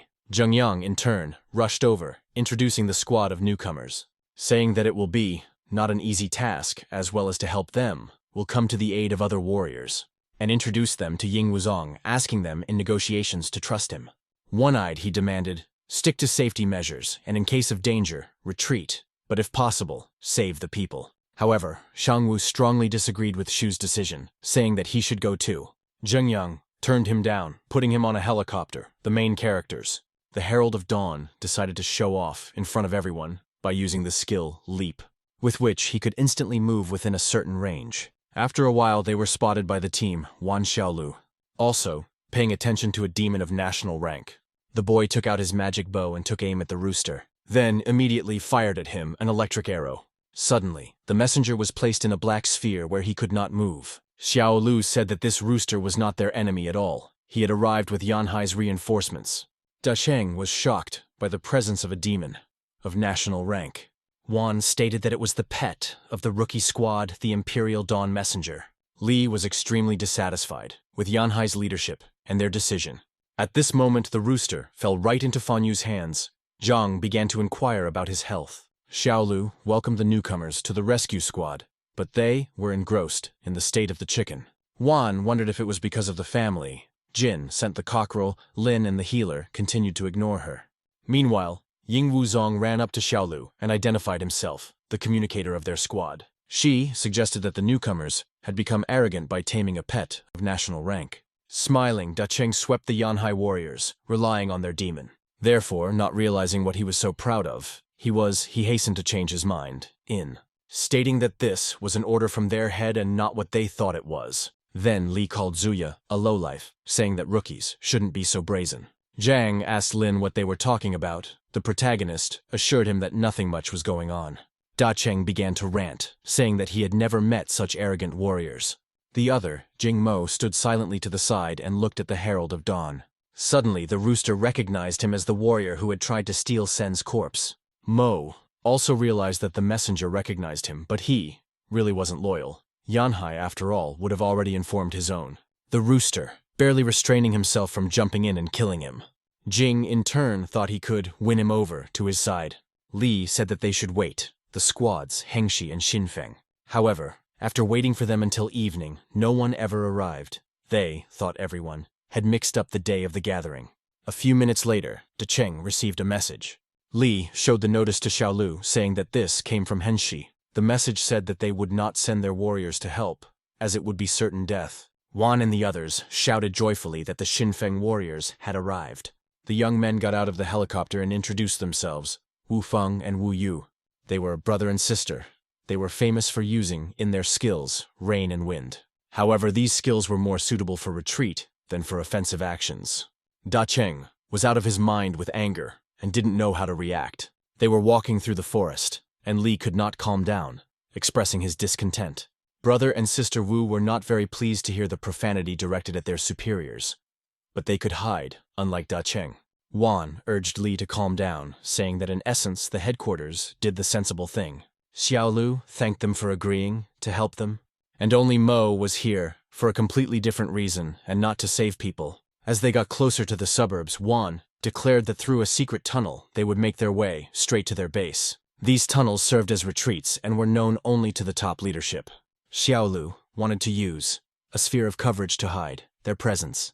By applying this ability, they really truly could not be seen. Vanya called for everyone to be on guard and announced the start of the operation. After they crawled through the field, came again into the dense woods. Jing kept wondering how he could be alone with the messenger of dawn.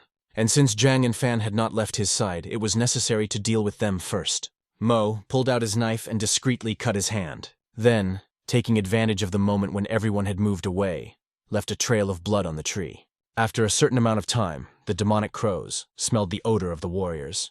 Realizing that they had been revealed, Xiaolu alerted the others. Everyone abruptly turned back, realizing that now they were going to be in a tight spot. Zhang couldn't understand how they were able to be declassified. Vanya reported the demons were coming at them from all sides with different ranks, adding that the monster, rank 8, was approaching them at an incredible speed. Behind the protagonist and healer was a huge, big-winged falcon. Dacheng didn't understand how he was able to move so fast since he was only rank 8. Jingmo naively thought that they were all about to be killed. At that moment, the cockerel, all of a sudden, grabbed the falcon. Imperial Dawn Herald didn't understand why they attacked. He didn't want to kill his fellow man, but for the moment, the rooster couldn't give himself away. The main character asked Zhang to look at this bird. The Imperial Messenger of Dawn realized that another, his compatriot, was finished. Therefore, he decided to personally kill the demonic falcon, literally chopping his body to pieces, which he didn't want to do. But this way, the bird could be reborn and move on. Lin and Zhang were extremely surprised that the rooster himself had killed the falcon, while Wu's brother and sister marveled at the human form of the cockerel. Li and Xiaolu realized that the national demon was able to help them after all. Mo, in turn, was shocked and didn't understand why he, until now, hadn't turned him in. Then, upon reflection, came to the conclusion that he had deliberately done it to get into the confidence of the people. Jing wanted to fake the accidental death of Lin and his healer. Noting quite a cunning plan, a monster of national rank, all the demonic beasts began to run away. The warriors bravely defended themselves, eliminating them, but they couldn't figure out how they'd been discovered. When he saw that the young masters of Troop 666 had built a fire and were roasting falcon meat, Wang came to a rage. Cheerful Zhang offered her a piece of meat. Xiaolu urged them to put out the fire immediately because they were on a mission. Dacheng and Jingmo were also puzzled by the rookie's extremely non-serious attitude. Unlike most, Yu and Feng said that the scent was indeed alluring. Meanwhile, the midnight she-wolf, rank 9, was informed by the birds that their brethren were roasted on the fire, adding that since energy waves, the hare, falcon, and hyena were missing, it was most likely that they were the ones who were roasted. Suddenly, the person in the tree said that throughout the entire forest, there is this aroma. The demonic she-wolf greeted the 4th prince consort, who it was noticed that the warriors had come to hunt their countrymen. It was a demon of national rank, an ant king. He was the one who sent that horrible video to Heng, and assumed that this visit was the answer. At this time, Dacheng and the enraged Wan put out the fire, yelling at the newcomers. Afterwards, she said it was best for them to retreat, so they wouldn't run into stronger demons. In fact, Xiaolu really wanted to help her brother and save him. However, suggested that she was extremely unlucky with her allies. Van urged everyone immediately run away, as suddenly in front of them appeared a she-wolf, which began to declare that they had nowhere to run to. Moreover, they themselves provoked, roasting at the stake, their brethren. Xiaolu thought that by eliminating the demon wolf, they would be able to leave this place. But at that moment, a stronger opponent showed up, the Ant King. He, holding in his hands, the head of the Imperial Herald of Dawn. Everyone was shocked to realize how strong he was. Especially Zhang and Lin. They had no idea that the hen was waiting for such an account. The healer of the rookie squad couldn't contain his emotions. Jing was also upset because he wanted to recruit a rooster and had come all this way in vain. Zhang began to tearfully declare Fang that their pet was not spared. The protagonist promised to take revenge. Wang's squad immediately took up battle positions, preparing for battle. Li assumed that Xiaolu would handle them, he urged Yu and Feng to escape before it was too late, which, in the end, they did, applying the ability Wind and Rain. Da Cheng didn't know who to attack first, holding with trembling hands his bow. Mo naively thought they could still defeat the demons. But given that they had killed the Imperial Messenger, the task was getting harder, and it might be better to escape. Meanwhile, the Ant Emperor appeared right in front of him, saying that he was in vain thinking of escaping, adding that most of all he hates betrayal. Jing was literally taken aback, realizing that this demon could read thoughts. Moments later, the Ant Lord struck a powerful blow. Mo, the warrior, in a moment, flew into the tree, feeling incredible pain. Li, lightning fast, fired his electro arrow at the ant and even managed to wound it. Because, as Xiaolu activated the acceleration sphere, the monster abruptly jumped onto the tree. Wan rushed to the aid, injured by the king, Jing. Realizing that Li himself would not be able to handle it, she gave him triple acceleration originally, needed to eliminate the she-wolf. What Da Cheng started to do with Xiaolu's skill, he was able to stab an arrow into a 9th-ranked demon. Monster fell to his knees. Wan demanded Li backed off. However, at that moment, a furious ant was already flying towards them.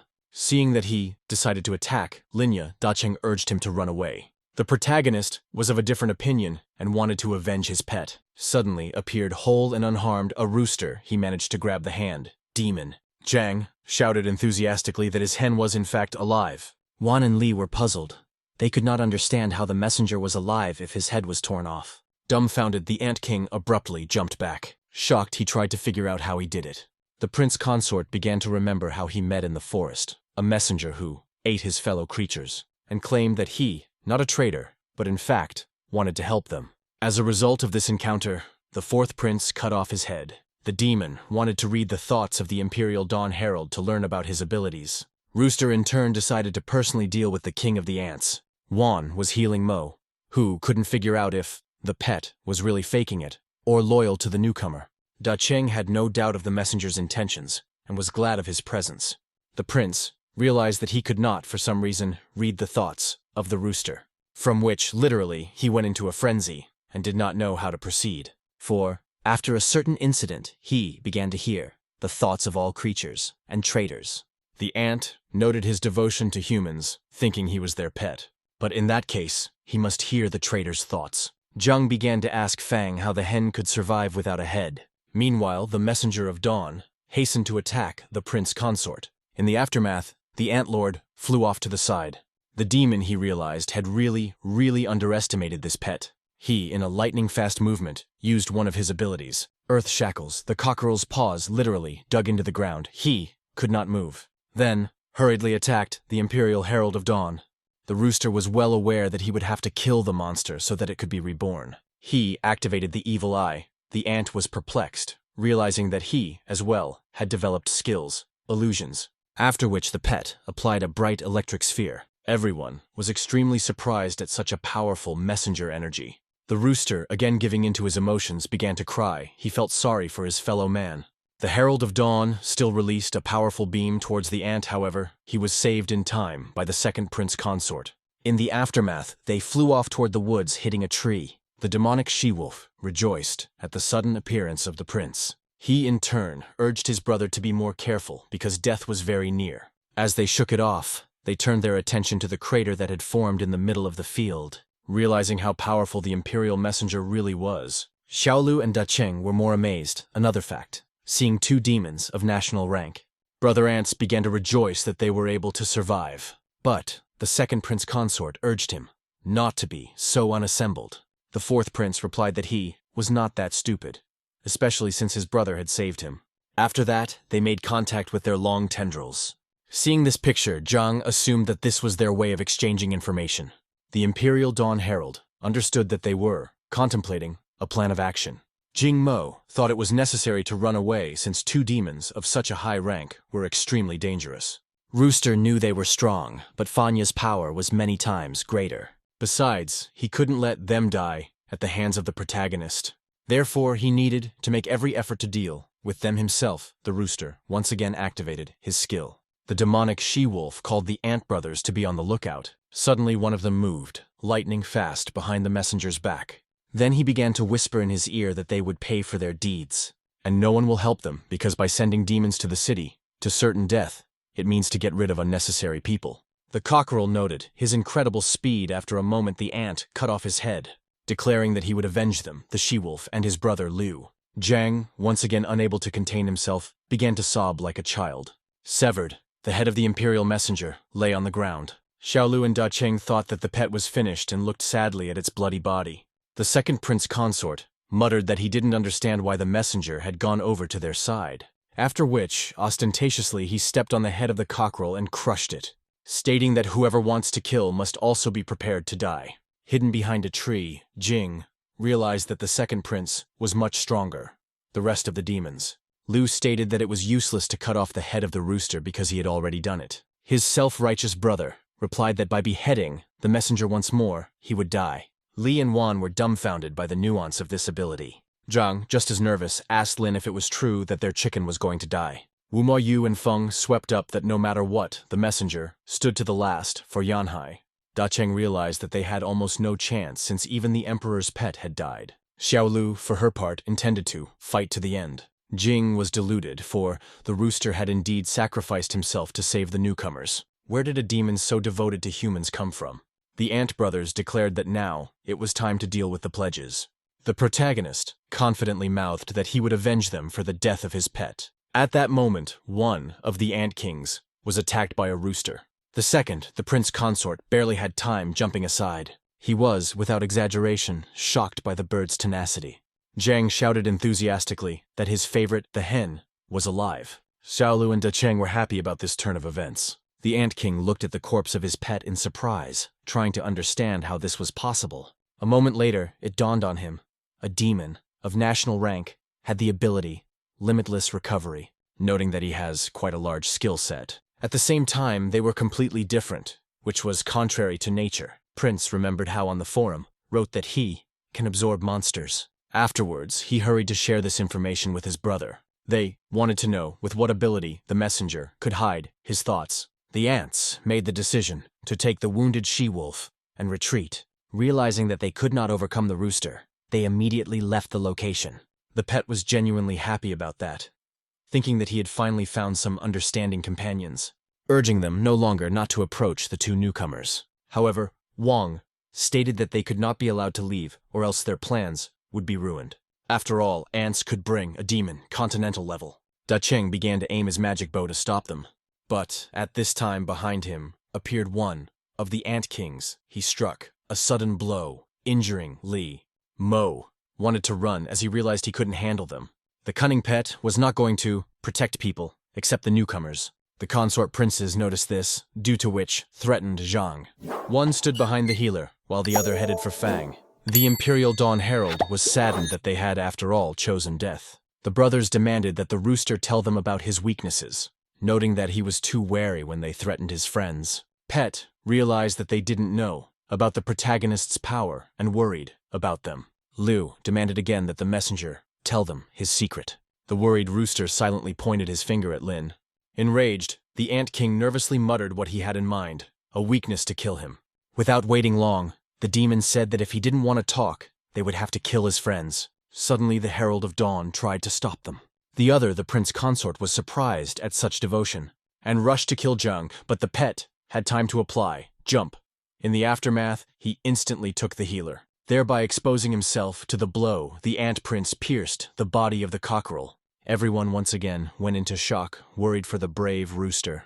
The Maruvians kept trying to figure out why the messenger cared so much about these people. The weeping healer held the bloody body of a hen in his arms. Lin tried to calm Zhang down, saying that he was going to crush those ants. The fourth, the prince consort, didn't pay attention when Fang was able to manage to escape him. The young master began to beat up the Ant Emperor with a series of crushing attacks. As he flew back to his brother, he noted that this man was extremely strong. Instantly, moving towards them, Lin rushed to attack them once again, as a result of which brought them down to the ground. The brothers did not expect such force. They lay dented in the ground, unable to resist Fan Yu. Xiaolu and Da Qing froze in surprise as they had no idea of the newcomer's power. Jing Mo, for his part, was similarly shocked, not understanding how such a thing was possible. Meanwhile, the cockerel came to his senses. He regretted that the ants did not retreat. And now, they are waiting for them. Death. The protagonist asked Zhang if he should kill these demons, and the healer replied positively. Lin got down to business, saying that he would now send them to the next world. However, at this moment, he was attempted to be attacked, in the back, by a demonic she-wolf, calling the brothers to run away, but the young master literally vaporized. And a moment later, he was at her back, the beast, and she had no time to realize anything. As Feng had already attacked her, previously the she-wolf had not met, so, strong people. Consort princes activated Ant Barrier, in the aftermath of which, the main character's blow hit the shield. They were horrified to see the barrier snapping at the seams. At this time, in the headquarters of the special unit, the city, Changxi, behind the desk in his office sat the third prince consort. His assistant came in, bringing the documents he asked for, but found no one in the room. Meanwhile, the Ant King cut off one of the roses. The girl, hearing the clanking of scissors, turned back. In turn, Lin continued to try to break through the protective barrier, while Jing blamed Zheng Yang, who sent them on a deadly mission. Wan and Li, with their mouths open, watched Fan, suppressing such strong opponents. Notable was the fact that he had a weak aura, but there was enough power. At that moment, the system alerted the host that a murderous attack was approaching him. The young master managed to dodge an incredibly powerful blow. The system has detected energy waves from 4 targets. On recommending to the host to retreat immediately so as not to die, the national rank demon Yu Yu headed towards Lin. The squad was dumbfounded, thinking that the protagonist would not be able to handle them. Suddenly, poison arrows flew at Fanya, which he was warned about by the system. Using his skills, Lin with ease dodged them. Soon appeared the third prince consort, with a poison rose in his hands. His name was Li. Thus the young master fought with 5 demons. Jing was well aware that they were surrounded and would soon be killed, which means we need to get out of here while we still can, naively believing that the protagonist will not withstand such pressure. But if he survives, his identity will be revealed. So initially it was required to observe the messenger and the newcomers. Meanwhile, one of the Ant Kings rushed to attack Fanya. Lin, in turn, skillfully dodged from his powerful attacks. At this time, the third prince headed to the wounded brothers with a she-wolf to heal them. Liu stated that that person is extremely dangerous and faster than them, urging his brother to be on the lookout. After that, they began to exchange information by touching their mustaches. Harold was badly wounded and could not help the master, as recovery would work when he died. Vanya, I noticed how one of the ants was healing his brothers, which could not be allowed, because then the protagonist will not survive. Xiaolu instantly increased the speed and power of the attacks Fanya. The system informed the host that his characteristics have increased dramatically. However, Wan felt some kind of weakness and could only give a minor power to Linyu. The young master continued to brave the ant horde, striking them with unprecedented force and extremely fast blows. As a result, one of the prince consort, the protagonist, was able to inflict significant damage. The Ant King flew into the tree, feeling on himself the power Fanya. He caught himself thinking that he hadn't met such strong opponents in a very long time. Xiaolu was elated at this result, realizing that this newcomer was even stronger than her. But more to strengthen his performance, she could not. Lin was already above the continental level. At this moment, the young master hurriedly finished off one of the ants. However, Li immediately used poison arrows, causing Feng to retreat. Consort princes celebrated unprecedented power of man. The protagonist decided to attack first, without giving them the opportunity. By attacking one of the Ant Kings, he was able to deal significant damage to it. After which, lightning fast, he moved behind the back of the other demon. Calling upon his skills and Xiaolu's reinforcement, Lin continued, delivering powerful strikes, sending the second prince consort straight into the ground. As he landed, another ant tried to attack him. However, The instantaneous movements left him no chance of success. Fang once again found himself behind, but he managed to turn around and fend off his crushing blow. As a result, they were thrown violently to opposite sides. Beaten, the Emperor of the Ants could do nothing. In the meantime, another one was hovering over the young master and hastened to shower him with poisonous rain. Naturally, Fang jumped aside, the drops of poison corroding even the ground. Suddenly, the ants lost sight of the agile Lin and began to look around. In turn, the newcomer again was behind the back, one of them, and brought down on him the strongest blow. In the aftermath, the majestic ant was dented into the ground. The young master calmly landed near the mutilated insects. The squad once again was shocked, because they had no idea that the newcomer could fight back against all the brothers. Vanya continued to control her sphere of amplification. The ants realized they couldn't handle this man. Their older brother, once again, decided to activate the defense barrier. The system has informed the host of an attack on an ally, providing it with power. The demonic she-wolf hurriedly attacked them. In response, only to be shot in the shoulder by Dacheng.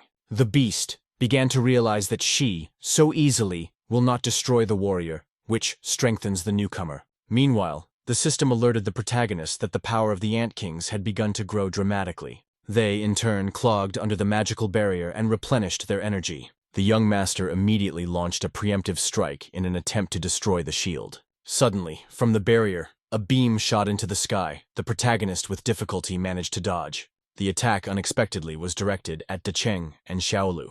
Li, in turn, tried to cover himself one. However, they got both of them. In the aftermath, they were thrown aside. The warrior inquired how she was feeling, the leader of the squad. The demonic she-wolf swept up that their support guardian was out of commission. Meanwhile, the brother ants already have regained their strength. Jing shouted out that a continental rank monster was approaching them. The magical barrier instantly shattered into small shards. Yu and Feng realized that the brothers, and were, that continental demon. They literally reunited, reincarnated as one, Ant King. The dumbfounded system urged the host to run away because Fang would not be able to handle him. Zhang was worried about his friend, unlike the pet, who hoped that the ant would kill Lin. The Imperial Messenger of the Dawn asked the healer to cure him with his needles. Zhang confidently declared that the hen could trust him. At this time, the newly minted Insect Lord was approaching the young master. After that, struck a sharp blow, the protagonist barely had time to bounce. The ant didn't give him a chance to breathe and attacked again. The system says the demon's sword is poisoned and you can't get caught. The Ant Emperor kept trying to get a hold of the dodgy Fanny. But Lin continuously slipped away, activating the Black Earth Flame. The system has recognized that if this magic comes into contact with a demon, it will die. The ominous aura, the continental rank monster also noticed. As such, lightning applied, Blue Devourer. A kind of shield formed in front of the young master who was trying to reach the demon with black fire. As a result, the main character struck a barrier. However, he couldn't pull his arm out. The shield was holding it back. The Ant Lord hastened to strike what he believed to be the final blow, throwing his sword of the sky at the trapped Fang. The system was already saying goodbye to its hapless master. The blade collapsed, the Blue Devourer, and with it, Lin. Suddenly, the sword ignited, bright flames heading into the ground. As it turned out, the young master used the red fire to get out of the trap and escape. Xiaolu couldn't believe that the newcomer was actually exceeding continental rank. Jing wondered the same question, assuming he had a legendary rank lord, because he could stand alone against such a powerful opponent. The Ant King did not understand how Fan was able to stop his sword of the firmament. Lin continued, restraining with flames the prince's blade, who was wondering how long it would last. The system reported that the host needed to level up to master more skills. The Insect Emperor declared that he would not allow him to destroy the sword of the firmament. The consort prince flew towards the protagonist, intending to give him a poisonous bite. The system squealed, reporting that the master had used too much energy on the fire and could not apply the black flame. However, once again, the Dawn Messenger was the one who was hit by the demon. As a result, the rooster was able to protect Fanya at the cost of his health, although in fact, he was protecting the king himself, so that Lin did not kill him with black flames. And since Pet inherited the ability of limitless recovery, could sacrifice several lives. In addition, while the rooster distracted the demon, the system will have time to increase the level of the young master, asking the protagonist to close his eyes for accelerated upgrades, combat modes. A bloody messenger crawling on the ground, the Ant Lord declared that it was his time to die. Thinking that the bird was no longer a threat, the monster hurried to deal with Fan. On leaping with fists at Lin, he once again met with the relentless messenger, who in turn managed to rise and again cover his master with himself. In the aftermath, he once again took quite noticeable damage. Making sure the pet was finally immobilized, lay on the ground, the demon of continental rank headed towards the protagonist. But the cockerel came to life again and bound him by the fetters of illusory tales. The prince consort easily and casually broke the magical chains. Imperial Dawn Herald realized what it meant. Continental level. The enraged ant declared the rooster finally pissed him off. Whereupon, nailed to a tree with his poison roses, the messenger, saying that soon his body would be eaten away by the poison, and he would die very slowly and painfully, adding that the rooster himself would ask him to die. The pet understood that his ability would not be able to neutralize the poison. Yue and Feng realized how strong the demon of the continental rank turned out to be. Jing thought the newcomers from Yanhai would definitely rescue the so-loyal rooster. Zhang wanted to heal his hen, but since the full rotation of the universe, was not ready, the friend could not help in any way. Dacheng held in his arms the wounded Wan, noting such a brave messenger. Xiaolu pulled herself together and asked Li to help her sit up. She actively began to replenish her energy by assuming the lotus pose. The royal ant has declared that no one will be able to stop him now. The imperial messenger of dawn, through the pain, muttered that he should stay away from Fang. In the meantime, the system had successfully updated, which was reported to the host. The protagonist from now on could use new skills, real combat, and berserk. In addition, the young master was able to control the flow of red flames with increased precision. As a result of this enhancement, Lin, in a second, melted the sword, the firmament, significantly strengthened and given incredible power. Fan instantly directed his fire whirlwind towards the ant prince. He was not afraid of fire, but his strength was extremely unusual. The monster immediately used the ability, devouring the firmament, becoming in succession consumed by flames. Suddenly, the protagonist disappeared and appeared behind the back of the ant, using black flames tried to strike him. The continental demon realized that if the newcomer caught him with black fire, he might not survive. Because of this, the Ant King activated the dark substitution skill, even though he didn't want to do so. In the aftermath, he found himself in the place, nailed to a tree, of the messenger. Accordingly, the cockerel appeared before the young master, at whom with a fiery fist flew embittered Fang. The Imperial Dawn messenger, for his part, thought he was finished. Seeing the rooster in front of him, Lin redirected the attack away. The system informed in that case he himself would take damage. The cockerel, of course, realized that, for the sake of saving him, the protagonist purposely missed. The Ant Lord stated that the master was the first person who forced him to use the given ability, adding that he is indeed a worthy opponent for him. After which, the rose petals scattered and headed towards Fang. The prince consort could not allow Lin to infiltrate Sangshi. The system urged the host to use the red flame, as the black flame was incapable of harming inanimate objects. The demon naturally realized that he had wasted a huge amount of strength and hastened to absorb the external energy sources, forming a magic circle. The wounded monster, continental rank, naively believed that it could overpower the protagonist. The system reported that the gentleman should use a skill equivalent to the technique that the ant is preparing. The demon's body was engulfed in super-powered electrical lightning. A moment later, a soul blade rushed into the young master.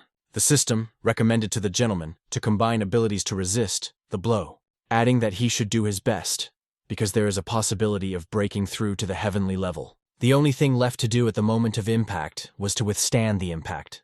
The squad watched intently, realizing that there was about to be a serious clash. Jing Mo, who hid behind a tree, was similarly excited for the moment. Zhang was extremely worried because Fang had risked his life. Xiaolu managed to endow Lin with speed and increase his power. Reinforcement was timely. The main character confidently carried on to meet the fate. A second later, the two powerful forces collided. The result was an explosion of immense proportions. Afterwards, the shockwave threw everyone off in different directions. Jing tried to brace himself against the ground and closed his eyes. The demon of continental rank was perplexed to see, of such magnitude, an explosion. He, in turn, in the same way, was thrown away, causing a huge amount of damage. The Ant King couldn't believe he'd lost to a human. Realizing that this way, they could get into the city, but Ashan was still inside. his eyes gradually closed, his pulse beating less and less. The breathless body, the prince's, rushed down. It seemed to be over. But suddenly the moon, colored red, an unknown voice, said that people did not dare to invade their land, putting powerful psychological pressure on everyone. No one could understand what was going on or who this unknown person was. Da Cheng literally began to experience headaches. It was hard to breathe. Yue and Feng as well as Jing were gripped by panic, along with pain in their heads. The demonic she-wolf abruptly bowed before Her Majesty. The voice said that the people had come here in vain, and they would not be able to take away Cangxi. It was the Queen of the Red Moon, her illusory hands holding the body of the fallen prince. Achan assumed they were here to rescue the guy in the video. Xiaolu was nervous because it was about her brother, but she couldn't even open her mouth to reply. The Empress of the Moon declared that she would avenge them on her consort. The system required the protagonist to retreat, as he would not be able to defeat the queen and break through to the celestial level. At that moment, Zhang came up to the young master and said that he was sick because he was not feeling well. Fong didn't pay attention, because the others couldn't move at all and were suffering from headaches. The Lordess of the Blood Moon noticed that the healer of the novice squad was not under the effect of their field, and with that, he had 9 souls, due to which she decided to back out, stating that this time, the Lordess would let them leave, but their paths would surely cross, demanding that they leave immediately, adding that if people dare to go further, they will die. At this time, the moon gained its natural color and the pressure disappeared. Lin continued to stare at the moon, thinking of killing the queen. Everyone breathed a sigh of relief, realizing that the demonic entity was finally gone. Frightened, Mo peered out from behind the tree, making sure it was over. The young master was well aware that the monster, a continental-ranked monster, was incredibly strong. Zhang swept Fan Yu. All of his clothes were torn, at this moment, from the messenger medallion. Suddenly, Uzun came out, stating that he had a change of clothes with him, and immediately dressed up the main character, saying that he also has a snack. The healer from the rookie squad had been healing the wounds of Lin and the rooster for a long time. The others decided to have a refreshment and watch the sleeping master. Suddenly, the protagonist woke up, which sincerely rejoiced Zhang, stating that his fire was extremely effective and asked him to heat up some pies. But since Fanya's flame was too strong, the pies burned in his hand. Meanwhile, the system reported that the level of red fire proficiency had increased to 80%. The pies, one by one, were burning. Lin couldn't understand what was wrong. Unable to stand it, the messenger decided to help by adding water. He declared that way, the pie would not burn. Cockerel realized that in fact they are not such bad people. After all, the main character saved him. While Zhang and the young master admired the flavor, cooked pie, while he reached 100% flame mastering. Eventually, everyone warmed up some food and they quietly took a bite. The kindly healer suggested to the hen to try a pie. Suddenly, Lin stood up and said that he was not full and asked the rooster to lay a couple of eggs. The Imperial Dawn Herald was furious, once again changing his mind about people, and a few minutes later they were warming up the eggs. Everyone else was puzzled, assuming the messenger to be female, even though at first glance you wouldn't think so. However, the fact remained, the rooster, or hen, laid an egg. Ying Wuzong ran up to the warriors and said that there was something they needed to discuss. He asked everyone present not to tell anyone about the masters from the rookie squad. Xiaolu even envied them, for they really did have incredible strength. Jing wanted to return as soon as possible to tell Aya about everything. Mo offered Wan to back off, but she flatly refused. The warriors from Xinfeng's squad were outraged, saying that there were too many strong monsters in the city. Lu sadly said that they could leave and she would go on, adding that they would be looked after by the masters. Everyone was shocked. Jing had noticed that even Lin, with Zhang, couldn't stand up to the Moon Queen. Wan said that her brother Yuan was still in captivity, and if she didn't go after him, she would never see him again. Afterwards, the squad leader thanked everyone for their help. Da Cheng, however, supported her, saying that he would go with her. Fan, with the healer, made a decision to help her, to save Xiaoyuan. Yue and Feng rushed to their aid, saying that if the masters were coming, they, even more so. Li characteristically looked at Jing, who was not burning with desire to die, and soon they all together set off for Quanxi. Xiaolu, meanwhile, had found a map, noting that the location of the secret passage into the city is near. They, approaching a high wall, assumed that behind it there was a passage. Vanya realized it wasn't just a wall and bit her finger, then left a bloody mark on the golden talisman, which was written in blood. The magical talisman suddenly vibrated and opened, a kind of portal. Thus, the traitor, Mo, learned how to use the talisman to open the passage. Xiaolu asked the masters from Xinfeng to stay here and wait for their return. If they don't return within 3 days, Yue and Feng will have to report to the general staff. The cunning Jing began to beg to stay with them, arguing that they would fail in the task. Da Cheng immediately grabbed Mo and dragged him behind him, saying that Conchi was waiting for them. The disgruntled traitor, a moment later, was in the portal. Wan said that it was time for Fang and Zhang to leave. Yu and his brother sincerely hoped that they would be able to make it back alive. As a result of the movement, the warriors found themselves in an underground tunnel. Li assured that ahead all clear. Xiaolu in turn applied a concealment sphere so that they would not be noticed. The squads hurriedly went forward down the long tunnel. Mo, surprised to realize that the secret passage turned out to be a regular sewer under the city. Dacheng noticed that there were a lot of aura formations here. Having concluded that they are under the building, Special Forces Tsanxi. Thus, the guards will soon find themselves right into the demon's lair. Suddenly Wan shouted, urging everyone to stop immediately as she smelled the aura of a weak demon. Li tensed up and drew the bowstring, assuming that it might be an extremely nimble monster. But in fact, in front of them appeared a girl, who was a 5-colored pheasant of the 5th rank. The warriors were puzzled, realizing that she was probably not a threat. But Van urged them, do not relax, because as it could be, a disguise. The self-confident bird in turn began, in an extremely insolent way, to dialogue, asking why they had come. With that, definitely provoked the masters. Da Cheng pointed a bow at her. Pheasant continued in a ham-fisted manner, saying she would destroy them, after which abruptly flew in their direction, which was rather presumptuous. However, in the next second, her paws whipped around and she fell to the ground. The squads could not contain the laughter, which angered the bird. Pheasant began to say that she had no relatives left, and so she would show them the true power. At this moment, the Imperial Dawn Herald turned his head, realizing that it was about him. The girl saw the rooster as a fellow rooster, which she confidently declared. A bird approached the messenger and inquired as to why he ministered to the people. Then she compared their coloring, saying that he had a beautiful crest, adding that its eyes and plumage are dyed 5 colors. Rooster, noticing that her eyes are in fact red. The pheasant declared it was Her Majesty, poured their blood, and native coloring consisted of 5 colors. But her eyes, once gouged out the warriors, were dumbfounded. The girl said that all the relatives were always jealous of her beautiful eyes. And if the rooster does not believe, she is ready to take him to her compatriots, and they will confirm. The messenger answered that he believes. The girl mentioned the queen, who said that the people would no longer be able to resist them. Wan realized that if she was talking about the warriors, Changxi, then there were survivors in the city, assuming that they could have become puppets of the demons, having fallen under the control of the Empress of the Moon. After all, this bird is talking to them in exactly that way. Da Cheng intended to kill her, while Jing suggested that he shake as much information out of her as possible. Suddenly, the pheasant talked about Xiaoyuan, asking the rooster to help her to find him. Speaking of Her Majesty induces them to go to the ant wall of punishment.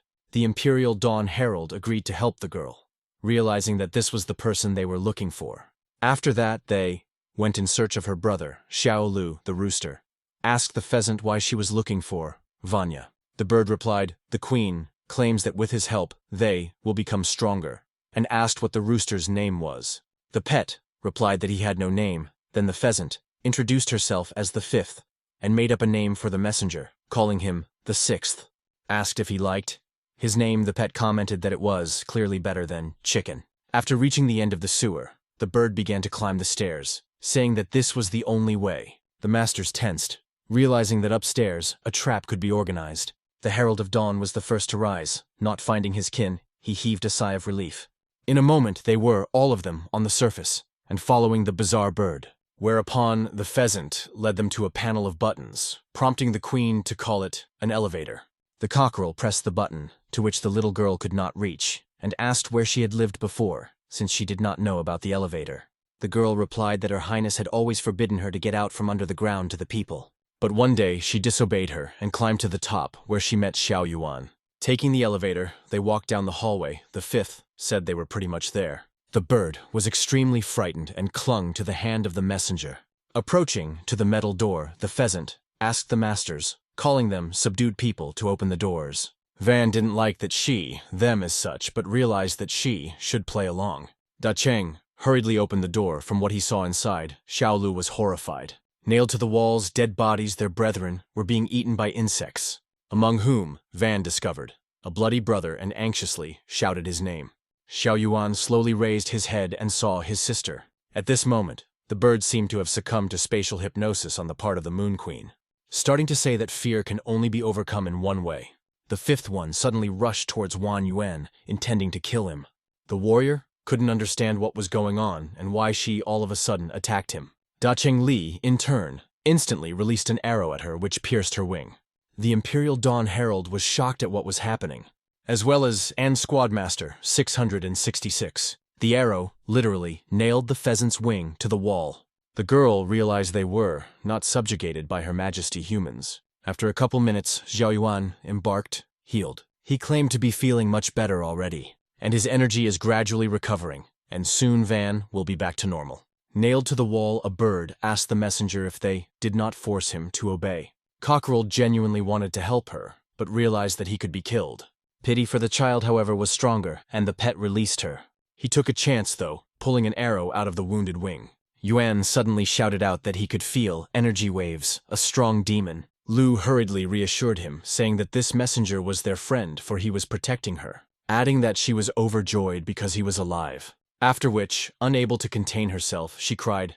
Vanya apologized to her for making her worry. Xiaolu wanted to introduce her brother to the newcomers and their pet. He, however, abruptly interrupted her, stating that it would have to wait. Yuan stood up and headed towards the five-colored pheasant, noting her weakness. She's also had her eyes gouged out recently, so she's not much of a threat. A frightened bird, begging me not to poke its eyes out, but distraught Wan in a lightning-fast movement killed her. The Imperial messenger came to a rage. No one expected such a thing from Xiao Yuan. The bloody body, a little girl, collapsed to the ground. The fifth managed only to urge the sixth to flee, saying that people are bad. Rooster held her in his arms, realizing that she was indeed weak. Jiang likewise felt sorry for the bird. Meanwhile, the messenger was losing his head. Yuan didn't understand why the rooster was reacting like that to the demon's demise, assuming that he is in fact a spy. At this moment, the Herald of Dawn attacked Vanya, but on his defense became Lu, activating a shield which the pet broke through with its blow. The warriors realized that the cockerel, clearly above national rank, the protagonist suddenly grabbed the hand the Imperial messenger, stating that one can't be attacked after all, she helped them. Xiao Yuan was surprised by the strength of the newcomer. The herald knew perfectly well that he would not be allowed to kill a man. He couldn't understand why, just this once, it was so hard for him to accept the death of a kin. At this time, Xiaolu slapped her brother, asking why he killed an innocent bird. Wen replied that they, demons and the guards, should have no reason to kill them, for they in turn, without pity, was killing their men. The squad leader could not object to him, saying that this bird was just a child and he had treated it very cruelly. The brother replied that before they came, she had killed their compatriots, Wang Yang and Lu Sheng, and he endured every day inhuman torture from these demons, adding that the faith in him had not diminished, and he was waiting for the moment when his sister would come. However, that being said, Zhao Yuan considered the messenger a spy and stated so. The sister again could not stand it, and again slapped him, nervously muttered that he could have no doubt of the loyalty of this rooster. The rest of the warriors hurriedly confirmed the words, Wan. Dacheng said they should move before the demons got here. Decided to burn the bodies of their dead countrymen. The Imperial Messenger of Dawn requested that Xiao Wu's body be burned as well. After which, Xiao Lu began to collect their ashes. The rooster wondered why she was doing this. Van replied that the ashes remind them of the dead, and for the families of the deceased, it is important. Then gathered in a cloth, she tied it up and pronounced that people have such traditions. The Herald of Dawn remarked that it was rather strange and creepy. The squad leader apologized to the rooster, saying that her brother's torture had affected him in a bad way. A sad pet collecting the ashes of a very young little bird. Turning around, he realized that he had nowhere to put it. Wuzong, who was in the medallion, the messenger, held out to him a pouch. The rooster poured out Xiao Wu's ashes and hid them in his pocket to give them to her family afterwards. Suddenly, In popped out of the pet amulet and reminded everyone that the head Zhengyang asked to save military advisor Su. Lu understood why she, with Haley, had sent the masters with a messenger to rescue Jin's mother. Wan said she would do her best to rescue the military advisor, Su Min. Having sent Mo and Li to guide Xiao Yuan to the secret passage, brother's reaction was incomprehensible. But the continent-level demon was too strong, which meant it was best to gather an army and return for Min. Xiao Lu assumed that her brother was worried about her, and that's why he was silent. I mean, she had no idea what he was going through. Wan, I also wanted to find out what happened to the rest of the guards, Sanshi, and if they're under the Queen's control, perhaps the general staff will resume the rescue operation. Besides, as a warrior of continental rank, she couldn't only care about her brother, telling Xiao Yuan that she would be fine since they had a messenger and a master from Yanhai. Da Qing asked Xiao Lu to have Jing escort the brother-in-law and he go with her. Yuan was out of breath upon hearing Li calling him brother-in-law. Wan Lu urged him immediately calm down and set off with Mo. Suddenly Xiao Yuan grabbed Xiao Lu by the arm and declared that Su Ming had betrayed all of humanity. And after the demons entered the city, she instantly surrendered and became the henchman of a monster of continental rank. All the warriors were shocked by such not unexpected information. Lu likewise couldn't believe it, thinking that such a thing couldn't happen. Wan began to remember how the general staff, Lungo, talked about how risky it was to send Yuan alone. The commander-in-chief said that in Kangxi, doctors are respected, and Wan is one of them, adding that for the sake of peace of mind, they will send, along with Xiao Yuan, the military advisor, Su Min. Back then, Xiao Lu, for the first time, heard of her, noticing that the tone of the commander-in-chief had changed drastically. After learning that she, from the Jin family, Wan, realized why the elder was talking about her like that. Lu, in turn, wanted to ask him why he was underestimating her brother. But the Supreme ignored her and called out Su Ming to introduce them, naming her one of the first accredited focal point military advisors. At that moment, Su seemed to Xiao Lu quite a nice woman. Xiao Yuan said that she was not among the warriors nailed to the wall, which is one of the proofs of her betrayal, adding that it was Min who offered to shoot the video to the demon. Lu suggested that she was under the influence of the Moon Queen, but Yuan stated that Su was sane and consciously went for it. Ying decided to intercede, saying that Xiao Yuan had no right to accuse the one who kept their country safe. Yin offered to take them to Min so that they could see for themselves what he had said. Vanya was willing to take the risk if the sister was willing to go all the way. He intended to look into the laboratory to steal one thing that would end the demons. Likewise, Xiao Yuan couldn't understand why Sis messed with a national-ranked monster. Xiao Lu realized that her brother was the only one who would be able to guide them, and was in his right mind. Therefore called all the guards to go in search of Su Min. After all, even if Yuan is threatened, she will be able to protect him.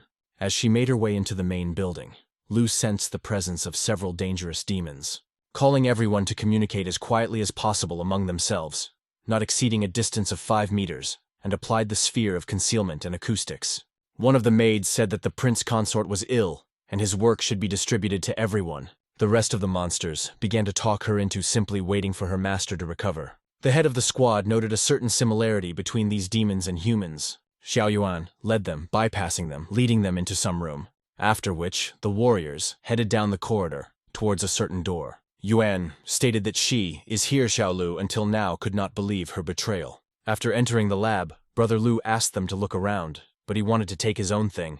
As soon as Wan decided to go with Xiao Yuan, she heard voices. Assuming it was Min, Xiao Lu walked over, closer to the door where the voices were coming from. Where the monsters were discussing human food, Lu realized that it wasn't Su. Feeling their aura, Van was able to determine their ranks. Among them were hypnotized warriors. The 9th-ranked demon asked the people to make more of this kind of food, and the guards responded rather insolently. This was not the usual control since warriors perceived monsters as newcomers. Meanwhile, Xiao Yuan hurriedly took out a bottle with an unknown substance from the safe. I was only glad to realize that at least one of them had deigned to keep it. Then he left the room, pulling his clothes off the rack.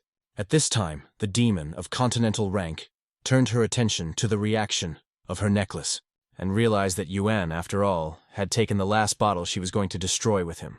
Brother Lu, in turn, wanted to bring her back to headquarters, so that this merciless war would come to an end.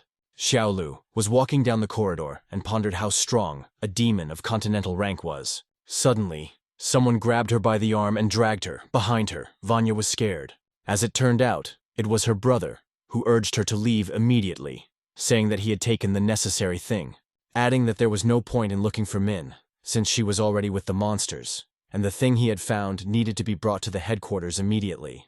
Lu inquired what this thing was. Xiao Yuan stated, "It is capable of saving all of humanity." After which they headed out. Yuan said that the most important thing was to be able to take her outside, Quanxi. At that moment, out of the door flew a bird-shaped demon and fell to the ground. Following him, another one came out, recognizing Xiao Yuan. He, surprised. Van realized that they could not be allowed to report to the queen. Xiao Lu asked him not to touch them, but Yuan rushed after them, his mighty vines. However, at this time, on their defense became an imperial messenger and grabbed his magical herbs. Xiao Yuan was outraged, calling the rooster a scent spy. Pet couldn't understand why. He is, always and to everyone, a traitor. In the meantime, Zhang and the protagonist had also arrived. The Herald of Dawn noticed that the newcomers were trying to help his kin. Annoyed, Brother Wan stated that the traitor was clearly not on the side of the people. Yan asked his sister to stand behind him so she wouldn't get caught. After that, he began to actively use underground vines, which rushed to the cockerel. He could not understand what kind of magic. A moment later, one of the spiky vines pierced the leg, the pet. The royal messenger bounced backwards from the poisonous plants. Lu Wan was perplexed, seeing the true strength of her brother.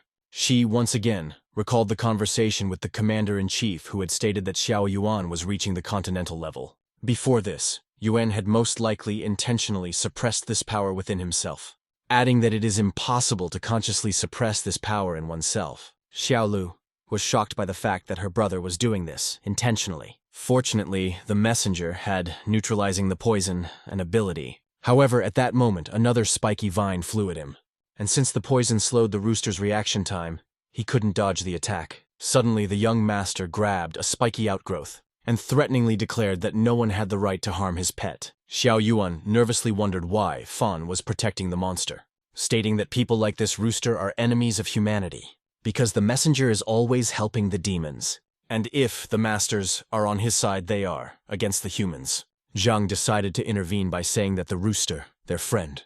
Lin confirmed the words, the healer, and urged, "Do not touch the pet.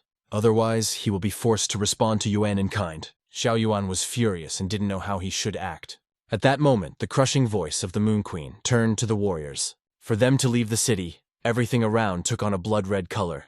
All the guards were literally crushed to the ground, and only Zhang did not succumb to the psychological influence. Unlike Dacheng and Zni, who tried to attack the warriors, Xiao Yuan realized that they had fallen under the control of the Moon Empress. Plus, she intentionally gave him the opportunity to steal the last copy. Li instantly released an electromagnetic arrow at Xiao Lu, and since they couldn't move, it was impossible to dodge the attack. However, the brave Yuan was still able to help his sister. As a result, knocked her to the ground, and the arrow flew past.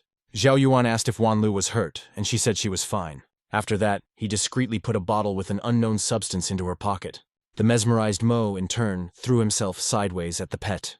The Imperial Dawn Herald, with great difficulty, moved around, realizing that he would most likely be killed and reborn. Cockerel managed to throw a kind of blanket over the distraught Jing, then, hurriedly, bound him tightly, thus neutralizing him. The royal messenger handed Zhang the rope to hold Mo. Himself headed to help the protagonist. They waited for Li to approach, which wasn't a good idea because Dacheng, the shooter.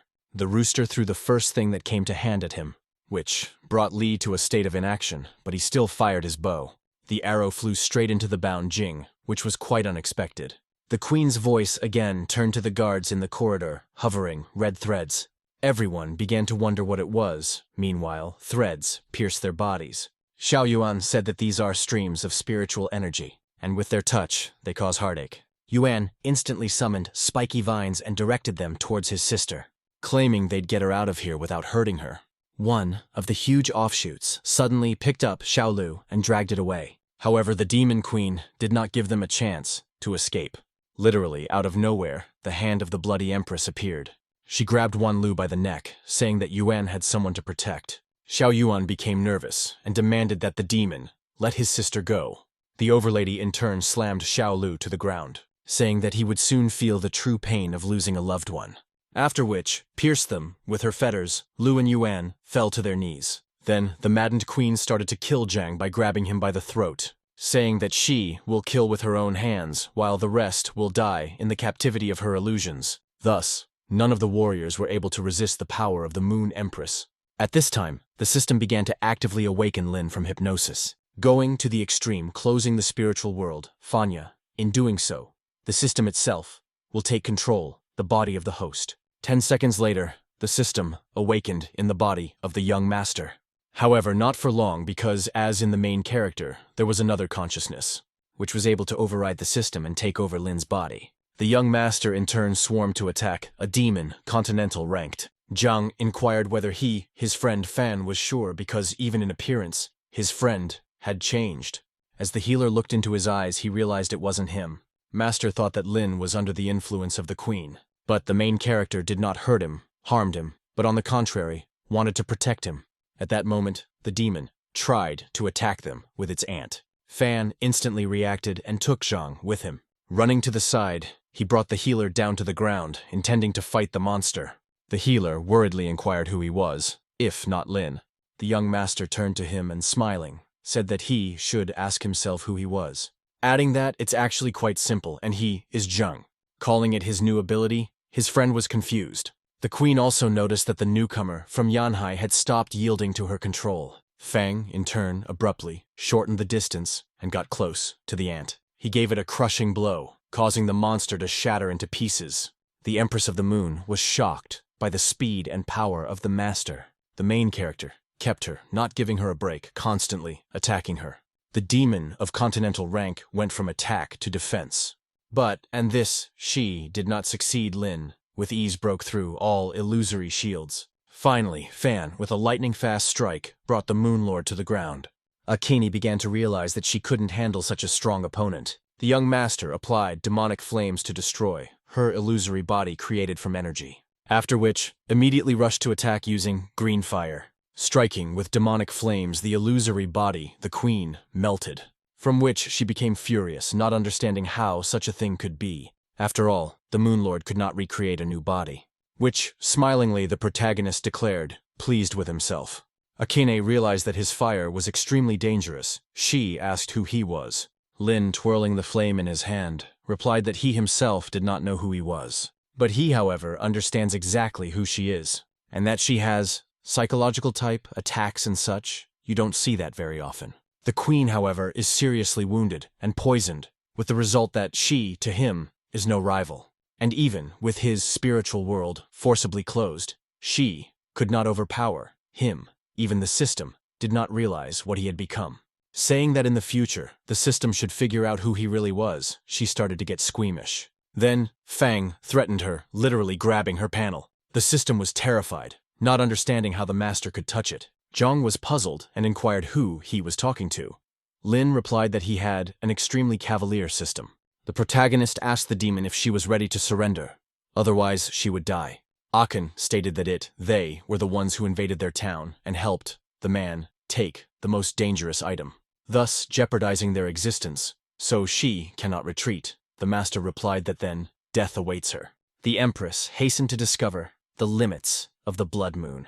Touching the ground with his hand, everything around him turned into a kind of net. All the warriors all of a sudden plummeted downward and flew into the abyss. Fan realized that she had gone to extreme measures, deciding to kill everyone, including herself. Reaching for Zhang, Lin urged him on, grabbing his arm. Thus the protagonist found himself at the bottom, pulling behind him the healer. The spiritual energy cultivation of the Overlord was not that high, but right now the master had no way to absorb it. As such, he informed Zhang that he would have to retreat, adding that Fan would definitely take care of the rest. After which, Lin fell into a deep sleep, returning back to the consciousness of the protagonist. After a few seconds of flight, they hit the ground. As a result, the system underwent a series of spiritual attacks, and the healer began to pummel the young master. Suddenly Fang woke up, which Zhang was immensely happy about. Lin, seeing a huge ant, grabbed his friend and bounced aside. Having thus escaped his attack, the queen declared that no one had yet escaped from the confines of the blood moon, because here their spiritual energy is boundless. At this moment, crowds of ants moved towards the masters. In the aftermath, the protagonist once again grabbed Zhang while dodging attacks, insects, and in a hurry began to run away. However, one of the ants caught up with them, as a result of which he still managed to hook Fanya's leg. Lin, with the healer, suddenly fell to the ground. The ant in turn tried to attack them, but the master had time to move forward. Then began moving on, running through the huge insects. Having reached to a safe place, the main character lowered to the ground the healer, and he began to destroy one by one all the ants, by actively using red flames, literally burning them to the ground. However, they only seemed to be getting only more. Fang struck with a fiery fist into the ground. With that, the flames spread around, incinerating the demonic insects. The voice of the Empress once again turned to them, stating that she recognized their power. Lin continued in cold blood to sizzle the monsters. The continental-ranked demon said that here they couldn't defeat her. Meanwhile, the ants again surrounded the masters on all sides. There seemed to be no number of them. The protagonist realized that something more effective against them was necessary. The system, in turn, was inactive, because the consciousness of the master had more rights than it. Suddenly, the central processor signaled of danger and disposal of the system. The system immediately began to help its master defeat the residual consciousness. At this time, countless number of insects literally created an anthill, in the center of which was Fan. Suddenly, fire burst through the demons. As a result, the wounded Lin scattered them with the help of green flames. The young master remembered his friend and began shouting his name. After a moment, the protagonist found Zhang and dispersed the insects around him. The battered healer was genuinely happy to see his savior again. Fang rushed to him to help the master, was in a pitiful state, only by whispering that he was in a lot of pain. Lin went into a frenzy, literally igniting green fire. As a result, created a huge flaming vortex. The queen realized that this fire could inhibit her ability, consequently destroy her ants, which the young master he set about doing. Having melted the insects into a viscous mass, meanwhile, the system turned on. Fan held in his arms Zhang, who slowly closed his eyes. System began to condolence. The master, Lin, could not hold back tears. But since the protagonist has accumulated a sufficient amount of high-energy food, the system suggested he purchase a healing elixir. Fang naturally accepted the offer, the system, and took the potion given, after which immediately he poured it into his friend. Not even a couple of minutes later, Zhang was already at full health. The master thought, for if it were not for the voice of the psycho in his head, his friend died. The system began to declare that she was not a psycho, offering him to become even stronger. Lin, of course, wanted to gain unprecedented power. The system has indicated that he will have to trust her and listen to her in everything. At that moment, the ground beneath my feet began cracking at the seams. The mad voice of the Lordess declared that they had burned her children, for which, and they will die. The earth at this time literally failed. In the aftermath, Zhang and Fan once again fell into the abyss. Grabbing with his hands on the ledges on the rock, the protagonist nevertheless hooked on a rock. Suddenly into them flew huge cobblestones rolling down the cliff. The young master was able to stay aloft by leaning arms and legs in the gap between the rocks. The system advised the host to direct his energy to circulate through his hands and concentrate it in the palms of his hands. At the same time, she offered to buy a special elixir so that she wouldn't be distracted by Zhang anymore. The healer bought the potion from the system and began to drink it. As a result, shrunk in size several times over, sitting at Lin's shoulder. Fang, in turn, urged his friend to hold tightly to him. The system immediately unlocked an Earth-level energy cultivation technique. Thus, the protagonist with ease got to the surface, pushing away from the rocks, much to the surprise of a demon of continental rank. As a result, the Empress of the Moon summoned an Earth Golem. The Titan instantly rushed to attack, while Lin tried to dodge. The system recommended that the host use green flames to destroy the Stone Guardian. Then, a moment later, the young master struck the Titan, which he was able to eliminate, the golem crumbling to rubble. However, at this moment, fiery meteorites rushed down from the heavens, rushing towards the earth. Fang was well aware that it was impossible to dodge such a large number of stones, due to which immediately activated green flames around himself. Akane was puzzled, asking the protagonist where he got such power. For in this world her power is boundless, but to overcome him she cannot. Assuming that, in fact, Lin had reached the level of Lord, the system has spoken, assigning this rank to the host. The Empress, the Blood Moon, declared that Lungo had no overlord. Zhang, in turn, noted the sudden rain. Fang replied that it was because of the meteorite. Once upon a time, 200 years ago, a demonic lord appeared in the world, a lord of locusts, which destroyed entire cities, and subsequently fell the entire country. But when he came to the country of Lungo, he was resisted by a certain warrior. The divine sword, Lungo, level lord, Bayun, sacrificed himself to Seal, the insect lord. In total, there were 5 lord-level guards from the 5 countries, Xiaoguo, Lungo, Diaoguo, Hoigo, and Shago. The queen stated that even if he and the lord and him are not killed, then she'll lock him in here forever, because the power in this dimension belongs to her. The system strongly advised to destroy the source of power, the blood moon, to destroy the limit. The Empress naively believed that the protagonist could not harm her. The young master, hastening to change her mind, flew straight to the moon. However, he failed to reach the blood moon. The demon began to gloat, asking if he knew what distance to the moon. No one has ever been able to get it in this world, much less humans, calling it the abyss of desire in which he would remain forever. Since the stronger his desire to reach for the moon, the farther away it is. Fang tried several times to fly to her, but all attempts were in vain. The queen only laughed at him. Zhang noticed that the principal was saying that it was impossible to jump higher than the sky. The healer noticed that Lin again talked with his psycho, which supposedly could make him stronger. The system stated that it believes in its master and everything will work out. In what believed in himself, the protagonist, having gathered his thoughts, tried once again. Besides, he needed to break through to a new level of development. Flying high into the sky, the young master struck the blood moon. Suddenly a small crack appeared on it, which, in seconds, turned into a rift in the entire planet, which, subsequently, it shattered into small pieces. The demon of continental rank was shocked, realizing that she had lost. After all, in thousands of years, none of the demons, much less humans, could reach the moon. And Fan somehow was able to overcome the abyss of his own desires. Aken kneeled down in front of Lin, admitting her defeat.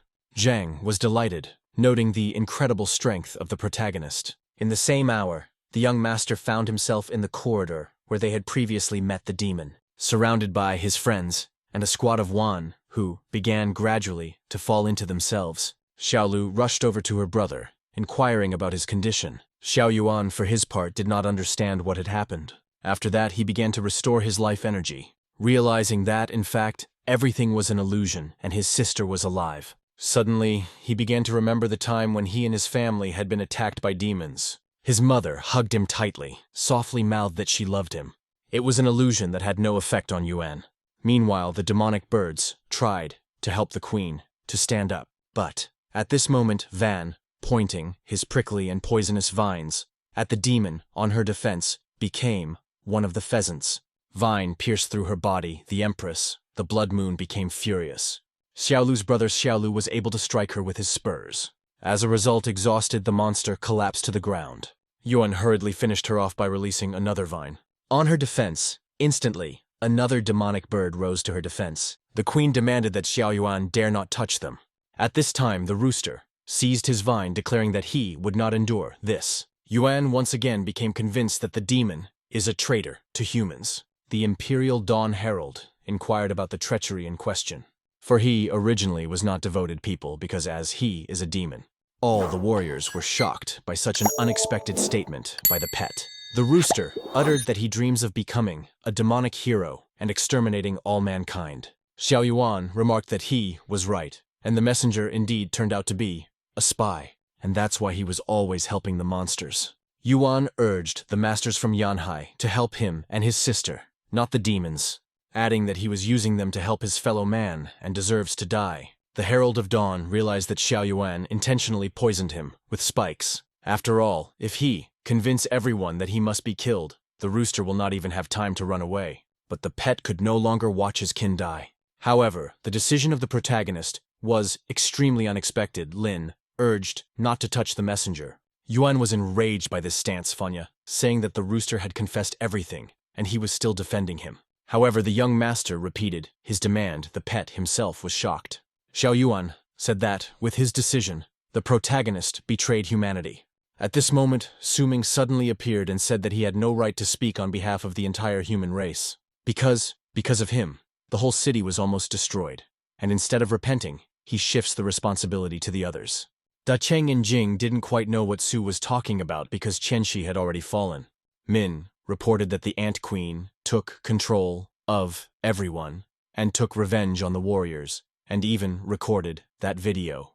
But after she accepted her offer and no longer harms the inhabitants and guards of the city, and in return, she will assist the Empress in researching the antidote, DOE. Xiaolu immediately recalled her childhood, where she, for the first time, heard about it, when she ran to the ruins and found the bloody bodies of her parents. From the horrifying picture, Wan Lu fell into a deep despair. Xiao Yuan tried to calm her down, confidently stating that he would definitely take revenge. And when Yuan finds the necessary poison, he will destroy all the monsters. Brother Xiaolu wanted to call this drug a scourge of extermination, which, translated into English, sounded like the abbreviation DOE.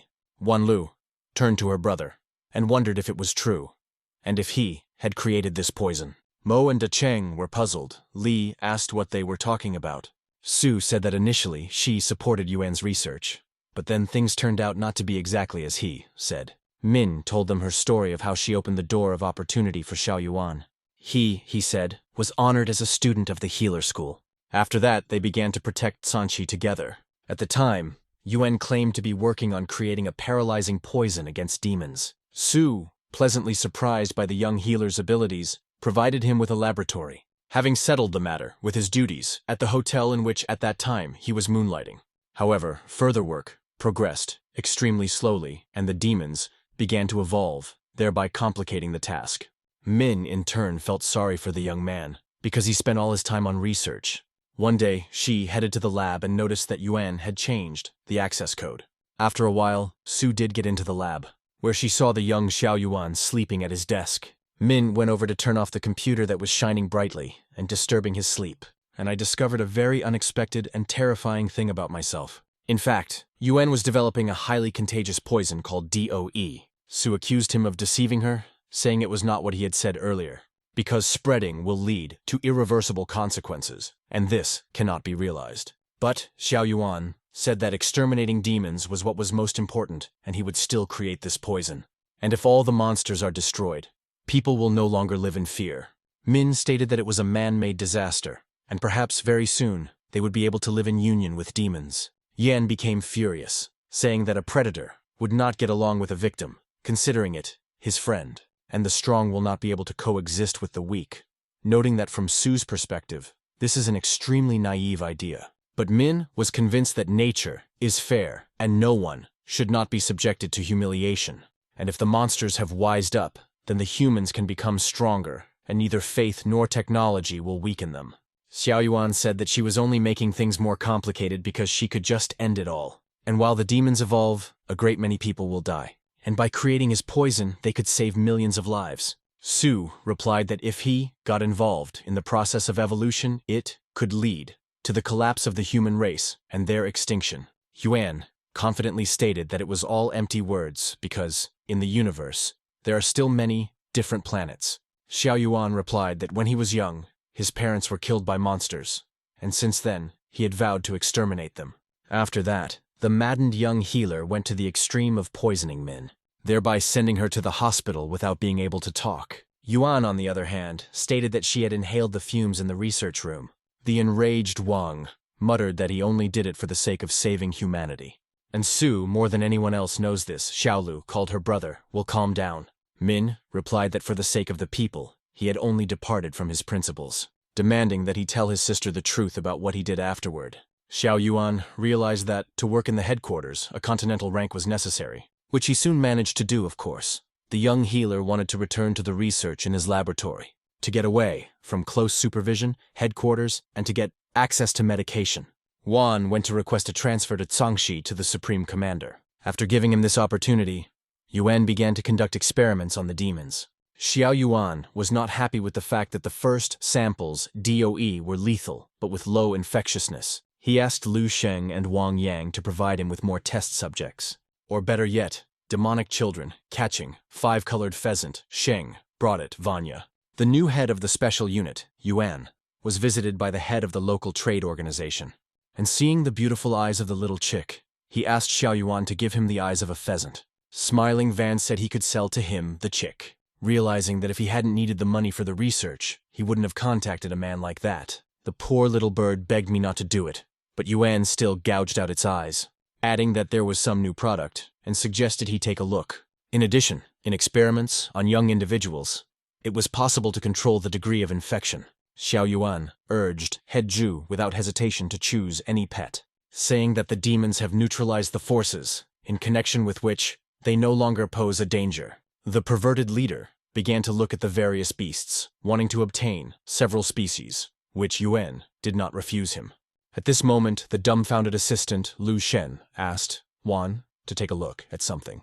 The third version, DOE, was capable of causing mutation in monsters while the energy waves weakened. But the infection was not very successful, because only one demon was infected among the monsters in the cell with her. Xiao Yuan realized that this was a bad result, because by killing the vector, the infestation would disappear. Shen, likewise, suggested one effective way to fund their project. Open an underground auction house and sell test demons. The first of these was the catwife. The poor girl was sold as a piece of meat. Some potential buyers said she was a monster. Others liked her. They were assured that these animals were no longer a threat. At the time, at a similar auction, they made a fortune on demons. People were willing to pay millions.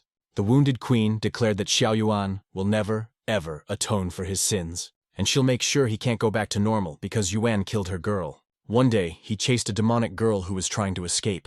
But Van caught up with her in the woods, poor kid. Didn't know what to do. He demanded that she be obedient, because the next day, Xiao Yuan wanted to sell her. But suddenly, he felt the energy waves of a demon of national rank. Consequently, hurriedly left the area, leaving the princess behind. As it turned out, Xiao Wan's father had come to pick up Xiao Wan, who was terrified. Seeing her only daughter in such a state, the girl said that people are horrible. The enraged monster asked her who had done this to her. After that, he immediately took his daughter to the underground palace of Kanshi, where with her brothers they tried to cure her, but the girl was poisoned.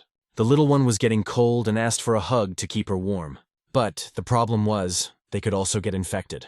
At that moment, the Queen of the Moon took her dying daughter, and with a tearful look in her faded eyes, Xiao Wan asked if she was going to die. Akena replied that, "We'll definitely help her and she will get better." The princess said that she came to the surface because Xiao Wu had been kidnapped. Then horrible people gouged out her eyes, and she wanted to save her. But the warriors spotted her and chased her into the forest. The Moon Queen couldn't contain her emotions. Just like the fathers, Xiao Wan, the little girl, Xiao Wan said that no longer would not disobey them. The girl, frozen, and after a while closed her eyes. Then, the Empress of the Blood Moon for the first time addressed the people, stating that they would pay for everything.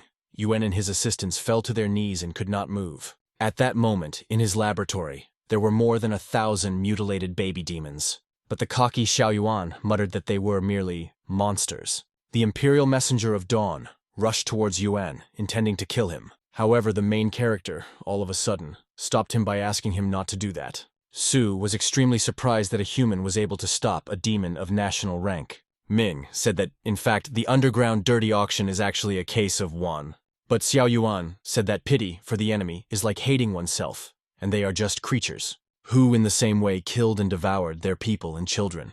Su replied that he was not fighting for humanity, because he was responsible for the deaths of just as many people, and by him was seized by a thirst for revenge, since, for the sake of humanity, he would not harm people. At that time, Yuan could not achieve high infectiousness, while scrutinizing the genomes of all kinds of demons. That's when he got the idea to use humans in his experiments. When Xiao Yuan went out at night, he grabbed the unknown man and dragged him behind him.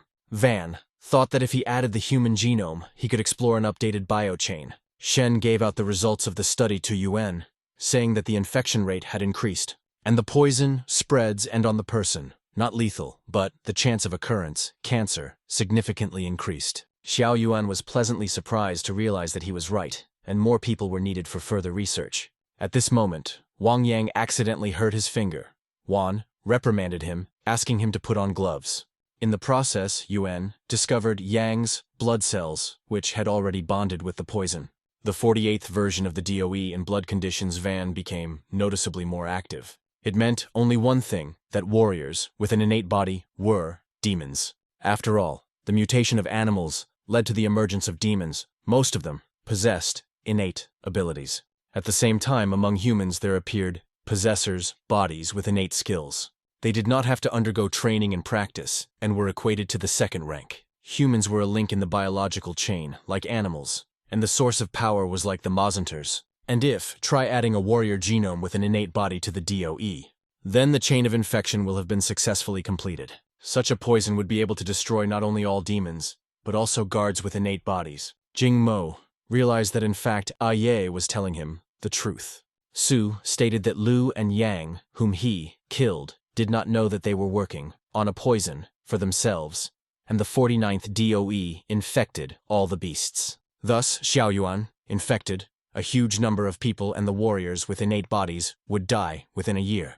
Da Cheng was shocked by this information. After all, he was also a guardian with an innate body. Vanya, it's been pointed out that the DOE can only kill people who have a congenital body, which means the poison could have killed, and the protagonist with Zhang Yuan added that he will be able to control the whole process, and by continuing the research, he will reduce the risk to people. But his sister was against it, saying that his experiments wouldn't do any good. Since demons mutated animals like humans with innate bodies, therefore the monster, and kills the human. So he created a poison that destroys all living things, not demons. However, the stubborn Xiaoyuan claimed that he could find a way to exterminate all the monsters. Xiaolu replied that they were part of their race, and if they were eliminated, humanity would disappear. It turns out that Van wanted to destroy the whole world, including his sister, which is what she asked him. Xiaoyuan was confused and didn't know what to do. After all, to accept a world where people are just cattle for demons, he could not, since the very dear people his mother and father died protecting him. And after that, putting up with monsters is impossible, because in this way Van will hate himself. Xiaolu began to say that it was her fault because she didn't give him the attention he deserved. Lu assumed that her brother would be better able than her to cope with the loss of her parents, and went to the academy, leaving him alone. The warriors, in turn, felt sorry for them, though they realized what a terrible mistake Yuan had made. At that moment, suddenly, the system warned the host of danger. A few seconds later, the poison roses flew into the young master, Lin. In the corridor appeared Qing Chang, a demon of continental rank. He rushed to Akini, who asked him not to touch her.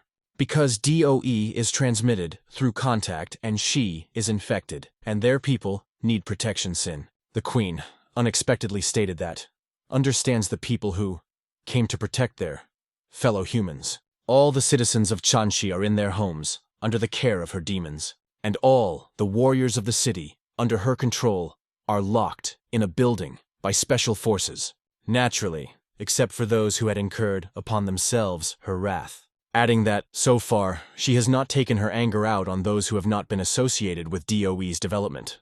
Empress Aking offered them the choice to save all the inhabitants of Jiangxi, guaranteeing complete safety, because they are also carriers of the virus. In exchange for Xiaoyuan, together with the last copy, Dui, the queen gave her word that they would be left alone and would not retaliate. But Yuan must die for his deeds, since he ruined a large number of demons and her daughter. If they refuse, the entire town will be burned. Meanwhile, her monsters had come to Achan's aid. Ming understood that the Moon Empress was defeated and offered this deal.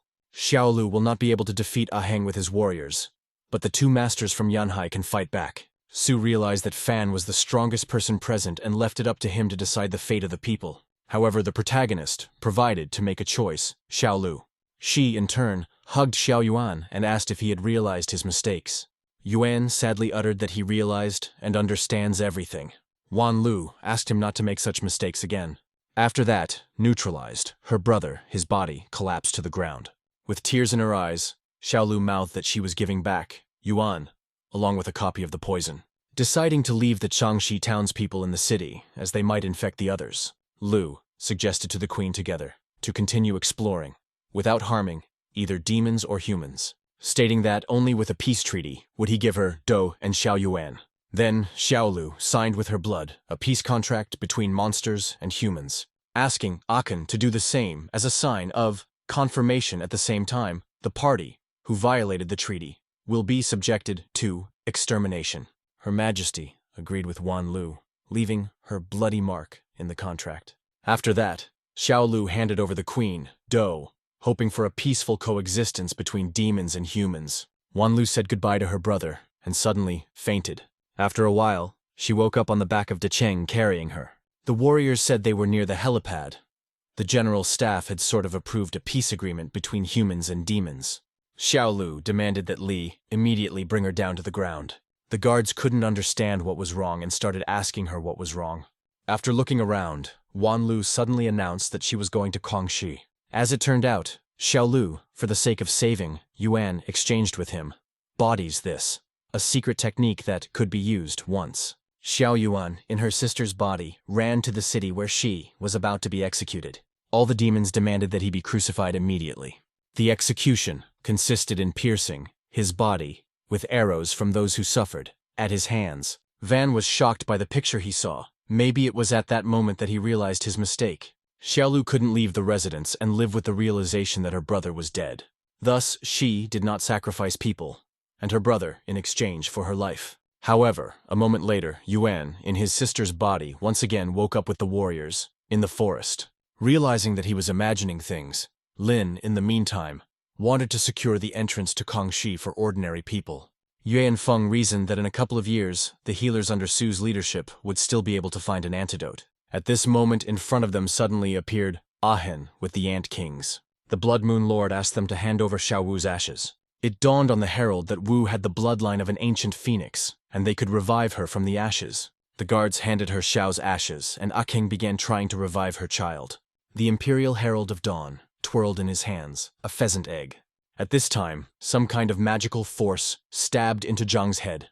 Aken, with his monsters, were shocked. Yuan Feng panicked because they had just signed a peace treaty, and the master had stolen their treasure. A healer from the rookie squad stated that he became ill. The queen could not understand how the power their treasure had absorbed Zhang. The healer suddenly fainted and fell off Fanya's shoulder, but Lin managed to pick him up, holding him in his arms. The Empress and the ants thought that Zhang had died. At this point, the healer got to his feet and stated that he felt much better. Akin was puzzled because she thought he was going to die. About 1,000 years ago, at the foot of Mount Song, there was an incident. The young Queen of the Moon was scarred and thought she would die. However, at this time, a certain man appeared on the horizon. Akane believed that recognizing her as a demon, he would kill her. The unidentified monk asked how she was feeling. Afterwards, he pulled out a sparkling necklace, saying it would cure her.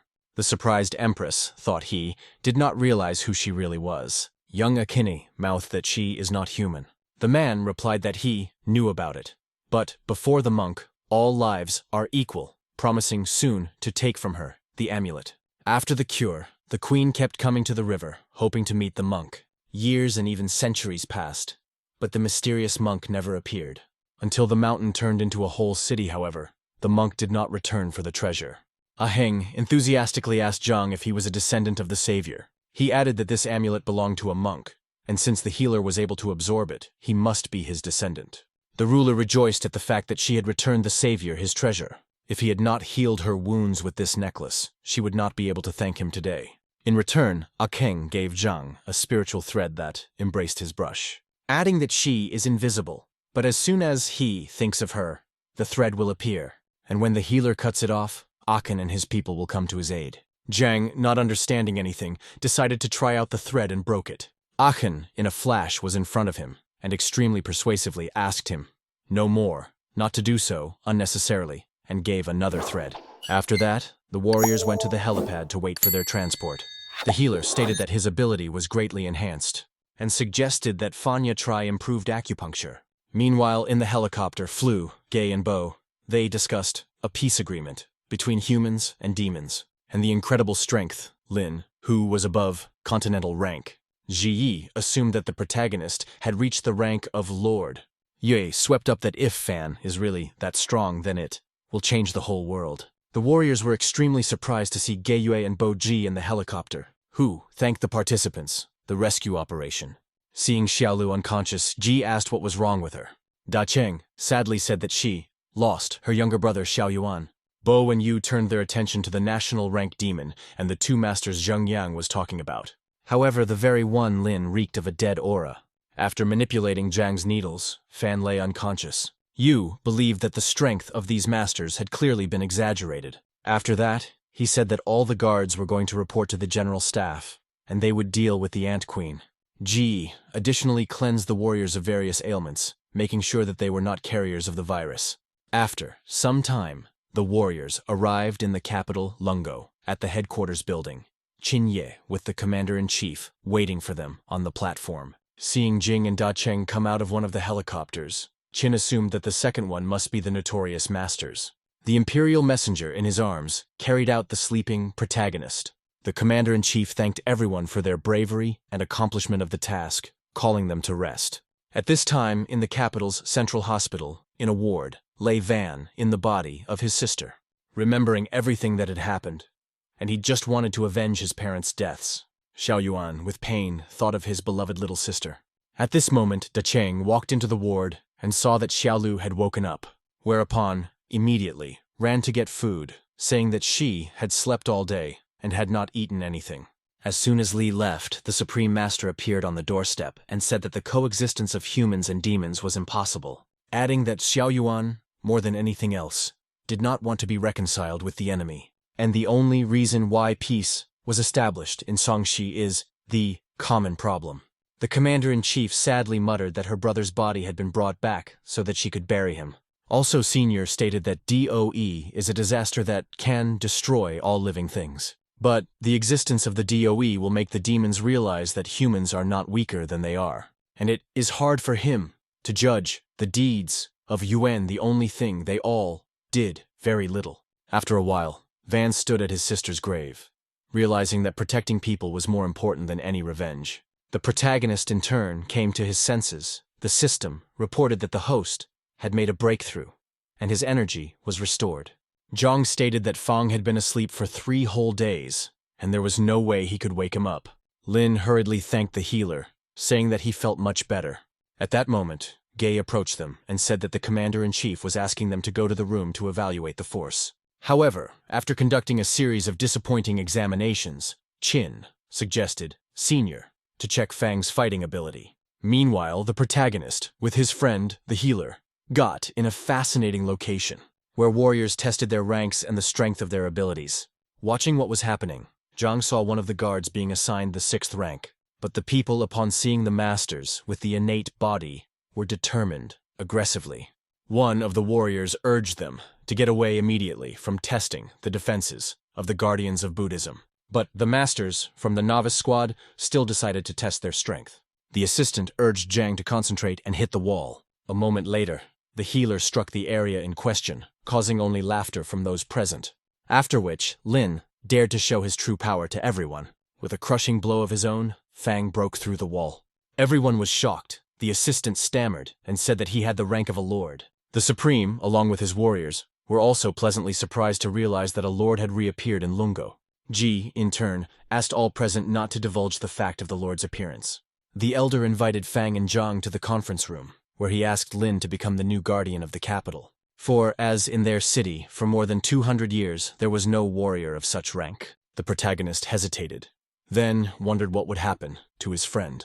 The commander-in-chief replied that the healer go to Yanhai. Then, the young master refused, the supreme ruler. The elder immediately corrected himself, saying that Zhang too would stay in the capital. However, Lin was not satisfied, and this option he said that they are going home to the principal. The old man realized that the masters were loyal to Zhengyang and attached to Yanhai, which is why I originally wanted to talk to the one-eyed man.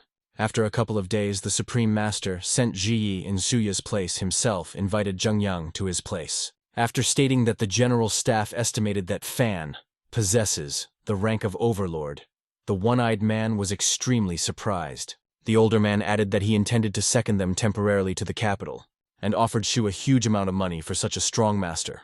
Zhengyang was shocked, and said that he would gladly sell Lin and Zhang for the safety of the capital, not for money. However, remembering what they were talking about with Jin, Shu changed his mind, saying that he would not give his men, thus he refused the commander-in-chief. The old man was puzzled, assuming that Zhengyang wanted more money. Heli said that if Fang and Zhang were left in the capital, then everyone would know about their illness, and they wouldn't be manipulated. So the general staff will hurry up and get rid of them, just like she did in her time. The one-eyed man apologized to the older man, saying he couldn't leave them in the capital, because, as a matter of fact, they are, in fact, his illegitimate children. The commander-in-chief was amazed. The older one understood why they were talking about wanting to go home.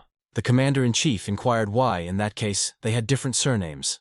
The one-eyed man sighed heavily, after which replied that the surnames of the mothers. Zhengyang continued to play the role of a caring and loving father, saying that they would be lost without him. The Supreme Master agreed to return the masters to Yanhai, but on the condition that, if necessary, they would defend the capital. But, since the international community has no way to assess Lin's power, they will not talk about the appearance of the Lord. At that moment, Shang Wen came in. Shu asked the older man not to tell anyone about his illegitimate children. Jin Shang introduced himself and stated that he could not have thought Lord Illegitimate, son of Zhengyang.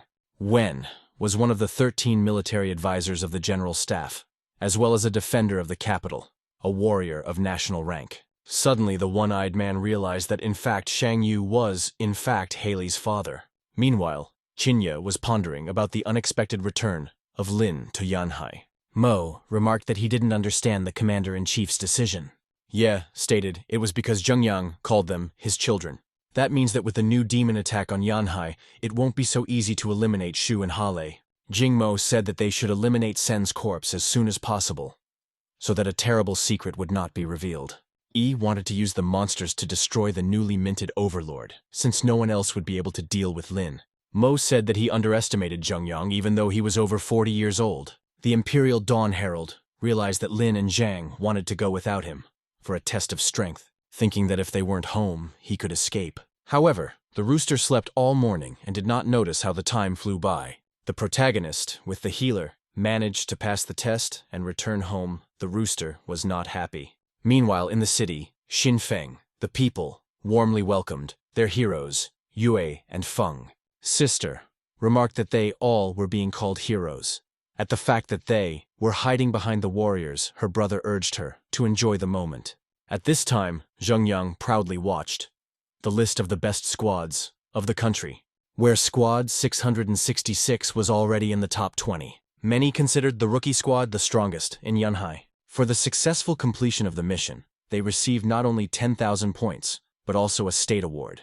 After a while, they were flying up in a helicopter to the landing pad, where they were greeted by the joyful principal, Hao, talking about how much he missed them.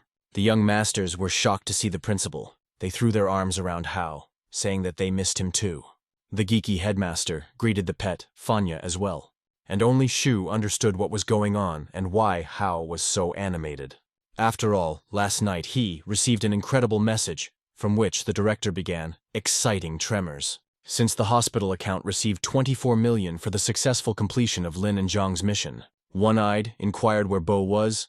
Heli replied that he flew to the capital when Zhengyan was on his way to Yanhai, adding that Zhui wasn't distracted or interested in Sen's corpse, and he probably wasn't a traitor. Shu swept up that under suspicion remained Xiaolu, Lao, and Qinye. Shanggu didn't like Lily's close interaction with the one-eyed man, so he decided to intervene. Zhengyang, for his part, tried to keep his cool, though, and didn't understand why her uncle was picking on him. The one-eyed man asked him to investigate Zheng's corpse further and report back to him, and Fang and Zhang should be given time to rest, because they had just returned from their mission. The director, with pleasure, went with them to the psychiatric hospital, where they were greeted as heroes. The staff at the hospital were overly kind to them because they were also given a bonus. However, after 3 days, tired, the staff of the mental hospital were desperate. The sick ran away in terror from the returning heroes. Everything was back to normal. Zhang was chasing patients with his needles, and Lin was chopping down trees with a single blow. The first day they made a debauch, and everyone chased after them to return the knife. Hao paid no attention. The second day, Fan and the healer stole a chainsaw for a magic trick. On the third day of their stay in the psychiatric hospital, even the director couldn't stand it. There was one consolation, absolutely, the calm herald of dawn, which didn't disturb anyone. Suddenly, Xiaobao came to visit the main characters. Zhang, for his part, was genuinely happy to see Xiao. Bao decided to call them out of town for a picnic, since he had no one to go with. But he remembered that they were hospital patients and might not be released. However, the principal at the same hour ran up to Xiao and allowed to take them away to a picnic, adding that if anything happened, Bao would have to make up for it. Xiao agreed, although he didn't quite understand what Hao was talking about. After a while, Zhang, carefree, was running around the clearing and catching butterflies, while a chef from a 5-star restaurant was barbecuing meat. At this moment, the healer noticed the cave and reported it to Linyu. Zhang suggested the young master to check the cave. Fan agreed. At that time, a certain demon who dwelt in this lair smelled the odor of a human. An awakened monster headed out to meet ignorant humans, believing himself to be the strongest monster who was trapped in this cave 300 years ago. One day, He and his brother Cockroach came to this world to fight with humans. The demon thought that his brother had already become the ruler of Yanhai. The monster naively thought that now he would eat the humans and go to his friend. Meanwhile, the protagonist with Zhang approached the giant. He proclaimed himself the Bull King, declaring that he would kill them, the system reported, on high-energy food. And after 5 minutes they returned from the cave and called out to the rooster. To show his prey, the messenger, at this time, was examining the egg of a pheasant. When the bull saw his kin, he asked the rooster to help him. A moment later, the demonic beast met his brother, the cockroach, in heaven. At this time, Lin and company were roasting an ox over a fire. The imperial messenger, with tears in his eyes, ate the meat of his fellow man, not understanding why their meat is so delicious and flavorful. On the second day of the picnic, they found a demonic owl, which also was roasted on the fire, the rooster crying and eating the meat. The next day, the same fate befell the king cobra. Following her, Fan and Zhang pulled out and roasted a fat boar. Thus, our heroes mowed down all the fauna in the forest and ate, in connection with which the cockerel, promoted to Azure Messenger. A week later, having had enough to eat, they were on their way back. Suddenly, Xiao suggested that they stop by a restaurant to eat something that wasn't meat. Sitting down at the table, Lin saw the same sister in the distance and informed his friend about it. The girl looked pained. At this moment, she was called out by Zhang. He asked her if she wanted a snack. She came in. The girl sadly replied that she needed a job and had come to get a job. Asking when they were discharged from the psychiatric hospital, the healer hurriedly introduced Bao to his sister, who prepared snake chowder for them. She said that if she was looking for a job, his family could offer her a position as a housekeeper. He moved into a spacious house with a full social package and a salary of 20,000 yuan. The girl, in turn, was shocked by such a proposal and, not thinking long, agreed. The aide, Bao, asked her to leave her contacts so that he could contact her later. The maiden bowed low to them, saying that she would do her best to fulfill the expectations placed on her. In the meantime, the new deputy head of the hospital noted the calmness of the ward, because those two men were gone. He naively assumed that they'd gotten themselves into more trouble and died. Suddenly, his conscience gnawed at him for thinking of them that way, because if it weren't for these patients, there would be no funding. Therefore, he decided to place for the departed incense. He prayed that the gods would accept the souls of the departed and have mercy on the hospital, Qingshan. At this moment, behind him, the front door opened, and Zhang and Lin announced their return. The deputy head was furious, declaring that he would never ever pray again. Fan, with the healer, said they had decided to visit him, which the deputy was very happy about, saying they can go back now. Director Hao thanked Xiao for looking after them. After a while, the head of the hospital organized a staff meeting, saying they needed to keep an eye on these two. The worker asked what would happen if they lost sight of them. Hao replied that in that case, it was necessary to inform him and organize a search for them. The girl suddenly shouted, turning to the headmaster. The head asked what was wrong. The employee said that Fan and Zhang had already disappeared from the horizon. Hao immediately turned around and noticed that, behind his back, there was no one. The enraged principal called for everyone to find them immediately. Meanwhile, the protagonists climbed to the roof of the building. Lin stated that Kun had predicted a thunderstorm today. Zhang replied that Bu called Xin mentally ill. Fan noted the professor, the same thing, said about him. The healer assumed they were both unhealthy. The young wizard, the young master, had picked up on the TV talk about how dangerous crazy people were. At that moment, a bolt of lightning rumbled right into the lightning rod. Fan realized that Professor Kun was right after all, which meant that Bu was indeed mentally ill. Lin wanted to use lightning to cultivate to become stronger. At this time, to them, on the roof, went up employees of the treatment center, and they discouraged them from touching the lightning rod. Zhang stated that, as the best friend of Fang, he could not let them interfere with him. Therefore, he immediately headed towards the parapet. The staff tried to dissuade him from jumping, but in response, the healer only said goodbye to them. Everyone chased after him in utter bewilderment. Zhang crouched on the parapet, after which slowly tilted, his body backwards. The girl, in turn, was horrified and rushed to his aid. The mad healer, already falling down as the maiden, managed to catch him by the arm. The rest of the workers arrived in time and began to pull Zhang out, saying that for this kind of work, they are due at least a promotion. At that moment, behind them, a lightning bolt thundered loudly, which struck the lightning rod. When they turned around, they saw Lin's burned body and realized that they should call the director. However, none of them did not pick up the phone, except the selfless girl. The staff urged her to immediately inform Hao of what had happened. At the same time, They had completely forgotten about the mad healer, who was already flying down. The workers rushed to the parapet and saw Zhang swiftly falling to the ground. They realized that he was finished, because having fallen from the 28th floor, no one would have survived. However, at the very last moment, he was picked up by a rooster. The girl remarked that this, a beautiful bird she had seen somewhere before. The boys muttered that this pet of the 666th ward is a demon, which can take humanoid form. The girl was shocked by such information, for she remembered. Like cleaning up the yard and noticing a bird, I thought it was a chicken. Suddenly, she lost consciousness. The guys picked her up, not realizing what had happened. They were going to call the director to contact the morgue because they thought Fan was dead. At this time, the deputy head asked why Lin and Zhang were wearing the uniforms of the special forces. The director replied that they were just fooling around and found such costumes. The deputy did not believe him, saying that in their hospital are being rehabilitated some soldiers from the special unit, and he distinguishes uniforms from suits. After that, he realized that Hao was sending patients to the special forces for part-time work. The head immediately covered his mouth with his hand and offered 100,000 for silence. The aide was still not satisfied, saying that the senior was illegally doing such things. Hao offered 500,000. The guy continued the moral lecture that they took an oath to help people. The principal offered 1 million. The deputy realized that he had made a fortune out of it, since he was offering such a sum. Once again, accusing him of breaking the law, the head said he could not help him in such a case. The guy instantly changed his mind, blocking his way. He said he agreed for 1 million, and spreading a smile, shook hands with Hao. The director, in turn, gritting his teeth, transferred the money to the account of his assistant. Satisfied with himself, the deputy answered the phone, where he was informed that the funds had been received. He told the chapter that he would not tell anyone about his secret, answering on the phone that this money was transferred by their dear director. Hearing that the assistant turned on the speakerphone, Hao became furious. After a time, a rewound Feng woke up in the hospital. The system reported that he had received an electrobody and offered to transfer to a different location, but the protagonist refused.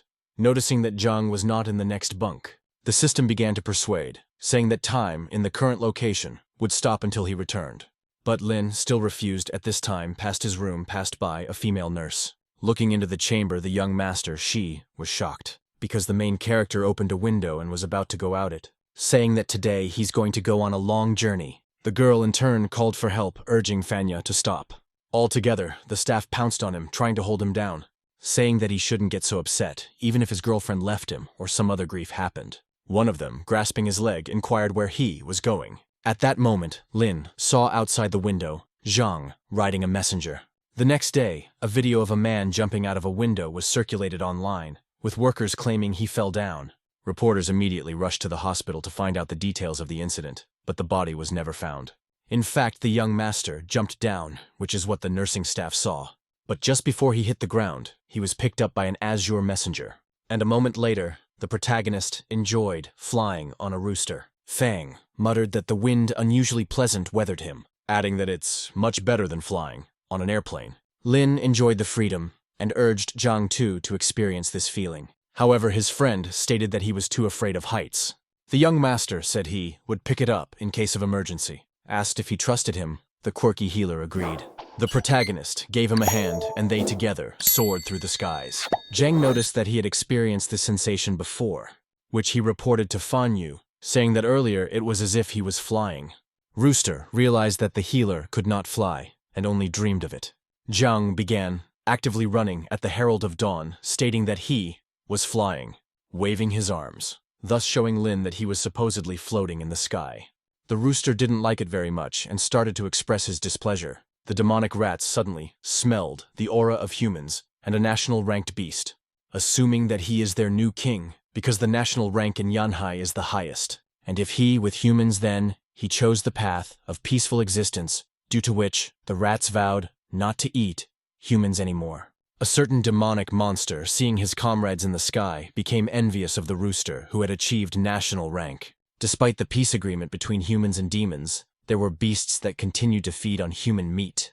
At that moment, one of the workers came up to him and forced him to start working, saying that all of them are having a hard time, especially feeding him. Azure Dawn Herald, with Lin and Zhang, floated carefree in the clouds. a walking dog with a girl saw in the sky a bird of national rank with people and thought that they would soon get along with them. The girl asked what was wrong. Chumazik urged her to come home, and since there was no one nearby, the dog increased in size and acquired wings. Having declared that she would carry her mistress straight home, the maiden hastened to get on the dog, on which was an improved collar, allowing to track the location and status of the demon. A joyful little girl, riding a fluffy and huge dog, after which he immediately ran home. Meanwhile, Hao was looking out the window and calculating his losses due to the problem patients. But if you stop helping the protagonist, you'll run out of funding. At the same time, Zhang and Fan every day were doing something, and the expenses were enormous. At that moment, in the window, appeared the perpetrators, the excessive losses, the directors. Head Hao urged them to go to bed immediately, as it was quite late. As a result, Lin and the young healer laid down, along with the rooster, in the hospital courtyard. When the director saw this picture the next morning, he was outraged. However, he still went to get a blanket and covered, exhausted, the chief bullies, not understanding why the one-eyed man, until now, hadn't come for them. After all, the special unit has a very good social security, and his money was running out. Xiao Lu, a hospital employee standing next to him, started talking about it. At this time, the system began to wake up the host, saying that he needed to go to a different location, where there are many resources, and if he doesn't enter the new location, it's gone forever. In addition, the system promised to try to move his friend to that place as well. The young master instantly woke up and looked at Zhang, after which actively began to wake him. The healer reluctantly opened his eyes. Feng, stating that the psycho in his head suggested that they go to another location. Therefore, asked if Zhang would like to travel with him. The joyful healer naturally agreed. The protagonist asked a friend to close his eyes. The rooster did not approve of their thoughts. After a few seconds, they closed their eyes, set off on a new journey. In the other world, the master needed to help the heir of the god of war, Lin Feng, restore the might of the Lin family in the city, Mengchen. At a certain point, the system made a connection to another world. As a result, was able to transfer even Pet, a national ranking. Meanwhile, at the headquarters Martial Arts Association in Mengchen, someone brutally beat a young boy in the house of the Lin family. The young man urged the old man to gather everyone and leave immediately. The invading gang demanded a certain scroll, threatening to exterminate the entire Lin family, stating that, after Lin Shu's death, there were no heirs left in the family, and they were no longer able to guard the treasure, since it was extremely foolish to give the scroll to the only heir, the feeble-minded Fang. At this point, the young man in question was rolling around on the floor, imagining himself a dog. His mother urged to run away immediately, but in reply, the lad declared that he did not want to. She cried, not knowing what she should do in this situation. The old man, in turn, dared to fight one last battle, asking if Yan Chu would go with him. The boy confidently said that together with the Lord, he was ready even to die. The head of the Lin family suddenly struck the ground with his cane, thus summoning a wind whirlwind. Then he said that the scroll of space was a family heirloom, and he would rather die than give it to them. The bandit replied that, in that case, they would die. But his accomplice was not so sure. What he said to his master, the rest of us thought seriously. But the brazen brigand urged them, do not fear, arguing that they are only two. The old man said that if it wasn't for his son, they wouldn't be standing here now. Zhoutong replied that she cannot calmly watch the shrine, martial art, give weak-minded. The head of the family said that it was their heirloom, and they should not care who they gave the scroll to and when. Tong, with Liu Zhangfeng and the rest, suddenly rushed to attack. The elder instantly activated the magical protective sphere, hitting once again the cane against the ground, thus breaking the floor. After which, urged, immediately pick up Fanner and run away. Meanwhile, a gang of robbers marveled at the fact that the old man had comprehended the sphere, and they rushed to kill him, which of course did not allow them to do Yan Chu. The woman, with tears in her eyes, began to beg Fanya to run. But the guy claimed he could only run like a dog.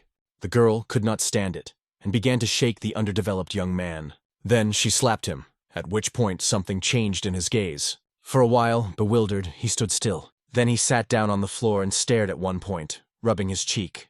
Dumbfounded mother sat up to him, Fang, asked if she was his mother. Then the young master stood up and stated that he had a headache. The woman thought she had hit him too hard, and now her son had finally lost his mind. The protagonist began to look around and shout out his friend's name. His mom couldn't understand what was going on. Meanwhile, the bandits finally destroyed the protective barrier of the head of the family. The old man fell right beside Fanya, who paid attention to him, and wondered if Zhang, the elder, had urged him to run away. Lin noticed that Grandpa was badly injured and wanted to find Zhang to help him. Yan Ku took on the punches of the bandits, asking that the Lord leave immediately, because he won't be able to hold them off for long. At that moment, one of the thugs stabbed with his sword, Tsu. The head of the Lin family was shocked by the excessive brutality of the bandits. The main character stated that beating one by a mob is wrong, and on TV they say it's a dishonorable act. Everyone, the thugs, froze in place, not realizing what had gotten into him. Zhou, smiling, said retardedly, taking it up, talking to them about honor. Fan replied that they could beat him up, for it would help his cultivation. Hu, laughing, stated that this guy is an absolute madman. Yijin all of a sudden rushed towards the young master, after which he grabbed him by the neck and lifted him up. Looking into the eyes fearless, Lin Liu, smiling, said that now he will die. Then began to squeeze. His neck, however, felt incredible pain. His fingers were broken and bleeding profusely. Everyone was horrified. The gangsters started to think the guy was faking insanity. Dumbfounded Toon declared that this could not be, for he was definitely crazy. At this moment, Zhang Feng decided to waste no time and struck Feng with his sword. But after being struck, his blade suddenly broke. Liu was shocked. The protagonist asked them not to overdo it, because it could end badly. Zhu decided to attack him from behind, stabbing him in the back. The next second, however, she flew off to the side with a broken arm. Tun, puzzled, declared that he had deceived her by playing the fool. Then she died suddenly of massive blood loss. Her co-conspirators were shocked, because she was, at the initial stage, a combat ancestor. Realizing that the bastard had calculated everything and played the role of a retard on purpose, they decided to go all the way and avenge the young mistress. The thugs simultaneously attacked Lin from all sides. And this idea turned out to be extremely foolish. The old man and his mother became nervous for Fanya, which in turn, with ease, scattered all the bandits, causing them mortal injuries. The dying man, Zhang Feng, in a suppressed voice, said that they thought he was scum, and he had planned for it, and had hidden his true power for so long. After a few moments, they were all dead. The young master only glanced at them. Yan Qiu muttered that young master happens to be incredibly strong. The old man replied that he didn't understand how he hadn't noticed it for so many years. He held in his arms the dying butler who, asked the elder, so he could take care of his granddaughter and get ready to leave this world. After a couple seconds, his eyes closed and his breathing stopped. A desperate elder asked Fanya if he could save him. Lin hurriedly purchased a healing potion from the system. The head of the family immediately poured the contents of the vial into the butler. Not even a moment later, Yan suddenly jumped up, declaring that he would kill all the bandits. Meanwhile, the Azure Messenger of Dawn woke up in an unknown room. The rooster couldn't understand where he was and started looking around, realizing that in fact, in the main character's head, there was in fact another world. And this was not so important. The main thing was why he, a demon of national rank, suddenly became human. The pet looked down at his human legs. He also became, for some reason, a woman, which could not help but outrage him. At that moment, unknown people burst into the house, one of them claiming to be her. The Herald of Dawn couldn't understand what was going on here. Suddenly, another stranger grabbed the rooster by the neck. The guy with the scar over his eye looked at the pet in female form with hatred. The Herald in turn began actively applying the electric arc. However, for some reason the skill didn't work in this dimension. The unknown man, harder and harder, squeezed his fingers on the neck of the beast. Then the rooster tried to activate the poison spit. And it did not work. The demon realized that he was in a dire situation. In the end, the messenger tried his entire arsenal of abilities, but none of them worked. The thug assumed she was scared and started talking nonsense. He decided to wait for the old man, Yan Qiu, to show up. Throwing the battered girl out into the street, the bandit looked for the butler. The herald couldn't understand why his spells didn't work in this world. A moment later, in the courtyard area, Yan appeared. Seeing Linner in such a state, he immediately headed over to help her. However, it was only a trap for him, as running closer, Qiu was thrown by the blast wave aside. The head of the family, Lin, was able to restrain the butler, stating that whoever did this is obviously looking for death. At this time, hovering in the air, the head of Zhou said that they killed his daughter, Tun, and revenge in turn never makes you wait long. Head Lin raised his head and saw Xuanzhou, who was at the stage a battle king. Xuan asked if Q was willing to sacrifice his granddaughter for the Lin family, giving him a choice: either he would bring the retarded boy, or his granddaughter would die.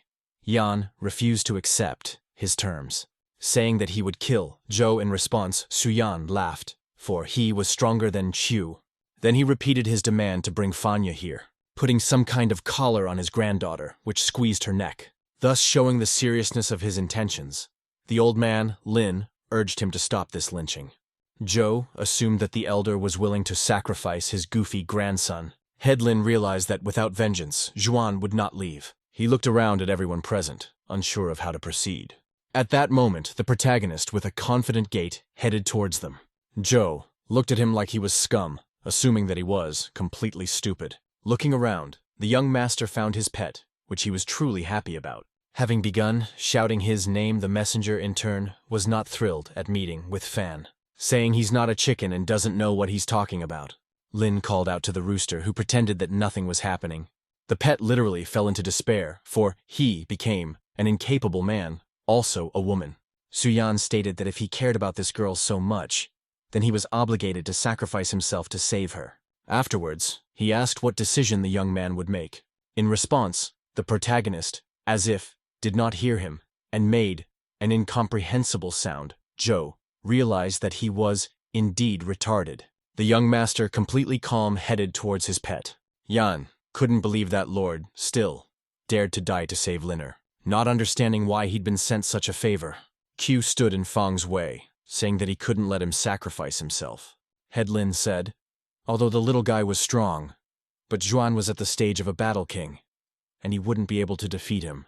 The main character didn't know what they were talking about and just walked on by, confidently stating that he could do it and everything would be fine. Concerned Yan realized that he would not be able to dissuade the young man. Meanwhile, the arrogant Zhou was already waiting for the young master, who, unafraid, always went to meet all dangers. Elder understood his grandson. A true hero, after all, he, a descendant of the Lin family. At this time, suddenly there appeared unknown people. The old man recognized in them the heads of the alliance, who also were, at the stage, fighting kings. Fang Gentian was the head of the martial alliance, in the company of the monks, the Buddhist, Sanjie, and the Taoist, Qing Yun. Qiu and the elder naively thought that they would help them in the battle with Xuan. The head of the Lin family greeted Fan, thanking in advance for restoring justice. Gentian smiled caustically and muttered that, no need to, thank you. After all, he always decides everything according to his conscience. Yan breathed a sigh of relief. The old man began to talk about how yesterday, Tun and Zhang Feng broke into his house, but were killed, and their bodies handed over to the martial alliance. Fang replied that justice, not in this way, must be restored. After all, they killed the daughter. Zhou, the head of Lin, tried to object, but Gentian said Zhuan quite rightly wants revenge. Everyone was shocked. The elder stated that if it wasn't for his grandson, they would have killed everyone. Fang replied that, except the servants and the dogs, no one was hurt, and the damage as such they did not do.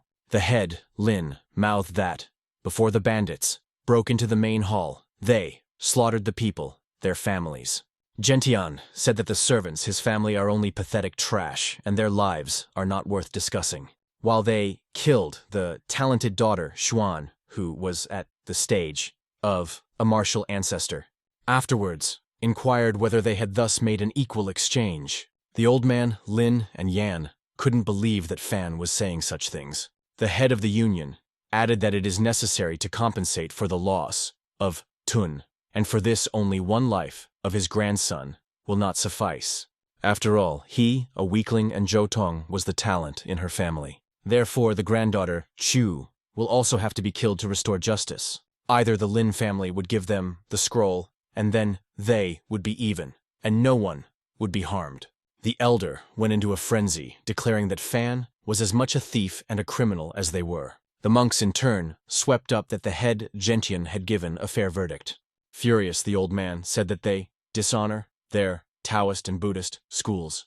Realizing that they did not want to give up the scroll, the head of the martial alliance took action. Fang threw at the Azure Messenger of Dawn his dagger. The demon, national rank, nervously tried to remove the magic collar. At the very last moment, The protagonist caught the knife that was already centimeters away from the pet. Lin, completely calmly, said that he shouldn't throw away his things like that. The monks, as well as the others, were shocked, because as the young man, with his bare hands, stopped the dagger of the head. After seeing the guy's incredible speed, the bandits realized that he was not to be underestimated. Xuan said that one life would be enough to forget about their family's differences. Gentian realized that if Zhou had made concessions, then not everything was so simple. Calling the old man would agree to the given conditions. Fang demanded the life of the granddaughter Yan to finally settle the conflict. The poor messenger couldn't understand how they came to kill him when they were trying to work things out among themselves. At that moment, the young master walked over to his pet and ripped the magical collar off his neck. Everyone was shocked by the boy's incredible strength. Meanwhile, Fang was twirling the cockerel in his hands, saying that it had lost a lot of weight. Maddened, Zhuan declared that Lin, even the miserable life of a servant, could not be sacrificed to compensate for the murder of his granddaughter, shouting threateningly that he wouldn't stand for that kind of attitude. Zhou instantly proceeded to put his abilities to use. The messenger, realizing that he was in a weak human body, grasped at Fanya, after which he repelled Zhuan's attack quite easily and casually, then was able to amaze everyone, for he held back the power of the master at the peak of the Battle King. Zhou, for his part, resorted in turn to his own deadly spell. The family Lin were worried as the thunderous golden raven could sizzle all living things. Xuan muttered that for a young man it was an honor to be killed by such a skill, and instantly directed his lightning towards the protagonist, resulting in significant damage to the pet. The rooster literally flew off the back of the young master. Zhou, at this time, was anticipating his victory. Fan paid attention to his hands, which were electrified. He was completely bewildered by Xuan, because no one had ever survived this technique before. Moreover, Lin had somehow absorbed this skill. The protagonist, remembering the rooster, immediately ran up to him. The azure messenger of dawn noted, rather weakly, a human body, and after a moment fainted. The young master thought the rooster died, from which came a fury. At this moment, Xuan seemed to want to escape. But, enraged, Fang effortlessly soared into the air and caught him. Lin, without thinking long, struck lightning fast at Zhou, as a result of which Xuan landed on his head and died. The heads of the alliance were dumbfounded by the power of the young man, because Zhou was at the peak of the Battle King. After noticing them, Fang headed in their direction, saying that they wanted to kill his pet. Gentian had no time to say anything before he was already killed. His body was literally printed into the concrete wall of the fence. Everyone present was shocked. Then it was the turn, and Monks, the protagonist, brutally killed a Buddhist. The Taoist monk backed away, saying that he would not dare kill him. Seconds later, the young master convinced him otherwise. Thus, Lin eliminated all the bandits, saying that if anyone touched the rooster, he would be killed. The terrified guards, the heads, pronounced them dead, noting that the young man was able to kill them with a single blow. The maddened guards at the same hour fled, Fan back to the wounded azure-haired messenger of dawn. The pet, in turn, had no idea that the master was so worried about him. After this incident, all the forums began to write about the great scum of the Lin family, who defeated Xuan, and how the guy destroyed all the heads of the fighting alliance. But before that, the young man killed Yijian, Tuna, and Zhang Feng, who intended to rob his house. In the meantime, the apprentice came running to his mentor and claimed that their fellow apprentice had been killed. Falling to his knees, the servant asked the teacher to avenge Lin's death on their compatriot. The great preceptor in turn asked him not to cry, stating that he'll take care of everything. The disciples literally wept, relying on the power of their teacher. At this time, Zhang, staying in his mentor's body, was trying to figure out where he could find Fang. The acolytes began to whisper among themselves, saying that their teacher had changed after the breakthrough. They agreed that they liked the current mentor better. The protagonist began to apologize to the rooster for not being able to keep him safe. Headlin, after examining Lin Air, stated that she had serious damage to her internal organs, sadly summarizing that, most likely, the girl would not survive. Yan began to weep, begging his granddaughter's forgiveness because he couldn't save her. At that time, Fanya's mother came to the threshold of the house and said that there was a heavenly lotus that could heal her. After that, the woman brought out a chest containing a spatial scroll, saying that it's better to go after the lotus, specifically, the protagonist. Headlin naturally couldn't refuse to save Linner. The elder urged the young man to go to the Holy Land where he could exchange the scroll for a heavenly lotus. The young master realized that to save the cockerel, it was necessary, and took the chest. However, At that moment behind them, someone, with the help of a chain, snagged the chest and took away from them the scroll, claiming that now theirs, a family heirloom, is in his hands. Turning around, the old man could not believe his eyes. Xiaoxing appeared in front of them. Lu Xinghe, nicknamed Imp, was the fourth disciple of the inner sect, Zhangqing, elder of the Lin family, asked for the return of his spatial scroll. Xiaoxing naturally refused, because he had heard that the scroll could be exchanged for a lotus. In addition, his sect has been competing with the Holy Land for a long time. As such, their mentor will not allow the scroll to be handed to them. After which, Xinghe threw out the chest, which caught the third disciple. Xiao Zhou muttered that all the valuables in this city belong to Zhangqing. Or rather, their great and unsurpassed teacher. Zhou smiled wryly. Head Lin could not understand how they had provoked the Zhangqing sect. At that moment, behind the back of the protagonist, suddenly, there was a second disciple of the sect. He put a bloody blade to the young master's neck. Yanji asked Fang if his cultivation had surpassed that of a peak martial king. A moment later, Yuan, with a sharp movement, slit the throat Ling Yu. Yan and the elder, with his mother, were shocked at what was happening. However, as it turned out, the dagger, Ji, had broken, and the young man was completely unharmed. Yuan realized why the older man couldn't handle him. They expected that their strength would not be enough, so, with them arrived a mentor. Everyone was dumbfounded by the presence of the sect leader, Zhang Qing. The elder couldn't believe his eyes when he saw Zhang Yu. He was young and strong, they called him, the Immaculate One, the King of the Mountains, who, not so long ago, passed on to the ranks of the Holy Warrior. It just so happened that in the world, martial arts, strength decides everything. There were, in total, 3 leading factions: Holy Land, Martial Arts, Sect, Zhangqing, and Martial Alliance. The Martial Alliance, formed of feudal lords for their own defense, the family Lin belongs to one of them, while the strength of the Holy Martial Land and the clan Zhangqing lies in the 2 masters. Zhang Yu was the teacher of all the Taoist monks, and the head of the martial land no one had ever seen. And they are the strongest in the world of martial arts, the incomparable, the saints. The old man fell to his knees, greeting Zhang and asking for his family's leniency. The disciples noticed that the grandfather was afraid to see the true master. Yan also began to beg for mercy, saying that he was willing to suffer any punishment. Xiaoxing gloated, saying that no one would take pity on them. But their pleas would not go unheard. Zhang in turn recognized in the dying granddaughter, Chu, a rooster, after which Fan realized that it was his friend, the healer, cheerfully greeted Lin. They enthusiastically ran to meet each other. The master's disciples were puzzled, realizing that they, friends. The protagonist, with the healer, began to discuss their new bodies. Elder and Yan froze in place from the surprise of the moment. The dying azure herald of dawn seemed to be forgotten. The young master hurriedly introduced the family, Lin, to his friend. Zhang, in turn, introduced his brother, Fang, to his students, saying that he was from another dimension. The sectarians assumed that Lin had broken through to the rank of saint, and even managed to meet their teacher in the astral world. A moment later, they fell to their knees, asking for forgiveness from them. The next day, the entire internet was filled with news that Fan and Zhang were longtime friends from the spirit world.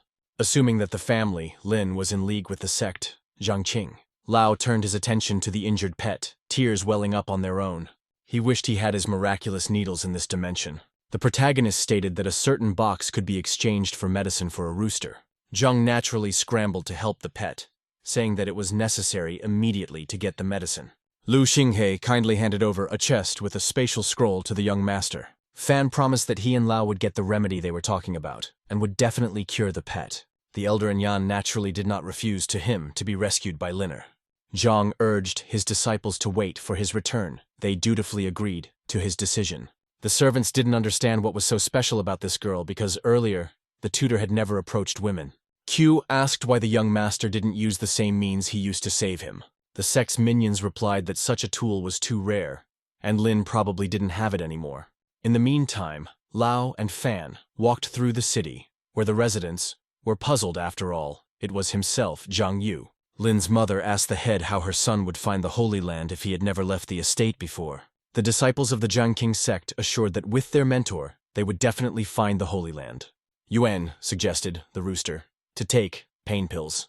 At the same time, pushing through the candidacy of her teacher, saying that with him she will be like behind a stone wall. The family, Lin, were shocked by the proposal of the sectarians. The azure messenger of dawn was furious at the annoying humans. At this time, the young travelers wandered through the forest. Suddenly, the main character sneezed. Lao asked if he was sick. Fang has picked up on the fact that sneezing, not always, indicates illness, and perhaps he is being recalled by the principal. Zhang complained about the rather heavy chest they would have to carry until they found the Holy Land. Meanwhile, Zhang Qing's disciples kept alive the rooster by applying their skills. At the same time, actively discussing the wedding of Mr. with his granddaughter, Qiu, saying that their mentor does not really know how to woo girls. In what decided to help him, Zhou suggested initially to discredit the Lin family, who even could not comprehend the scroll, the cosmic dharma, the sacred canon of martial arts. The elder and Yan didn't like the fact that the sectarians were still in their house. At this time, the main character took out a scroll from the chest to make it easier for Zhang to carry. Since the scroll was very heavy, he burned it and returned the empty box to his friend, saying that it would be easier that way. The fanciful healer replied that this indeed was easier. They took a halt and made a fire. Zhang remarked that in this dimension, they did not need to eat and sleep, and that was quite strange. Adding that in that case, they don't need a bonfire, Lin thought for a moment. After a couple seconds of silence, Lao suggested continuing on his way. Walking through the forest, the protagonist, at a certain point, glowed with some kind of magic. After, and disappeared altogether, the healer was puzzled and began to look for his partner. The Lin family was sitting outside the house, wondering how long it would take for the young master to reach the Holy Land. Mother, she said that if things didn't go according to plan, Yui would blame it on them. Fan, at this moment, teleported to a huge stone near a certain settlement, and thought that this was the Holy Land. He hurried to inform his friend, but there was no one in the vicinity. He looked around carefully, searching for Zhang, and shouted his name, but Lao never showed up, so the protagonist moved back into the forest. Then I started looking for the healer, but he was nowhere to be found. Lin did not pay attention to the message of the system, which notified that the master had learned the power of the scroll and could move anywhere. The head of the family was worried that they wouldn't wander into the eastern forest because there were dangerous monsters and a terrible eclipse vulture. Fang in turn found Zhang and stated how was in the Holy Land. Lao had swept up that the master suddenly had disappeared and he had been looking for him, adding that he had found a large bird, which he was able to tame. In fact it, and was a vulture of the lunar eclipse, Zhenyu. The huge bird was puzzled, not realizing where such strong people came from. Fan assured his friend that they would quickly reach the Holy Land, but the bird was too slow. Realizing that the Holy Land is 1,000 kilometers away from the forest, and the flight will not be fast, the protagonist decided to try to move with Zhang. They held hands, and over the vulture's feathers, the animal was opposed, expressing its displeasure. And a moment later they, all together, literally vanished into thin air. Having moved to the Holy Land, Lao swept over. It was indeed fast. The vulture of the lunar eclipse Zhengyu abruptly became ill. The demon assumed it was their secret technique, for even he could not endure the displacement of being at the peak of a battle emperor. Zhang saw that the bird was not well and suggested that Fang go without her. The vulture began to ponder whether to run away because they might move and catch up with him. Heading towards the settlement, suddenly appeared a magical barrier, which did not let them inside. The guards meanwhile saw the strangers and hastened to inform the head, stating that someone is trying to get into their territory and the barrier won't hold for long, as they have high cultivation. The ruler replied that he would personally deal with the uninvited guests. Fang grabbed the shield and declared that he could snip it. At that moment before them appeared the Lord of the Holy Land. Mubai urged them not to break the protective barrier, even though they had high cultivation and enough strength to do so. Lin let go of the shield and held out the chest, saying that he wanted to exchange it for a heavenly lotus. Zhang confirmed the intentions, stating that they needed to save their friend. Bai was surprised that the head, Zhang Qing, cared about someone, and he personally had come to ask for help. Mu uttered that the sacred lotus is a treasure of the Holy Land. The protagonist kindly handed over the chest to the ruler of the Holy Land.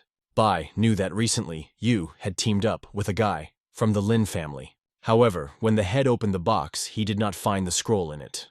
He couldn't believe what was happening and started shaking the box nervously. from which only a vulture's feather of the lunar eclipse has fallen. Mu asked quite logical question, where is the treasure, for which they want to get the heavenly lotus? Foolish friends glanced around, after which confidently declared that the chest is the treasure and they want to trade it. The ruler became furious, saying that it was not permissible to insult the Holy Land in such a way. Surprised, Lao inquired if he would change. The enraged lord defiantly smashed the box, then menacingly muttered that they intended to deceive him. At this time, the guards came running to the great protector and reported that the head engaged in battle with strangers. Defense counsel stated that no one should interfere and they will wait for the ruler's order. Meanwhile, the young master fought with the head of the Holy Land. Bai noticed that Yu was standing aside and not helping Lin Yu, which meant Mu could handle the boy who he thought was at the stage of a saint. Moments later, they came together in a mighty blow. As a result, the head of the Holy Land was perplexed, not understanding where the guy got such power from. After all, he was able to do a lot of damage to him, and most likely, Fang was higher ranked. Bai assumed that his cultivation was higher than his with Zhang. Mu abruptly stopped the battle, staring at the protagonist. He remembered his father's dying words that only one who had surpassed the holy rank could help. The ruler could not believe that this young man was the one who would solve their problems. The gaze, Fanya, was absolutely pure. Previously, Bai had not seen such in anyone else. Mu inquired whether they needed the sacred lotus so much for the salvation of man. The young masters looked at each other and replied that they did. The head stated that the heavenly lotus was their treasure and he could not give it away so easily. Therefore he proposes to Lin Yu to marry his daughter, and after that Bai will give them the lotus. Zhang, with Fan, began to actively discuss this. The protagonist was against the wedding, since the masculinity is much stronger. Then Lao proposed to Mu to marry his daughter to him, but the ruler refused him. The young master said that if you don't save the cockerel, you don't need to get married. Zhang was shocked by his friend's unexpected statement. Lin, seeing the reaction, Lao still agreed to get married. The ruler of the Holy Land asked them to follow him, saying that they would receive the lotus as a wedding gift. The servant was puzzled, asking the protector if it was true that the head would give away his daughter to the lousy Fanya. The great defender reacted aggressively, saying that he has no right to talk like that about him. Meanwhile, Zhang and Lin were admiring the beauty of the Holy Land, where beautiful flowers grew and the air was clean. A moment later, Mu Qing, Bai's daughter, appeared in front of them and greeted them graciously. Lao enthusiastically stated that she was quite a pretty girl. Qing said that the wedding would take place in 3 days, and after the celebration she would give Fang the sacred lotus. On the internet, it was reported that the sect Zhangqing was being attacked by monsters. Xiaoxing immediately headed to the clan's border, where he discovered a not insignificant number of demonic beasts, who decided to attack in the absence of Master Yu. Lu Shanghe decided to report to Zhang immediately. At this time in the Holy Land, the hour had come, of the wedding of Fanya and Qing. They were dressed in beautiful red robes, and the ceremony was mottled with purple hues. With bright red carpets and curtains, the people, unhurriedly, filled the room. Bai thought of the incredibly powerful aura of the protector, for Mu himself was only pretending to be at the stage of a saint.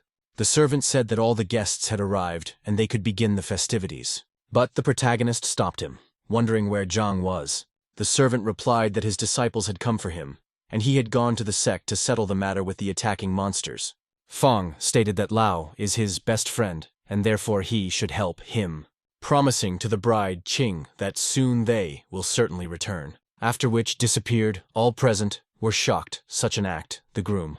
The defender in turn was only happy about this development. Mu Qing was furious because she wanted to get married so that she wouldn't have to depend on her brother anymore. Meanwhile, Zhang, finding himself in front of the mass of monsters, activated a magical barrier, on which the monsters were killed, flying off in different directions.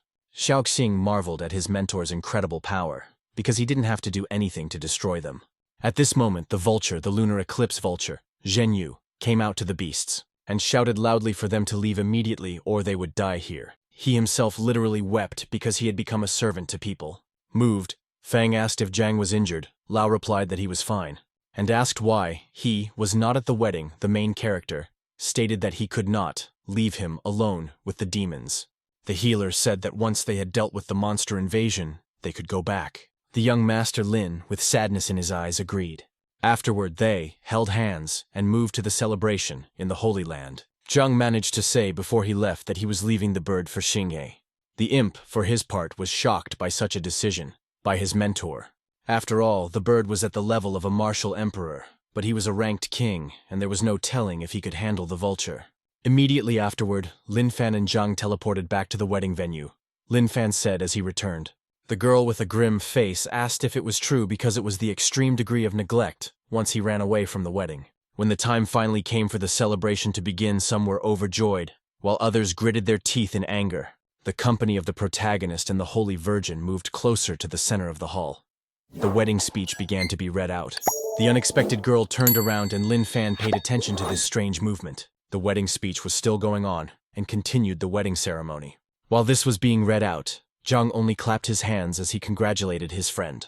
Zhang remembered that the TV said that she's wedding gift giving, especially since Lin Fan is his best friend. Suddenly he noticed that he had nothing with him that he could give. However, he decided not to despair, and decided that he had to do it. The wedding speech finally touched on the key part where Lin Fan should make the first bow was not, and the ground. However, while everyone was waiting for the main character to act, he suddenly noticed that Zhang was gone. He asked one of those watching where his friend had gone, because he was worried about him. Not hearing an answer immediately, he walked over to the very man and persistently started asking where Zhang was. While Lin Fan was finding out all the details of the past, Mu Qing was shaking with anger, because she couldn't believe that Lin Fan would humiliate her so badly 3 times by disrupting the wedding. Quite soon, Lin Fan said with an inexpressible expression on his face that he would be back soon. After teleporting to the Holy Land, Lin Fan once again let go of the red wedding ribbon, making the girl even more angry. Mu Bai couldn't believe that Lin Fan had once again disrupted the wedding and didn't know whether to be angry or not, while Mu Qing was literally shaking with anger. At the same time in the Holy Land, a huge white tiger shrilled a shrill cry expressing the extent of its superiority. Next to him was another tiger of the same kind, who watched with a calm expression while many animals kneeled in front of them. As it turns out, in front of them were several corpses of their kin that were more literally hollowed out. The white tiger was about to re-establish his dictatorship when his partner heard some incomprehensible scream. Immediately after that, the 2 white tigers were scared like little kittens and decided that it was the right time for them to run away. But they didn't realize that it was already too late. Zhang Yu looked around the forest and wondered what to give the main character. He realized that he had nothing at all and was quite weak, so obviously Lin Fan would be upset if his best friend didn't give him anything for his wedding. Suddenly, he noticed 2 tigers who were hugging each other and trembling with fear. Zhang Yu abruptly walked towards them since he thought that they were quite cute. He took them both in his arms and thought that since they were so cute, the main character would like them, so he would give them to them. The white tiger breathed a sigh of relief, because he realized that he was just a gift to someone, not to be killed. And as he had heard, people were good with gifts, while the cute tiger had no idea at all. What danger awaited him? Zhang Yu wondered whether the protagonist would blot them out or roast them. Not long after, Lin Fan teleported to him and asked if he was injured. The man said that he was not injured at all and asked did Lin Fan run away again, or did he just not want to get married. Lin Fan said that he had warned them and didn't tell them that it was dangerous here, and the guy himself was worried about him. Hearing this explanation from the protagonist, the man said that they should go back then, to which Lin Fan agreed. The 2 tigers realized that there were no beasts here capable of overpowering a master at the Saint Step, and they were simply dangerous to this place. It wasn't long before both tiger cubs were wrapped in red ribbons as a wedding gift. The organizer reported that Zhang Yu had presented a pair of white tigers to the martial emperor's steps, while those same tigers only begged not to be killed. Very soon, the wedding ceremony continued. The stage where Lin Fan had to pay his respects to his parents had begun. Watching what was happening, Zhang Yu only clapped his hands joyfully. Mu Bai was glad that the protagonist had returned and realized that it would be over when Mu Qing bowed to him, and he was lucky that he was sitting, otherwise he would have fallen. The grim faces were still watching the passage of the wedding. The second bowing stage had begun, which is reserved for the parents. Unexpectedly, Lin Fan once again noticed that his friend was missing. With a grim expression, he approached the man again and asked where his friend was as well. Lin Fan looked at the girl again and said that his friend had received an emergency message, and apparently it was very serious this time. Lin Fan was about to talk about going to him, and she should wait as he was grabbed by the scruff of his neck.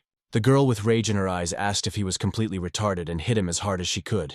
Lin Fan literally broke through the roof while the girl shouted at him to scram for her beloved Zhang Yu. After flying for a long time, Lin Fan finally fell to the ground headfirst. The others watching this action were very much frightened, but did not know how they could help him. However, it wasn't long before Lin Fan was able to use his own hands to pull his head out of the stone. After that, she began to turn her head sharply in search of her friend. The people around her whispered and noticed the clothes on the protagonist. Meanwhile, Zhang Yu found himself in his sect. The elder paid his respects to his master and said that he did not mean to alarm him, but troubling news had reached him. Meanwhile, Zhang Yu kept trying to remember his name, but he was unable to do so. The man said that the Holy Land had obtained the Lin family's spatial scroll, and they had also entered into secret marriage alliances. He also said that if they obtained a spatial scroll and the support of one of the martial union families, the delicate balance between the three major factions would be broken. All the while Zhang Yu was perplexed, Lin Fan teleported over to him and asked if he was all right. Suddenly, the man noticed that an unknown guy had teleported here and was very surprised because the elder couldn't even sense when he had appeared here. Looking at how he was talking to the master, he exhaled and realized that the person in front of him was most likely Lin Fan from the Lin family. Literally. Seconds later, he realized that it was actually not at all good news that the culprit of all events was now in their cult. Immediately afterwards, Lin Fan declared that there would be no wedding.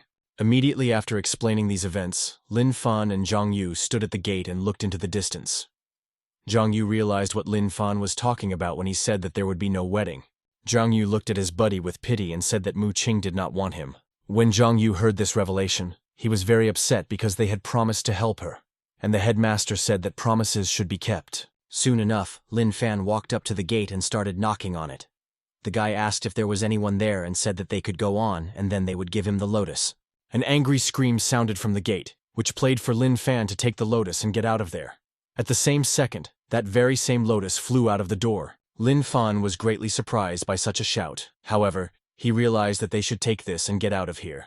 Immediately after that, 2 tigers also flew out of the door. An angry voice said to take them away too. These same tigers were comfortably nestled in Zhang Yu's arms while he looked at them and nodded. At the same time, Master Zhang Yu's followers with weary faces wondered when Master Zhang Yu would come. However, immediately after these complaints, the protagonist's company found themselves inside that very room. The followers were incredibly happy to see their master and threw themselves into his arms. It wasn't long before Lin Fan and Zhang Yu surrounded the hen and began to ask her if she was feeling better after taking the lotus and if she could lay eggs. The followers literally blushed and couldn't believe they were saying such vulgarity. Lin Fan still didn't understand where this claim was going and only turned his head in bewilderment. Immediately afterwards, they started praising their master and saying that their master would never say such things in his life because he was polite. Hearing that expression, the rest of his colleagues were taken aback. At the same time, the main character's family watched the whole thing and were only happy that Liner was okay and thankful for the rescue. Zhang Yu said it wasn't worth it because they couldn't leave the chicken anywhere. Immediately after that, both Lin Fan and Zhang Yu rolled over on the bed and said that they wanted to rest for a while. Seeing such action from the outside, the father fished the door and said that she was still a child, and 2 boys and a girl could not lie in the same room. At the same time, amidst the general irritation and conflicts, it was Liner herself who was the most angry. It wasn't long before the Liner family came outside and almost simultaneously asked if they had noticed. As it turns out, they all noticed that the main character was wearing wedding clothes and got really freaked out. They realized that he would not have worn such wedding clothes out of the blue for no reason. Lin Fan heard his family's whispers and said that there was a reason, and abruptly stood up. After explaining this whole situation, the family fell out in shock that Lin Fan wanted to take a holy maiden as his wife, and ran away from the wedding 3 times. After that, they got frustrated and realized it would have been a great opportunity. They looked into the distance, and the elder said that he only hoped that the Lin family would not summon the Holy Land's wrath.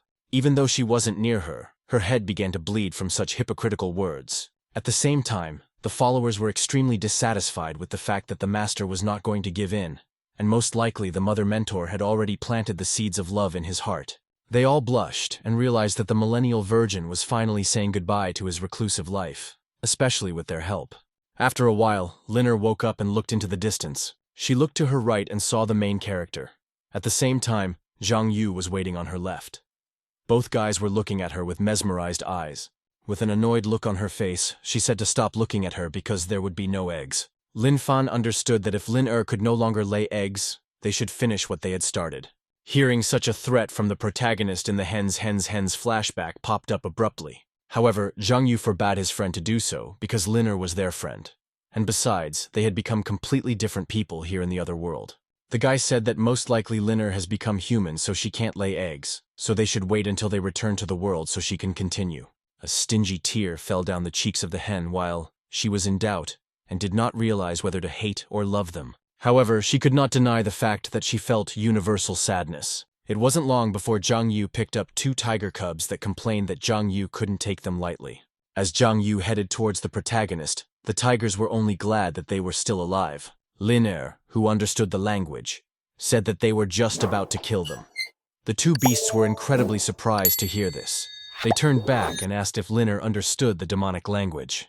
Linner tilted her head and said that he was a demon himself, so why wouldn't he understand that? Tiger looked at his partner and said that it probably wasn't what they thought it was, and this man had just said it. One of the beasts realized that the 2 were going to kill them.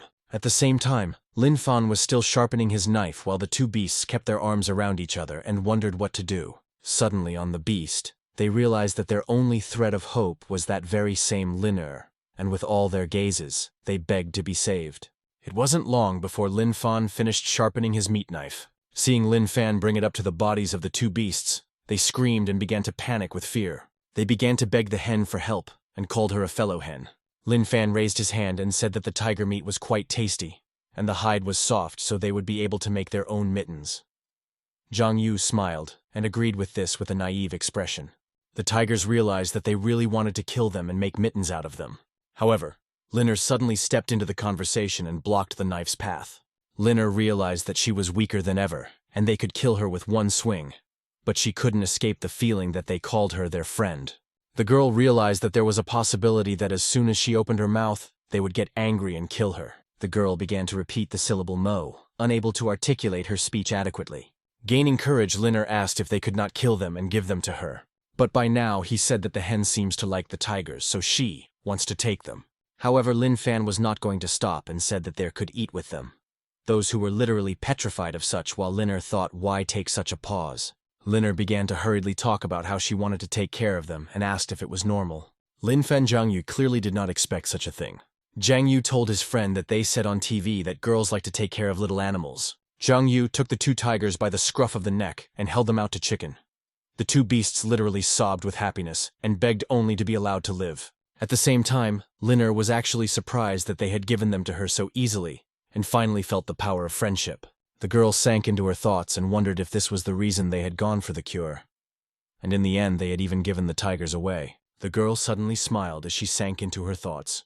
It wasn't long before Linner was eating some kind of apple. The subordinate masters approached the girl and said that they had come to deliver something from Zhang Yu. The girl turned and looked at them. She asked why they were so far away. At the same time, the subordinates only thought didn't she herself realize that there were 2 white tigers at the martial emperor stage beside her. The girl stroked their heads and told them they didn't bite, and realized that otherwise those 2 wouldn't have just let them go. Immediately afterward, the subordinates walked right up to the girl and began praising their master.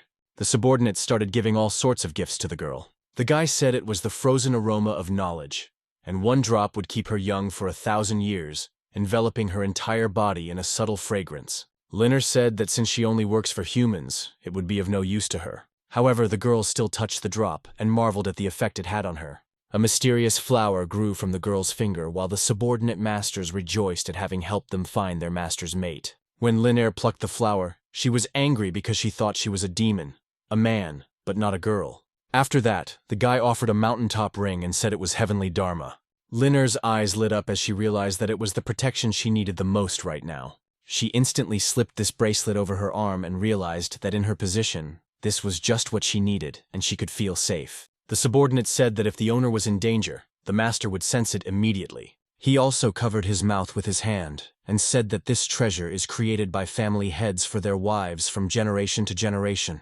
Hearing such a revelation, the girl immediately tried to remove this bracelet, but the subordinate said that according to rumors, this ring, except for amputation, cannot be removed in any way. Hearing the subordinates, the girl fell out in a stupor, while the guys themselves looked at her with admiration. She sat up and pouted.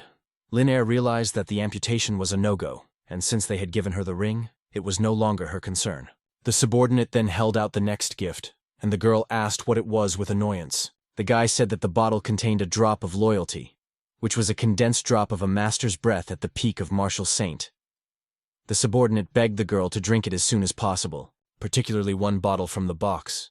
He said it would stake her and cleanse her bones and flesh. Another subordinate said that once someone drank it, a cultivator below the martial ancestor stage would instantly become 100 times stronger. The girl was surprised that from that day on, no one would dare to offend her anymore. Hearing this explanation, the girl took the bottle in her hands and drank it. Another subordinate belatedly said that by drinking it, she could also feel the call of the heart. The subordinates turned around and began to whisper, as they realized that before there were only 2 battle saints in the world, but with the main character, there were already 3. With him expressing his face, Lin Er said that the master was angry. At the same time, Lin Fan and Zhang Yu chased after the griffin and played who will catch up with the big bird the fastest. Seeing this picture, the subordinates wondered how the master could be angry at this moment. Right after that, Lin Er said that he had calmed down. At this time, Zhang Yu flew above the main character's head and he clapped his hands. The subordinates had even more questions. It wasn't long before Lin Er said that the master was tired.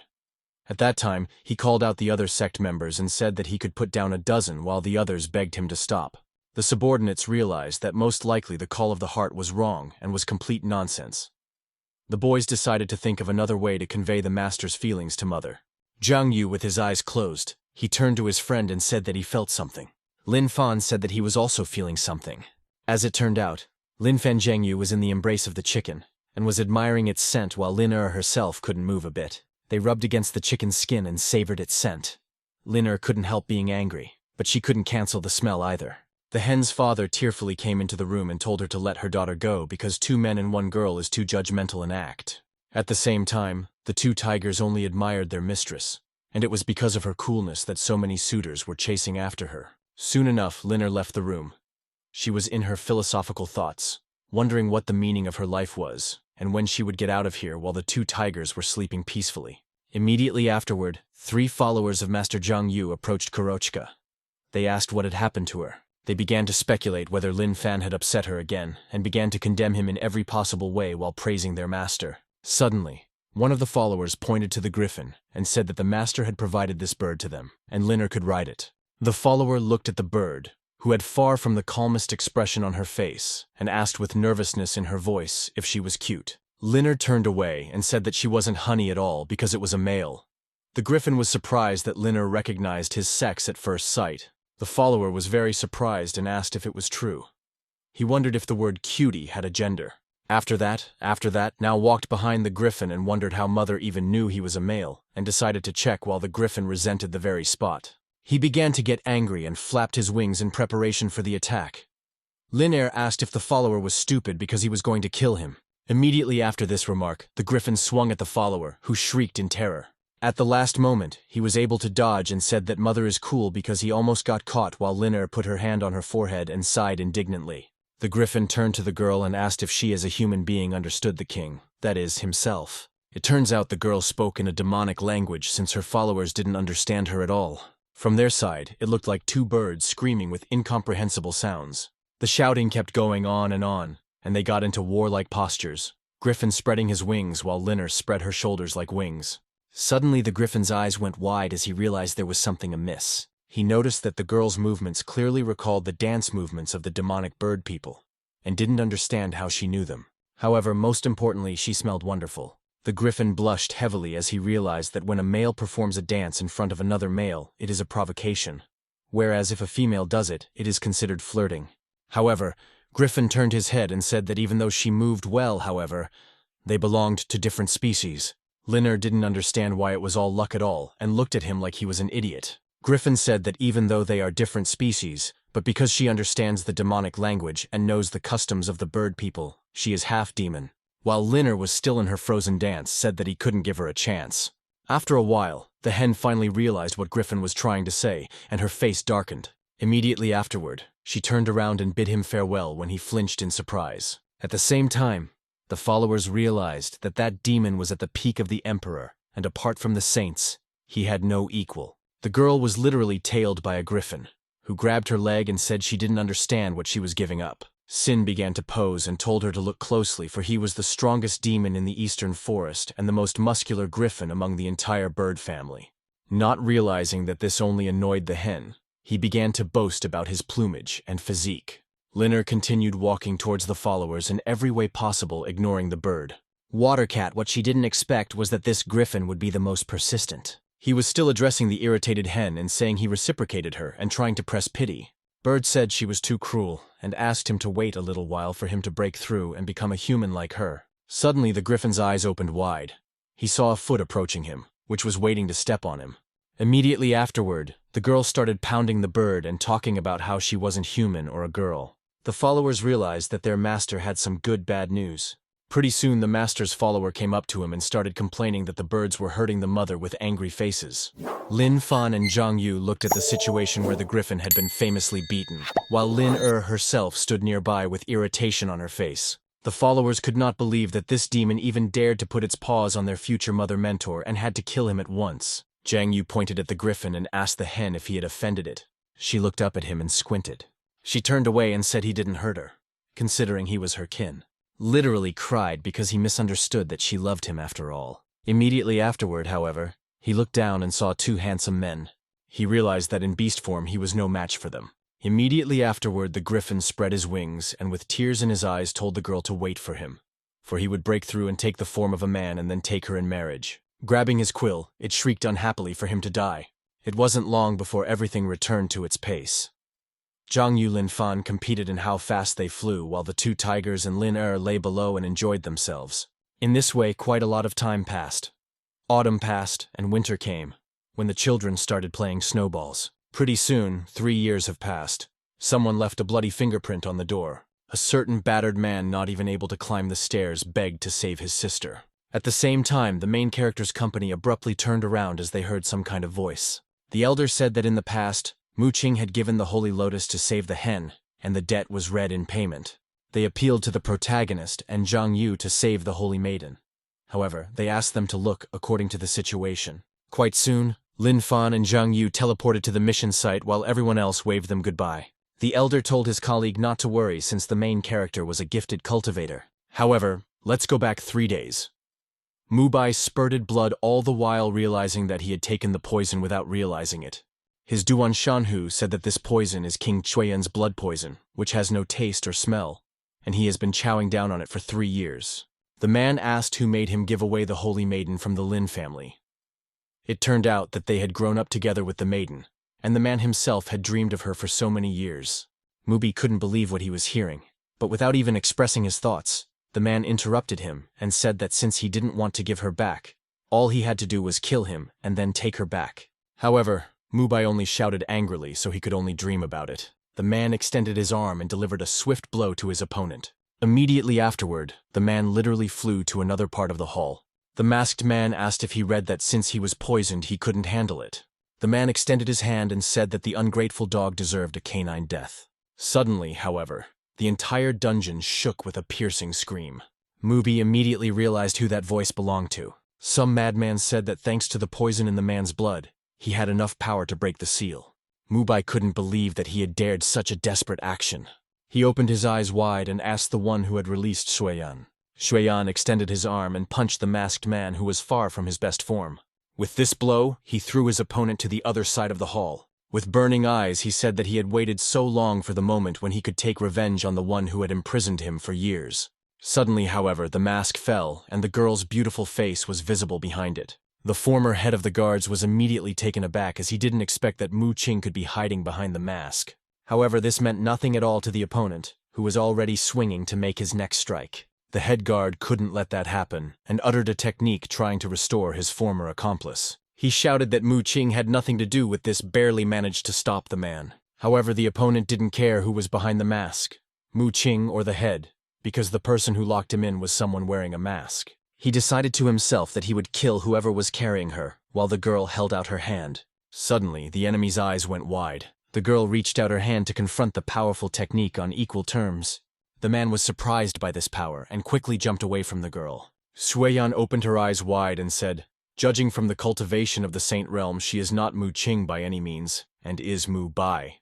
The girl began to rise from her knees and said that her father had given his life to seal a monster like him, and she had cultivated her entire life to replace him. Mu King stretched out her arms and said that she was destined to become the head of the Holy Land and guard the seal. The girl said that this was why she was really Mu Qing and was truly the head of the Holy Land. Meanwhile, the unknown gnat flew in and descended on the body of that very head. Pretty soon it flew away, and it was obvious that there was a huge hole gaping in the man's chest, and he was already dead. However, just a second before, Xuan was heading towards the Holy Maiden trying to kill her. It was as if Mu Qing didn't realize what was happening. She had been dealt a fatal blow. However, right before this fall, the former head of the guards protected her with his own body and took all the damage. Mu Qing couldn't believe it and stood in a stupor. However, Xuan did not value human lives at all, and was only glad that this brat was no longer of any use to anyone, because he was already useless. After a while, the girl opened her eyes, breathing heavily. She looked down and saw her entire garment was in her own blood. Leaning against the nearest tree, she realized she was poisoned with blood poison, and even if she managed to escape, she would soon go to sleep and never wake up again. She leaned against the nearest rock and remembered her father telling her to find a master with cultivation above the saint's stage. Lowering herself down, she looked up at the sky and apologized for letting her own father down. She slowly closed her eyes and said that she didn't want to marry someone she didn't love at all, much less someone who didn't love her. It wasn't long before the girl closed her eyes, resting in front of the stone. Unexpectedly, Lin Fan and Zhang Yu teleported directly to her body. Zhang Yu was excited to see the main character's wife. He walked up to her and said she looked beat up. However, upon hearing Lin Fan's expression, a distant voice that shouted to go after her since he wanted to save her. With the needles in his hands, Xuan said that even though she was poisoned by his blood, but the Mu family's inheritance and can still be passed down. The man's eyes poured red, and he threw his needles in the direction of the protagonist and shouted that he couldn't allow it. Immediately after, a multitude of thin needles headed in their direction. Unexpectedly, Lin Fan thought and came up with an idea.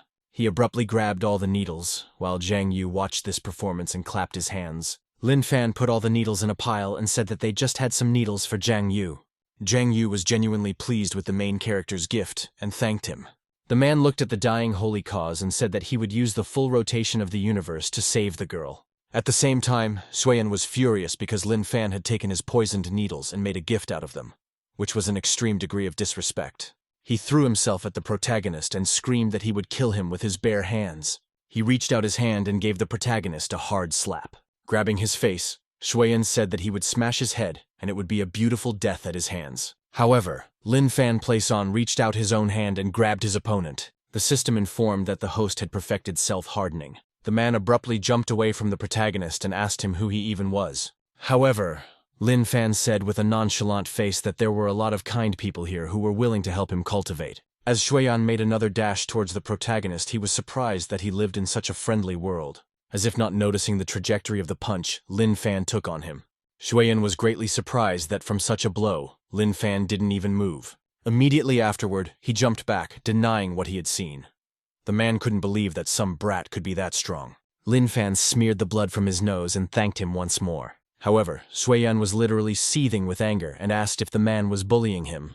Covering his body with a solid aura, he pointed at the protagonist and said to attack. He was certain that if his defensive skills were so strong, there was no way his attacking skills could be as strong. The one made a dash towards the protagonist, he said, to show him the backlash, swinging once more. Hearing such a request, Lin Fan abruptly extended his hand. From this blow, the enemy's head literally exploded on flat ground. The guy looked at the fallen body and said that he himself had asked to be hit, so he shouldn't be blamed. At the same time, the man's spirit said he was asking to hit him, not kill him. Lin Fan lowered himself in front of him and asked how he felt about the new needles. Suddenly, the guy hesitated and asked if the blood had become black from his needles before, and asked if the arrows were poisoned, to which Lin Fan agreed. The guy said that Xuan said that they were blood poison needles, meaning that they were poisoned, while Zhang Yu jumped at such information. He looked at his buddy and asked, since those needles had been shipped, did he really kill his wife? Soon enough, the girl opened her eyes and Zhang Yu said that Lin Fan was right, because his wife was coming to her senses. Mu Qing tried to stand up abruptly and asked if they had saved her. Lin Fan said that it was really true because it was thanks to Zhang Yu. The girl began to slowly pull out the needles of her head and wondered why she had never heard Master Zhang Yu's case yet. Looking at the blood, the girl asked if they were poisoned, where both buddies fell silent with embarrassment. The girl squinted and realized that if she had not been poisoned with blood poison before, it was unknown whether those games had killed the girl or saved her. The newsfeed said that Master Zhang Yu and Lin Fan had arrived at the Holy Land and killed the bloodthirsty demon, saving the Holy Maiden. Another news item said that under the main character's management, the Lin family had become the strongest house of the martial arts world. Quite soon the task was completed. Lin Fan plucked apples from the tree and gave them to Zhang Yu. After listening to the system, Lin Fan turned to Zhang Yu and said that the psycho in his head wanted to bring them back home. The system said that Lin Fan would receive 2 rewards: the treatise he had already obtained and the will of the god of war. Zhang Yu asked when it would happen. The guy said that he didn't know, but suggested that it would most likely happen soon. At this moment, the Holy Maiden walked up to the tree. She thanked the guys for saving her and bringing her back home, and Lin Fan said that it was precisely because she had given them the Holy Lotus. The girl asked if they had only saved her because of the Holy Lotus, then Lin Fan agreed. Muking turned away and said that when she was poisoned by the poison, she had a dream.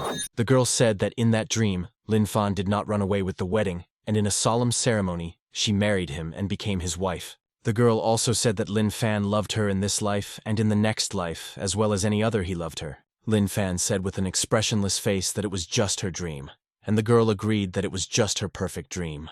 As the wind fluttered the girl's hair, she said that she had already realized that Lin Fan was not the person from the dream. Lin Fan said that it was time for him to leave. Why did the girl agree? Mu Teng held out an unknown grain to the protagonist and said that she wanted to give it to him before she left. Lin Fan accepted the gift and asked what it was, to which the whole thing turned around and said that it was a sacred lotus seed. The girl turned and waved goodbye to the protagonist.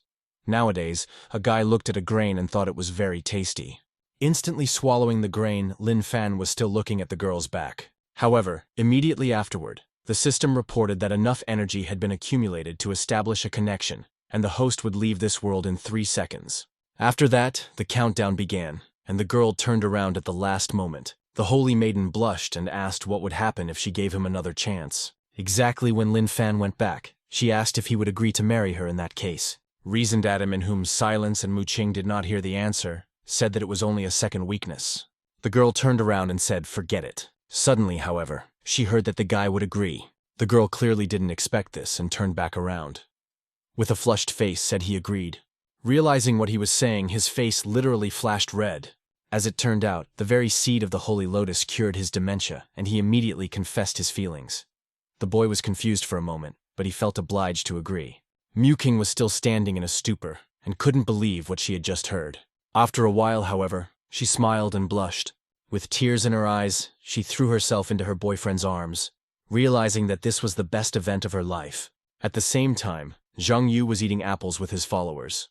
One of the followers said that before, they could not even think of Master personally picking apples for them.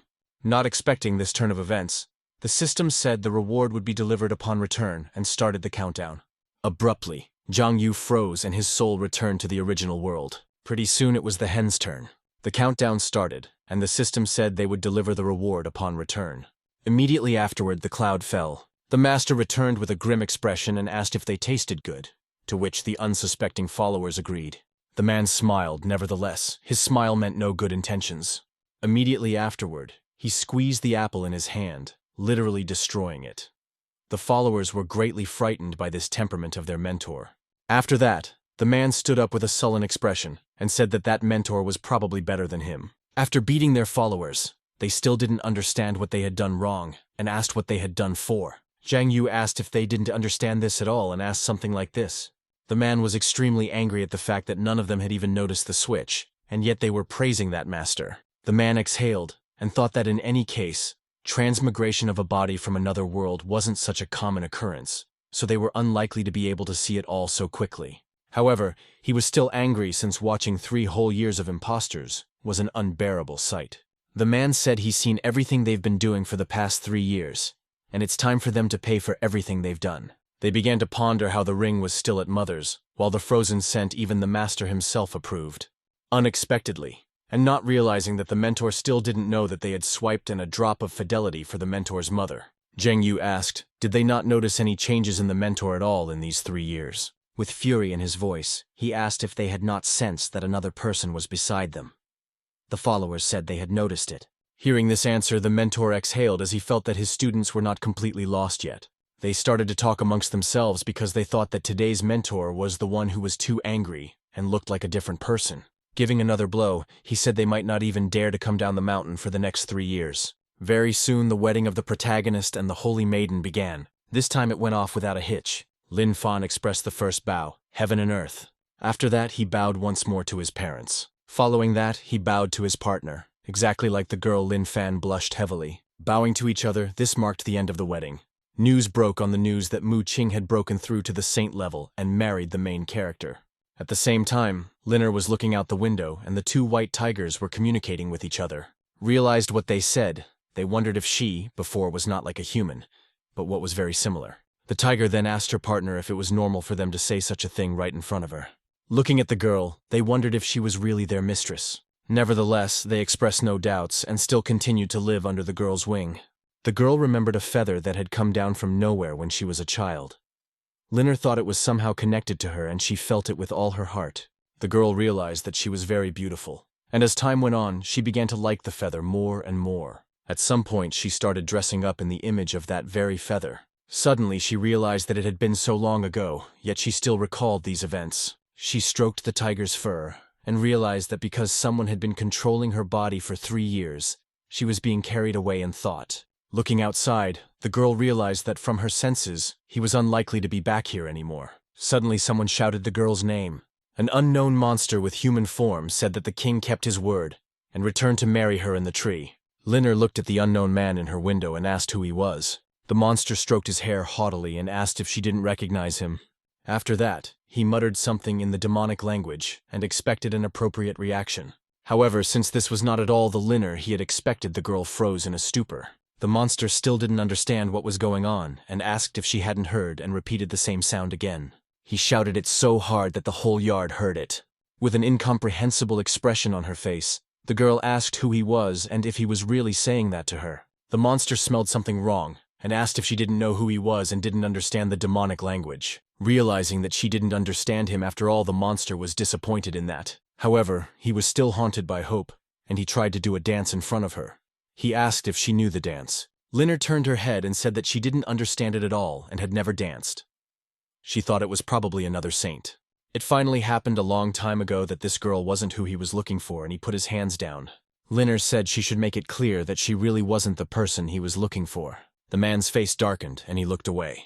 Without saying goodbye, the man jumped down from the tree and said she was not the princess this king had come for. The girl said that this was indeed true and that man was already gone. It wasn't long before the girl was out for a walk. She decided to walk her 2 tigers when someone approached her. The girl turned around since she didn't expect to see anyone here. Jiang Yu turned to the girl and said that the mountaintop ring should stay inside his delivery, and he had come to apologize and take it away. At the same time, the man didn't understand how this demonic white tiger took the form of a cub. Upon closer inspection, he realized that this very tail was incredibly cute to the point of looking plush. Liner noticed that the master couldn't hold back and looked at him in bewilderment. The girl held out the tiger and said that if he wanted to pet it, he was allowed to. Jiang Yu couldn't believe that the girl immediately realized it. Jiang Yu said that she misunderstood him and he did not experience anything like demons. However, he was actively stroking the white tiger, clearly proving otherwise. Crust realized that even though he said he wasn't experiencing anything, yet in his heart, he was directly crying out to be petted.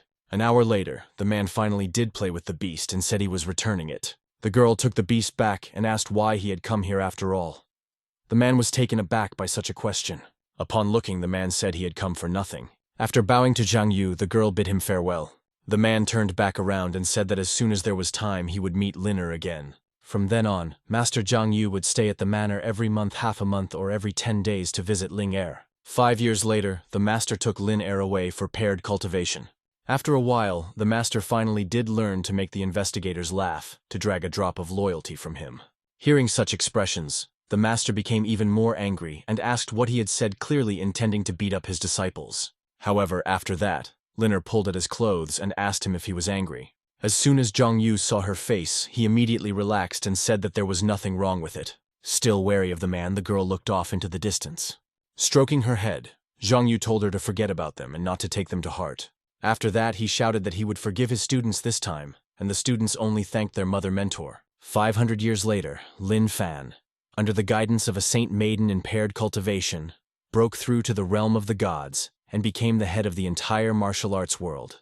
At the same time, Liner rested peacefully in her venerable years, and was buried in the Zhang family cemetery. Zhang Yu stroked the gravestone, realized that he would never forget her. Master Zhang Yu locked himself in a cave that same year and never returned to their world again. However, back to the company. The protagonist, who at that moment had just returned to the real world. The boy opened his eyes and began to look around. Looking off in the distance, the guy turned to his friend and said they were back. Turning to Zhang Yu, he asked if he could hear him yet. The system warned that he had just returned to his body. The system gave out a reward, a soul fragment floating in endless chaos, and a mysterious symbol appeared on the guy's forehead. It wasn't long before that very symbol disappeared from his forehead. But the memories were imprinted in his mind. Someone offered a cup of tea to Zhang Yu and said that he should rest. It was as if the man had not taken the cup with his own hands. It wasn't long before he presented it to his lips and took a sip of tea. The sub said to drink divine dew-dried tea and suggested taking a nap for a while. Zhang Yu himself did not look like a human and had pointed ears. He said that he could feel the barrier getting thinner and thinner. He addressed his subordinate, who also looked like a demon. He warned that he needed to reinforce it again. However, suddenly, the same demon pulled out a dagger from his pocket. With a sharp movement of his hand, he aimed it at his boss's stomach. Zhang Yu asked why he did that. Demon. Mogu sarcastically asked if he wanted to know why the blade was able to pierce him, or why he did so. However, before he could finish the sentence, the system said that the soul fragment fusion was complete. After one such clap, Zhang Yu woke up and looked into the distance in bewilderment. Lin Fan asked if he had woken up since he looked very puzzled. With tears in his eyes, he turned to the main character and said he had a dream where someone bad stabbed him with a blade, and it hurt. Pretty soon it was the bird's turn to get its body back. The system gave out an award called Sensual Appeal. The hen woke up and asked in bewilderment what the other sensual appeal was. She shook her head and wondered what this stupid ability was and how this message even appeared in his head. Suddenly, however, he twirled his head and realized that he was finally back. Spreading his wings, he flew into the distance. Landing on one of the branches, he took the form of a man. The man was extremely happy that he had indeed returned to his original body. Suddenly, Monster remembered something and decided to check on his friend. He smiled and literally danced for joy as he realized he was no longer female or human and was finally himself. At the same time, to the main character and Zhang Yu, it looked like the bird had gone crazy. After a while, the principal approached the tree. Lin Fan Zhang Yu was extremely happy to see their mentor. It was as if two cats, instead of throwing themselves at the director of the psychiatric hospital, and the latter even flinched in surprise. They said with tears in their eyes that they missed them very much. At the same time, the director didn't know what they were talking about, because they had seen each other just yesterday. The principal said he missed them too, and came to deliver the good news. After that, the principal's boys and asked what the news was. The man drank a cup of tea from a thermos and said their vacation was coming to an end, and Special Branch had sent a man after them. The principal, with a smiling face, asked if they were happy as he closed the thermos. Even though the guys said they were glad, they obviously looked very sad. Xu Zhengyang held out the research report of that body in the forest and told Haley, "Take a look at it." The woman took that report and said it was probably not expected by anyone. She read out how the report said that demonic energy waves were registered in his body from time to time. Xu Zhengyang asked how this was even possible. The lab report showed that by some unknown means, he was able to plant a demon bug with a special ability on his body, and thus creating a symbiosis. Suddenly, it dawned on the man that he could use the bug's power. Haley said that this was indeed true, and it was direct proof that the demon camp had made a deal with traitors. Not only the accused, but those behind him in the general staff. The woman said the man was a 9th-ranked warrior and a member of a special group of the general staff. Xu Shengyang put the stack of papers on the table and thought hard. He wondered if she wanted to send a report to the general staff and say that there was a traitor among them, and only then would they start an investigation. With a grim expression on her face, Haley said that was indeed in her plan since it was necessary to provide the man's body and the lab report to the commander-in-chief. However, Xu Zhengyang did not believe that the traitor was that stupid. The man said that he would definitely not wait idly while they prepared a report to the commander-in-chief. The military counselor said that is indeed the case. The woman said they had probably altered the general staff's archive data, and the man shuddered in horror. However, the man still couldn't understand how a person could cross over to the side of those who eat them. Xu Zhengyang asked if this was all about power. Haley said that not only are they stronger than humans, but they can progress. It wasn't long before the head of the organization was giving a lecture to the protagonist. The man said that on the road, they could be attacked by both illusion and demons. Their target is the body, as well as the documents he handed over. Cigarette smoking, Xu Zhengyang said that Lin Fan was at the overlord level, and he would do well all the more together with Zhang Yu, whom they were still unable to appreciate. The man said that in the end, he was entrusting this mission to them, along with Ying Wuzong, who would assist them as much as possible. Suddenly the man remembered something and shuddered at it. He beckoned the guard over to him and asked him to come over for a second. The man started whispering in his ear that he should have noticed it, that they keep coming back to the mental hospital and he and the director are close. However, Ying Wuzong misunderstood everything, since she thought that they were incredible talents, and they went there to become stronger. Xu Zhengyang was covered in sweat and asked if it was even possible since they were really mentally ill. However, throwing his conscience on the scrap heap, he encouraged his colleague's lie and said that he was underestimating him here. Xu Zhengyang realized that the proof had been passed to the headquarters, and it would definitely make the traitor do something. Unexpectedly, the man asked that the Imperial Herald be left here to assist in the defense of the city. The rooster was literally heartbroken because it meant he could live without them. Lin Fan said that the crust is indeed strong, however. He doesn't know how possible it is that the hen won't hurt them as long as the protagonist isn't around. Xu Zhengyang smiled and said that after the incident in the city, he had full confidence of the messenger's commitment to humanity. Even though the rooster personally admitted to being a spy, however, a real spy would never do that, much less decide to stay with humans after confessing. The man said that actions spoke much louder than words, and the Imperial Herald had already sacrificed himself for them. The head of the organization was fully convinced that he was on their side. Unexpectedly, Zhang Yu raised his hand and said that in his opinion, the hen could be trusted. His friend Lin Fan held out the bird to the head of the organization and said that in that case, he would give it to the man. Very soon the helicopter with the company took off, and the man said goodbye to them. At the same time, the rooster was really puzzled that they had really left him here. It wasn't long before the plane took off, and Xu Zhengyang was still looking at the distant transport. The man was still looking at the helicopter and said, "It's not an accident this time, or we'll just have to rely on the Imperial messenger." However, the demon only turned his head and considered that with what. But with the defense he will definitely not help, because the demonic hero would not help people. Suddenly his eyes widened and he thought this would be the perfect opportunity to escape. At the same time, everyone in heaven was calling him a traitor because he has the power to kill everyone here, and he's thinking about whether to run away or not.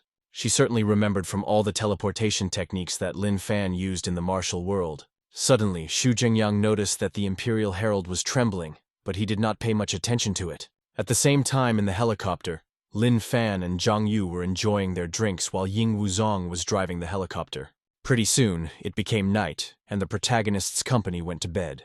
Nevertheless, Ying Wuzong still did not shun his duties. At the same time, Xu Zhengyang could not find a place to stay because he hoped of course that the body and the report would be preserved. At the same time the rooster was lying on the couch eating all sorts of sweets. While Xu Zhengyang still had no way to calm down, the demon was receiving top-notch service and massage. Turning into a bird very soon, special people stroked his plumage, bringing him pleasure. As it turned out, he was being followed by a shower team while Xu Zhengyang shouted and called his co-worker to ask if they had delivered. Being on edge, he shouted if they had managed to pass the information to the commander-in-chief and asked if anyone had interfered with them. At the same time, in the headquarters branch, Ying Wuzong was talking to his boss. The guy said it's okay. However, Xu Zhengyang did not understand why the demons were inactive. The man asked if they had really handed everything over to the commander-in-chief. Ying Wuzong said that it was all true, and the commander-in-chief was also accompanied by the Jin family.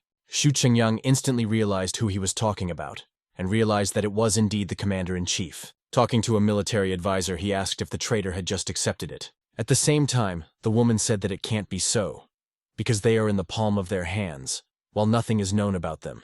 And besides, demons are behind them. The woman said that even if one didn't mention the fact that they were using demonic techniques, they were capable of turning the tide at any moment. The military advisor hesitated and wondered if they were preparing something even bigger. Xu Zhengyang asked her if they had prepared a plan to retreat in advance. Suddenly, however, someone called the phone of the head of the organization. The man abruptly picked up the tube and realized they were about to talk and wondered if something was wrong. However, it turns out that it wasn't Ying Wuzong who called him and said that it was Feng Lin who was the head of the special unit of another city. Hearing the familiar voice, the face of the head of the organization was instantly covered with irritation. He put his hand on his forehead and asked what was the matter. Feng Lin looked at it and said that there was nothing wrong with it. Not hearing any important information, Xu Zhengyang instantly hung up the phone without even letting the man finish speaking. Feng Lin's jaw instantly dropped out because he couldn't believe that his colleague had immediately dropped the call. Very soon, the phone of the head of the organization received another call. He picked it up and realized that it was most likely Ying Wuzong, and apparently they had something going on after all. However, the phone was picked up by Feng Lin, who said that even if he mentioned nothing like that, it was no reason to hang up. Hearing this suggestion from the head of the organization instantly ended the conversation. The man looked at his phone and literally seconds later, a text message arrived on it. It said that if he hung up again, he would be in trouble. He picked up the phone and literally squeezed the phone and asked what was wrong. Feng Lin clocked the back of her head and said that it was regarding the report on the special operation to save the city. Feng Lin said, it wasn't that he didn't have time, just ordered his counselor to look into everything. Swearing at his co-worker, he said he would give it a try after all. However, it wasn't long before it turned out that the documents had expired, and Xu Zhengyang asked why he had procrastinated for so long. The man scratched his hair in indignation and said that he was only able to read the report on the past special operation years later. Hearing such a response, the organization was angry, because where is it seen that he could read the report only after several years? After hanging up the phone, Xu Zhengyang was incredibly angry, as he was angry that Feng Lin was calling for such trivial matters. Suddenly, another call came in again on the supervisor's phone. The man picked up the phone with irritation and cursed and asked what he wanted. However, this time, it was really Ying Wuzong who called the phone and said that it was him. The man opened his eyes wide and was surprised. His face turned sharply pale. He asked, did something happen, or did something happen to the body? However, Ying Wuzong said that there was nothing wrong with that, and the commander-in-chief had already taken out the traitor. Ying Wuzong said that the one who sent Zheng Sen to the city was Qin Ye, who is a continental-ranked warrior. He turned out to be related to demons. Ying Wuzong said that also, he along with the minions who colluded with the demons had been arrested, and would be publicly tried soon. Xu Zhengyang said that the traitor turned out to be Qin Ye, and he as well as others who conspired were arrested, about 100.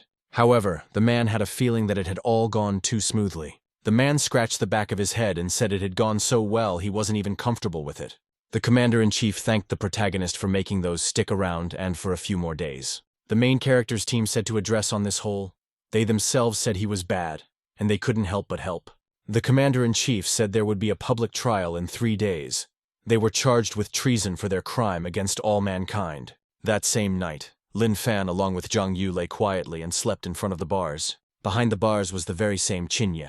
Unexpectedly, Qin Ye called out to his partner. Mysteriously, unknown fragments emerged from his shadow. It wasn't long before a whole man emerged from his shadow. Jing Mo said with annoyance that Lin Fan turned out to be a lord-of-rank warrior boss, just calling him out like that. Jing Mo said that even though the latter was not afraid of him, however, she was different. Traders said with a smile that there was no need to worry because they were asleep. Jing Mo asked if he didn't want her to bring him something to eat. Qin Ye said that there was no need for that since the local chowder would be enough for him. Jing Mo asked her boss if someone is worried about the public trial so they can't sleep. Qin Ye said that this was the general staff court, and there would be a lot of people there and it would be strange if he wasn't worried. However, Jing Mo said that he was too sociophobic and so he wouldn't worry anymore and would just die. Looking at his comrade, Qin Ye couldn't utter a single word. Jing Mo asked if he had thought it all through. The man said that he had already done all this and realized that it was bound to happen sooner or later. Jing Mo asked if they would really need to reinforce. He wouldn't want to leave the special forces and colleagues. The man said that they didn't belong here anyway and promised to follow him.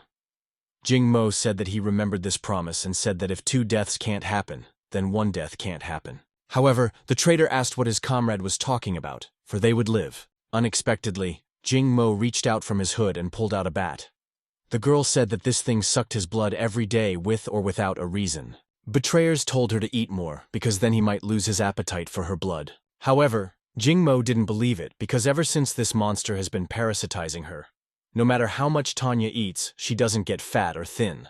Jing Mo told her boss that when he was choosing people, he should pay attention to those warrior girls. After looking at this idea, Qin Ye only smiled and said that he would do it. Suddenly, the voice of the main character brought them out of their idle and asked them to stop talking. He turned around and said that this way they could wake up Zhang Yu. Qin Ye didn't expect Lin Fan to actually wake up and said that he understood everything. Hearing the reply of his object of observation, Lin Fan once again went back to sleep further. Qin Ye started whispering in his ear and asked if there was something wrong with the protagonist, and why didn't he react here when the girl appeared. However, not hearing a response in his direction, he noticed something amiss. With disgust, He looked at his shadow and realized that the girl had already escaped. 3 days later, the day of the public trial began. But let us return to our city, where the hen spread her wings and flaunted her beauty to everyone around her. However, Xu Zhengyang was not interested in the bird's ostentation at all, and asked the military officer if the live broadcast of the public trial would start soon, to which the girl agreed. Literally, as soon as they said that, the public trial began. The man wondered why Qin Ye, who was a continental-ranked warrior along with so many subordinates, had joined the demons. Xu Zhengyang looked at his counselor and said that this was the first time he had heard of this. Haley remembered how once she saw a relevant post on the headquarters portal. But no sooner had she read it than the post was deleted, and the author of the post was blocked. The head of the organization went wide-eyed and realized that this looked a lot like the Fed's MO. Xu Zhengyang asked what the military advisor wanted to say with that. The woman said that the report on the rescue operation should be related to that most admirable decree. The girl assumed that for the same reason it was immediately classified, because neither in the archive nor on the portal of the general staff will not be able to access it. Xu Zhengyang said that she had familiarized herself with the contents of the report, but did not notice anything strange. Nevertheless, interrupting the conversation, the judge turned his attention to himself. He said Qin Ye, a special forces officer who committed the crime of treason qualification. The judge read the charges: state treason, a crime against all humanity. The judge said that the accused is a member of the Special Unit Coordination Team, a warrior of continental rank, the owner of an innate body, Qin Ye. The judge asked the defendant now knows if he would confess to being in secret collusion with demons and giving them information about people. Qin Ye said with a smile on his face as he acknowledged it. At the time, his comrades couldn't believe that he was giving up on them so easily. The judge asked what connections he was in and with whom exactly. Qin Ye said that 10 years ago, with the four-eyed raven's movement abilities, he transmitted blueprints and schematics and contacted the demon cockroach from Yanhai most often. Hearing such a name, the rooster opened his eyes wide. At the same time, everyone but Heaven looked at the embarrassed cockroach. Judge asked, for what purpose was he contacting a demon of national rank? The traitor sarcastically asked, did the general staff not figure it out? Hearing such speech, many were offended and could not believe what was happening. The commander-in-chief asked if he was aware of what the consequences would be if the burning went ahead, and how much loss of life it would entail. Qin Ye said that he was aware of this. The commander-in-chief asked if he was the one who issued the order to Zheng Sen to get Xu Zhengyang out of the city before the cockroach demon attacked and never let him return to help the city. Immediately after that, the judge's gavel sounded. The commander-in-chief said that the Special Unit Coordination Team member, a continental rank warrior, Qin Ye, was guilty of treason. Watching this, Feng Lin rubbed the bridge of his nose and said that he couldn't even be considered a human. At the same time, the national rank war, Heng Jianqiu, head of the Heng City Special Branch, said that he should have been executed at once and asked what kind of ceremony. Lin Fan along with his buddy were still observing this situation. While Zhang Yu was calm, yet bored, Lin Fan was already fatigued from all of this. One of the judges coughed and asked to be allowed to ask one last question. The man asked what made him take that step and contact demons, betraying humanity. The man did not understand what they could offer a warrior of continental rank. Qin Ye smiled because this was the question he had been waiting for the entire court session. His face darkened, and he said that they had finally asked the question. The guy then asked if everyone present knew about the prohibition ordinance against labs. The commander-in-chief instantly rose from his seat and said to interrupt the broadcast. However, Qin Ye smiled because he understood that everything was in his control. The staff said they couldn't do it because someone had managed to take control. After that, the commander-in-chief said to get the traitor out of here immediately. However, as if not noticing the general chaos, the traitor continued to say that earlier with his innate strength, he would have easily freed his hands. Nevertheless, the man closed his eyes and said it wasn't really like that. He snapped his finger and it was as if time had stopped. The man squinted his eyes and said a snap of his fingers was enough for him. Zhang Yu looked at her buddy and said that his body was dissolving into thin air. At the same time, the fellow himself was in the same state. Immediately after that, literally everyone in the audience literally vaporized. Xu Zhengyang abruptly stood up from his seat and was surprised that Qin Ye could use his handcuffed strength. Everyone realized that they had to be rescued as urgently as possible. However, the military advisor grabbed Xu Zhengyang by her coat and said that it was not worth it because the traitor's ability was the prisoners of the looking glass. The face of the head of the organization darkened, and he asked what they should do in this case. Nevertheless, the traitor continued his speech. The man said that now that no one would interrupt him anymore, he would answer the very last question asked of him. The man leaned against the wall and once again repeated the question. What made him take this step?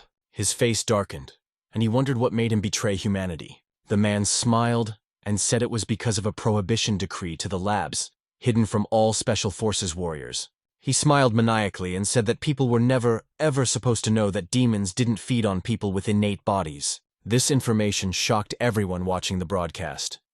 People could not believe that they were not eating them, because demons are cannibals, and warriors with innate humans are also people. One of the members of the special organization said that it was a lie because she personally saw her commander, a warrior with an innate rank, being killed. However, no sooner had she finished her sentence than she remembered something. Memories of that day came back to her. She remembered how the giant monster had punctured her commander's chest with its hand, and how she had shaken with fear. The demonic orangutan opened its mouth and shouted loudly. Immediately afterward, he flipped off the commander's body and headed towards the girl. But it seemed so only at first glance, because the orangutan did not even pay attention to her and galloped away. The girl trembled with fear, yet she could not believe what was happening. She clutched her hands to her head and said it was really true, and they wouldn't eat the commander. The people abruptly realized that if Qin Ye told the truth about the prohibition decree, then it meant that if that day they didn't attack the demons themselves, only the commander and the guys stayed alive. However, this was not the end of the ether. Qin Ye said that not only demons could evolve and become stronger, ordinary human warriors, however, they were also warriors with innate bodies. Hearing information so offensive, everyone fell out. When it came to them that warriors with innate bodies could eat people and everyone shook with despair, the very same girl fell down sharply as she could not keep herself on her feet. She realized that if this was all true, it meant they were no different from demons at all. After that fall, the rest of the organization turned their attention to her, while she trembled uncontrollably, because she understood that they were demons like them. Qin Ye said that warriors with born bodies shouldn't hunt demons, and that was the conclusion that the investigators of the Special Unit Laboratory came to. The man said that they might not have fought demons at all, but the ordinary humans who made up the vast majority took control of society. However, the man said to think about what would happen when such a weapon with terrifying potential became unnecessary. For example, when they got rid of all the demons. Qin Ye squinted his eyes and said that this is why demons can't lose. That's why they betrayed humanity. The man said that considering the source of their power is the same as demons, they don't need to feed on each other. Meanwhile, at the unit's coordination center headquarters, they were also watching the airwaves. The man said they looked more like demon kin. Qin Ye said that they, being warriors with innate bodies like demons, belonged to a new stage of evolution. The man said that the demonic society is their new home. At the same time, a sign with the organization's logo appeared in the background of the broadcast. Qin Ye said that all those who were eager to return home would be expected on Haiyun Island. To his partner's hand, Qin Ye said that together with the demons, they had developed a way for them to allow ordinary people to become like them. The man pulled out his partner and showed her on the air. Qin Ye said that cooperating with the demon would allow them to become a new person and part of their demon community. The man said they could eat and not get fat and stay in good shape forever. Hearing such a speech, Haley couldn't believe in which she had just heard. At the same time, the rest of the people who had just managed to run in entered the hall. The national rank took the bow in his hands and covered it with his own energy. Immediately after that, he shot Qin Ye without a second thought. However, the man had anticipated such an attack and turned to repel the attack. Jing Mo abruptly stepped forward and threw back an arrow. The man took out another arrow and began to curse his former comrade, for he could not imagine that he would betray them in the end. At the same time, Jin Shangwu turned to his subordinates and asked how Jing Mo was able to escape from the prison, and said to check the rest of the prisoners. However, Qin Ye stretched out his hands and said that it wasn't worth it, because there was one among them who had contracted the four-eyed crow, whose ability was to move.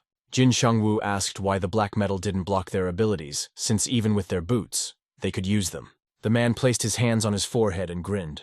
However, right after that, Qin Ye squinted his eyes and told them to guess. Jin Shangwu gloomed and said that he could only use his ability for 10 minutes and must have another 5 minutes left until then. Jin Shangwu realized that the ability Gap prisoners could not be used, but think they're the same person twice in one day and only need to wait for Lin Fan to be released.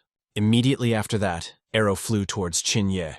However, no sooner did she fly away than the man snapped his fingers and Jin Shangwu disappeared. Li Daocheng took out another arrow and reprimanded. 3 arrows were in Shooter's hands at once, which he drew on the bowstring and filled with his energy. Qin Ye asked why he, as a warrior with an innate body, was willing to fight so hard that he wasn't even afraid to die for ordinary people. Qin Ye asked, isn't he afraid that after the demons, it would be himself who would be next in line? However, Li Decheng did not listen to his former buddy and said that there was no way he would join where she was because he man would not become a traitor. Qinya said that many like him say that they will not become traitors. However, time passes and yesterday's friends today become enemies. The ether was still going and Qinya asked if he didn't realize the obvious.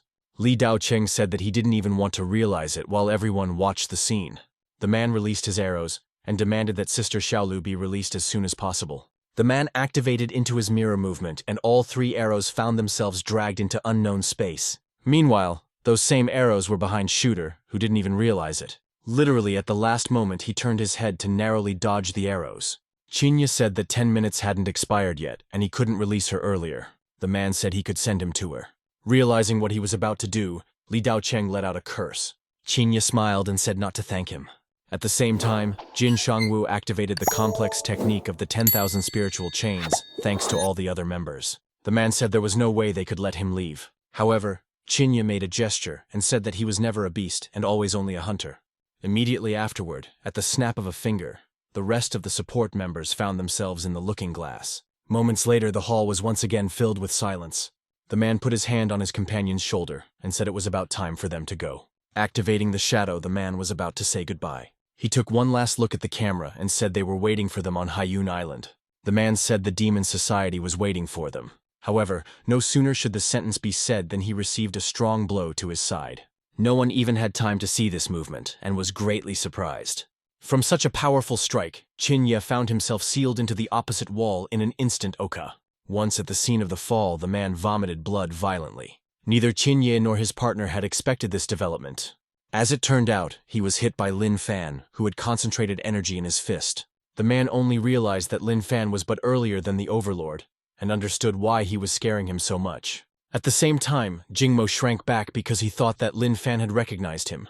At the same time, everyone watching the broadcast was extremely surprised that there was a new rank of Overlord. The men took a closer look and realized that he also had a congenital body. The men wondered if he came from the demonic community. However, everyone realized that even though he knew the whole truth, he still chose to side with the people and believed in them. The same girl who realized the truth cried and wondered if she could do the same and continue to believe in humanity. Jingmo quickly walked over to her superior. She shook him with concern and asked if he was okay while the man waved his head sarcastically. He wondered if he couldn't see it himself and said that even though she felt his insides turn out, it didn't seem to be fatal. Jingmo asked his boss, how was Lin Fan able to get out if the 10 minutes hadn't expired yet? With a stone face, he asked where he had put Zhang Yu, because even though the place was exactly the same, but there was no Zhang Yu or the principal. And he searched there more and more, but found no one, and now he was very angry. Qinya was stunned because he didn't expect someone to be able to search everything in such a short time.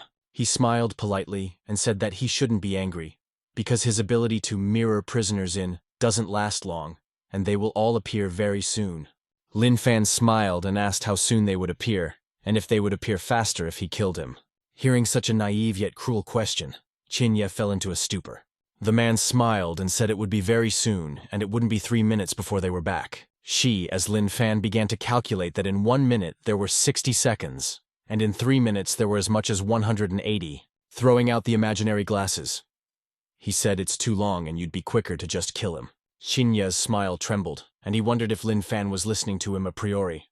However, suddenly the fellow traitor behind him took a few steps back. The girl said she was slower than him, and he was too strong, and if he decided to kill him, there was no way he could escape.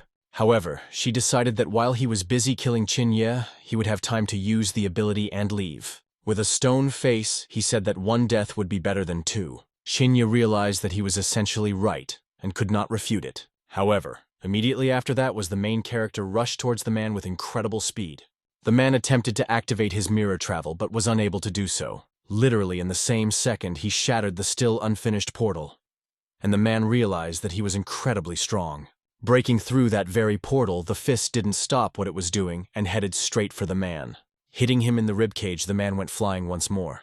This time he vomited blood on the flight. However, it didn't end there, and Lin Fan swung once more, aiming to land another blow on him. When the series of blows ended, the man spat out blood, while Jingmo only watched it, moving to another location.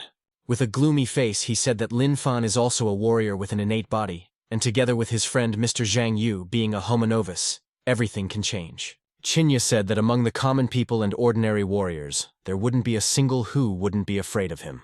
The man raised his eyes and tried to recruit the protagonist. However, before he could finish his sentence, he saw the guy's fierce eyes and begged him to stop. Chinya exhaled and realized that since Xu Zhengyang was so stubborn, his son would be the same. With a heavy panting, Chinya asked whether Lin Fan was sure that he wanted to continue and hammer him here, because who knows, maybe the city was now in danger.